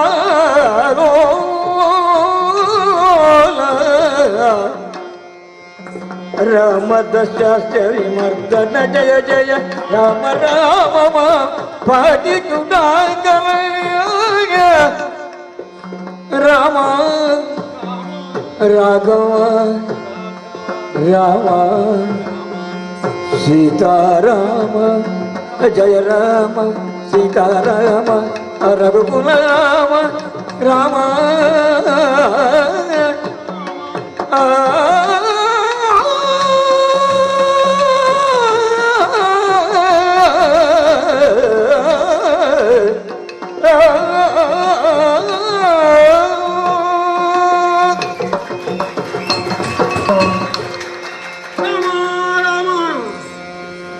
ದಾಶರಥಿ ಸೀತಾಪತಿ ರಾವಣಾದಿ ದುಷ್ಟರನ್ನು ಸಂಹರಿಸುವುದಕ್ಕೆ ಅವತರಿಸಿಯ ನೀನು ಲೋಕದಲ್ಲಿ ಧರ್ಮಸ್ಥಾಪನೆಯನ್ನು ಮಾಡಿ ಸ್ವಾಮಿ ಯುಗ ಯುಗಗಳಲ್ಲಿ ಆಗಾಗ ಈ ರೂಪ ದರ್ಶನ ಮಾಡಿಸ್ತೇನೆ ಅಭಯವನ್ನಿಟ್ಟಿದ್ದೆ ಅದರಂತೆ ಬಂದ ನಿನ್ನನ್ನು ತಿಳಿಯದೆ ತಪ್ಪು ಮಾಡಿದೆ ಕ್ಷಮಿಸು ಶರಣನೇ ಶರಣನೆಯವ ಧರಿಸು ವರದಿಗರಿಸು ವಿಜಯ ಮುಂದಿನ ಜಗದೊಳಗಿ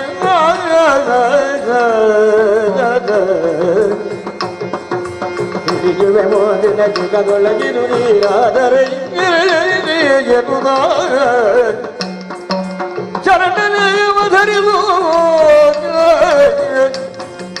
ಇಂದಗೆ ವರದಿಗನದ ಸ್ಮರಿಸೋ ಚರಣ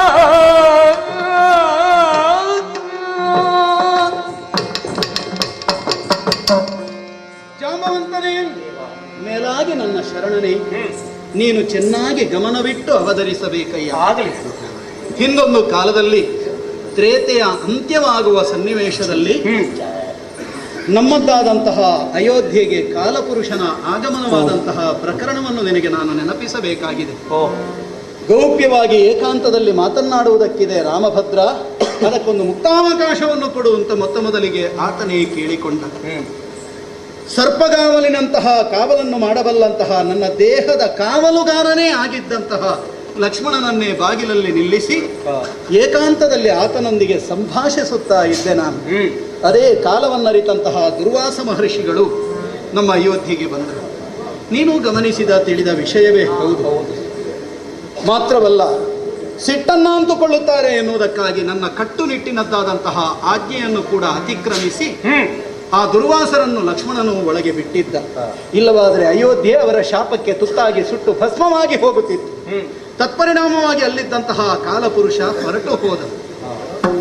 ನನ್ನದ್ದಾದಂತಹ ಆ ಅವತಾರಕ್ಕೆ ಕೊನೆಯ ಅವಧಿಯೊಂದು ಉಂಟು, ಆ ಹಂತ ಈಗ ಬಂದಿದೆ ಎನ್ನುವುದನ್ನು ಎಚ್ಚರಿಸಿ ಹೇಳಿದ್ದ ಮಹಾಪುರುಷ. ನಿಮ್ಮಲ್ಲೆಲ್ಲ ಅದನ್ನು ಗುಟ್ಟು ಮಾಡುವ ಪ್ರಶ್ನೆ ಏನೇನೂ ಇಲ್ಲ ಜಾಂಬವಂತನೇ. ಅದಕ್ಕಾಗಿಯೇ ನನ್ನದ್ದಾದಂತಹ ನಿರ್ಯಾಣವಾಯಿತು. ಆ ಕಾಲಕ್ಕೆ ನೀನು ನಿನ್ನ ಜೊತೆಯಲ್ಲಿ ಹನುಮಂತ, ಮೈಂದ, ದ್ವಿವಿಧರೆನ್ನುವಂತಹ ಮತ್ತಿಬ್ಬರು, ಒಟ್ಟು ಈ 4 ಮಂದಿ ಚಿರಂಜೀವಿಗಳು ಬಂದು ನಮಗೇನು ಗತಿ ಮುಂದೆ ಎಂದು ನಿನ್ನನ್ನು ಕಾಣುವುದು ಅಂತ ಒಂದು ಮಾತನ್ನು ಕೇಳಿಕೊಂಡದ್ದು. ಮುಂದೆ ಯುಗ ಯುಗದಲ್ಲೂ ನಿಮಗೆ ದರ್ಶನವನ್ನು ನೀಯುತ್ತೇನೆ. ರಾಮನ ತತ್ವ ಏನು, ರಾಮನ ಸ್ವತ್ವವೇನು, ಮಾತ್ರವಲ್ಲ ರಾಮನದ್ದಾದಂತಹ ಸತ್ವ ಏನು, ಆ ಎಲ್ಲವುದಕ್ಕೂ ಆ ಸತ್ವದ ಸೌಧಕ್ಕೆ 4 ಕಂಬಗಳಂತೆ ಮುಂದೆ ನೀವು ಇರಬೇಕು ಎನ್ನುವ ಎಚ್ಚರಿಕೆಯ ಮಾತನ್ನು ಹೇಳಿದ್ದೆ. ಯುಗ ಯುಗದಲ್ಲೂ ನಿಮಗೆ ದರ್ಶನವೀಯುತ್ತೇನೆ ಎನ್ನುವಂತಹ ನನ್ನ ಮಾತಿನ ಹಾಗೆ ಇಂದು ನಿನಗೆ ದರ್ಶನವನ್ನಿತ್ತವನಿದ್ದೇನೆ. ಯಾರೊಂದಿಗೋ ಹೋರಾಟವನ್ನು ಮಾಡಿದ್ದೇನೆ ಅಂತ ನೀನು ಭಾವಿಸಬೇಡ. ಆ ಯುಗವೇ ಬೇರೆ, ತ್ರೇತೆಯದು. ಈ ಯುಗವೇ ಬೇರೆ, ದ್ವಾಪರ. ಅಂದಿನ ಅವತಾರ ಇಂದಿನ ಅವತಾರ ಅಲ್ಲ. ಇಂದು ನಾನು ಕೃಷ್ಣಾವತಾರದಿಂದ ಪ್ರಾದುರ್ಭೂತನಾದವನಿದ್ದೇನೆ. ಆಗಲೇ ನಿನಗೆ ಪರಿಚಯವನ್ನು ಸಂಕ್ಷಿಪ್ತವಾಗಿ ಹೇಳಿದವನಿದ್ದೇನೆ. ಕೃಷ್ಣಸ್ತು ಭಗವಾನ್ ಸ್ವಯಂ. ಈ ದೃಷ್ಟಿಕೋನದಿಂದ ಮುನಿ ಮನೀಷಿಗಳೆಲ್ಲ ನನ್ನನ್ನು ಒಪ್ಪಿಕೊಂಡವರಿದ್ದಾರೆ. ಆದ್ದರಿಂದ ಈ ಕೃಷ್ಣಾವತಾರದಲ್ಲಿರುವಂತಹ ನನಗೂ ನಿನಗೂ ಇಂತಹ ಒಂದು ಸಂಘರ್ಷ ಏರ್ಪಟ್ಟದ್ದರಿಂದಲೇ ಪರಿಣಾಮದಲ್ಲಿ ನಿನ್ನ ನನ್ನ ಮಿಲನವಾಗುವುದಕ್ಕೆ ಸಾಧ್ಯವಾಯಿತು. ನಿನಗೆ ರಾಮದರ್ಶನವಾಗುವುದಕ್ಕೆ ಸಾಧ್ಯವಾಯಿತು. ತ್ರೇತೆಯಲ್ಲಾದರೆ ನನಗೊಂದು ನಿಯಮ ಇತ್ತು, ಏಕಪತ್ನಿ ವ್ರತಸ್ಥನ. ಆದರೆ ಈ ಯುಗದಲ್ಲಿ ಆ ನಿಯಮ ಇಲ್ಲ.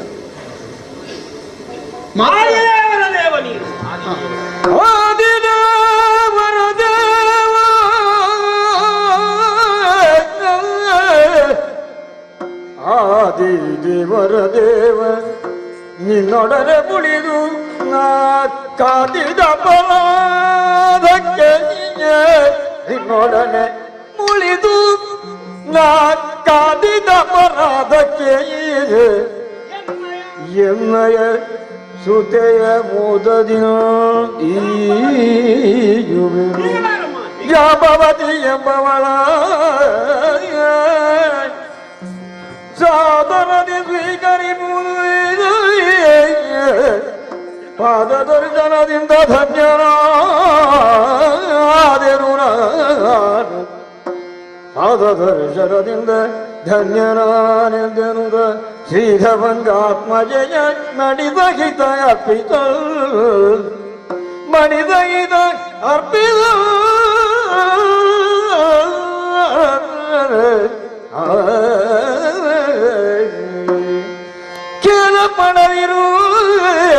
ಖೇದ ಪಡದಿರು ಸುಗರಿ ಬಾಳೆನುದ ಶ್ರೀಗರಿಯು ಹೊರಟ ಗೃಹಯೋ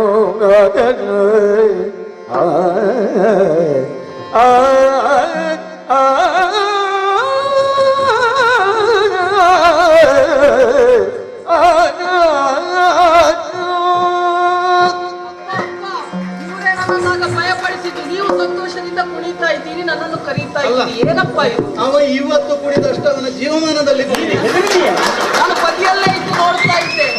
ಇವತ್ತು ನನಗಾದ ಒಂದು ಸಂತೋಷ. ಯಾಕೆ ಆದಿದೇವರ ದೇವನಾಗಿರುವ ನಿನ್ನ ದರ್ಶನವಾಯಿತು. ಹೌದು, ಇವತ್ತಾದ್ರೆ ಆದಿಜಾಂಬವನೇ ಆಗಿದ್ದೀನಿ ಸ್ವಾಮಿ.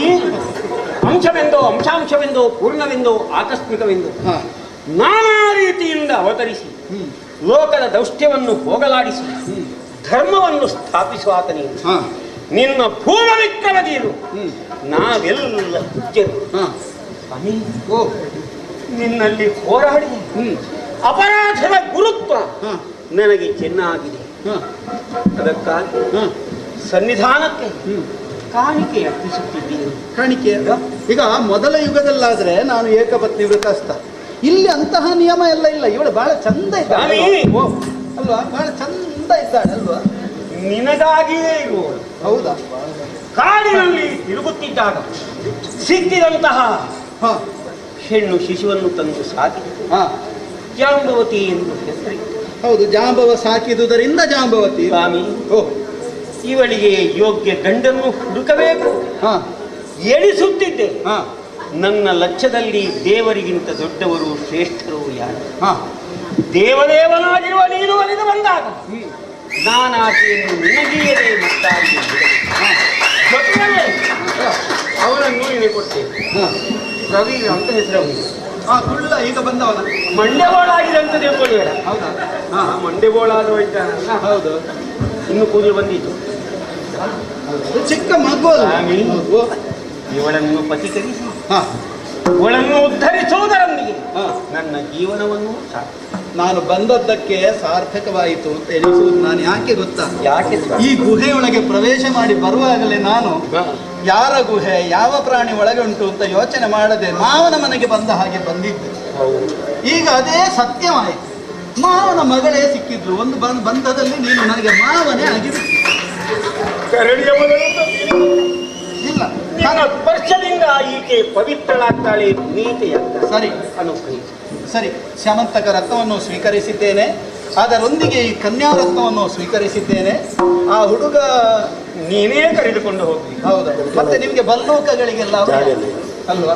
ನಾವು ಪ್ರೀತಿಯಿಂದ ನೆಕ್ಕಿದ್ರು ಮೈಯಲ್ಲಿ ಗಾಯ ಆದೀತು. ಹೌದು ಹೌದಾ? ಇವಳನ್ನು ನೆಕ್ಕಿಲ್ಲ? ಇಲ್ಲಪ್ಪ, ನೆಕ್ಕೋದು ಬೇಡ. ಯಾಕಂದ್ರೆ ಅಲ್ಲ, ಅದು ನೆಕ್ಕುವಲ್ಲಿಯೂ ಯಾವ ಪ್ರೀತಿ ಅಂತಲೂ ಉಂಟು. ಹೌದು. ಮಾತ್ರ ಅಲ್ಲ, ನೆಕ್ಕುವ ಪ್ರಮಾಣ ಏನು ಅಂತಲೂ ಉಂಟು. ಅವ ಗೋಡು ತಲೆಯವನನ್ನು ನಾನು ಕರ್ಕೊಂಡು ಹೋಗ್ಬೇಕಾ? ಅವ ನಿನಗೇ ಇದ್ದ ಚಿಕ್ಕ ಮಗು ಅಲ್ವಾ? ಇವಳಿಗೊಂದು ಜೊತೆಯಲ್ಲಿ ಇದ್ರೆ ಒಳ್ಳೆ. ಆದ್ರಿಂದ ಕರ್ಕೊಂಡು ಹೋಗ್ತೇನೆ. ಜಾಂಬವಂತನೇ, ಉಳಿತಾಯ್ತಯ್ಯ. ಮುಂದೆ ಶುಭ ಮುಹೂರ್ತದಲ್ಲೂ ಈ ಜಾಂಬವತಿಗೂ ನನಗೂ ಮದುವೆಯ ಮಂಗಳ ಮಹೋತ್ಸವ ನಡೆಯುವುದಕ್ಕುಂಟು. ಆ ಕಾಲಕ್ಕೆ ನಮ್ಮಲ್ಲಿಗೆ ಬರಬೇಕು. ಧನ್ಯೋಸ್. ಬರ್ತೇನೆ.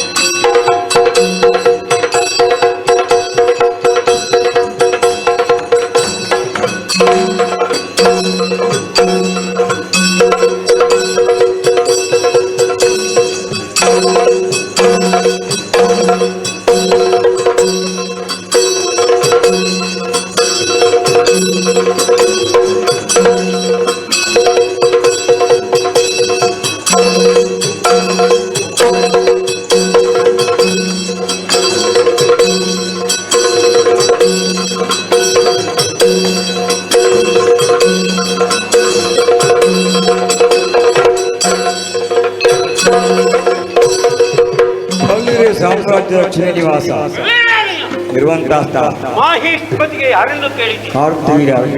ಹಾಗೆ ಹೊರಟು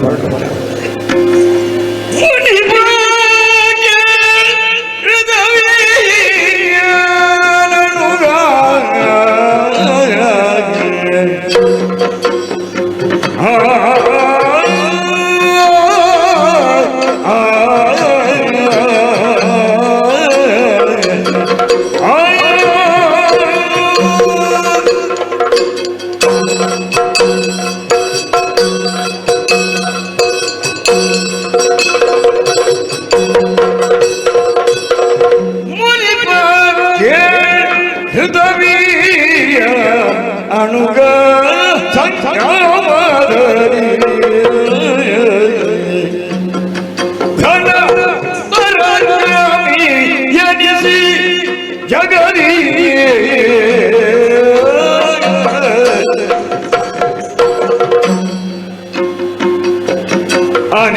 ಈಶ್ವರಗ ಮುಖ್ಯ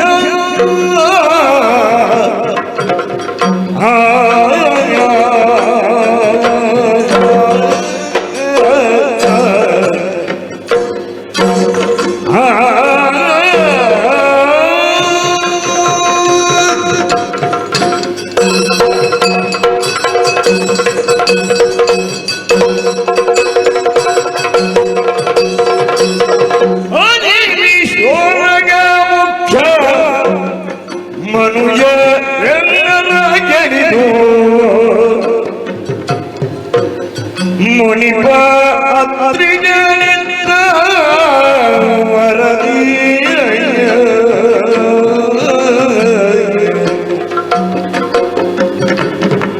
ಹರಿಶೋರಗ ಮುಖ್ಯ ಮನುಜರ ಗೆಲಿದು ಮುನಿಪನ ತ್ರಿಜನಿಂದ ವರದಿ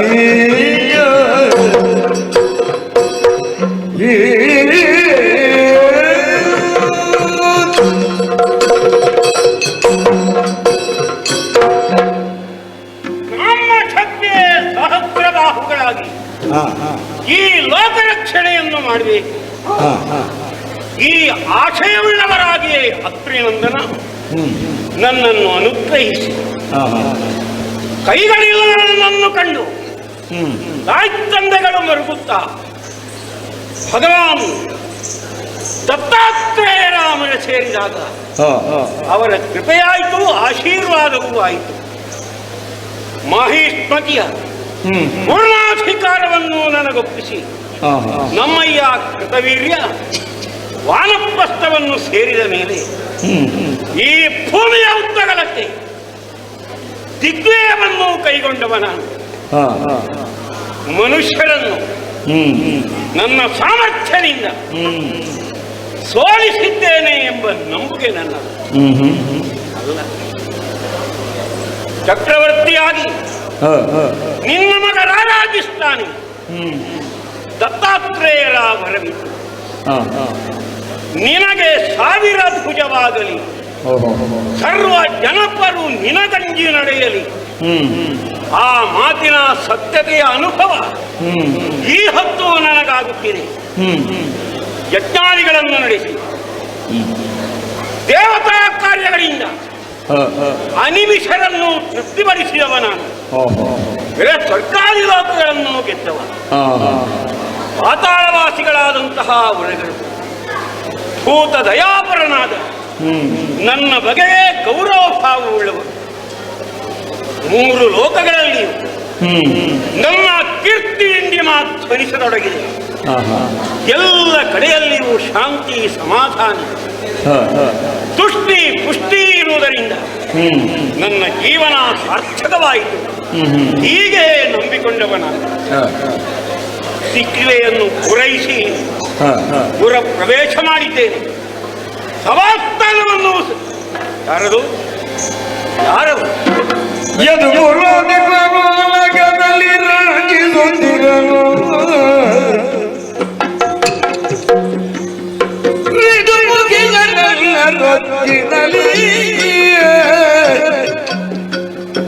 ಮುದದಿಂದ ಪದಕ್ಕೆ ಬಂಧಿಸಲಾಗ ಮುದದಿಂದ ಪದಕ್ಕೆ ಬಂಧಿಸಲಾಗ ಚತುರೆಯರ ತರ್ಕಿಸುತ್ತಲೇ ಯದುಗುಲಾದಿಗ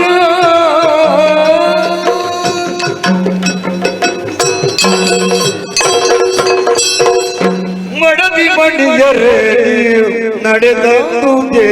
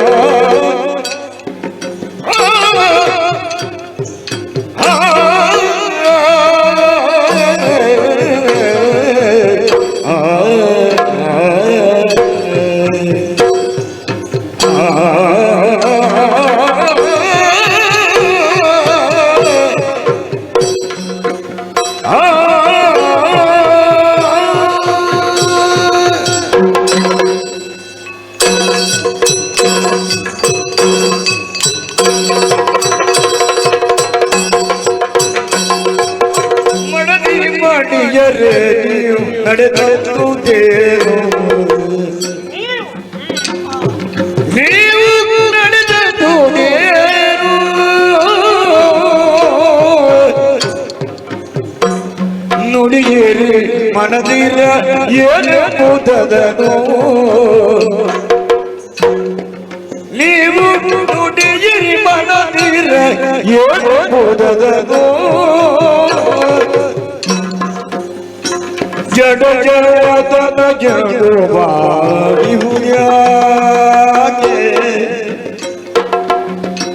ಜಡ ಜಡತನ ಎಂದು ಮಾಡಿಹುಯಾಗೆ ನುಡಿ ಏನೆಂದು ಮನಸ್ಸಿನ ಭಯಕ್ಕೆ ನೀವು ನುಡಿಯಿರಿ ಏನೆಂದು ಮನಸ್ಸಿನ ಭಯಕ್ಕೆ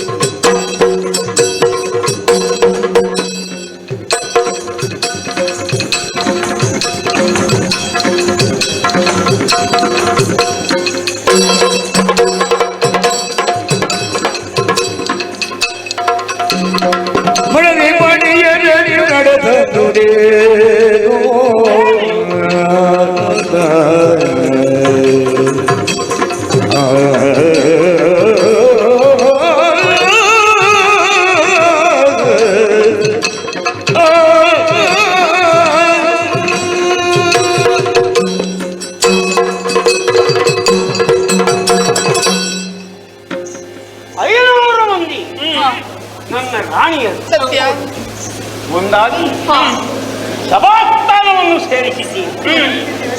ನಮಿಸಿದ ನಿಮ್ಮನ್ನು ನೋಡಿ ಬೆರಗಾದ ಏನಿದ್ದರೂ ನಾನು ಅಂತಃಪುರವನ್ನು ಸೇರಿದಾಗ ನಿಮ್ಮ ಮನೋಗತವನ್ನು ನೀವು ತಿಳಿಸುತ್ತಿದ್ದವರು ಸತ್ಯ. ಇಂದು ಬಂದಿರುವ ನಿಮ್ಮನ್ನು ಕಲ್ಪಿಸಿದ್ದೀನಿ.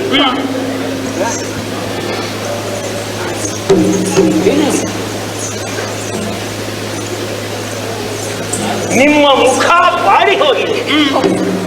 ನನ್ನನ್ನು ನೋಡಿದೊಡನೆ ಸೂರ್ಯನನ್ನು ಕಂಡ ಕಮಲದಂತೆ ವಿಕಾಸಗೊಳ್ಳಬೇಕಾಗಿದ್ದ ನಿಮ್ಮಾನನ ಬಾಡಿತಲ್ಲ. ಯಾಕೆ ನಿಮ್ಮ ಅಂತರಂಗದಲ್ಲಿ ಏನೋ ವಿಚಾರಗಳಿವೆ ಎಂಬುದನ್ನು ನಾನು ತಗ್ಗಿಸಬಲ್ಲೆ. ಹೇಳಿ ಏನಿದೆ, ಯಾಕೆ ಹೀಗಾಗಿದ್ದೀನಿ ಹೇಳ್ಬೋದೇ? ಹೇಳೋಣ.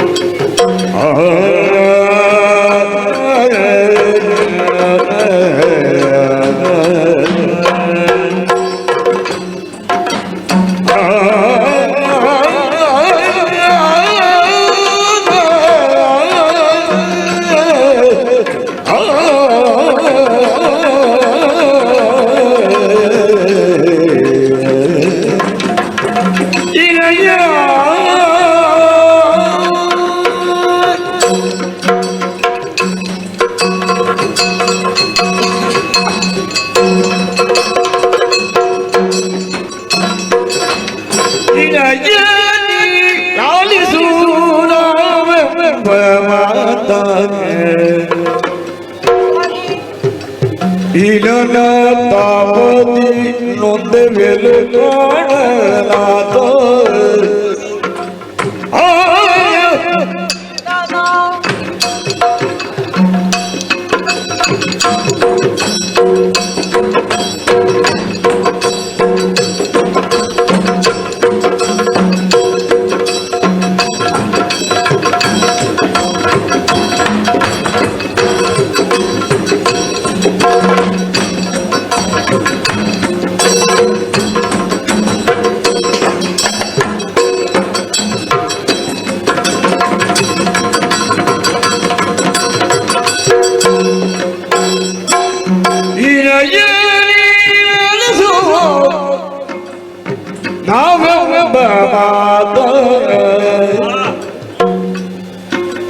ಇರಲ ತಾಪದಿ ಬೆಲೆ ಪ್ರಾಣನಾಥ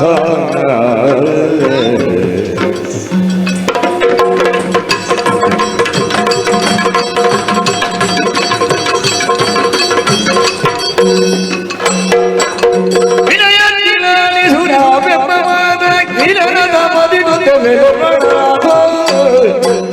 ಧನುಷಮಯನು ಸಯಜಿ ಸುಭದಳ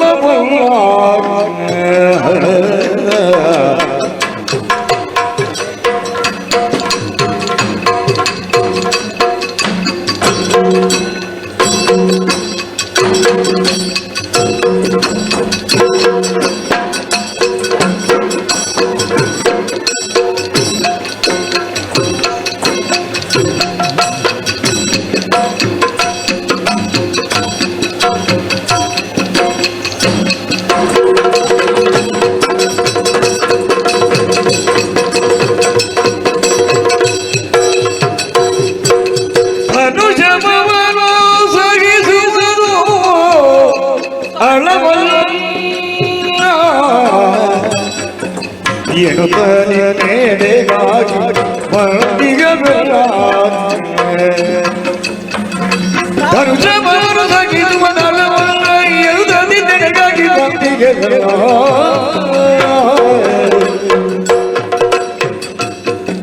ಹೀನಯ್ಯ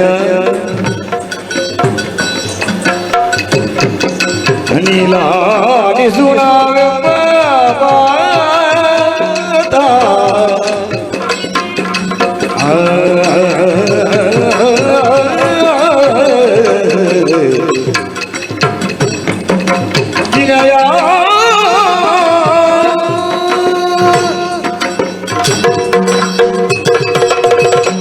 ಪ್ರಾಣೇಶ್ವರ, ನಾವೆಲ್ಲ ಒಂದಾಗಿ ನಿಮ್ಮ ಬಳಿಗೆ ಬಂದದ್ದನ್ನು ನೋಡಿ ನಿಮಗೆ ಬಹಳಷ್ಟು ಆಶ್ಚರ್ಯವಾಯ್ತಲ್ಲ. ಜೊತೆಯಲ್ಲಿ ಮುಖವನ್ನು ಕಂಡ ಕ್ಷಣದಲ್ಲೇ ನಿಮ್ಮ ಮುಖ ಕಂದಿ ಹೋದಿದೆ. ಯಾಕೆ ಅಂತ ಕೇಳಿದಿರಿ. ವಲ್ಲಭ, ನಮಗೆ ಯಾವ ಕೊರತೆಯನ್ನು ನೀವು ಮಾಡಿದವರಲ್ಲ. ನಮ್ಮ ಪುರದಲ್ಲಿ ಸಾಕಷ್ಟು ವ್ಯವಸ್ಥೆ ಇದ್ದೇ ಇದೆ. ಹಾಗೆಂದು ನಮಗೆ ಉಂಟಾದಂತಹ ದುಗುಡವನ್ನು ಅನ್ಯರಲ್ಲಿ ಹೇಳಿಕೊಳ್ಳುವುದಕ್ಕಾಗುವುದಿಲ್ಲವಲ್ಲ. ನನ್ನ ಕೈ ಹಿಡಿದಿರುವ ನಿಮ್ಮಲ್ಲಿ ಮಾತ್ಸರ್ಯಕ್ಕೆ ಅವಕಾಶ ಇಲ್ಲ. ಆಹಾ, ಒಂದಾಗಿ ಬಂದಿದ್ದೀರಿ ಎಂಬಾಗ ಏನು ಹೇಳುವುದಕ್ಕಿದೆ ಅಂತ ಗೊತ್ತಾಗಿದೆ. ಸತ್ಯ. ಯಾಕೆ ಈಗ ಪ್ರಾಣೇಶ್ವರ, ನಮಗೆ ತಾಪ ಸಹಿಸಲಾಗುವುದಿಲ್ಲ. ಹೌದು ಸ್ವಾಮಿ, ಯಾರಿಂದಲೂ ಅಲ್ಲ ಪ್ರಭು, ಆ ಸೂರ್ಯನ ತಾಪ. ಆದ್ದರಿಂದಲೇ ಆ ಇನನ ತಾಪದಿಂದ ನಾವು ನೊಂದಿದ್ದೇವೆ, ಬೆಂದಿದ್ದೇವೆ. ಅದನ್ನು ನಿಮ್ಮಲ್ಲಿ ಹೇಳುವುದಕ್ಕಾಗಿ ಬಂದಿದ್ದೇವೆ. ಈ ಋತುವಿನಲ್ಲಿ ಹೇಳಿದ ಮಾತು ತಗುವುದಾಗಿ ಗೋದು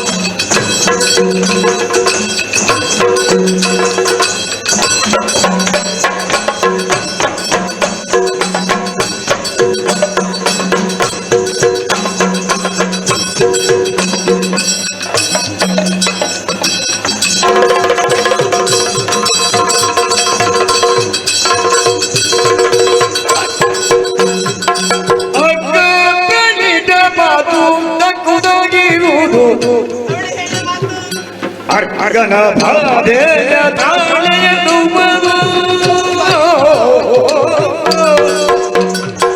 ಜೊಗ್ಗಟ್ಟಿನಿಂದಲೇ ನಾವೆಲ್ಲ ಹೋಗಿ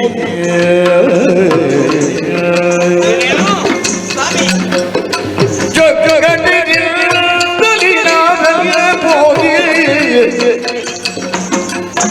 ಭಗನೆ ಭಗನೆ ನೀರೊಳಾಡುವುದು ಲೇಸಾಗಿ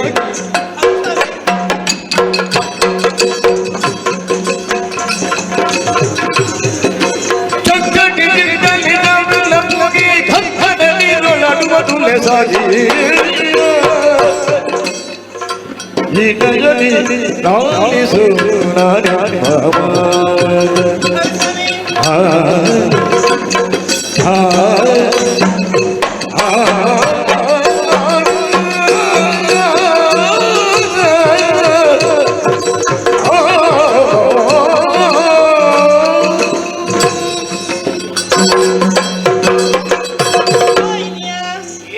ನಾವು ಸಭೆಗೆ ಬಂದಾಕ್ಷಣ ನಿಮ್ಮ ಮುಖವನ್ನು ನೋಡಿದ್ರೆ ಬೇಸರದಲ್ಲಿ ಇದ್ದೀರಿ ಎಂಬುದನ್ನು ಕೇಳ್ತಾ ಇದ್ದೀರಿ. ಆದ್ರೆ ಸ್ವಾಮಿ ವಿಚಾರನ ಅಕ್ಕ ಹೇಳಿದ್ದಾಳೆ ಬಹಳ ಕಷ್ಟ ಆಗಿದೆ ಅಂತ. ಆದ್ರೆ ನೋಡಿಯೇ ಗೊತ್ತಾಗ್ತದೆ ನಿಮ್ಮನ್ನೆಲ್ಲ ನೀವು ಕಷ್ಟ ಹೊಂದಿದ್ದೀರಿ. ಸ್ವಾಮಿ ನಿಜ, ಅಕ್ಕ ಹೇಳಿದ ಮಾತು ತಕ್ಕುದಾಗಿದೆ. ಅರ್ಕನ ಬಾಧೆಯಿಂದ ನಾವೆಲ್ಲ ನೊಂದುಕೊಂಡಿದ್ದೇವೆ. ಈಗ ಅವಳಿಗೆ ಏನಾಗಿದೆ ಅದೇ ನಿನಗೂ ಆಗಿದೆ. ಸತ್ಯ ಸ್ವಾಮಿ. ನಿನಗೆ ಏನಾಯ್ತು ಸ್ವಾಮಿ? ಇಂದು ಧರ್ಮದ ಯೌವನ ನಿಜೆ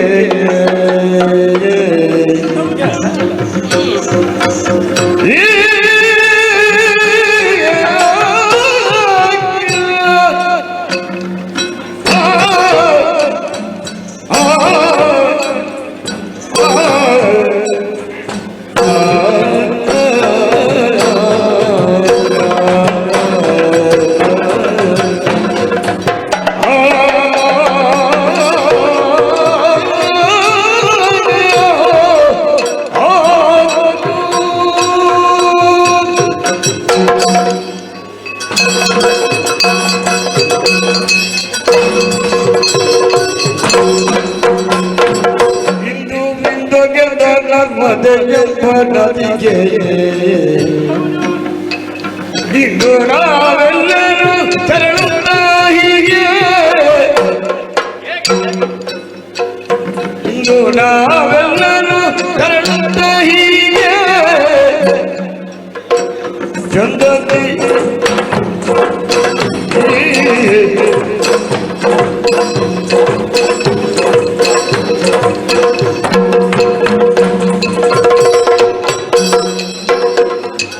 ಚಂದದಿ ನೀರಾಟ ಆಡಬೇಕೆಂಬುದ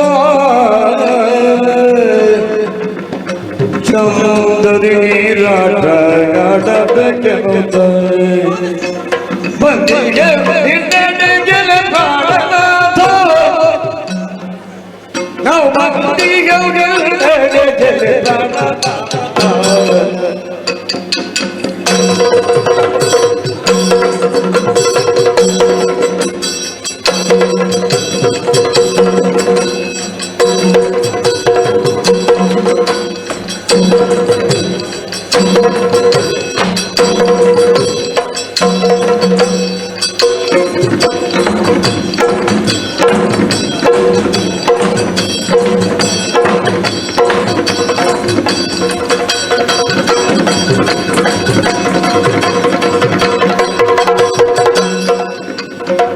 ಇಂದು ಬಿದ್ದಗೆದ ನರ್ಮದ ಜನ್ಮದಕ್ಕೆ ಚಂದದಿ ನೀರಾಟವಾಡಬೇಕೆಂಬುದ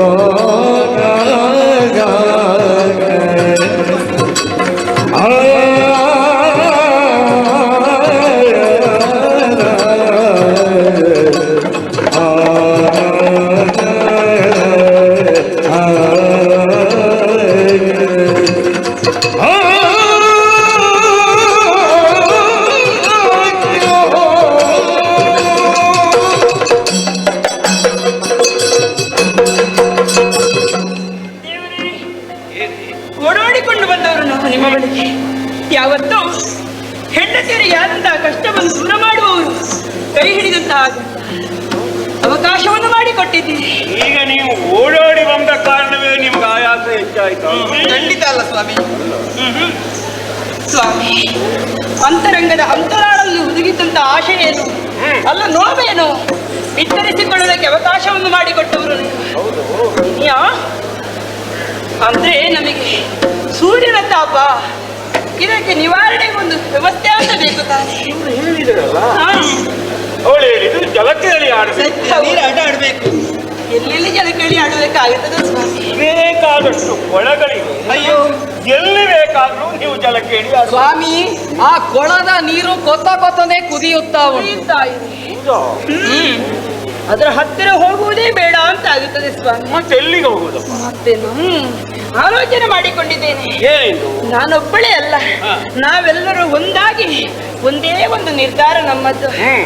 ನರ್ಮದೇ ಇರುವಂತಹ ನದಿ ಚಂದ್ರನಿಂದ ಹುಟ್ಟಿಕೊಂಡದ್ದು, ಚಂದ್ರನೇ ತಂಪು, ಮತ್ತೆ ಚಂದ್ರನಿಂದ ಹುಟ್ಟಿಕೊಂಡಂತಹ ನೀರು ಆ ನದಿ ಎಷ್ಟು ತಂಪಾಗಿರಬಹುದು ನೋಡಿ.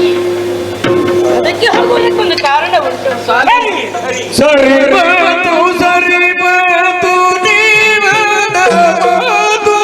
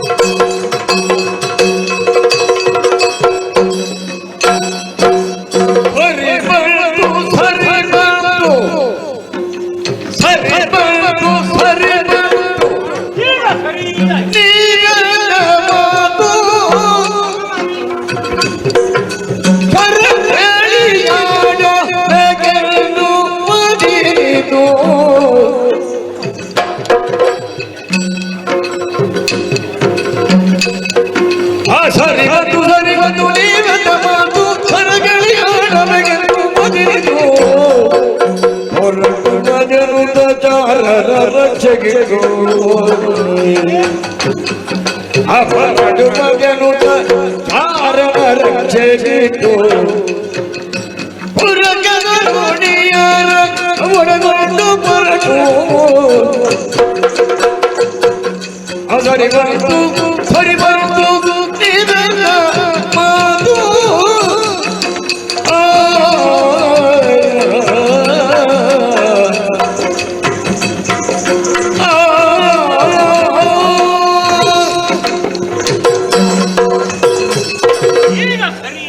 ಯಾವುದು ಸ್ವಾಮಿ? ನಾನು ಜಲಕೇಳಿ ಆಡಬೇಕೆಂದು ಆಲೋಚಿಸುತ್ತಿದ್ದೆ. ನೀವು ತಾಪ ನಿವಾರಣೆಗಾಗಿ ನಮ್ಮೊಂದಿಗೆ ಜಲಕ್ರೀಡೆಯಲ್ಲಿ ಆಸಕ್ತಿಯನ್ನು ತೋರಿಸುತ್ತೀರಿ. ನೀವು ಬರಬೇಕು ನಮ್ಮ ಜೊತೆಯಲ್ಲಿ. ನರ್ಮದಾ ನದಿಯಲ್ಲಿ ಜಲಕೇಳಿಯನ್ನಾಡಿ ನಾವು ಸಂತೃಪ್ತಿಯಿಂದ ಬರಬೇಕಾಗಿದ್ದರೆ ಅಲ್ಲಿಗೆ ಹೋಗ್ಬೇಕಂತ. ಹಿಂದೆ ಹೋಗಿ ಬರುವುದಕ್ಕಾಗ್ತದೆ. ಅಯ್ಯೋ ದೇವರೇ, ಒಂದು ದಿವಸದಲ್ಲಿ ಇಷ್ಟು ಮಂದಿಗಳಿಗೆ ಹೌದು ಎಲ್ಲ ವಸ್ತುಗಳನ್ನು ಸಿದ್ಧಪಡಿಸಿಕೊಳ್ಳಿ. ನಾನು ಬರುವವರೆಗೆ ಇಲ್ಲಿಗೆ ಬಂದವರನ್ನು ಗಮನಿಸಿ ಹೌದು ಅವರಿಗೆ ಬೇಕಾದಂತಹ ಆತಿಥ್ಯವನ್ನು ನೀಡುವುದಕ್ಕೋ ವಿಚಾರವನ್ನು ತಿಳಿಸುವುದಕ್ಕೋ ಒಬ್ಬನನ್ನು ನೇಮಿಸಬೇಕಾಗಿದೆ.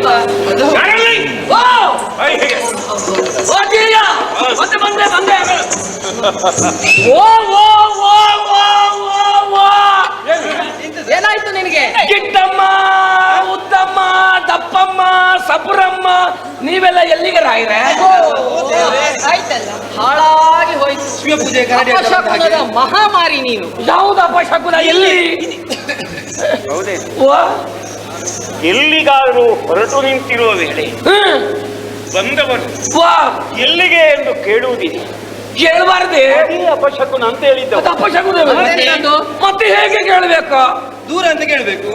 ಪ್ರಭು, ನೀವು ದೂರ ಎಲ್ಲಿಗೆ ಹೊರಟದ್ದು? ಅದು ಬಿಡ್ಲಿಕ್ಕಾಗುದಿಲ್ವಾ? ನೀವು ಬಿಡಬೇಕು ಅಂತ ಹೇಳಲಿಲ್ಲಲ್ಲ, ಸೇರಿಸಲಿಕ್ಕೆ ಹೇಳಿದ್ದಲ್ಲ. ಹೌದೇನೋ, ಒಂದು ಶಬ್ದ ಸೇರಿಸಬೇಕು ಅಂತಾದ್ರೆ ಅಲ್ಲಿ ಬಿಡ್ಬೇಕಾದ್ದನ್ನು ಬಿಡ್ಬೇಕಲ್ಲ. ನನಗೆ ಗೊತ್ತಿದೆಯಾ ಅದು? ಮತ್ತೆಂತದ್ದು ನೀನಂತೂ ಶಬ್ದಗಳ ರಾಶಿ ಹಾಕುವ, ಮತ್ತೆ ಅವನಿಗೆ ಯಾವ್ದು ಬಿಡಬೇಕು. ಹೌದು, ಉದ್ದಮ್ಮ, ನೀವು ಸ್ವಲ್ಪ ಉದ್ದ ಇರೋದ್ರಿಂದ ಉದ್ದಮ್ಮ ನೀವಲ್ವಾ, ಇವರು ಸ್ವಲ್ಪ ಗಿಡ್ಡಮ್ಮ, ಅವರು ಸ್ವಲ್ಪ ಸಫರಮ್ಮ, ಹಾಗೆ ಹೆಸರು ಹೇಳಲಿಕ್ಕೆ ಆಗ್ತದೆ ನನಗೆ. ಓ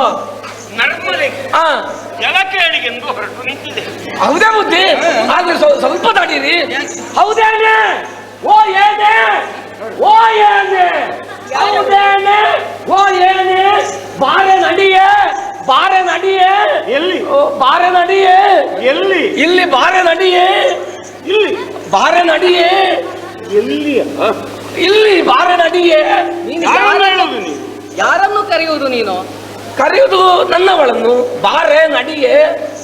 ಎಲ್ಲಿಗೆ? ನಿಮ್ಮ ಜೊತೆಲಿ ನೀರಾಟಕ್ಕೆ. ನಡ್ಕೊಂಡು ಬಾ, ಹೊರಡಿಕೊಂಡು ಬೇಡ ಅಂತ ಹೇಳುದವ. ಹೌದು. ಏನು ಹೇಳ್ತೀಯೋ?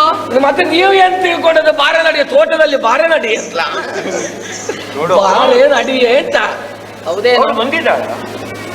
ಹೌದು, ಮೊನ್ನೆ ತವರ ಮನೆಗೆ ಕಳುಹಿಸಿದ್ದೇನೆ ಅಂತ ಹೇಳಿದೆ. ಗರ್ಭಿಣಿ ತವರ ಮನೆಗೆ ಕಳುಹಿಸಿದ್ದಾಳೆ ಹೆರಿಗೆಗೆ ಅಂತ ಹೇಳಿದ್ಯಲ್ಲ. ಹೌದು, ನಾನೇ ಸೀರೆ ಕೊಟ್ಟದ್ದು. ಹೌದು. ಈಗ ಹೋದವಳು ಮುನ್ನ ಬಂದಿದ್ದಾಳೆ.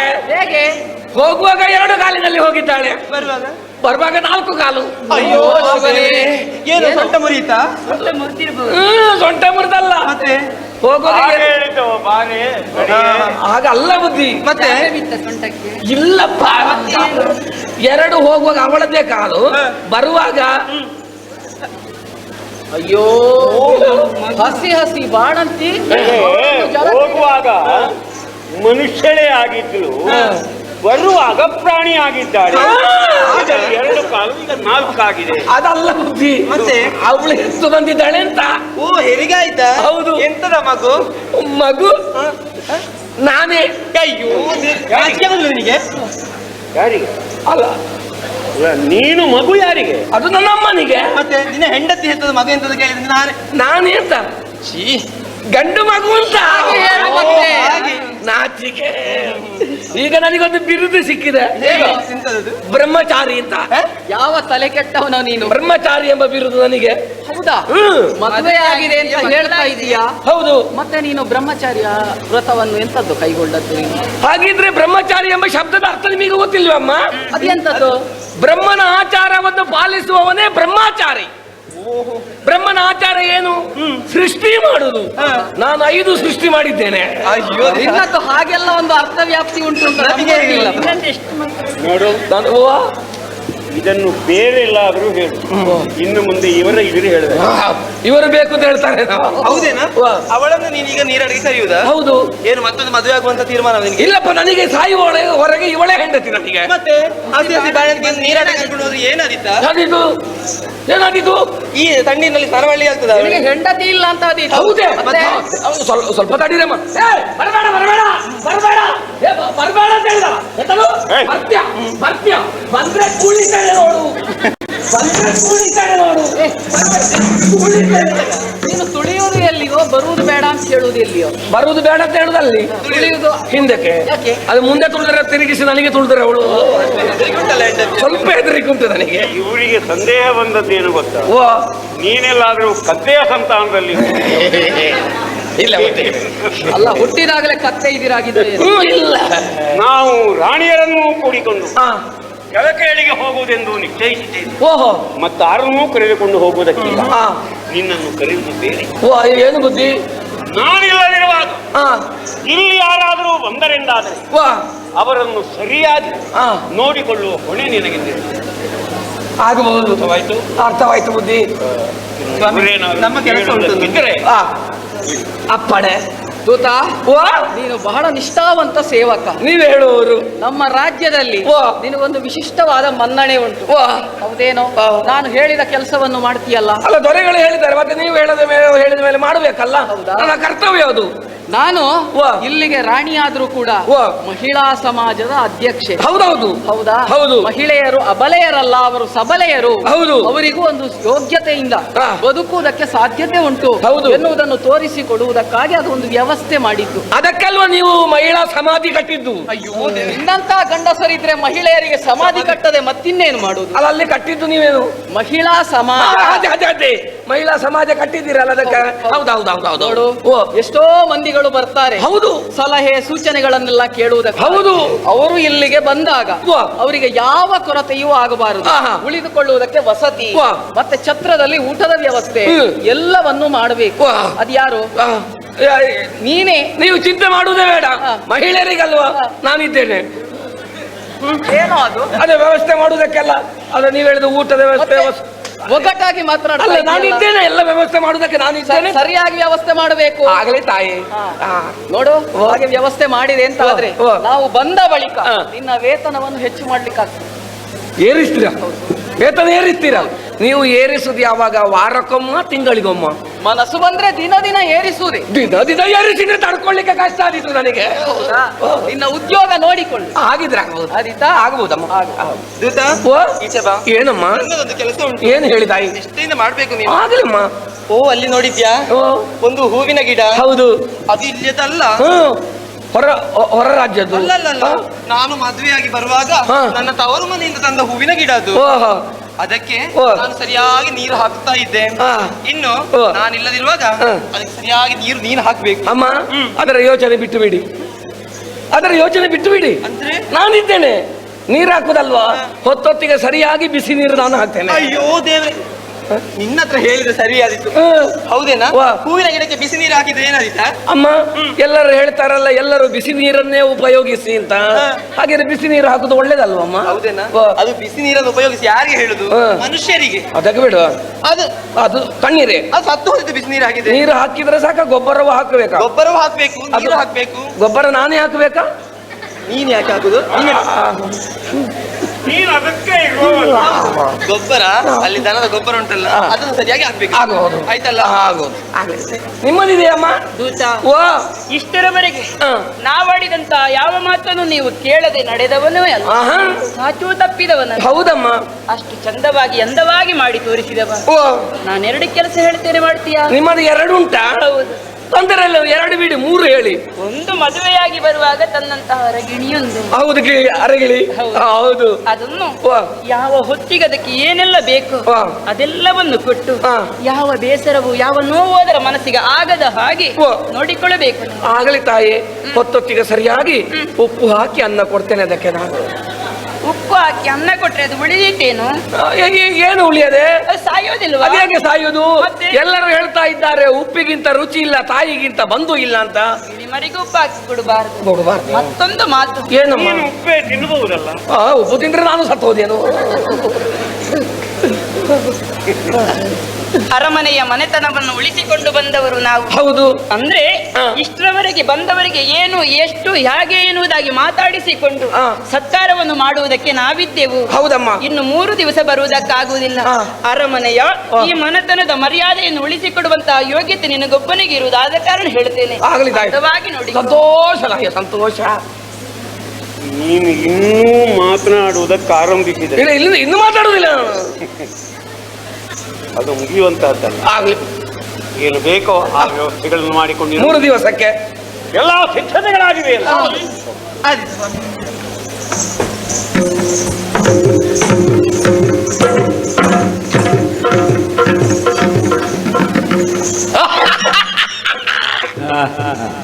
ನೋಡಿದ್ದೀರಾ ನನ್ನ ದೊರೆಗಳಿಗೆ ನನ್ನ ಮೇಲೆ ಎಷ್ಟೊಂದು ವಿಶ್ವಾಸ ಎಂಬುದಾಗಿ.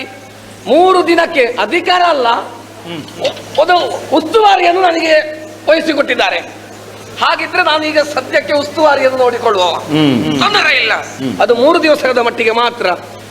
ಯಾರಿಗೆ ಏನೇ ಸಮಸ್ಯೆ ಬಂದರೂ ಕೂಡ ಅದನ್ನು ನನ್ನಲ್ಲಿ ಹೇಳಿಕೊಂಡ್ರೆ ಅದು ನಿವಾರಣೆ ಆಗ್ತದೆ. ಸ್ವಾಮಿ, 3 ದಿವಸಕ್ಕೆ ಅಧಿಕಾರ ಸಿಕ್ಕಿದ್ರೆ ಸಾಕಾಗ್ತದ? ಏನಾದ್ರೂ ಸಂಪಾದನೆ ಮಾಡಬಹುದಾ? ಇಲ್ಲಪ್ಪ, ನಿಮಗೆ ವಿಷಯ ಗೊತ್ತಿಲ್ಲ. ಆಗುತ್ತದೆ.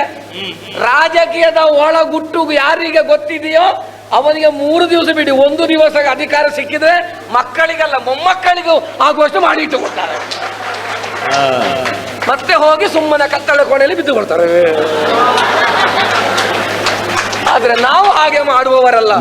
ದೊರೆಗಳಿಗೆ ನಿಷ್ಠಾವಂತ ಸೇವಕನಾಗಿ ಇಷ್ಟರವರೆಗೆ ದುಡಿದಿದ್ದೇನೆ, ಇನ್ನು ಮುಂದೆ ಹಾಗೆಯೇ ದುಡಿತೇನೆ. ಎಲ್ಲರೂ ಕೇಳಬೇಕಾದಂತ ವಿಷಯ. ಈಗಾಗಲೇ ನನ್ನ ಒಂದು ಘೋಷಣೆಯನ್ನು ಮಾಡುತ್ತಾ ಇದ್ದೇನೆ. ನಿಮ್ಮ ಒಂದು ದೊಡ್ಡ ಮನವಿಯ ಪಟ್ಟಿಯನ್ನು ಹಿಡ್ಕೊಂಡು ಬನ್ನಿ, ನನಗೆ ಕೊಡಿ. ಏನೆಲ್ಲ ಸಮಸ್ಯೆ ಬೇಕು, ರಸ್ತೆ ವ್ಯವಸ್ಥೆ, ಬೆಳಕಿನ ವ್ಯವಸ್ಥೆ, ನೀರಿನ ವ್ಯವಸ್ಥೆ, ಆಹಾರದ ವ್ಯವಸ್ಥೆ, ವಸತಿ ವ್ಯವಸ್ಥೆ ಏನಿದ್ರು ಆ ಪಟ್ಟಿಯನ್ನು ನನಗೆ ಕೊಟ್ಟು ಬಿಡಿ. ನಾನು ಕೊಡುವುದಿಲ್ಲ, ದೊರೆಗಳು ಬಂದ ಮೇಲೆ ಅವರಲ್ಲಿ ಹೇಳಿಸಿ ಕೊಡ್ತೇನೆ. ಏನೇ ಸಮಸ್ಯೆ ಬಂದ್ರು ನನ್ನಲ್ಲಿಗೆ ಬನ್ನಿ.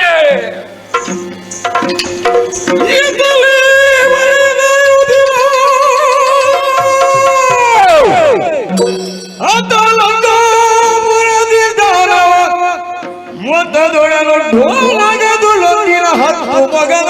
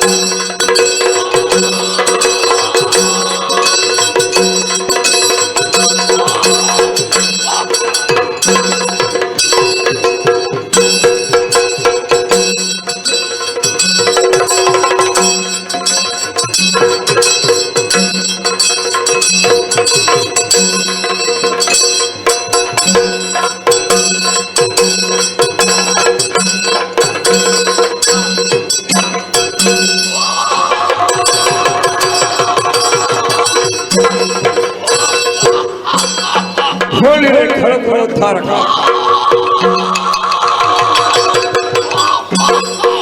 ಇರುವಂತಹ ಸ್ಥಳ ಲಂಕಾರಾಷ್ಟ್ರಕ್ಕೆ ಯಾರು ಅಂತ ಕೇಳಿ ಬಂದಿರಿ. ರಾವಣೇಶ್ವರ ಅಂತ ಕೇಳಿ ನಾನೇ ಸರಿ ವಿಚಾರ ಬಹಳವಿದೆ, ಪಾಲಿಸಬೇಕು. ಅಯ್ಯ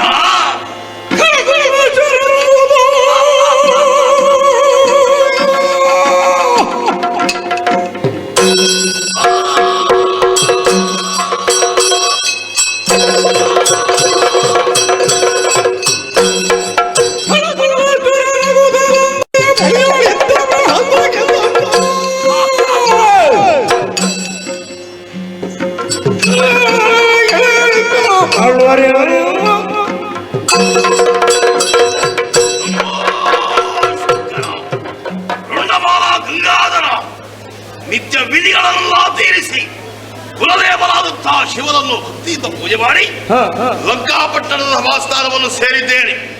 ಎತ್ತರವಾದಂತಹ ಪೀಠವನ್ನು ಅಲಂಕರಿಸುವಾಗ ನಮ್ಮವರೆಲ್ಲ ಜಯಘೋಷವನ್ನು ಹಾಕುತ್ತಾ ಇದ್ದಾರೆ.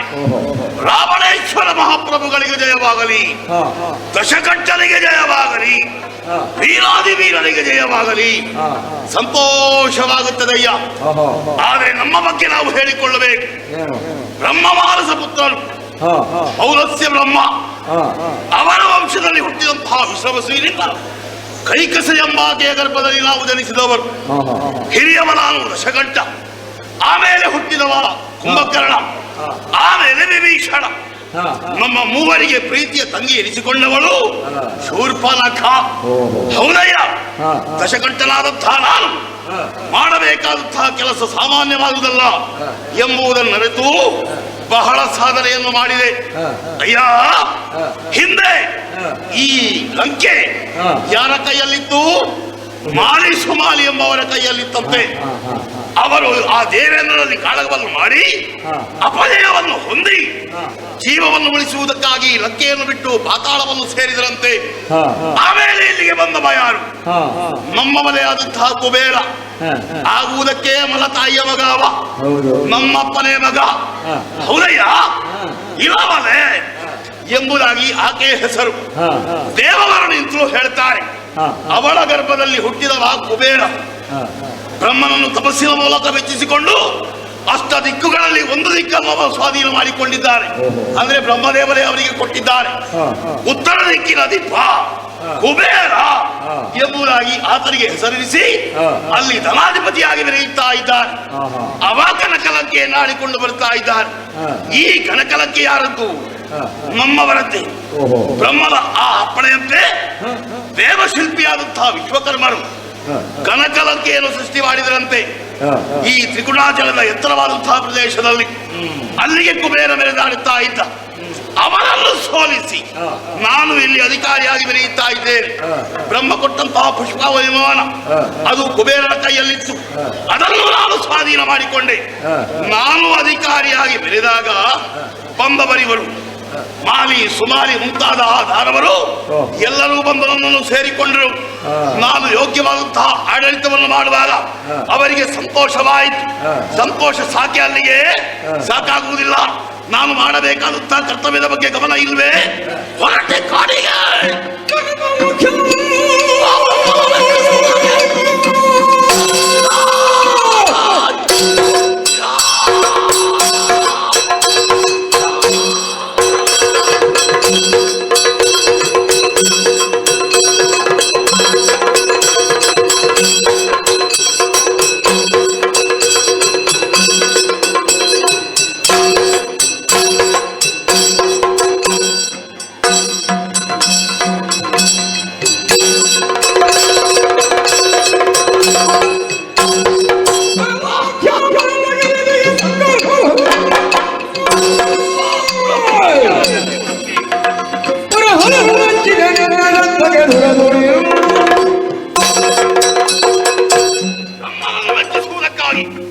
ಕಾಡನ್ನು ಸೇರಿದವರ ಅನನ್ಯ ಭಕ್ತಿಯಿಂದ ಬ್ರಹ್ಮನನ್ನು ಒಲಿಸಿಕೊಂಡೆ.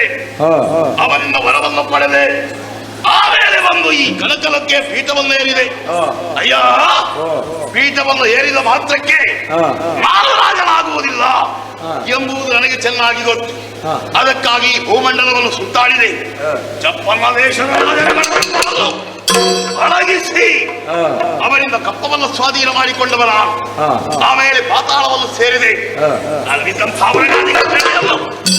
ವ್ಯಕ್ತಿ ತಾಂಡವ ನೃತ್ಯವನ್ನು ಹಾಡಿದವರ, ಅಲ್ಲಿದ್ದಂತಹ ಮುತ್ತು ರತ್ನ ವಜ್ರ ವೈಡೂರ್ಯ ಎಲ್ಲವೂ ನಮ್ಮ ಕಲಕಲಂಕಿಗೆ ಬಂದು ಸೇರಿತು.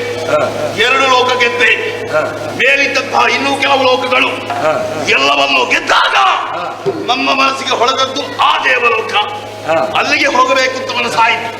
ದೇವಲೋಕವನ್ನು ಸೇರಿದೆ. ಇಂದ್ರಾದಿ ದೇವತೆಗಳಲ್ಲೂ ಯುದ್ಧದಲ್ಲಿ ಸೋಲಿಸಿ ಓಡಿಸಿದೆ. ದೇವಲೋಕ ಸ್ವಾಧೀನ ಮಾಡಿಕೊಂಡೆ. ಆಮೇಲೆ ನನ್ನ ತಾಯಿಯ ಅಪ್ಪಣೆ ಮಾತಿಗೆ ಮಡಿದು ಶಿವನನ್ನು ಮೆಚ್ಚಿಸುವುದಕ್ಕಾಗಿ ಹೋದೆ. ಹೇಗೆ ಕೈಲಾಸಗಿರಿಯನ್ನ ಎತ್ತಬೇಕು ಅಂತ ಆತ್ಮಲಿಂಗವನ್ನು ತರುವುದಕ್ಕಾಗಿ ನಾನು ಹೋದವ. ಆಮೇಲೆ ಬೆಳ್ಳಿ ಬೆಟ್ಟವನ್ನು ಏರುವುದಕ್ಕೆ ಬಹಳ ದೂರ ಆಗುತ್ತದೆ. ಅದಕ್ಕಾಗಿ ಮಾಡಿದ್ದೇನು, ಕೈಲಾಸಗಿರಿಯ ಬಳಿಗೆ ಹೋಗಿ ನನ್ನ ಎಡಗೈ ಪರ್ವತದ ಅಡಿಗೆ ಹಾಕಿತ್ತು. ಎತ್ತುವುದಕ್ಕೆ ಪ್ರಯತ್ನ ಪಟ್ಟೆ. ಈ ಸಂದರ್ಭದಲ್ಲಿ ಶಿವನಿಗೆ ಹೇಗೆ ಗೊತ್ತಾಯಿತೋ ಗೊತ್ತಾಗಲಿಲ್ಲ. ಅವಾಯ್ಯ ಎಡಗಾಲ ಕಿರು ಬೆರಳಿಂದ ಬೆಟ್ಟವನ್ನು ತುಳಿದ. ನಮ್ಮ ಕೈ ಅಡಿಗೆ ಸಿಲುಕಿತು. ಬೊಬ್ಬೆ ಹಾಕಿದೆ. ಸಾವಧಾನವಲ್ಲ ಹಾಡಿದೆ. ಶಿವನನ್ನ ಹೊತ್ತಿಗೆ ಮೆಚ್ಚಿದ. ಪ್ರತ್ಯಕ್ಷನಾದ. ನಮ್ಮ ಬೊಬ್ಬೆಯನ್ನು ಕೇಳಿದಂತಹ ಆ ಶಿವ ನನಗೆ ರಾವಣೇಶ್ವರ ಎಂಬ ಬಿರುದನ್ನು ಕೊಟ್ಟವ.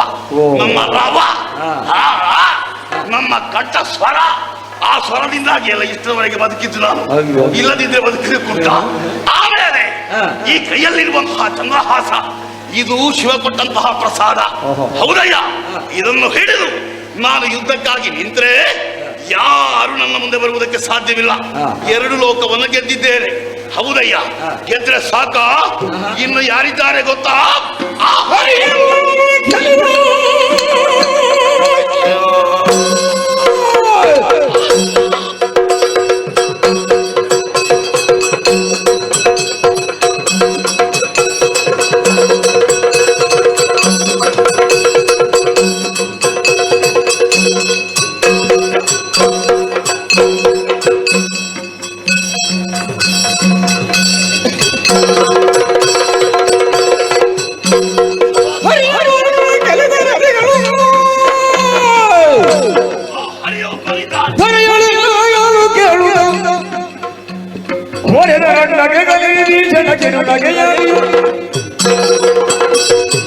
ಹದಿನಾಲ್ಕು ಲೋಕದ ಅಧಿಪತಿಯಾಗಿದ್ದೇನೆ ನಾನು.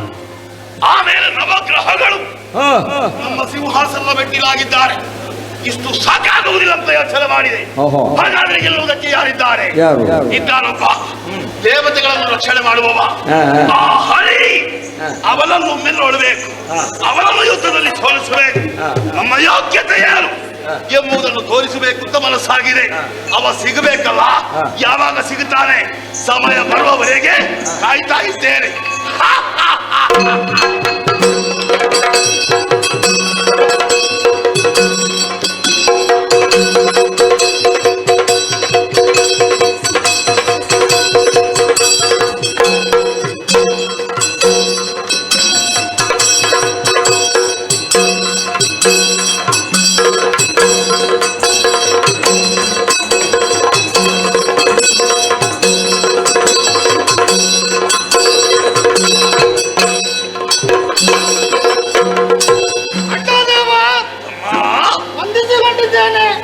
ಸಂತೋಷ ಏನು?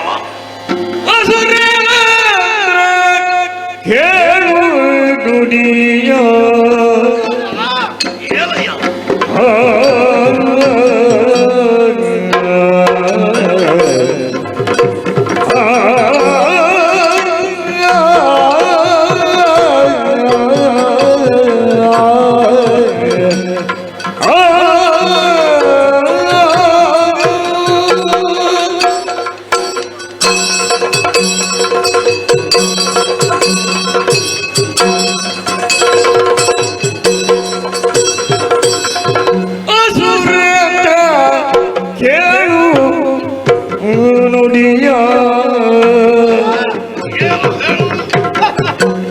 ಅಸಂಗರಕ್ಕೆ ಅಸುರ ಯಾಕೆ ಜಿಯ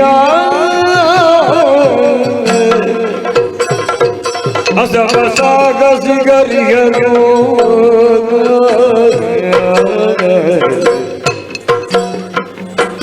ಅಸಮಸಾಗಸಿಗರಿಯರು ನಾ ತೋರ್ಪೆ ವಸುಧೆ ಪಾಲರಲಿ ಕೆಲರು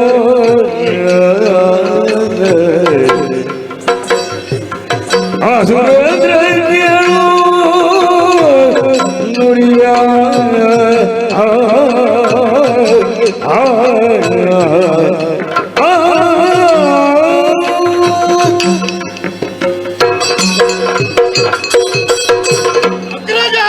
ವಿಭೀಷಣ ಬದಲಾಗಿ ವಂದಿಸಿಕೊಂಡಿದ್ದೇನೆ. ಆಗಲಯ್ಯ, ವಿದ್ವಾಂಸರಿಂದ ಪರಿವೇಷಿತವಾದ ತುಂಬಿರುವಂತ ಮಹಾಸಭೆ. ಸರಿ, ಈ ಸಭೆಯನ್ನು ಪ್ರವೇಶ ಮಾಡಿ ಸಮಸ್ತ ವಿಷಯವನ್ನು ಪ್ರಜೆಗಳಲ್ಲಿ ಹೇಳುತ್ತಾ ಇದ್ದೇನೆ. ನೀನು ಈ ಸಭೆಯಲ್ಲಿ ಒಂದು ಬದಿಯಲ್ಲೇ ನಾನು ಕುಳಿತುಕೊಂಡಿದ್ದೆ. ಪಕ್ಕನೇ ಎಂದು ಮುಂದೆ ಬಂದಿದ್ದೇನೆ. ಯಾಕೆ ಅಣ್ಣ, ಸಾಮಾನ್ಯ ಒಬ್ಬ ವ್ಯಕ್ತಿ ನೀನಲ್ಲ. ಎಷ್ಟೋ ಎಲ್ಲೆಲ್ಲೋ ಅಡಗಿದಂತ ಆ ಅಸುರರನ್ನೆಲ್ಲ ಕರೆದುಕೊಂಡು ಬಂದು ಅವರಿಗೆ ಸ್ಥಾನವಿದೆ, ಮಾನವಿದೆ ಎಂಬ ಹಾಗೆ ತೋರಿಸಿಕೊಟ್ಟಂತ ಮಹಾಪ್ರತಾಪಶಾಲಿ ನೀನು. ಹೌದಲ್ವಾ? ಸುವರ್ಣಲಂಕೆಯ ಅರಸ ವಿಟಗ ಜಲ್ಲಣ ದಶಗಟ್ಟು ಎಂಬ ಹಾಗೆ ನೆಲ ಜಗತ್ಯದ ಮಾಡಿಕೊಂಡವ ನೀನು. ಸಾಮಾನ್ಯನಲ್ಲ. ಅಷ್ಟೇ ಯಾಕೆ, ಸಾಮಾನ್ಯರ ಹಾಗೆ ಲಂಕೆಯಲ್ಲಿರುವುದು ಸರಿಯಲ್ಲ ಎಂಬ ಹಾಗೆ ಯೋಚನೆ ಮಾಡಿ ಪೂಜರಲ್ಲಿ ದಿಗ್ವಿಜಯಕ್ಕಾಗಿ ಹೋಗಿ ಪೂಜರ ಯುದ್ಧದಲ್ಲಿ ಸೋಲಿಸಿ ಕೀರ್ತನಂತ ಧ್ವಜವನ್ನು ಹಾರಿಸಿದ ಮಹಾಪ್ರತಾಪಶಾಲಿ ನೀರು. ಅಷ್ಟೇ ಯಾಕೆ, ಪಾತಾಳಲೋಕವನ್ನು ಪ್ರವೇಶ ಮಾಡಿಸಿ ಅಲ್ಲಿರುವಂತ ನಾಗಾದಿಗಳು ಯುದ್ಧದಲ್ಲಿ ದೆಸೆಗಡಿಸಿ ಅವರ ಜಡೆಯಲ್ಲಿ ತಾಂಡವವನ್ನು ಆಡಿದಂತ ಪ್ರತಾಪಶಾಲಿ ನೀರು. ಲೋಕವನ್ನು ಪ್ರವೇಶ ಮಾಡಿದ್ದಿ, ದೇವತೆಗಳಲ್ಲಿ ಯುದ್ಧವನ್ನು ಮಾಡಿದ್ದಿ. ಹಾಗಿದ್ದರೂ ಇವತ್ತು ಈ ಸಭೆಯಲ್ಲಿ ಬಂದು ಹೇಳಿದ್ದಂಥದ್ದು ನೀನು ನನಗೆ ಸರಿಯಾದಂತ ಪರಾಕ್ರಮಶಾಲಿಗಳು ಇಷ್ಟು ಜನರನ್ನು ಗೆದ್ದಿದ್ದೆ, ಮತ್ತೆ ಯಾರು ಸಮಾನ? ಯಾರೂ ಇಲ್ಲ ಎಂಬ ಹಾಗೆ ಹೇಳುತ್ತಾ ಇದ್ದಲ್ಲ. ಒಬ್ಬ ಇದ್ದಾನೆ, ಅಸುರ ಕುಲ ಕುಟಾರ, ದಾನವ ಕುಲ ಧಮಿಸಿ ಆ ನಾರಾಯಣ ಹರಿ. ಆ ಹರಿಯನ್ನೊಬ್ಬನನ್ನು ಗೆಂಡೆ ಆದ್ರೆ ಮತ್ತೆ ಅವನಿಗೆ ಹರಿಗಳೇ ಇಲ್ಲ ಎಂಬ ಸಮಾನತೆ ಯಾರು ಹೇಳ್ತಾ ಇದ್ದಲ್ಲ. ಅವ ಯಾಕೆ ಈ ವರ್ತಮಾನ ಕಾಲದಲ್ಲಿ ಈ ಪ್ರಪಂಚದಲ್ಲಿ ಒಬ್ಬರಿಗೊಬ್ಬರು ಪರಾಕ್ರಮಶಾಲಿಗಳು ಎಷ್ಟೋ ಮಂದಿಗಳು ಇದ್ದಾರೆ ಅಣ್ಣ.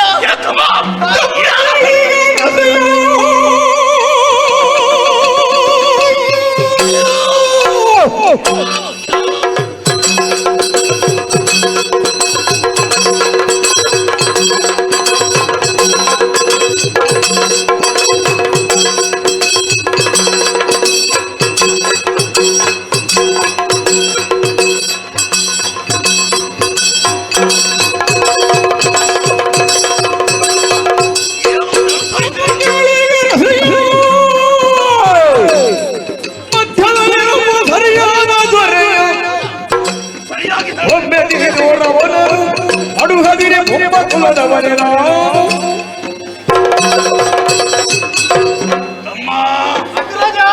ನಿನಗೊಂದು ಆಸನವನ್ನು ಕೊಟ್ಟವನ? ಹೌದು. ಆ ಎದುರಿನ ಆಸನದಲ್ಲಿ ಅಲ್ಲಿ ಕುಳಿತುಕೊಂಡಿದ್ದ ನೀನೇ ಕುಳಿತುಕೊಂಡಿದ್ದವಲ್ವಾ?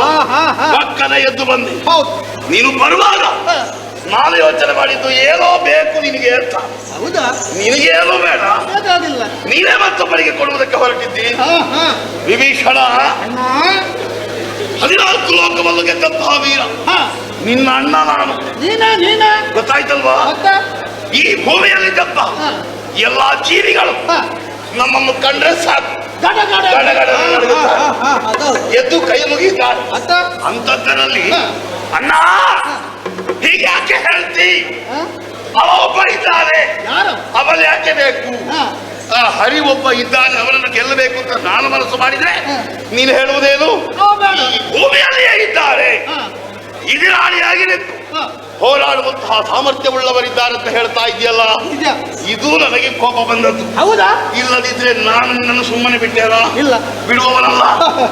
ನಾನು ಉಂಡು ಬಿಟ್ಟಂತಹ ಮೊಲೆಯನ್ನು ನೀನು ಉಂಡವ. ಸರಿ ಸರಿ. ಇಂತಹ ಮಾತುಗಳನ್ನು ನೀನು ಆಡಬಹುದೇನೋ? ನನ್ನ ಬಗ್ಗೆ ನೀನು ಚೆನ್ನಾಗಿ ತಿಳಿದು ಈ ರೀತಿಯಾಗಿ ಹೇಳಿದ್ಯಲ್ಲ, ಹೇಳಿದ್ರೂ ತೊಂದರೆ ಇಲ್ಲ. ತೋರಿಸಿಕೊಡಬೇಕಾಗಿತ್ತು. ಎಲ್ಲಿದ್ದಾನೆ, ಹೇಗಿದ್ದಾನೆ, ಯಾವ ಊರಿನ ರಸ ಹೇಳಲಾಡುವ ಹೇಳು. ಅಣ್ಣ ಜನರಿಂದ ಅಣ್ಣ ಕೇಳು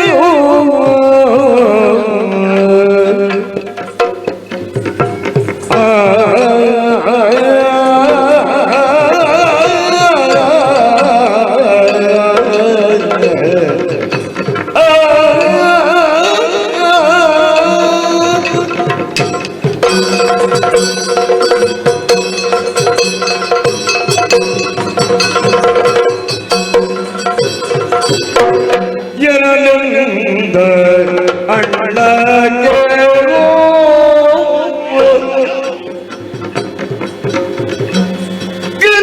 ಗಿರಿಯ ತನಯ ಪಾಲಕರು ಘನಪರ ಕವಿಗಾತಗೆ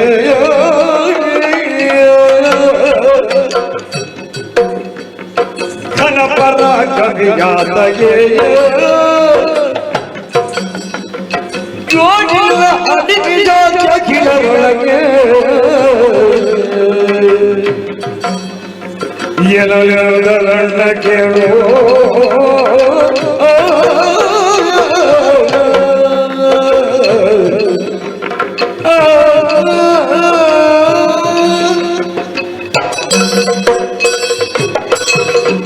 ಅಗ್ರಜ ಭೂಲೋಕದಲ್ಲಿ ಇದ್ದಾರೆ ಎಂದು ಹೇಳಿದ ಕೂಡಲೇ ತೋರಿಸಿಕೊಂಡು ಎಂಬಾಗಿ ಹೇಳುತ್ತಾ ಇದೆಯಲ್ಲ, ಮತ್ತೆ ಗೊತ್ತಿಲ್ಲದ ನಾನು ಹೇಳಿದ್ದ.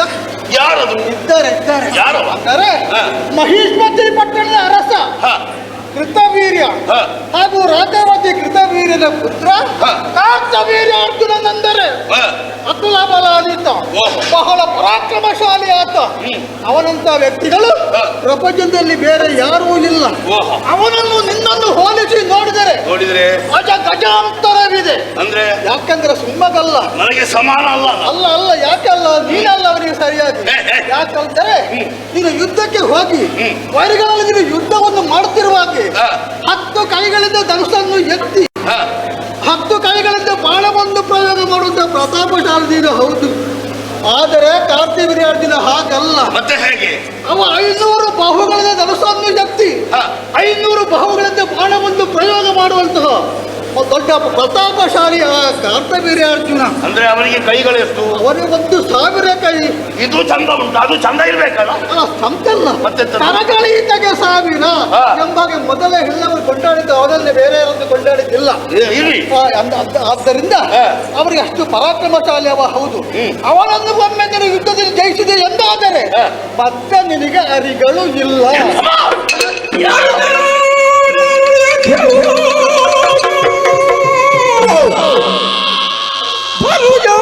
ಸಂಸದರಿ ಹೈ ಜಗಪತಿಯ ಸದೆ ಪಣವದುರೆ ಛಡಿದು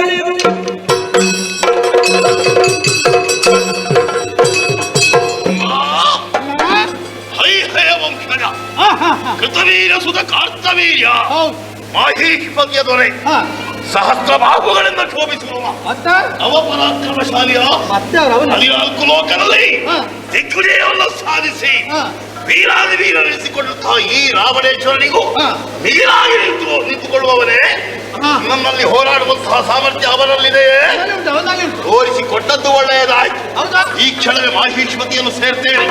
ಅವನ ಗರ್ಭವನ್ನಾಗಿಸಿ ಅವನಿಂದ ಕಪ್ಪವನ್ನು ಸ್ವಾಧೀನ ಮಾಡಿಕೊಂಡು ಆಮೇಲೆ ವಿಜಯಿಯಾಗಿ ಇಲ್ಲಿಗೆ ಬರ್ತೇನೆ. ನಾನು ಬರುವಾಗ ನೀವು ಮಂಗಳಾರತಿ ಎತ್ತುವುದಕ್ಕೆ ಎಲ್ಲಾ ಸಿದ್ಧತೆ ಮಾಡಿಕೊಂಡಿರ್ಬೇಕು. ಅಣ್ಣ, ನೀನು ಜಯಿಸಿ ಬರುವಾಗ ನಾನು ಇಲ್ಲೇ ಇರುತ್ತೇನೆ. ಒಂದು ವೇಳೆ ಇಲ್ಲಿ ಇಲ್ಲದಿದ್ರೆ ಅಲ್ಲಿ ಆ ಕಡೆ ಇರ್ತೇನೆ. ಅಲ್ಲಿ ಯಾಕೋ ಮುಖ ತೋರಿಸುವುದಕ್ಕಾಗುವುದಿಲ್ಲ ನಿನಗೆ? ನಾಚಿಕೆ ಆಗುತ್ತದ? ನಾಚಿಕೆ ಬಿಟ್ಟಾದ್ರೂ ನನಗೆ ಆರತಿ ಎತ್ತಬೇಕು.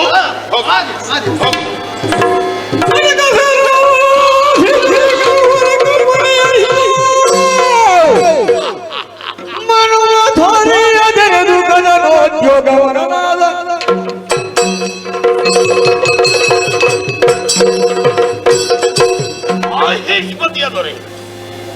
ಕಾರ್ತವೀರ್ಯಾರ್ಜುನ ಈ ಭೂಮಿಯಲ್ಲಿ ಪರಾಕ್ರಮವಾಗಿ ಮೆರೆಯುತ್ತಾ ಇದ್ದಾರೆ. ಅವನ ದರ್ಪವನ್ನು ನಾನು ಖಂಡಿತವಾಗಿಯೂ ಅಡಗಿಸಲೇಬೇಕು. ಅದಕ್ಕಾಗಿ ನಮ್ಮ ಸೇನೆಯನ್ನೆಲ್ಲ ಜೊತೆ ಸೇರಿಸಿಕೊಂಡಿದ್ದೇನೆ. ಯುದ್ಧಕ್ಕಾಗಿ ಎಲ್ಲ ಸಿದ್ಧತೆಯೂ ನಡೆಯುತ್ತಾ ಇದೆ. ಕುಲದೇವರಾದಂತಹ ಶಂಕರನನ್ನು ಭಕ್ತಿಯಿಂದ ಪೂಜಿಸಿ ನಡೆಯುತ್ತೇನೆ ಮಾಹಿತಿ.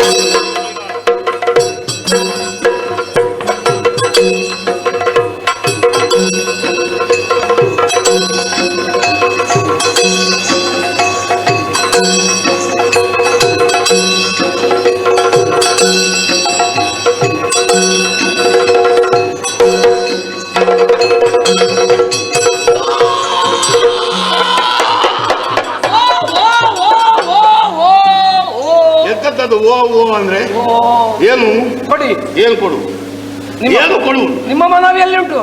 ಮನವಿಯ ಯಾಕೆ ನಿಮಗೆ ವಿಷಯ ಹೋಗುತ್ತಿಲ್ವ? ಮನವಿ ಅಂತದಕ್ಕ ಸಮಸ್ಯೆ ಇದ್ರೆ ಕೊಡಿ. ಏನಾದ್ರು ಸಮಸ್ಯೆ ಇದ್ರೆ ಮನವಿ ಕೊಟ್ರೆ ಹೌದು, ಅದೆಲ್ಲ ನಿವಾರಣೆ ಆಗ್ತದೆ. ಸಮಸ್ಯೆ ಪರಿಹಾರ ಆಗುತ್ತದ? ಹೌದು. ನಿನ್ನಿಂದಲಾ ಅಥವಾ ಬೇರೆಯವರಿಂದಲಾ? ನನ್ನಿಂದಲ್ಲ, ನನ್ನ ಮುಖಾಂತರ ಇನ್ನೊಬ್ಬರಿಂದ. ನಿಮ್ಮ ಮುಖಾಂತರ? ಹೌದು. ಹಾಗಾದ್ರೆ ಮೊದಲು ನಿನ್ನನ್ನೇ ಕಾಣಬೇಕು ಅಲ್ವಾ? ನನ್ನನ್ನು ಕಾಣಬೇಕು. ನಮ್ಮನ್ನು ನೋಡಿದ್ಯಾ ನೀನು? ಅದೇ ನಾನು ಸರಿಯಾಗಿ ನೋಡಿದ್ಯಾ? ಅಲ್ಲಿ ನೋಡಿ ನನಗೆ ಆಶ್ಚರ್ಯ ಆಯ್ತು. ನನಗೆ ಯಾಕೆ? ನಾನು ಮೊದಲು ಭಾವಿಸಿದ್ದು ತಟ್ಟಿರಾಯ ಇಲ್ಲಿಗೆ ಬಂದದ ಅಂತ. ತಟ್ಟಿರಾಯ ನಿನ್ನ ಅಪ್ಪ ಮಗನೇ ಏನ? ಆಮೇಲೆ ನೀವು ಮಾತಾಡುವಾಗ ಗೊತ್ತಾಯ್ತು ತಟ್ಟಿರಾಯ ಅಲ್ಲ ಅಂತ. ಅಲ್ಲ ಅಂತ ಗೊತ್ತಾಯ್ತಲ್ಲ? ಹೌದು. ಇಲ್ವಾ? ಓ, ನಿಮ್ಮ ಪರಿಚಯ ಇಲ್ಲ. ನನ್ನ ಪರಿಚಯ ಇಲ್ಲ. ಎಲ್ಲಿಂದ ಬಂದದಂತ ಗೊತ್ತಿಲ್ಲ. ವಿಷಯ ಹೇಳಿದ್ರೆ ಗೊತ್ತಾಗ್ತದ? ಏನು ವಿಷಯ ಅಂತ ಹೇಳಿದ್ರೆ ಗೊತ್ತಾಗ್ತದೆ. ಲಂಕೇಶ ಯಾರು? ನಮೋ ನಮಃ. ನಮೋ ನಮಃ. ಏನು? ನಾನು ತಮಾಷೆ ಮಾತಾಡಿಬಿಟ್ಟೆ. ತಮಾಷೆ? ಹೌದು, ಬೇಸರ ಮಾಡಬೇಡಿ. ನೀವಲ್ವ ಲಂಕೇಶ್? ಹೌದು, ನಾನು ಲಂಕೇಶ. ನನ್ನ ಬಗ್ಗೆ ಏನೆಲ್ಲ ಬರಿಬೇಡಿ ಆಯ್ತಾ ನೀವು. ಏನು ತಮಾಷೆ ಮಾತಾಡಿದ? ನಾನು ಬರೆಯುವವನಾಗಿ ಕಾಣ್ತೇನಾ? ಅಲ್ಲ, ಬರೆಯುವ ಕೆಲಸ ಬೇರೆಯವರಿಗೆ ಕೊಟ್ಟಿದ್ದೇನೆ. ಅಲ್ಲ, ನೀವು ಲಂಕೇಶ್ ಅಲ್ವೋ? ಅಂದ್ರೆ ಹೌದು. ನನ್ನ ಬಗ್ಗೆ ಏನೆಲ್ಲ ಬರಿಬೇಡಿ. ನೀವೇನೆಲ್ಲ ಬರೀತೀರಂತೆ? ಬರೀಬೇಕು ಅಂತ ಉಂಟು. ಅಲ್ಲ, ಬರೆಯದಿದ್ರೆ ಆಗ್ಲಿಕ್ಕಿಲ್ಲ. ಹೌದು. ನೀವು ನಿಮ್ಮಂತವರು ಅಲ್ಲಲ್ಲಿ ಅನರ್ಥ ಮಾಡುವಾಗ ಬರೆಯದಿದ್ರೆ ಆಗ್ಲಿಕ್ಕಿಲ್ಲಪ್ಪ. ಅಲ್ಲ, ಈಗ ನೀವು ನಿಮ್ಮ ಜೀವನ ಚರಿತ್ರೆಯಲ್ಲಿ ನಿನಗೆ ಸರಿಯಾಗಿ ಅರ್ಥವಾಗಿ ಏನು ಜೀವನ ಚರಿತ್ರೆಯಲ್ಲಿ ಎಲ್ಲ ಬರೀತೀರಲ್ಲ, ಎಲ್ಲಿ ಹೋಗಿ ಏನು ಮಾಡಿದ್ದೇನೆ, ಏನು ಘಟನೆ ನಡೆದಿದೆ, ನಿಮ್ಮ ಜೀವನ ಚರಿತ್ರೆ ಬರೆಯುವುದಿಲ್ವಾ? ಸ್ವಾನುಭವವನ್ನು ಮಾತ್ರ ಬರೆದಿಡು. ಹೌದು. ನಾನು ಇಲ್ಲಿ ಮಾತಾಡಿದ್ದನ್ನು ಬರಿಬೇಡಿ ಅಂತ ಹೇಳಿದ್ದು. ಕಾಪಾಡಕ್ಕೆ ಬರೆಸ್ತೇನೆ. ಇಲ್ಲಿವಾ ಸುದ್ದಿಗಾರನ ಹಾಗೆ ನಾನು ಕಾಣ್ತೇನೆ ನಿನಗೆ? ಹಾಗೆ ಕಾಣುವುದಿಲ್ಲ. ಊರಿನ ಅರಸನಾಗಿ ಕಾಣುವುದಿಲ್ವೇನೋ? ಹೌದು. ಲಂಕೇಶ ಅಂದ್ರೆ ಏನು? ಕನಕ ಲಂಕೆಯ ದೊರೆ. ಅಲ್ಲಿಗೆ ಅಧಿಕಾರಿ ನಾನು, ಹಾಗಾಗಿ ಹೇಳಿದ್ದು ಲಂಕೇಶ. ನಮೋ ನಮಃ. ನಮೋ ನಮಃ. ಸಂತೋಷ. ಯಾರು ನೀನು? ಈಗ ಚಂದ ಬರೀದೇನೆ ಇಲ್ಲ. ನಿನ್ನ ಪರಿಚಯ ಸಿಗುತ್ತಿದ್ರೆ ಇಷ್ಟರವರೆಗೆ ಮಾತಾಡ್ತಿದ್ದೀನ? ನಾನಲ್ವ ಇಲ್ಲಿಯ ಸಂದೇಶಚಾರ. ಓ, ಸಂದೇಶಚಾರ. ಹೌದು. ಬಂದವರನ್ನು ವಿಚಾರ ಮಾಡು, ಆಮೇಲೆ ಹೋಗಿ ಹೇಳು. ಸಂದೇಶಚಾರ. ಏನು ಸಂದೇಶಚಾರ ಕೇಳಲು ಹೋಗಿ ಪಡೆ ಜಗ ಬಂದಿಹುದ.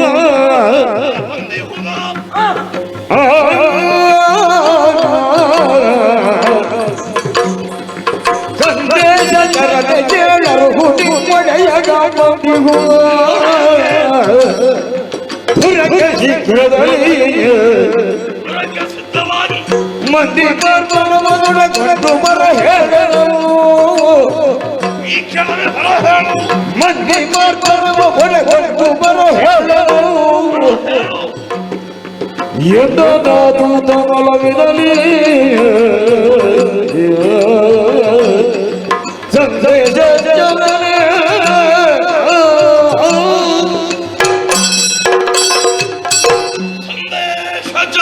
ಓ, ನೀ ಕೇಳು. ಹೇಳು. ನಿನ್ನ ಒಳ್ಳೆಯ ಇದ್ದಾರಲ್ವಾ? ಹೌದು. ಅವರಿಗೆ ಒಂದು ವಿಷಯವನ್ನು ಹೇಳಬೇಕು. ಕನಕ ಲಂಕೆಯ ದೊರೆ ರಾವಣೇಶ್ವರ ಕೈಯಲ್ಲಿ ಆಯುಧವನ್ನು ಹಿಡಿದು ಸೇನಾ ಸಮೇತರಾಗಿ ಮಾಹೇಶ್ವತಿಯನ್ನು ಸೇರಿದ್ದಾರೆ. ಅವರಲ್ಲಿ ಯುದ್ಧಾಪೇಕ್ಷೆಯಿಂದ ಬಂದಿದ್ದಾರೆ. ಅವರಲ್ಲಿ ಕಾಳಗವನ್ನು ಮಾಡುವುದಕ್ಕೆ ಮಂತ್ರಿ ಮಾರ್ಬಲವನ್ನು ಸೇರಿಸಿಕೊಂಡು ಯುದ್ಧಕ್ಕಾಗಿ ಬರಬೇಕಂತೆ. ಹೋಗಿ ಹೇಳು. ಮೋಸ ಆಯ್ತಲ್ಲ? ಏನು ಮೋಸ? ಎಂಬ ನಗರದಲ್ಲಿ ಭೂತಳೇಶ್ವರನು. ಏನು? ಯಾದುಧರೇಂದ್ರ ಕೇಳಿಯಮ್ಮ ನಗರದಲ್ಲಿ ಭೂತಳೇಶ್ವರನು. ನಾರಿಯರ ಸರ ಕೇಳಿ ಗೈದಿಗನು. ನಾರಿಯರ ಬಂದ ಬರುಣಿ ತಳೆದರೀಗ ನೆಮ್ಮರದ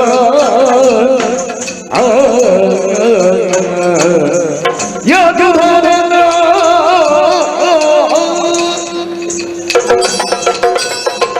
ನಮ್ಮ ದೊರೆಗಳನ್ನು ಕಾಣುವಂತ ಉದ್ದೇಶದಿಂದ ತಾವು ಇಲ್ಲಿಗೆ ಬಂದವರು. ಖಂಡಿತ ಹೌದು. ಮೋಸ ಆಯ್ತು. ಯಾಕೆ ಮೋಸ ಆಯ್ತು? ಅವರಿಲ್ಲ. ನಾನು ಬರುವ ವಿಷಯ ತಿಳಿದು ಅವ ಇಲ್ಲಿಂದ ಓಡಿ ಹೋದ್ರೆ ಸದ್ಯಕ್ಕೆ ಅವರಿಲ್ಲ. ಸದ್ಯಕ್ಕೆ ಅವರಿಲ್ಲ ಅಂದ್ರೆ ಮುಗಿಯಿತ ಅವರದ್ದು ಮತ್ತೆಂತದ್ದು ಏನೆಲ್ಲ ಹೇಳಬೇಡಿ. ಸದ್ಯಕ್ಕೆ ಅವರಿಲ್ಲ ಅಂತ ಹೇಳುವಾಗ ನಾನು ಏನೋ ಯೋಚನೆ ಮಾಡಿದೆ. ಅವರಿಗೇನು ಆಗಿಲ್ಲ, ಇದ್ದಾರೆ, ಮುಗಿದು ಹೋಯ್ತು, ಜೀವಂತ ಇದ್ದಾರೆ. ಜೀವಂತ ಇದ್ದಾರೆ. ಹಾಗಾದ್ರೆ ಸದ್ಯಕ್ಕೆ ಅವರು ಊರಿನಲ್ಲಿ ಇಲ್ಲ. ಹಾಗಾದ್ರೆ ನನ್ನ ವಿಷಯ ತಿಳಿದಿರ್ಬೇಕು ಅವರಿಗೆ. ನಿಮ್ಮ ವಿಷಯ ತಿಳಿದಿಲ್ಲ. ಗೂಢಚಾರಕರಿಂದ ಒಂದು ಉದ್ದೇಶವನ್ನು ಇರಿಸಿಕೊಂಡು ಬೇರೆ ಕಡೆಗೆ ಹೋಗಿದ್ದಾರೆ. ಅವರಿಗೂ ಒಂದು ಉದ್ದೇಶವು. ಹೌದು. ಏನದು? ಮಡದಿಯರನ್ನು ಸೇರಿಸಿಕೊಂಡು. ಮಡದಿಯರನ್ನು? ಹೌದು. ಅದೆಂತದ್ದು ಹಾಗೆ? ಮಡದಿ ಅದು ನಿಮಗೆ ಮಡದಿ, ಮತ್ತೆ ನಿನಗೆ? ನನಗೂ ಮಡದಿ. ಅವರಿಗೆ ಮಡದಿಯರು. ಮಡದಿಯರು ಅಂದ್ರೆ ಎಷ್ಟು ಜನ? ಕೆಲವು ಜನ ಇದ್ದಾರೆ. ಹೌದಾ?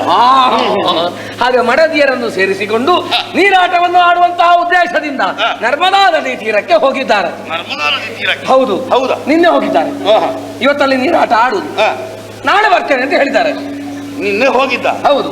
ಇವತ್ತಲ್ಲಿ ಜಲ ಕೇಳಿ ಅಲ್ಲಿ ಆಟ ಇವತ್ತು. ನಾಳೆ ಇಲ್ಲಿಗೆ ಬರು. ಹೌದು. ದಿನ 3 ಆಯ್ತು. 3 ದಿವಸ. 3 ದಿನ ಹೊತ್ತು. ಹೌದು. ಕೂತ್ಕೊಳ್ಳುವುದಕ್ಕೆ ನನ್ನಿಂದ ಆಗಲಿಕ್ಕಿಲ್ಲ. ನೀವು ಎದುರಾಡಬೇಡಿ. ಎಲ್ಲ ವ್ಯವಸ್ಥೆ ಮಾಡಬೇಕು ದೊರೆಗಳು ಹೇಳಿ ಹೋಗಿದ್ದಾರೆ. ನಿನಗೆ?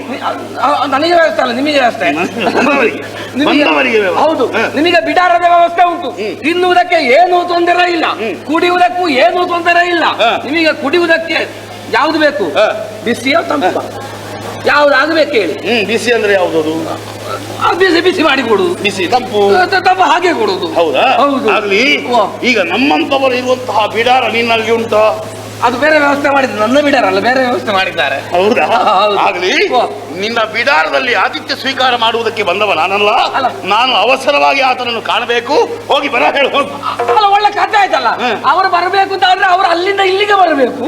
ಇದು ಒಳ್ಳೆ ಕಥೆ. ನೀನು ಹೋಗಿ ಹೇಳು, ನಾನಿದ್ದೇನೆ ಇಲ್ಲಿ. ಅದು ಹೋಗಿ ಅವರು ಹೇಳಿದಾರೆ ಹೋಗುವಾಗ. ನಾನು 3 ದಿವಸ ಕಳೆದು ಬರ್ತೇನೆ ಅಂತ. ಇನ್ನು ಹೋಗಿ ಬನ್ನಿ ಅಂತ ಹೇಳಿದ್ರೆ ನನ್ನ ತಲೆ ಕಡ್ದಾರೆ ಅವರು. ಈಗ ನೀನು ಹೋಗುವುದಿಲ್ವಾ? ನಾನು ಹೋಗುದಿಲ್ಲ. ನಾನು ಅವರನ್ನು ಕಾಣಬೇಕು. ನಾನು ಯುದ್ಧಾಪೇಕ್ಷೆಯಿಂದ ಬಂದವ. ನಾನು ಅವನನ್ನು ಈ ಕ್ಷಣವೇ ನೋಡ್ಬೇಕು. ಎಲ್ಲಿದ್ದಾನೆ ಅಂತ ಹೇಳಿದ್ರು ನೀನು. ಗಡಿಬಿಡಿ ಮಾಡಿದ್ರೆ ಸ್ವಲ್ಪ ವಿಶ್ರಾಂತಿ ತಗೊಳ್ಳಿ. ವಿಶ್ರಾಂತಿ ಸುಮ್ಮನೆ ಅವಸರ ಮಾಡುದು ಯಾಕೆ? ವಿಶ್ರಾಂತಿ ನಮ್ಮ ಜಾಯಮಾನದಲ್ಲೇ ಇಲ್ಲ. ಈಗ ಅವ ಎಲ್ಲಿದ್ದಾನವ? ಎಲ್ಲಿದ್ದಾನೆ?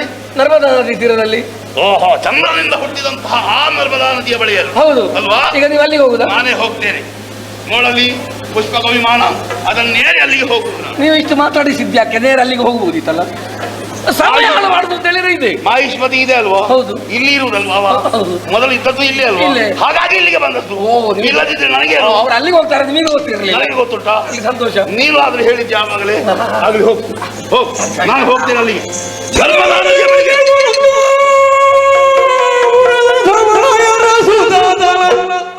ಹರಸುತ್ತಲೇ ನಡೆದರಲು ಅಧ್ಯಾತ್ಮವಾದು.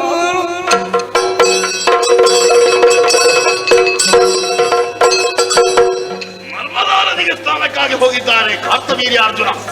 ಆತನನ್ನು ಕಾಣುವಂತಹ ಉದ್ದೇಶ ನನಗಿದೆ. ಹಾಗಾಗಿ ಪುಷ್ಪಕ ವಿಮಾನವನ್ನೇರಿ ನಡೆಯುತ್ತೇನೆ.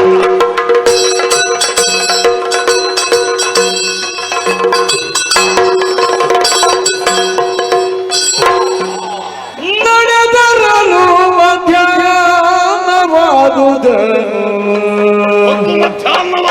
ಪರಿಗಿಸುತ್ತ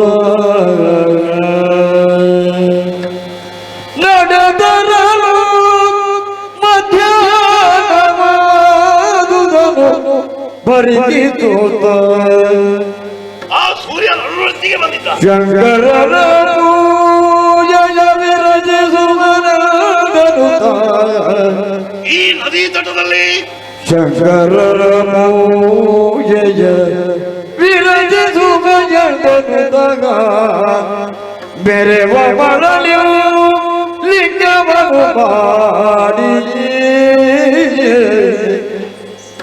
ಮೆರೆವ ಮರಳಿಯು ಲಿಂಗವನ್ನು ಮಾಡಿ ಕುಳಿತರು ಕರ್ಮದ ತಟದಿ.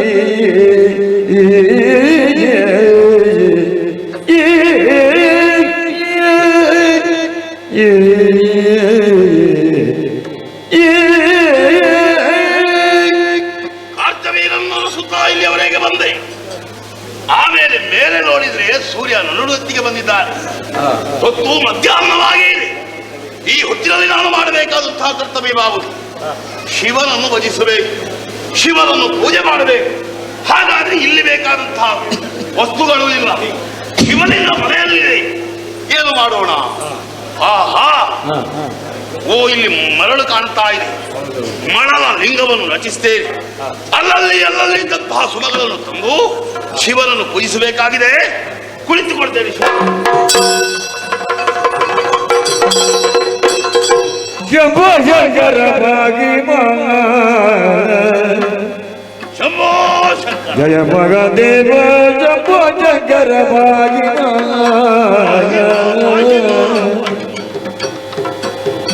ಶಂಭೋ ಶಂಕರ ಭಾಗಿ ನಿನ್ನವದ ಪುಜವ ಬರಹಕ್ಕೆ ಜಯ ದುರಯ ಮುದಿಯ ಕಾಪಾಡು ದೀನನ ಜಿಂಗು ಕೊಡುದು ಜ್ಞಾನ ಗಿನಗೆ ಶಂಭೋ ಶಂಕರ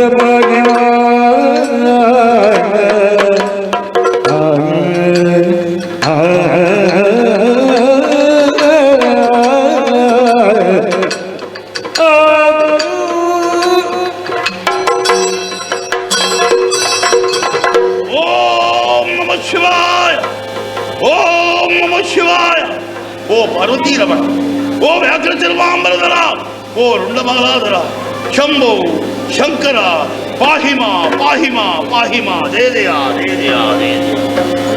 ನೀರಾಡುವ ಬಾರೆ ಸಖಿ ಬಾರೆ ಸಖಿ ವೈಯಾದ ಸಖಿಯೇ ಬಾರೆ ಸಖಿ ವೈಯಾದ ಸಖಿ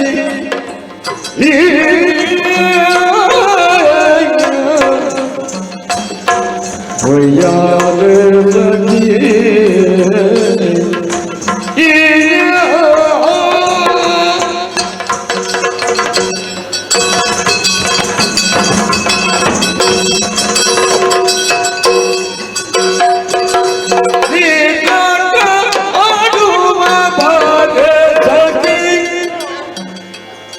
निभावे सखी वैयावे सखी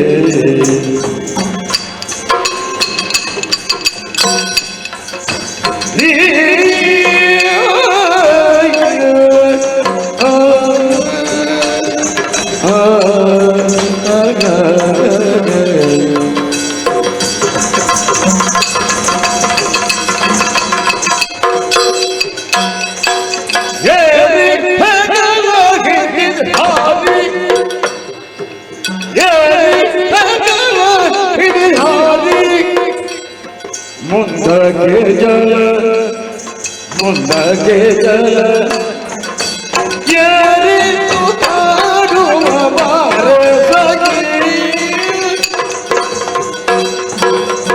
ನೀರಾಟ ಆಡುವ ಬಾರೆ ಸಖಿ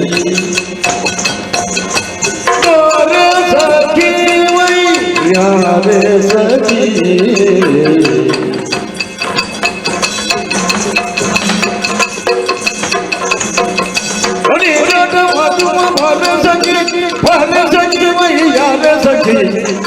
वैयारे सखी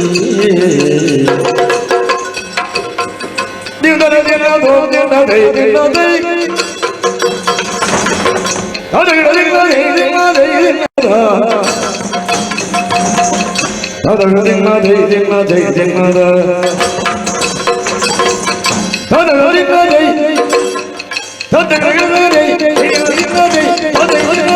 अरे दिन दे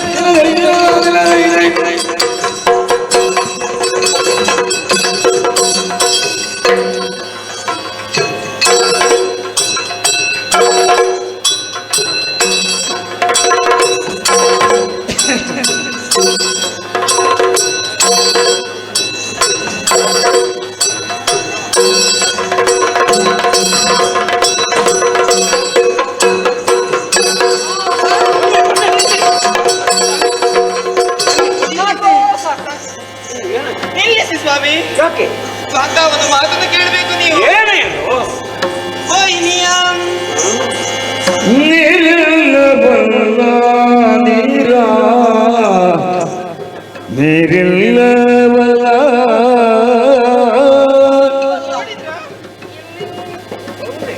ನೀರನ ನಿಜ ಕೇಳೋ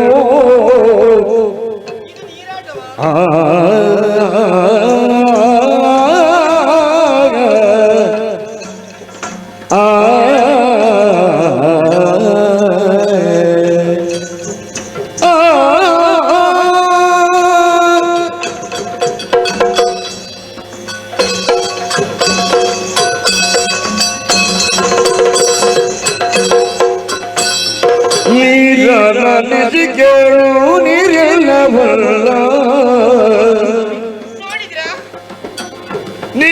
ನೀರಿಲ್ಲವಾದರೆ ನೀರಾಟ ಸಲ್ಲ ನೀರಿಲ್ಲವಾದರೆ ನೀರಾಟ ಸಲ್ಲ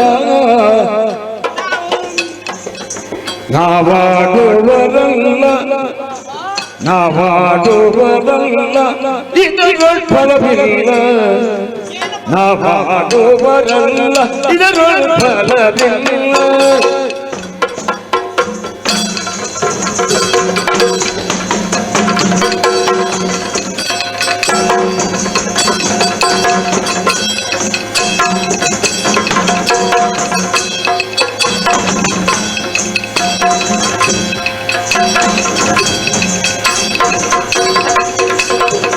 ನಿರಳಿಸಿ ಕೇಳು ನೀರಿಲ್ಲವಲ್ಲ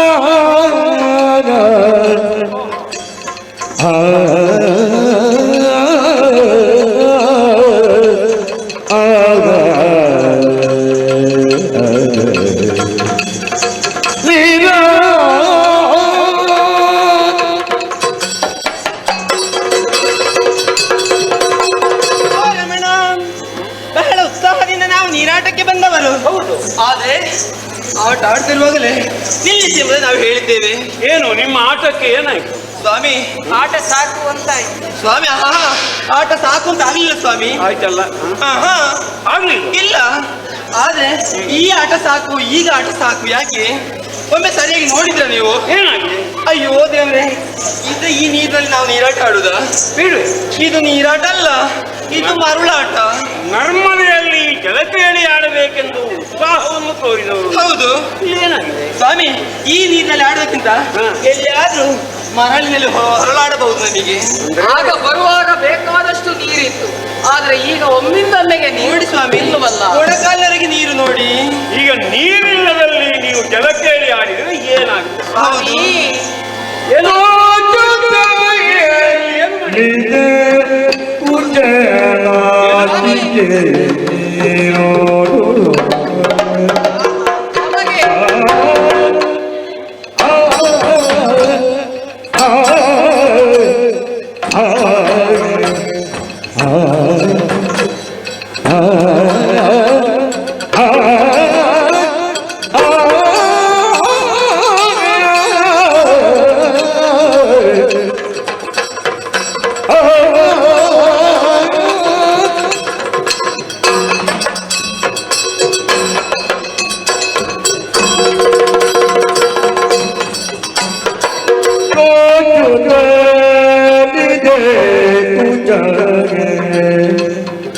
ನಾಚಿಕೆ ರೋಡು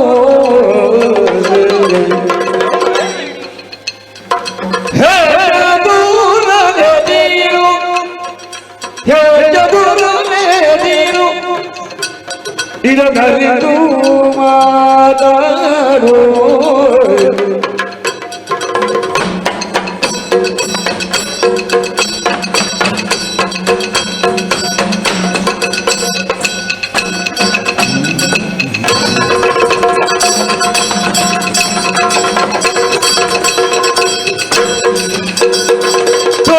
ನಾಚಿಕೆ ನೋಡು ಹೇ ಚದುರನೆ ಹರಿದು ಬದಾಡು.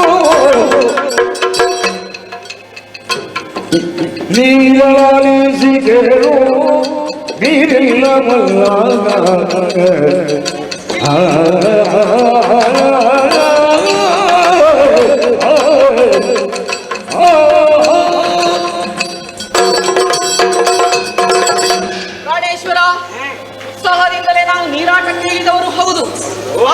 ಈಗ ಇಲ್ಲಿ ನೀರಿಲ್ಲ, ಸಾಕಷ್ಟು ನೀರಿಲ್ಲದ ಈ ಸ್ಥಳದಲ್ಲಿ ನೀರಾಟ ಆಡಿದೆವು ಅಂತಾದ್ರೆ ಸ್ವಾಮಿ, ಹಾಗಾದ್ರೆ ನೀರಿರುವಲ್ಲಿಗೆ ಹೋಗ್ಬೇಕು ನಾವು. ಹಾಗಲ್ಲ, ಇಲ್ಲೇ ನೀರಾಟ ಆಡಬಹುದಿತ್ತು. ಆದ್ರೆ ಇಲ್ಲಿ ನೀರಾಟ ಆಡಿದ್ರೆ ಏನಾಗ್ತದೆ ಹೇಳಿ ಸ್ವಾಮಿ? ಹೆಣ್ಣಾದವಳಿಗೆ ಪ್ರಾಣಕ್ಕಿಂತಲೂ ಮಾನವೇ ಮುಖ್ಯ ತಾನೇ. ಆದ್ದರಿಂದಲೇ ಅಲ್ಲವೇ ಹೆಣ್ಣನ್ನು ಮಾನವತಿ ಅಂತ ಕರೆಯುವುದು ವಲ್ಲಭ. ಜಲಕ್ರೀಡೆಗೆ ಇಳಿಯುವಂತಹ ಸಂದರ್ಭದಲ್ಲಿ ನಮ್ಮ ವಸನ ಭೂಷಣವನ್ನೆಲ್ಲ ತೆಗೆದು ದಡದಲ್ಲಿ ಇರಿಸಿದವರು. ಆ ಕಡೆಗೆ ನೋಡಿದ್ರ ಎಷ್ಟು ದೊಡ್ಡದಾದಂತಹ ಹೆದ್ದಾರಿ ಇದೆ ಅಂತ. ಎಷ್ಟೋ ಮಂದಿಗಳು ಆ ಕಡೆ ಈ ಕಡೆ ಹೋಗ್ತಾರೆ. ಈ ನೀರು ನಾವಿಲ್ಲಿ ಜಲಕೇಳಿ ಆಡುವುದನ್ನು ತಿಳಿದ ಮೇಲೆ ಆ ದಾರಿಯಲ್ಲಿ ಆಡುವರು ಪ್ರಾಣೇಶ್ವರ, ನೀರಿಲ್ಲದಂತಹ ಈ ಸ್ಥಳದಲ್ಲಿ ಒಂದೊಮ್ಮಿಗೆ ಯಾರು ಬರದಿದ್ರೂ ತೊಂದರೆ ಇಲ್ಲ. ವಿವಸ್ತ್ರೆಯರಾಗಿ ಸ್ವಲ್ಪ ಪ್ರಮಾಣದ ಈ ನೀರಿನಲ್ಲಿ ನೀರಾಟ ಆಡುವುದಕ್ಕೆ ನಾಚಿಕೆಯಾಗುತ್ತದೆ. ನಾಚಿಕೆ? ಸ್ವಾಮಿ, ನೀರು ಕಡಿಮೆ. ನೀರು ಕಡಿಮೆ. ಹೌದು, ಮಾನಕ ಎದೆ ಕಾಣುತ್ತದೆ. ಎದೆ ಪರ್ಯಂತರ ಉದಕವಿಲ್ಲದಿರೆ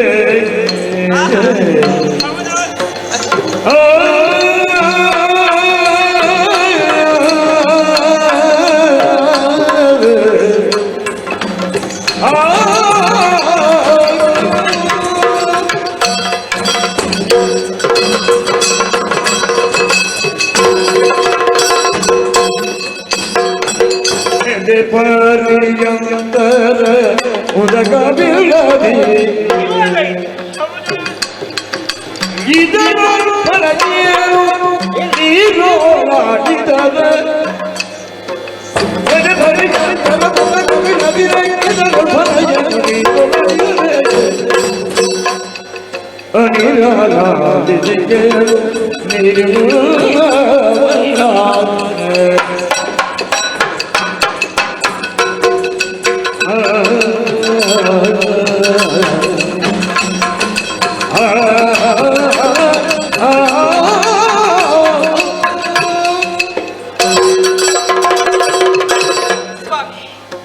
ನಾಚಿಕೆಯಾಗುವುದಕ್ಕೆ ಕಾರಣ ಉಂಟು.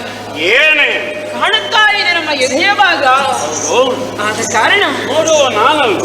ನೀವು ಹೌದು ಸರ್. ಮತ್ತೆ ನೀವು ನೋಡಿದ್ರಲ್ಲಿ ಯಾವ ತಪ್ಪು ಇಲ್ಲ. ಮತ್ತೊಬ್ಬರು ಯಾರು ನೋಡಬಾರದು ತಾನೆ. ಕಣ್ಣು ಮುಚ್ಚಿಕೊಳ್ಳಿ. ಅಯ್ಯೋ, ಅವಳಿಗೆ ನಾಚಿಕೆ ಆಗ್ತದೆ.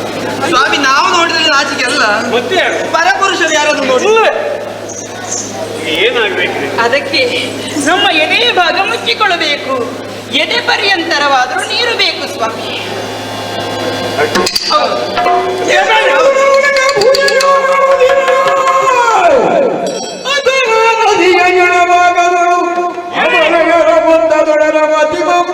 ಬಾಹುಗಳು ಕಟ್ಟೆಯ ಕಟ್ಟಿಕೊಂಡು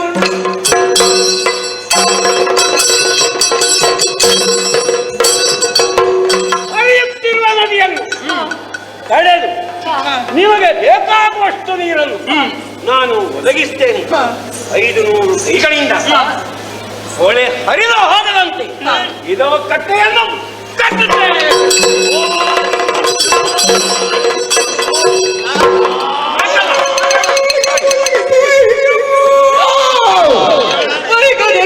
ಗಜರಿ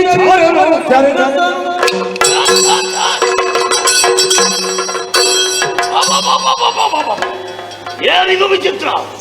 ಶಿವಪೂಜೆಯಲ್ಲಿ ನಿರತನಾಗಿದ್ದವಲ್ಲ, ಇದ್ದಕ್ಕಿದ್ದಂತೆ ಕೆಳಗಿನಿಂದ ನೀರು ಮೇಲೆ ಉಕ್ಕಿ ಬರುತ್ತಾ ಇದೆ. ನಾನು ಮಾಡಿದಂತಹ ಮನೋಲಿಂಗ ನೀರಿನಲ್ಲಿ ಕೊಚ್ಚಿ ಹೋಯಿತು. ಯಾಕೆ ಹೀಗಾಯಿತು? ಯಾರಿಂದ ಆಯಿತು? ದೂತ!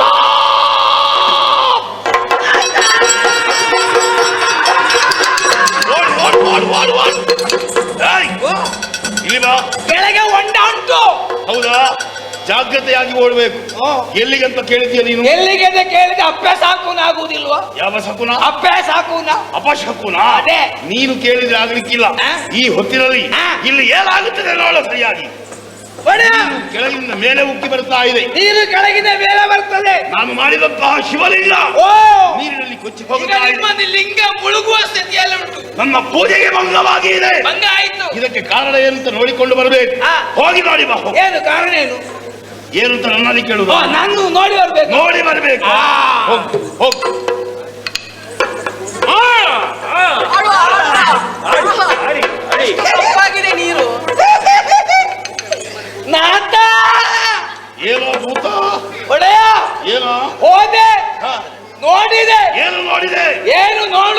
ಏನಂದ್ರೆ ನೀರು ಮೇಲೆ ಬರುತ್ತಾ ಉಂಟು. ಏನು ಕಾರಣ ಅಂತ ಕೇಳಿದ್ರು. ಅದರಲ್ಲಿ ತುಂಬಾ ತೆಂಗಿನಕಾಯಿ ತೇಲಿ ಬರುವಾಗ ಕಂಡಿತ್ತು. ಹಾಗಾದ್ರೆ ನಿನಗೊಂದು ಒಳ್ಳೆ ಉದ್ಯೋಗ ಸಿಕ್ಕಿದ್ದೇವೆ. ಎಂತದ್ದು? ತೆಂಗಿನಕಾಯಿ ಹೆಕ್ಕುವುದು. ತೆಂಗಿನಕಾಯಿ ಅಲ್ಲ, ಮತ್ತೆ ನೋಡುತ್ತೇನೆ ಅಲ್ಲಿ ತುಂಬಾ ನಾಯಿ ಮರಿ. ಮಾರಿ ಸಂತಾನದವ ನಾಯಿ ಮರಿ ನೀರಿನಲ್ಲಿ ಯಾಕೆ ಬಿತ್ತು? ಎಣ್ಣೆ ಮಕ್ಕಳು. ಓಹೋ, ಹೆಣ್ಣು ಮಕ್ಕಳು ನಾರೀಮಣಿಯರು. ಅವರ ತಲೆ ಕಾಣುತ್ತಾ ಇದೆ. ತಲೆ ಮಾತ್ರ ಕಾಣುತ್ತಾ ಉಂಟು.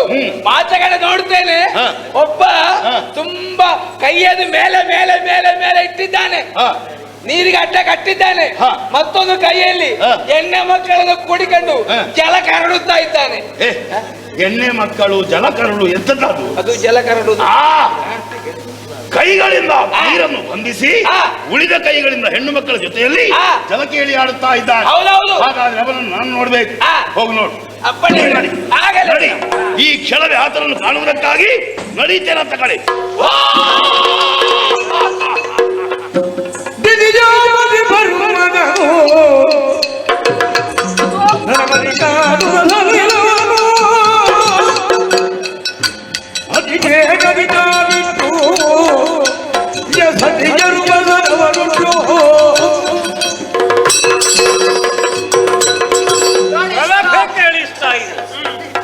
ಜನ ಪ್ರವಾಹವೇ ಈ ಕಡೆಗೆ ಬರುವಂತಿರುವುದರಿಂದ ಸಲೀಲವನ್ನು ಬಿಡುತ್ತೇನೆ. ನೀವೆಲ್ಲರೂ ಮೇಲೆ ವಸನಾಭರಣಗಳಿಂದ ಅಲಂಕೃತರಾಗಿ ಬಂದವನಾರೆಂದು ನೋಡುವುದಕ್ಕಾಗಿ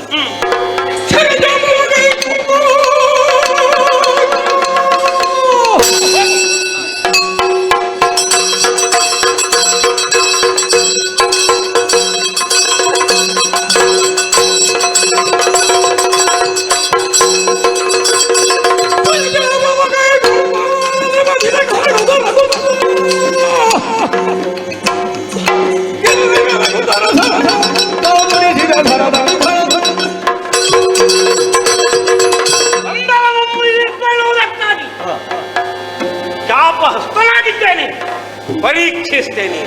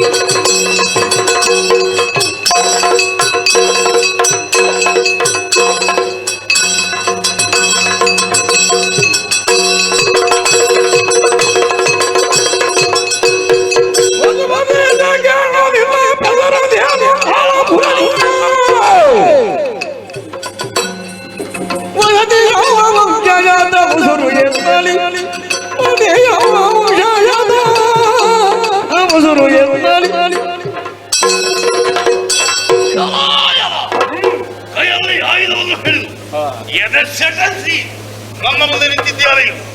ನಿನ್ನ ನಿಲುಮೆ, ನಿನ್ನ ಉಡುಗೆ ತೊಡುಗೆ ಎಲ್ಲವನ್ನು ನೋಡುವಾಗ ನೀನೊಬ್ಬ ಒಂದು ಊರಿನ ಅರಸ ಎಂಬುದನ್ನು ತೀರ್ಮಾನಿಸುವುದಕ್ಕೆ ಸಾಧ್ಯ. ನಿನ್ನ ಊರಾವುದು, ನಿನ್ನ ಹೆಸರೇನು, ಯಾವ ವಂಶ ಹೇಳಯ್ಯ. ಅಸುರ ಕೇಳು ಯದುಕುಲೇಂದ್ರ,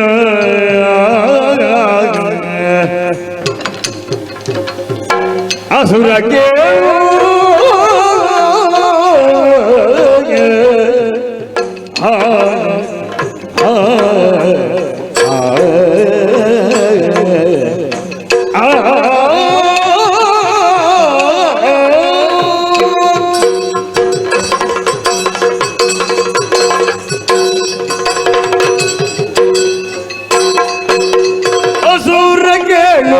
ಯದುಕುಲೇಂದ್ರ ನಾ ಯದುಕುಲೇಂದ್ರ ಅಸಮಗತಿ ಕಾರ್ತಿವೀರ್ಯ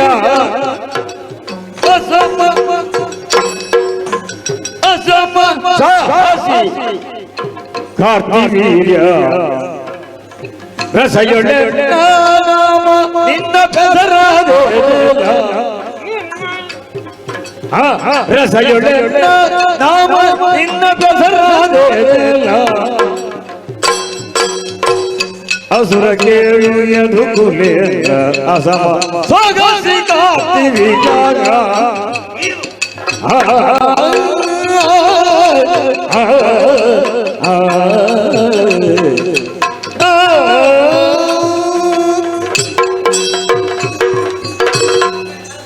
ನಿನ್ನನ್ನು ನೋಡಿದಾಗಲೇ ನೀನಾಡುವ ಅಸುರ ಖಂಡಿತ ನಿಶ್ಚಯಿಸಿಕೊಂಡಿದ್ದೇನೆ. ಒಳ್ಳೆಯದು. ಅಯ್ಯ ಏನು ಜಲಪರಾಂಗನಾಗಿ ಮಾಹಿಷ್ಪತಿಯನ್ನು ಆಳುತ್ತಾ ಭರ್ತೈನ ಅರ್ಜುನ ಹೀಗೆ ಹೆಸರುಗೊಂಡವ ನಾನು ಅಸಮ ಸಾಹಸಿ. ಈಗಾಗಲೇ ನನ್ನ ಬಗೆಗೆ ಈ ಲೋಕ ಹೇಳ್ತಾ ಇದೆ. ಏನಂತ? ನಿನ್ನ ಹೆಸರೇನು? ನೀನು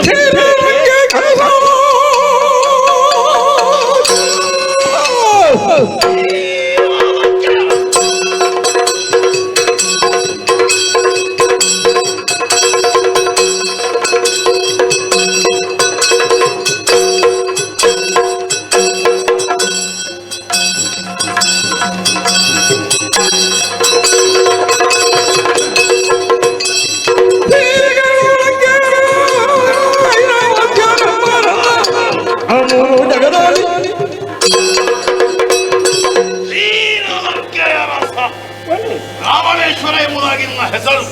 ಅಯ್ಯ ಏನು? ನಾವು ವಂಶದಲ್ಲಿ ಬ್ರಾಹ್ಮಣ ವಂಶದವರು. ಏನು ಮೇಲೆ ಕೆಳಗೆ ನೋಡ್ತಾ ಬ್ರಹ್ಮ ವಂಶದವರು. ನೀನು ಹೀಗೇನು ಬಂದೆ? ಬರುವುದಕ್ಕೆ ಕಾರಣವಿದೆ. ಯಾವುದು? ನಿನ್ನನ್ನು ನೋಡ್ಬೇಕು, ನಿನ್ನಲ್ಲಿ ಸ್ವಲ್ಪ ಮಾತನಾಡಬೇಕು, ಆಮೇಲೆ ಸ್ವಲ್ಪ ಯುದ್ಧ ಮಾಡಬೇಕು. ದುರವ ಬಯಸಿ ಬಂದೆ ನಾನು. ಯುದ್ಧಾಪೇಕ್ಷೆ? ಹೌದು. ಅಯ್ಯ ಏನು? ಒಬ್ಬನಲ್ಲಿ ಯುದ್ಧವನ್ನು ಮಾಡಬೇಕಾಗಿದ್ದರೆ ಪರಸ್ಪರ ವಿರೋಧವೇ. ವಿನಾಕಾರಣ ಕಂಡವರನ್ನೆಲ್ಲ ಕಾಲ್ಕೆದರಿ ಕದನಕ್ಕೆ ಕರೆಯುವುದು ಬುದ್ಧಿವಂತನ ಲಕ್ಷಣ. ವಿನಾಕಾರಣ ಬಂದದ್ದಲ್ಲ, ಮತ್ತೆ ವೀರಾದಿ ವೀರನಾಗಿ ನಾನೊಬ್ಬನೇ ಈ ಪ್ರಪಂಚದಲ್ಲಿರಬೇಕು ಎಂಬ ಹಂಬಲವನ್ನು ಹೊಂದಿದವ ನಾನು. ನನಗೆ ಇದಾಗಿ ನೀನೊಬ್ಬ ಇದ್ದಿದ್ದ ಕೇಳಿದೆ. ನಿನ್ನನ್ನು ಸದೆಬಡಿಯುವುದಕ್ಕಾಗಿ ಇಲ್ಲಿಗೆ ಬಂದಿದ್ದೇನೆ.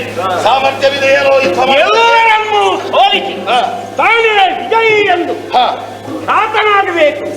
ಈ ನಿರ್ಧಾರದಿಂದ ಬಂದವನಾದರೆ ನಾನು ಬಂದಿದ್ದೇನೆ. ದೇಶ ಏತರಿಂದ ಎಂಬುದು ಅರ್ಥವಾಯಿತು. ಕೇವಲ ಅಧಿಕಾರದಾಹವುಳ್ಳವನಾಗಿ ಸಮರಾಪೇಕ್ಷೆಯನ್ನು ಹೊಂದಿದವ. ನೋಡೋಣ ನಿಮ್ಮವರೊಂದಿಗೆ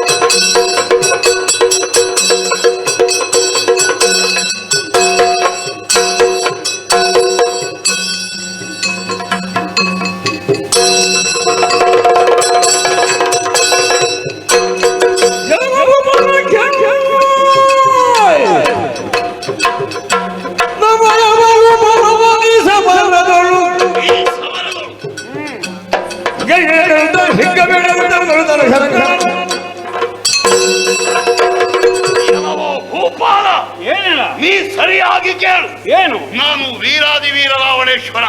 ನಮ್ಮ ಮುಂದೆ ಇಷ್ಟರವರೆಗೆ ಯಾರೂ ನಿಂತವರಿಲ್ಲ. ನಿನ್ನ ಬಲದವರು ಏನಾಗಿದ್ದಾರೆ ನೋಡಿ. ಆದ್ರೆ ಇಂದಿನ ಸಮರದಲ್ಲಿ ನಿನ್ನನ್ನು ನಾನು ಸೋಲಿಸದಿದ್ರೆ ದಶ ಕಂಠನಲ್ಲ ನೆನಪಿಟ್ಟು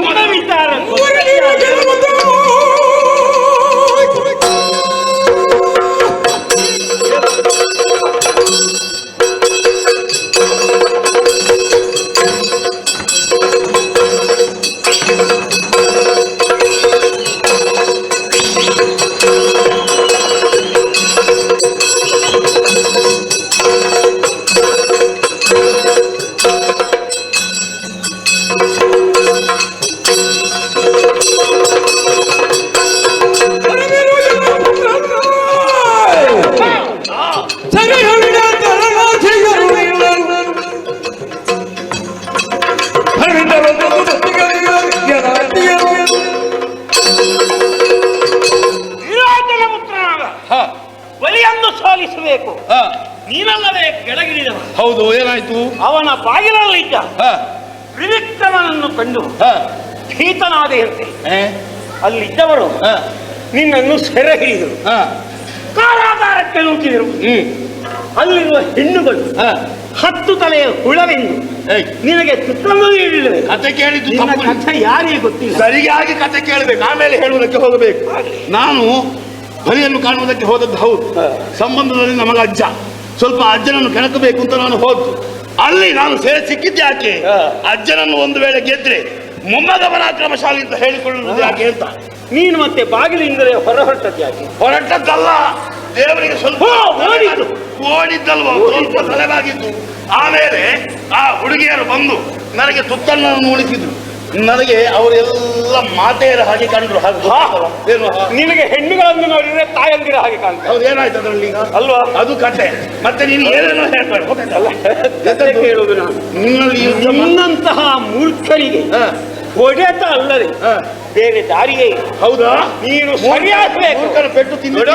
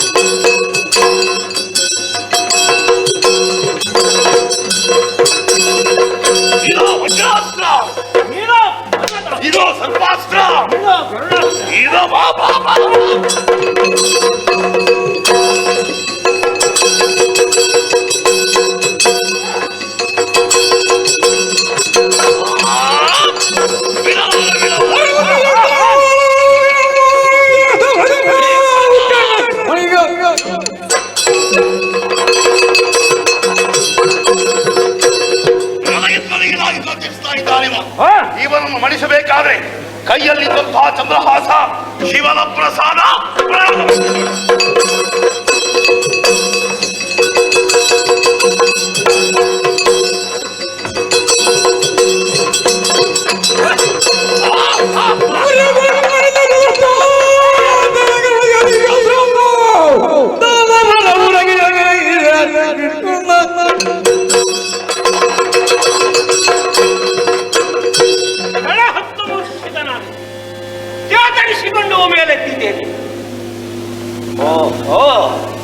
ಹೀಗಲ್ಲ, ದತ್ತಾತ್ರೇಯನು ಅನುಗ್ರಹಿಸಿದ ವೈಷ್ಣವ ಶಕ್ತಿಯನ್ನು ಇವನ ಎದೆಯನ್ನು ಗುರಿಯಾಗಿಟ್ಟು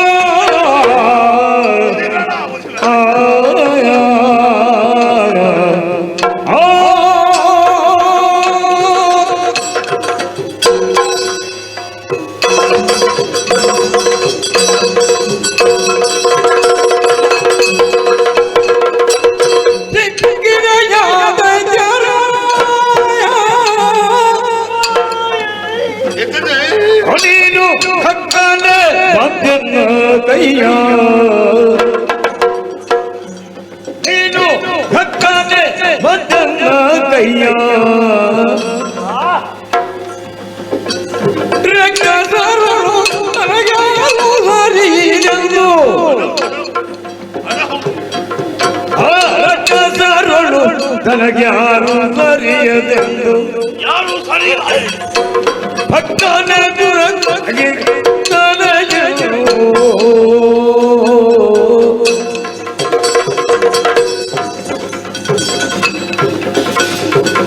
ಸಿದ್ಧಿರಯಾದ ದೈತ್ಯರಾಯ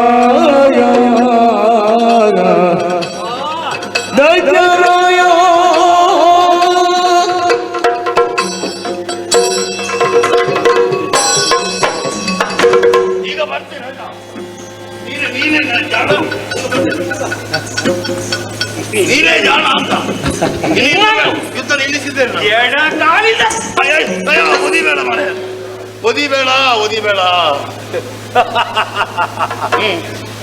ತನಗೆ ಸರಿ ಇಲ್ಲ. ರಕ್ಕಸರಲ್ಲಿ ನಾನು ಶ್ರೇಷ್ಠ. ಮೊದಲೇ ನೀನು ಹೇಳಿದ್ದೆ ನಾನು ಸ್ವಲ್ಪ ಆದ್ರೂ ಸರಿ ಇರ್ಬೋದು ಅಂತ. ಯಾರು ಹೇಳಿದ್ರು? ಸರಿ ಇತ್ತು, ಅವಾಗ ಸರಿ ಇತ್ತು. ಈಗ ಸ್ಪಷ್ಟವಾಯಿತು ತನಗೆ ರಕ್ಕಸರಲ್ಲಿ ಸಮಾನವಿಲ್ಲ. ಖಂಡಿತವಾಗಿಯೂ ಇಲ್ಲ. ಈ ಕಲ್ಪನೆಯಿಂದ ಸೊಕ್ಕುಳ್ಳವನಾಗಿ ಯುದ್ಧಕ್ಕೆ ಬಂದು ನನ್ನಿಂದ ಕೈ ಸೋತು ಭೂಮಿಗೊರಗಿದೆ. ರಾಕ್ಷಸೇಂದ್ರ, ಅಯ್ಯ, ತನಗೆ ಬೇಕಾದವರಿದ್ದಾರೆ. ಯಾರಿಗೂ ಹೆದರುವ, ಯಾರಿಗೂ ಸೋಲುವ ಪ್ರಮೇಯ ಬರುವುದಿಲ್ಲ. ನೀನು ಭಾವಿಸಿದ್ದೀಯಲ್ಲ? ಹೌದು.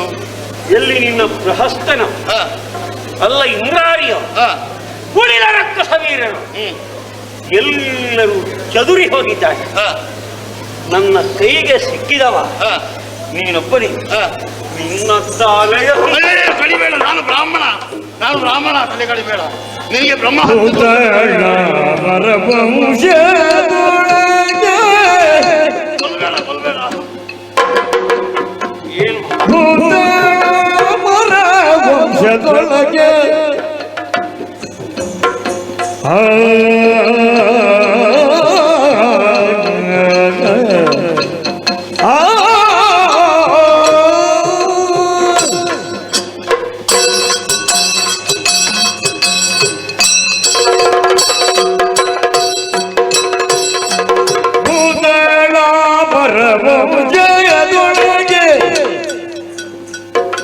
ಹುಟ್ಟಿದಾದನು ಎಂದೆನು ತನಾಹಿಯೇ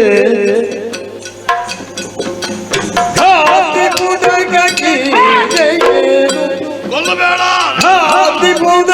ಮುದಗಿಡೆನು ಅನರಾಗಿ ತಡಿ ಜನ ಕೊಡುತ್ತಿದ್ದೆ ಅನುಮನಾಗಿದ್ದಡಿ ಕ್ಷಣ ಕೊಡುತ್ತಿದ್ದೆ ನಿನ್ನ ಅಸಿಕೆಯ ದೈತ್ಯರಾಯ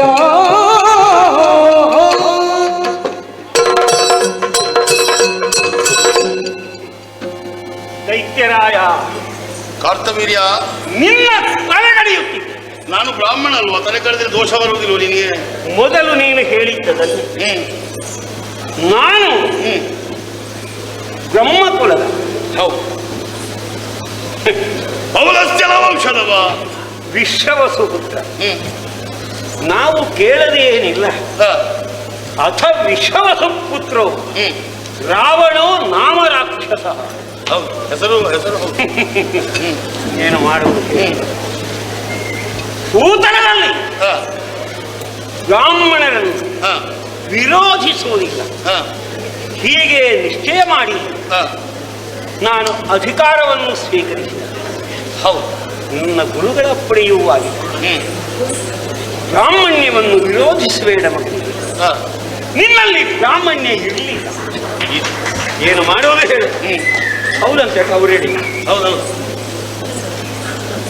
ನಿನ್ನಂತವನನ್ನು ಹೀಗೆ ತಿರುಗಾಡುವುದಕ್ಕೆ ಬಿಟ್ಟರೆ ಅದಕ್ಕಿಂತ ಅಪಾಯ ಮತ್ತೊಂದಿಲ್ಲ. ಅಯ್ಯೋ, ಮತ್ತೇನು ಮಾಡ್ತೀಯ?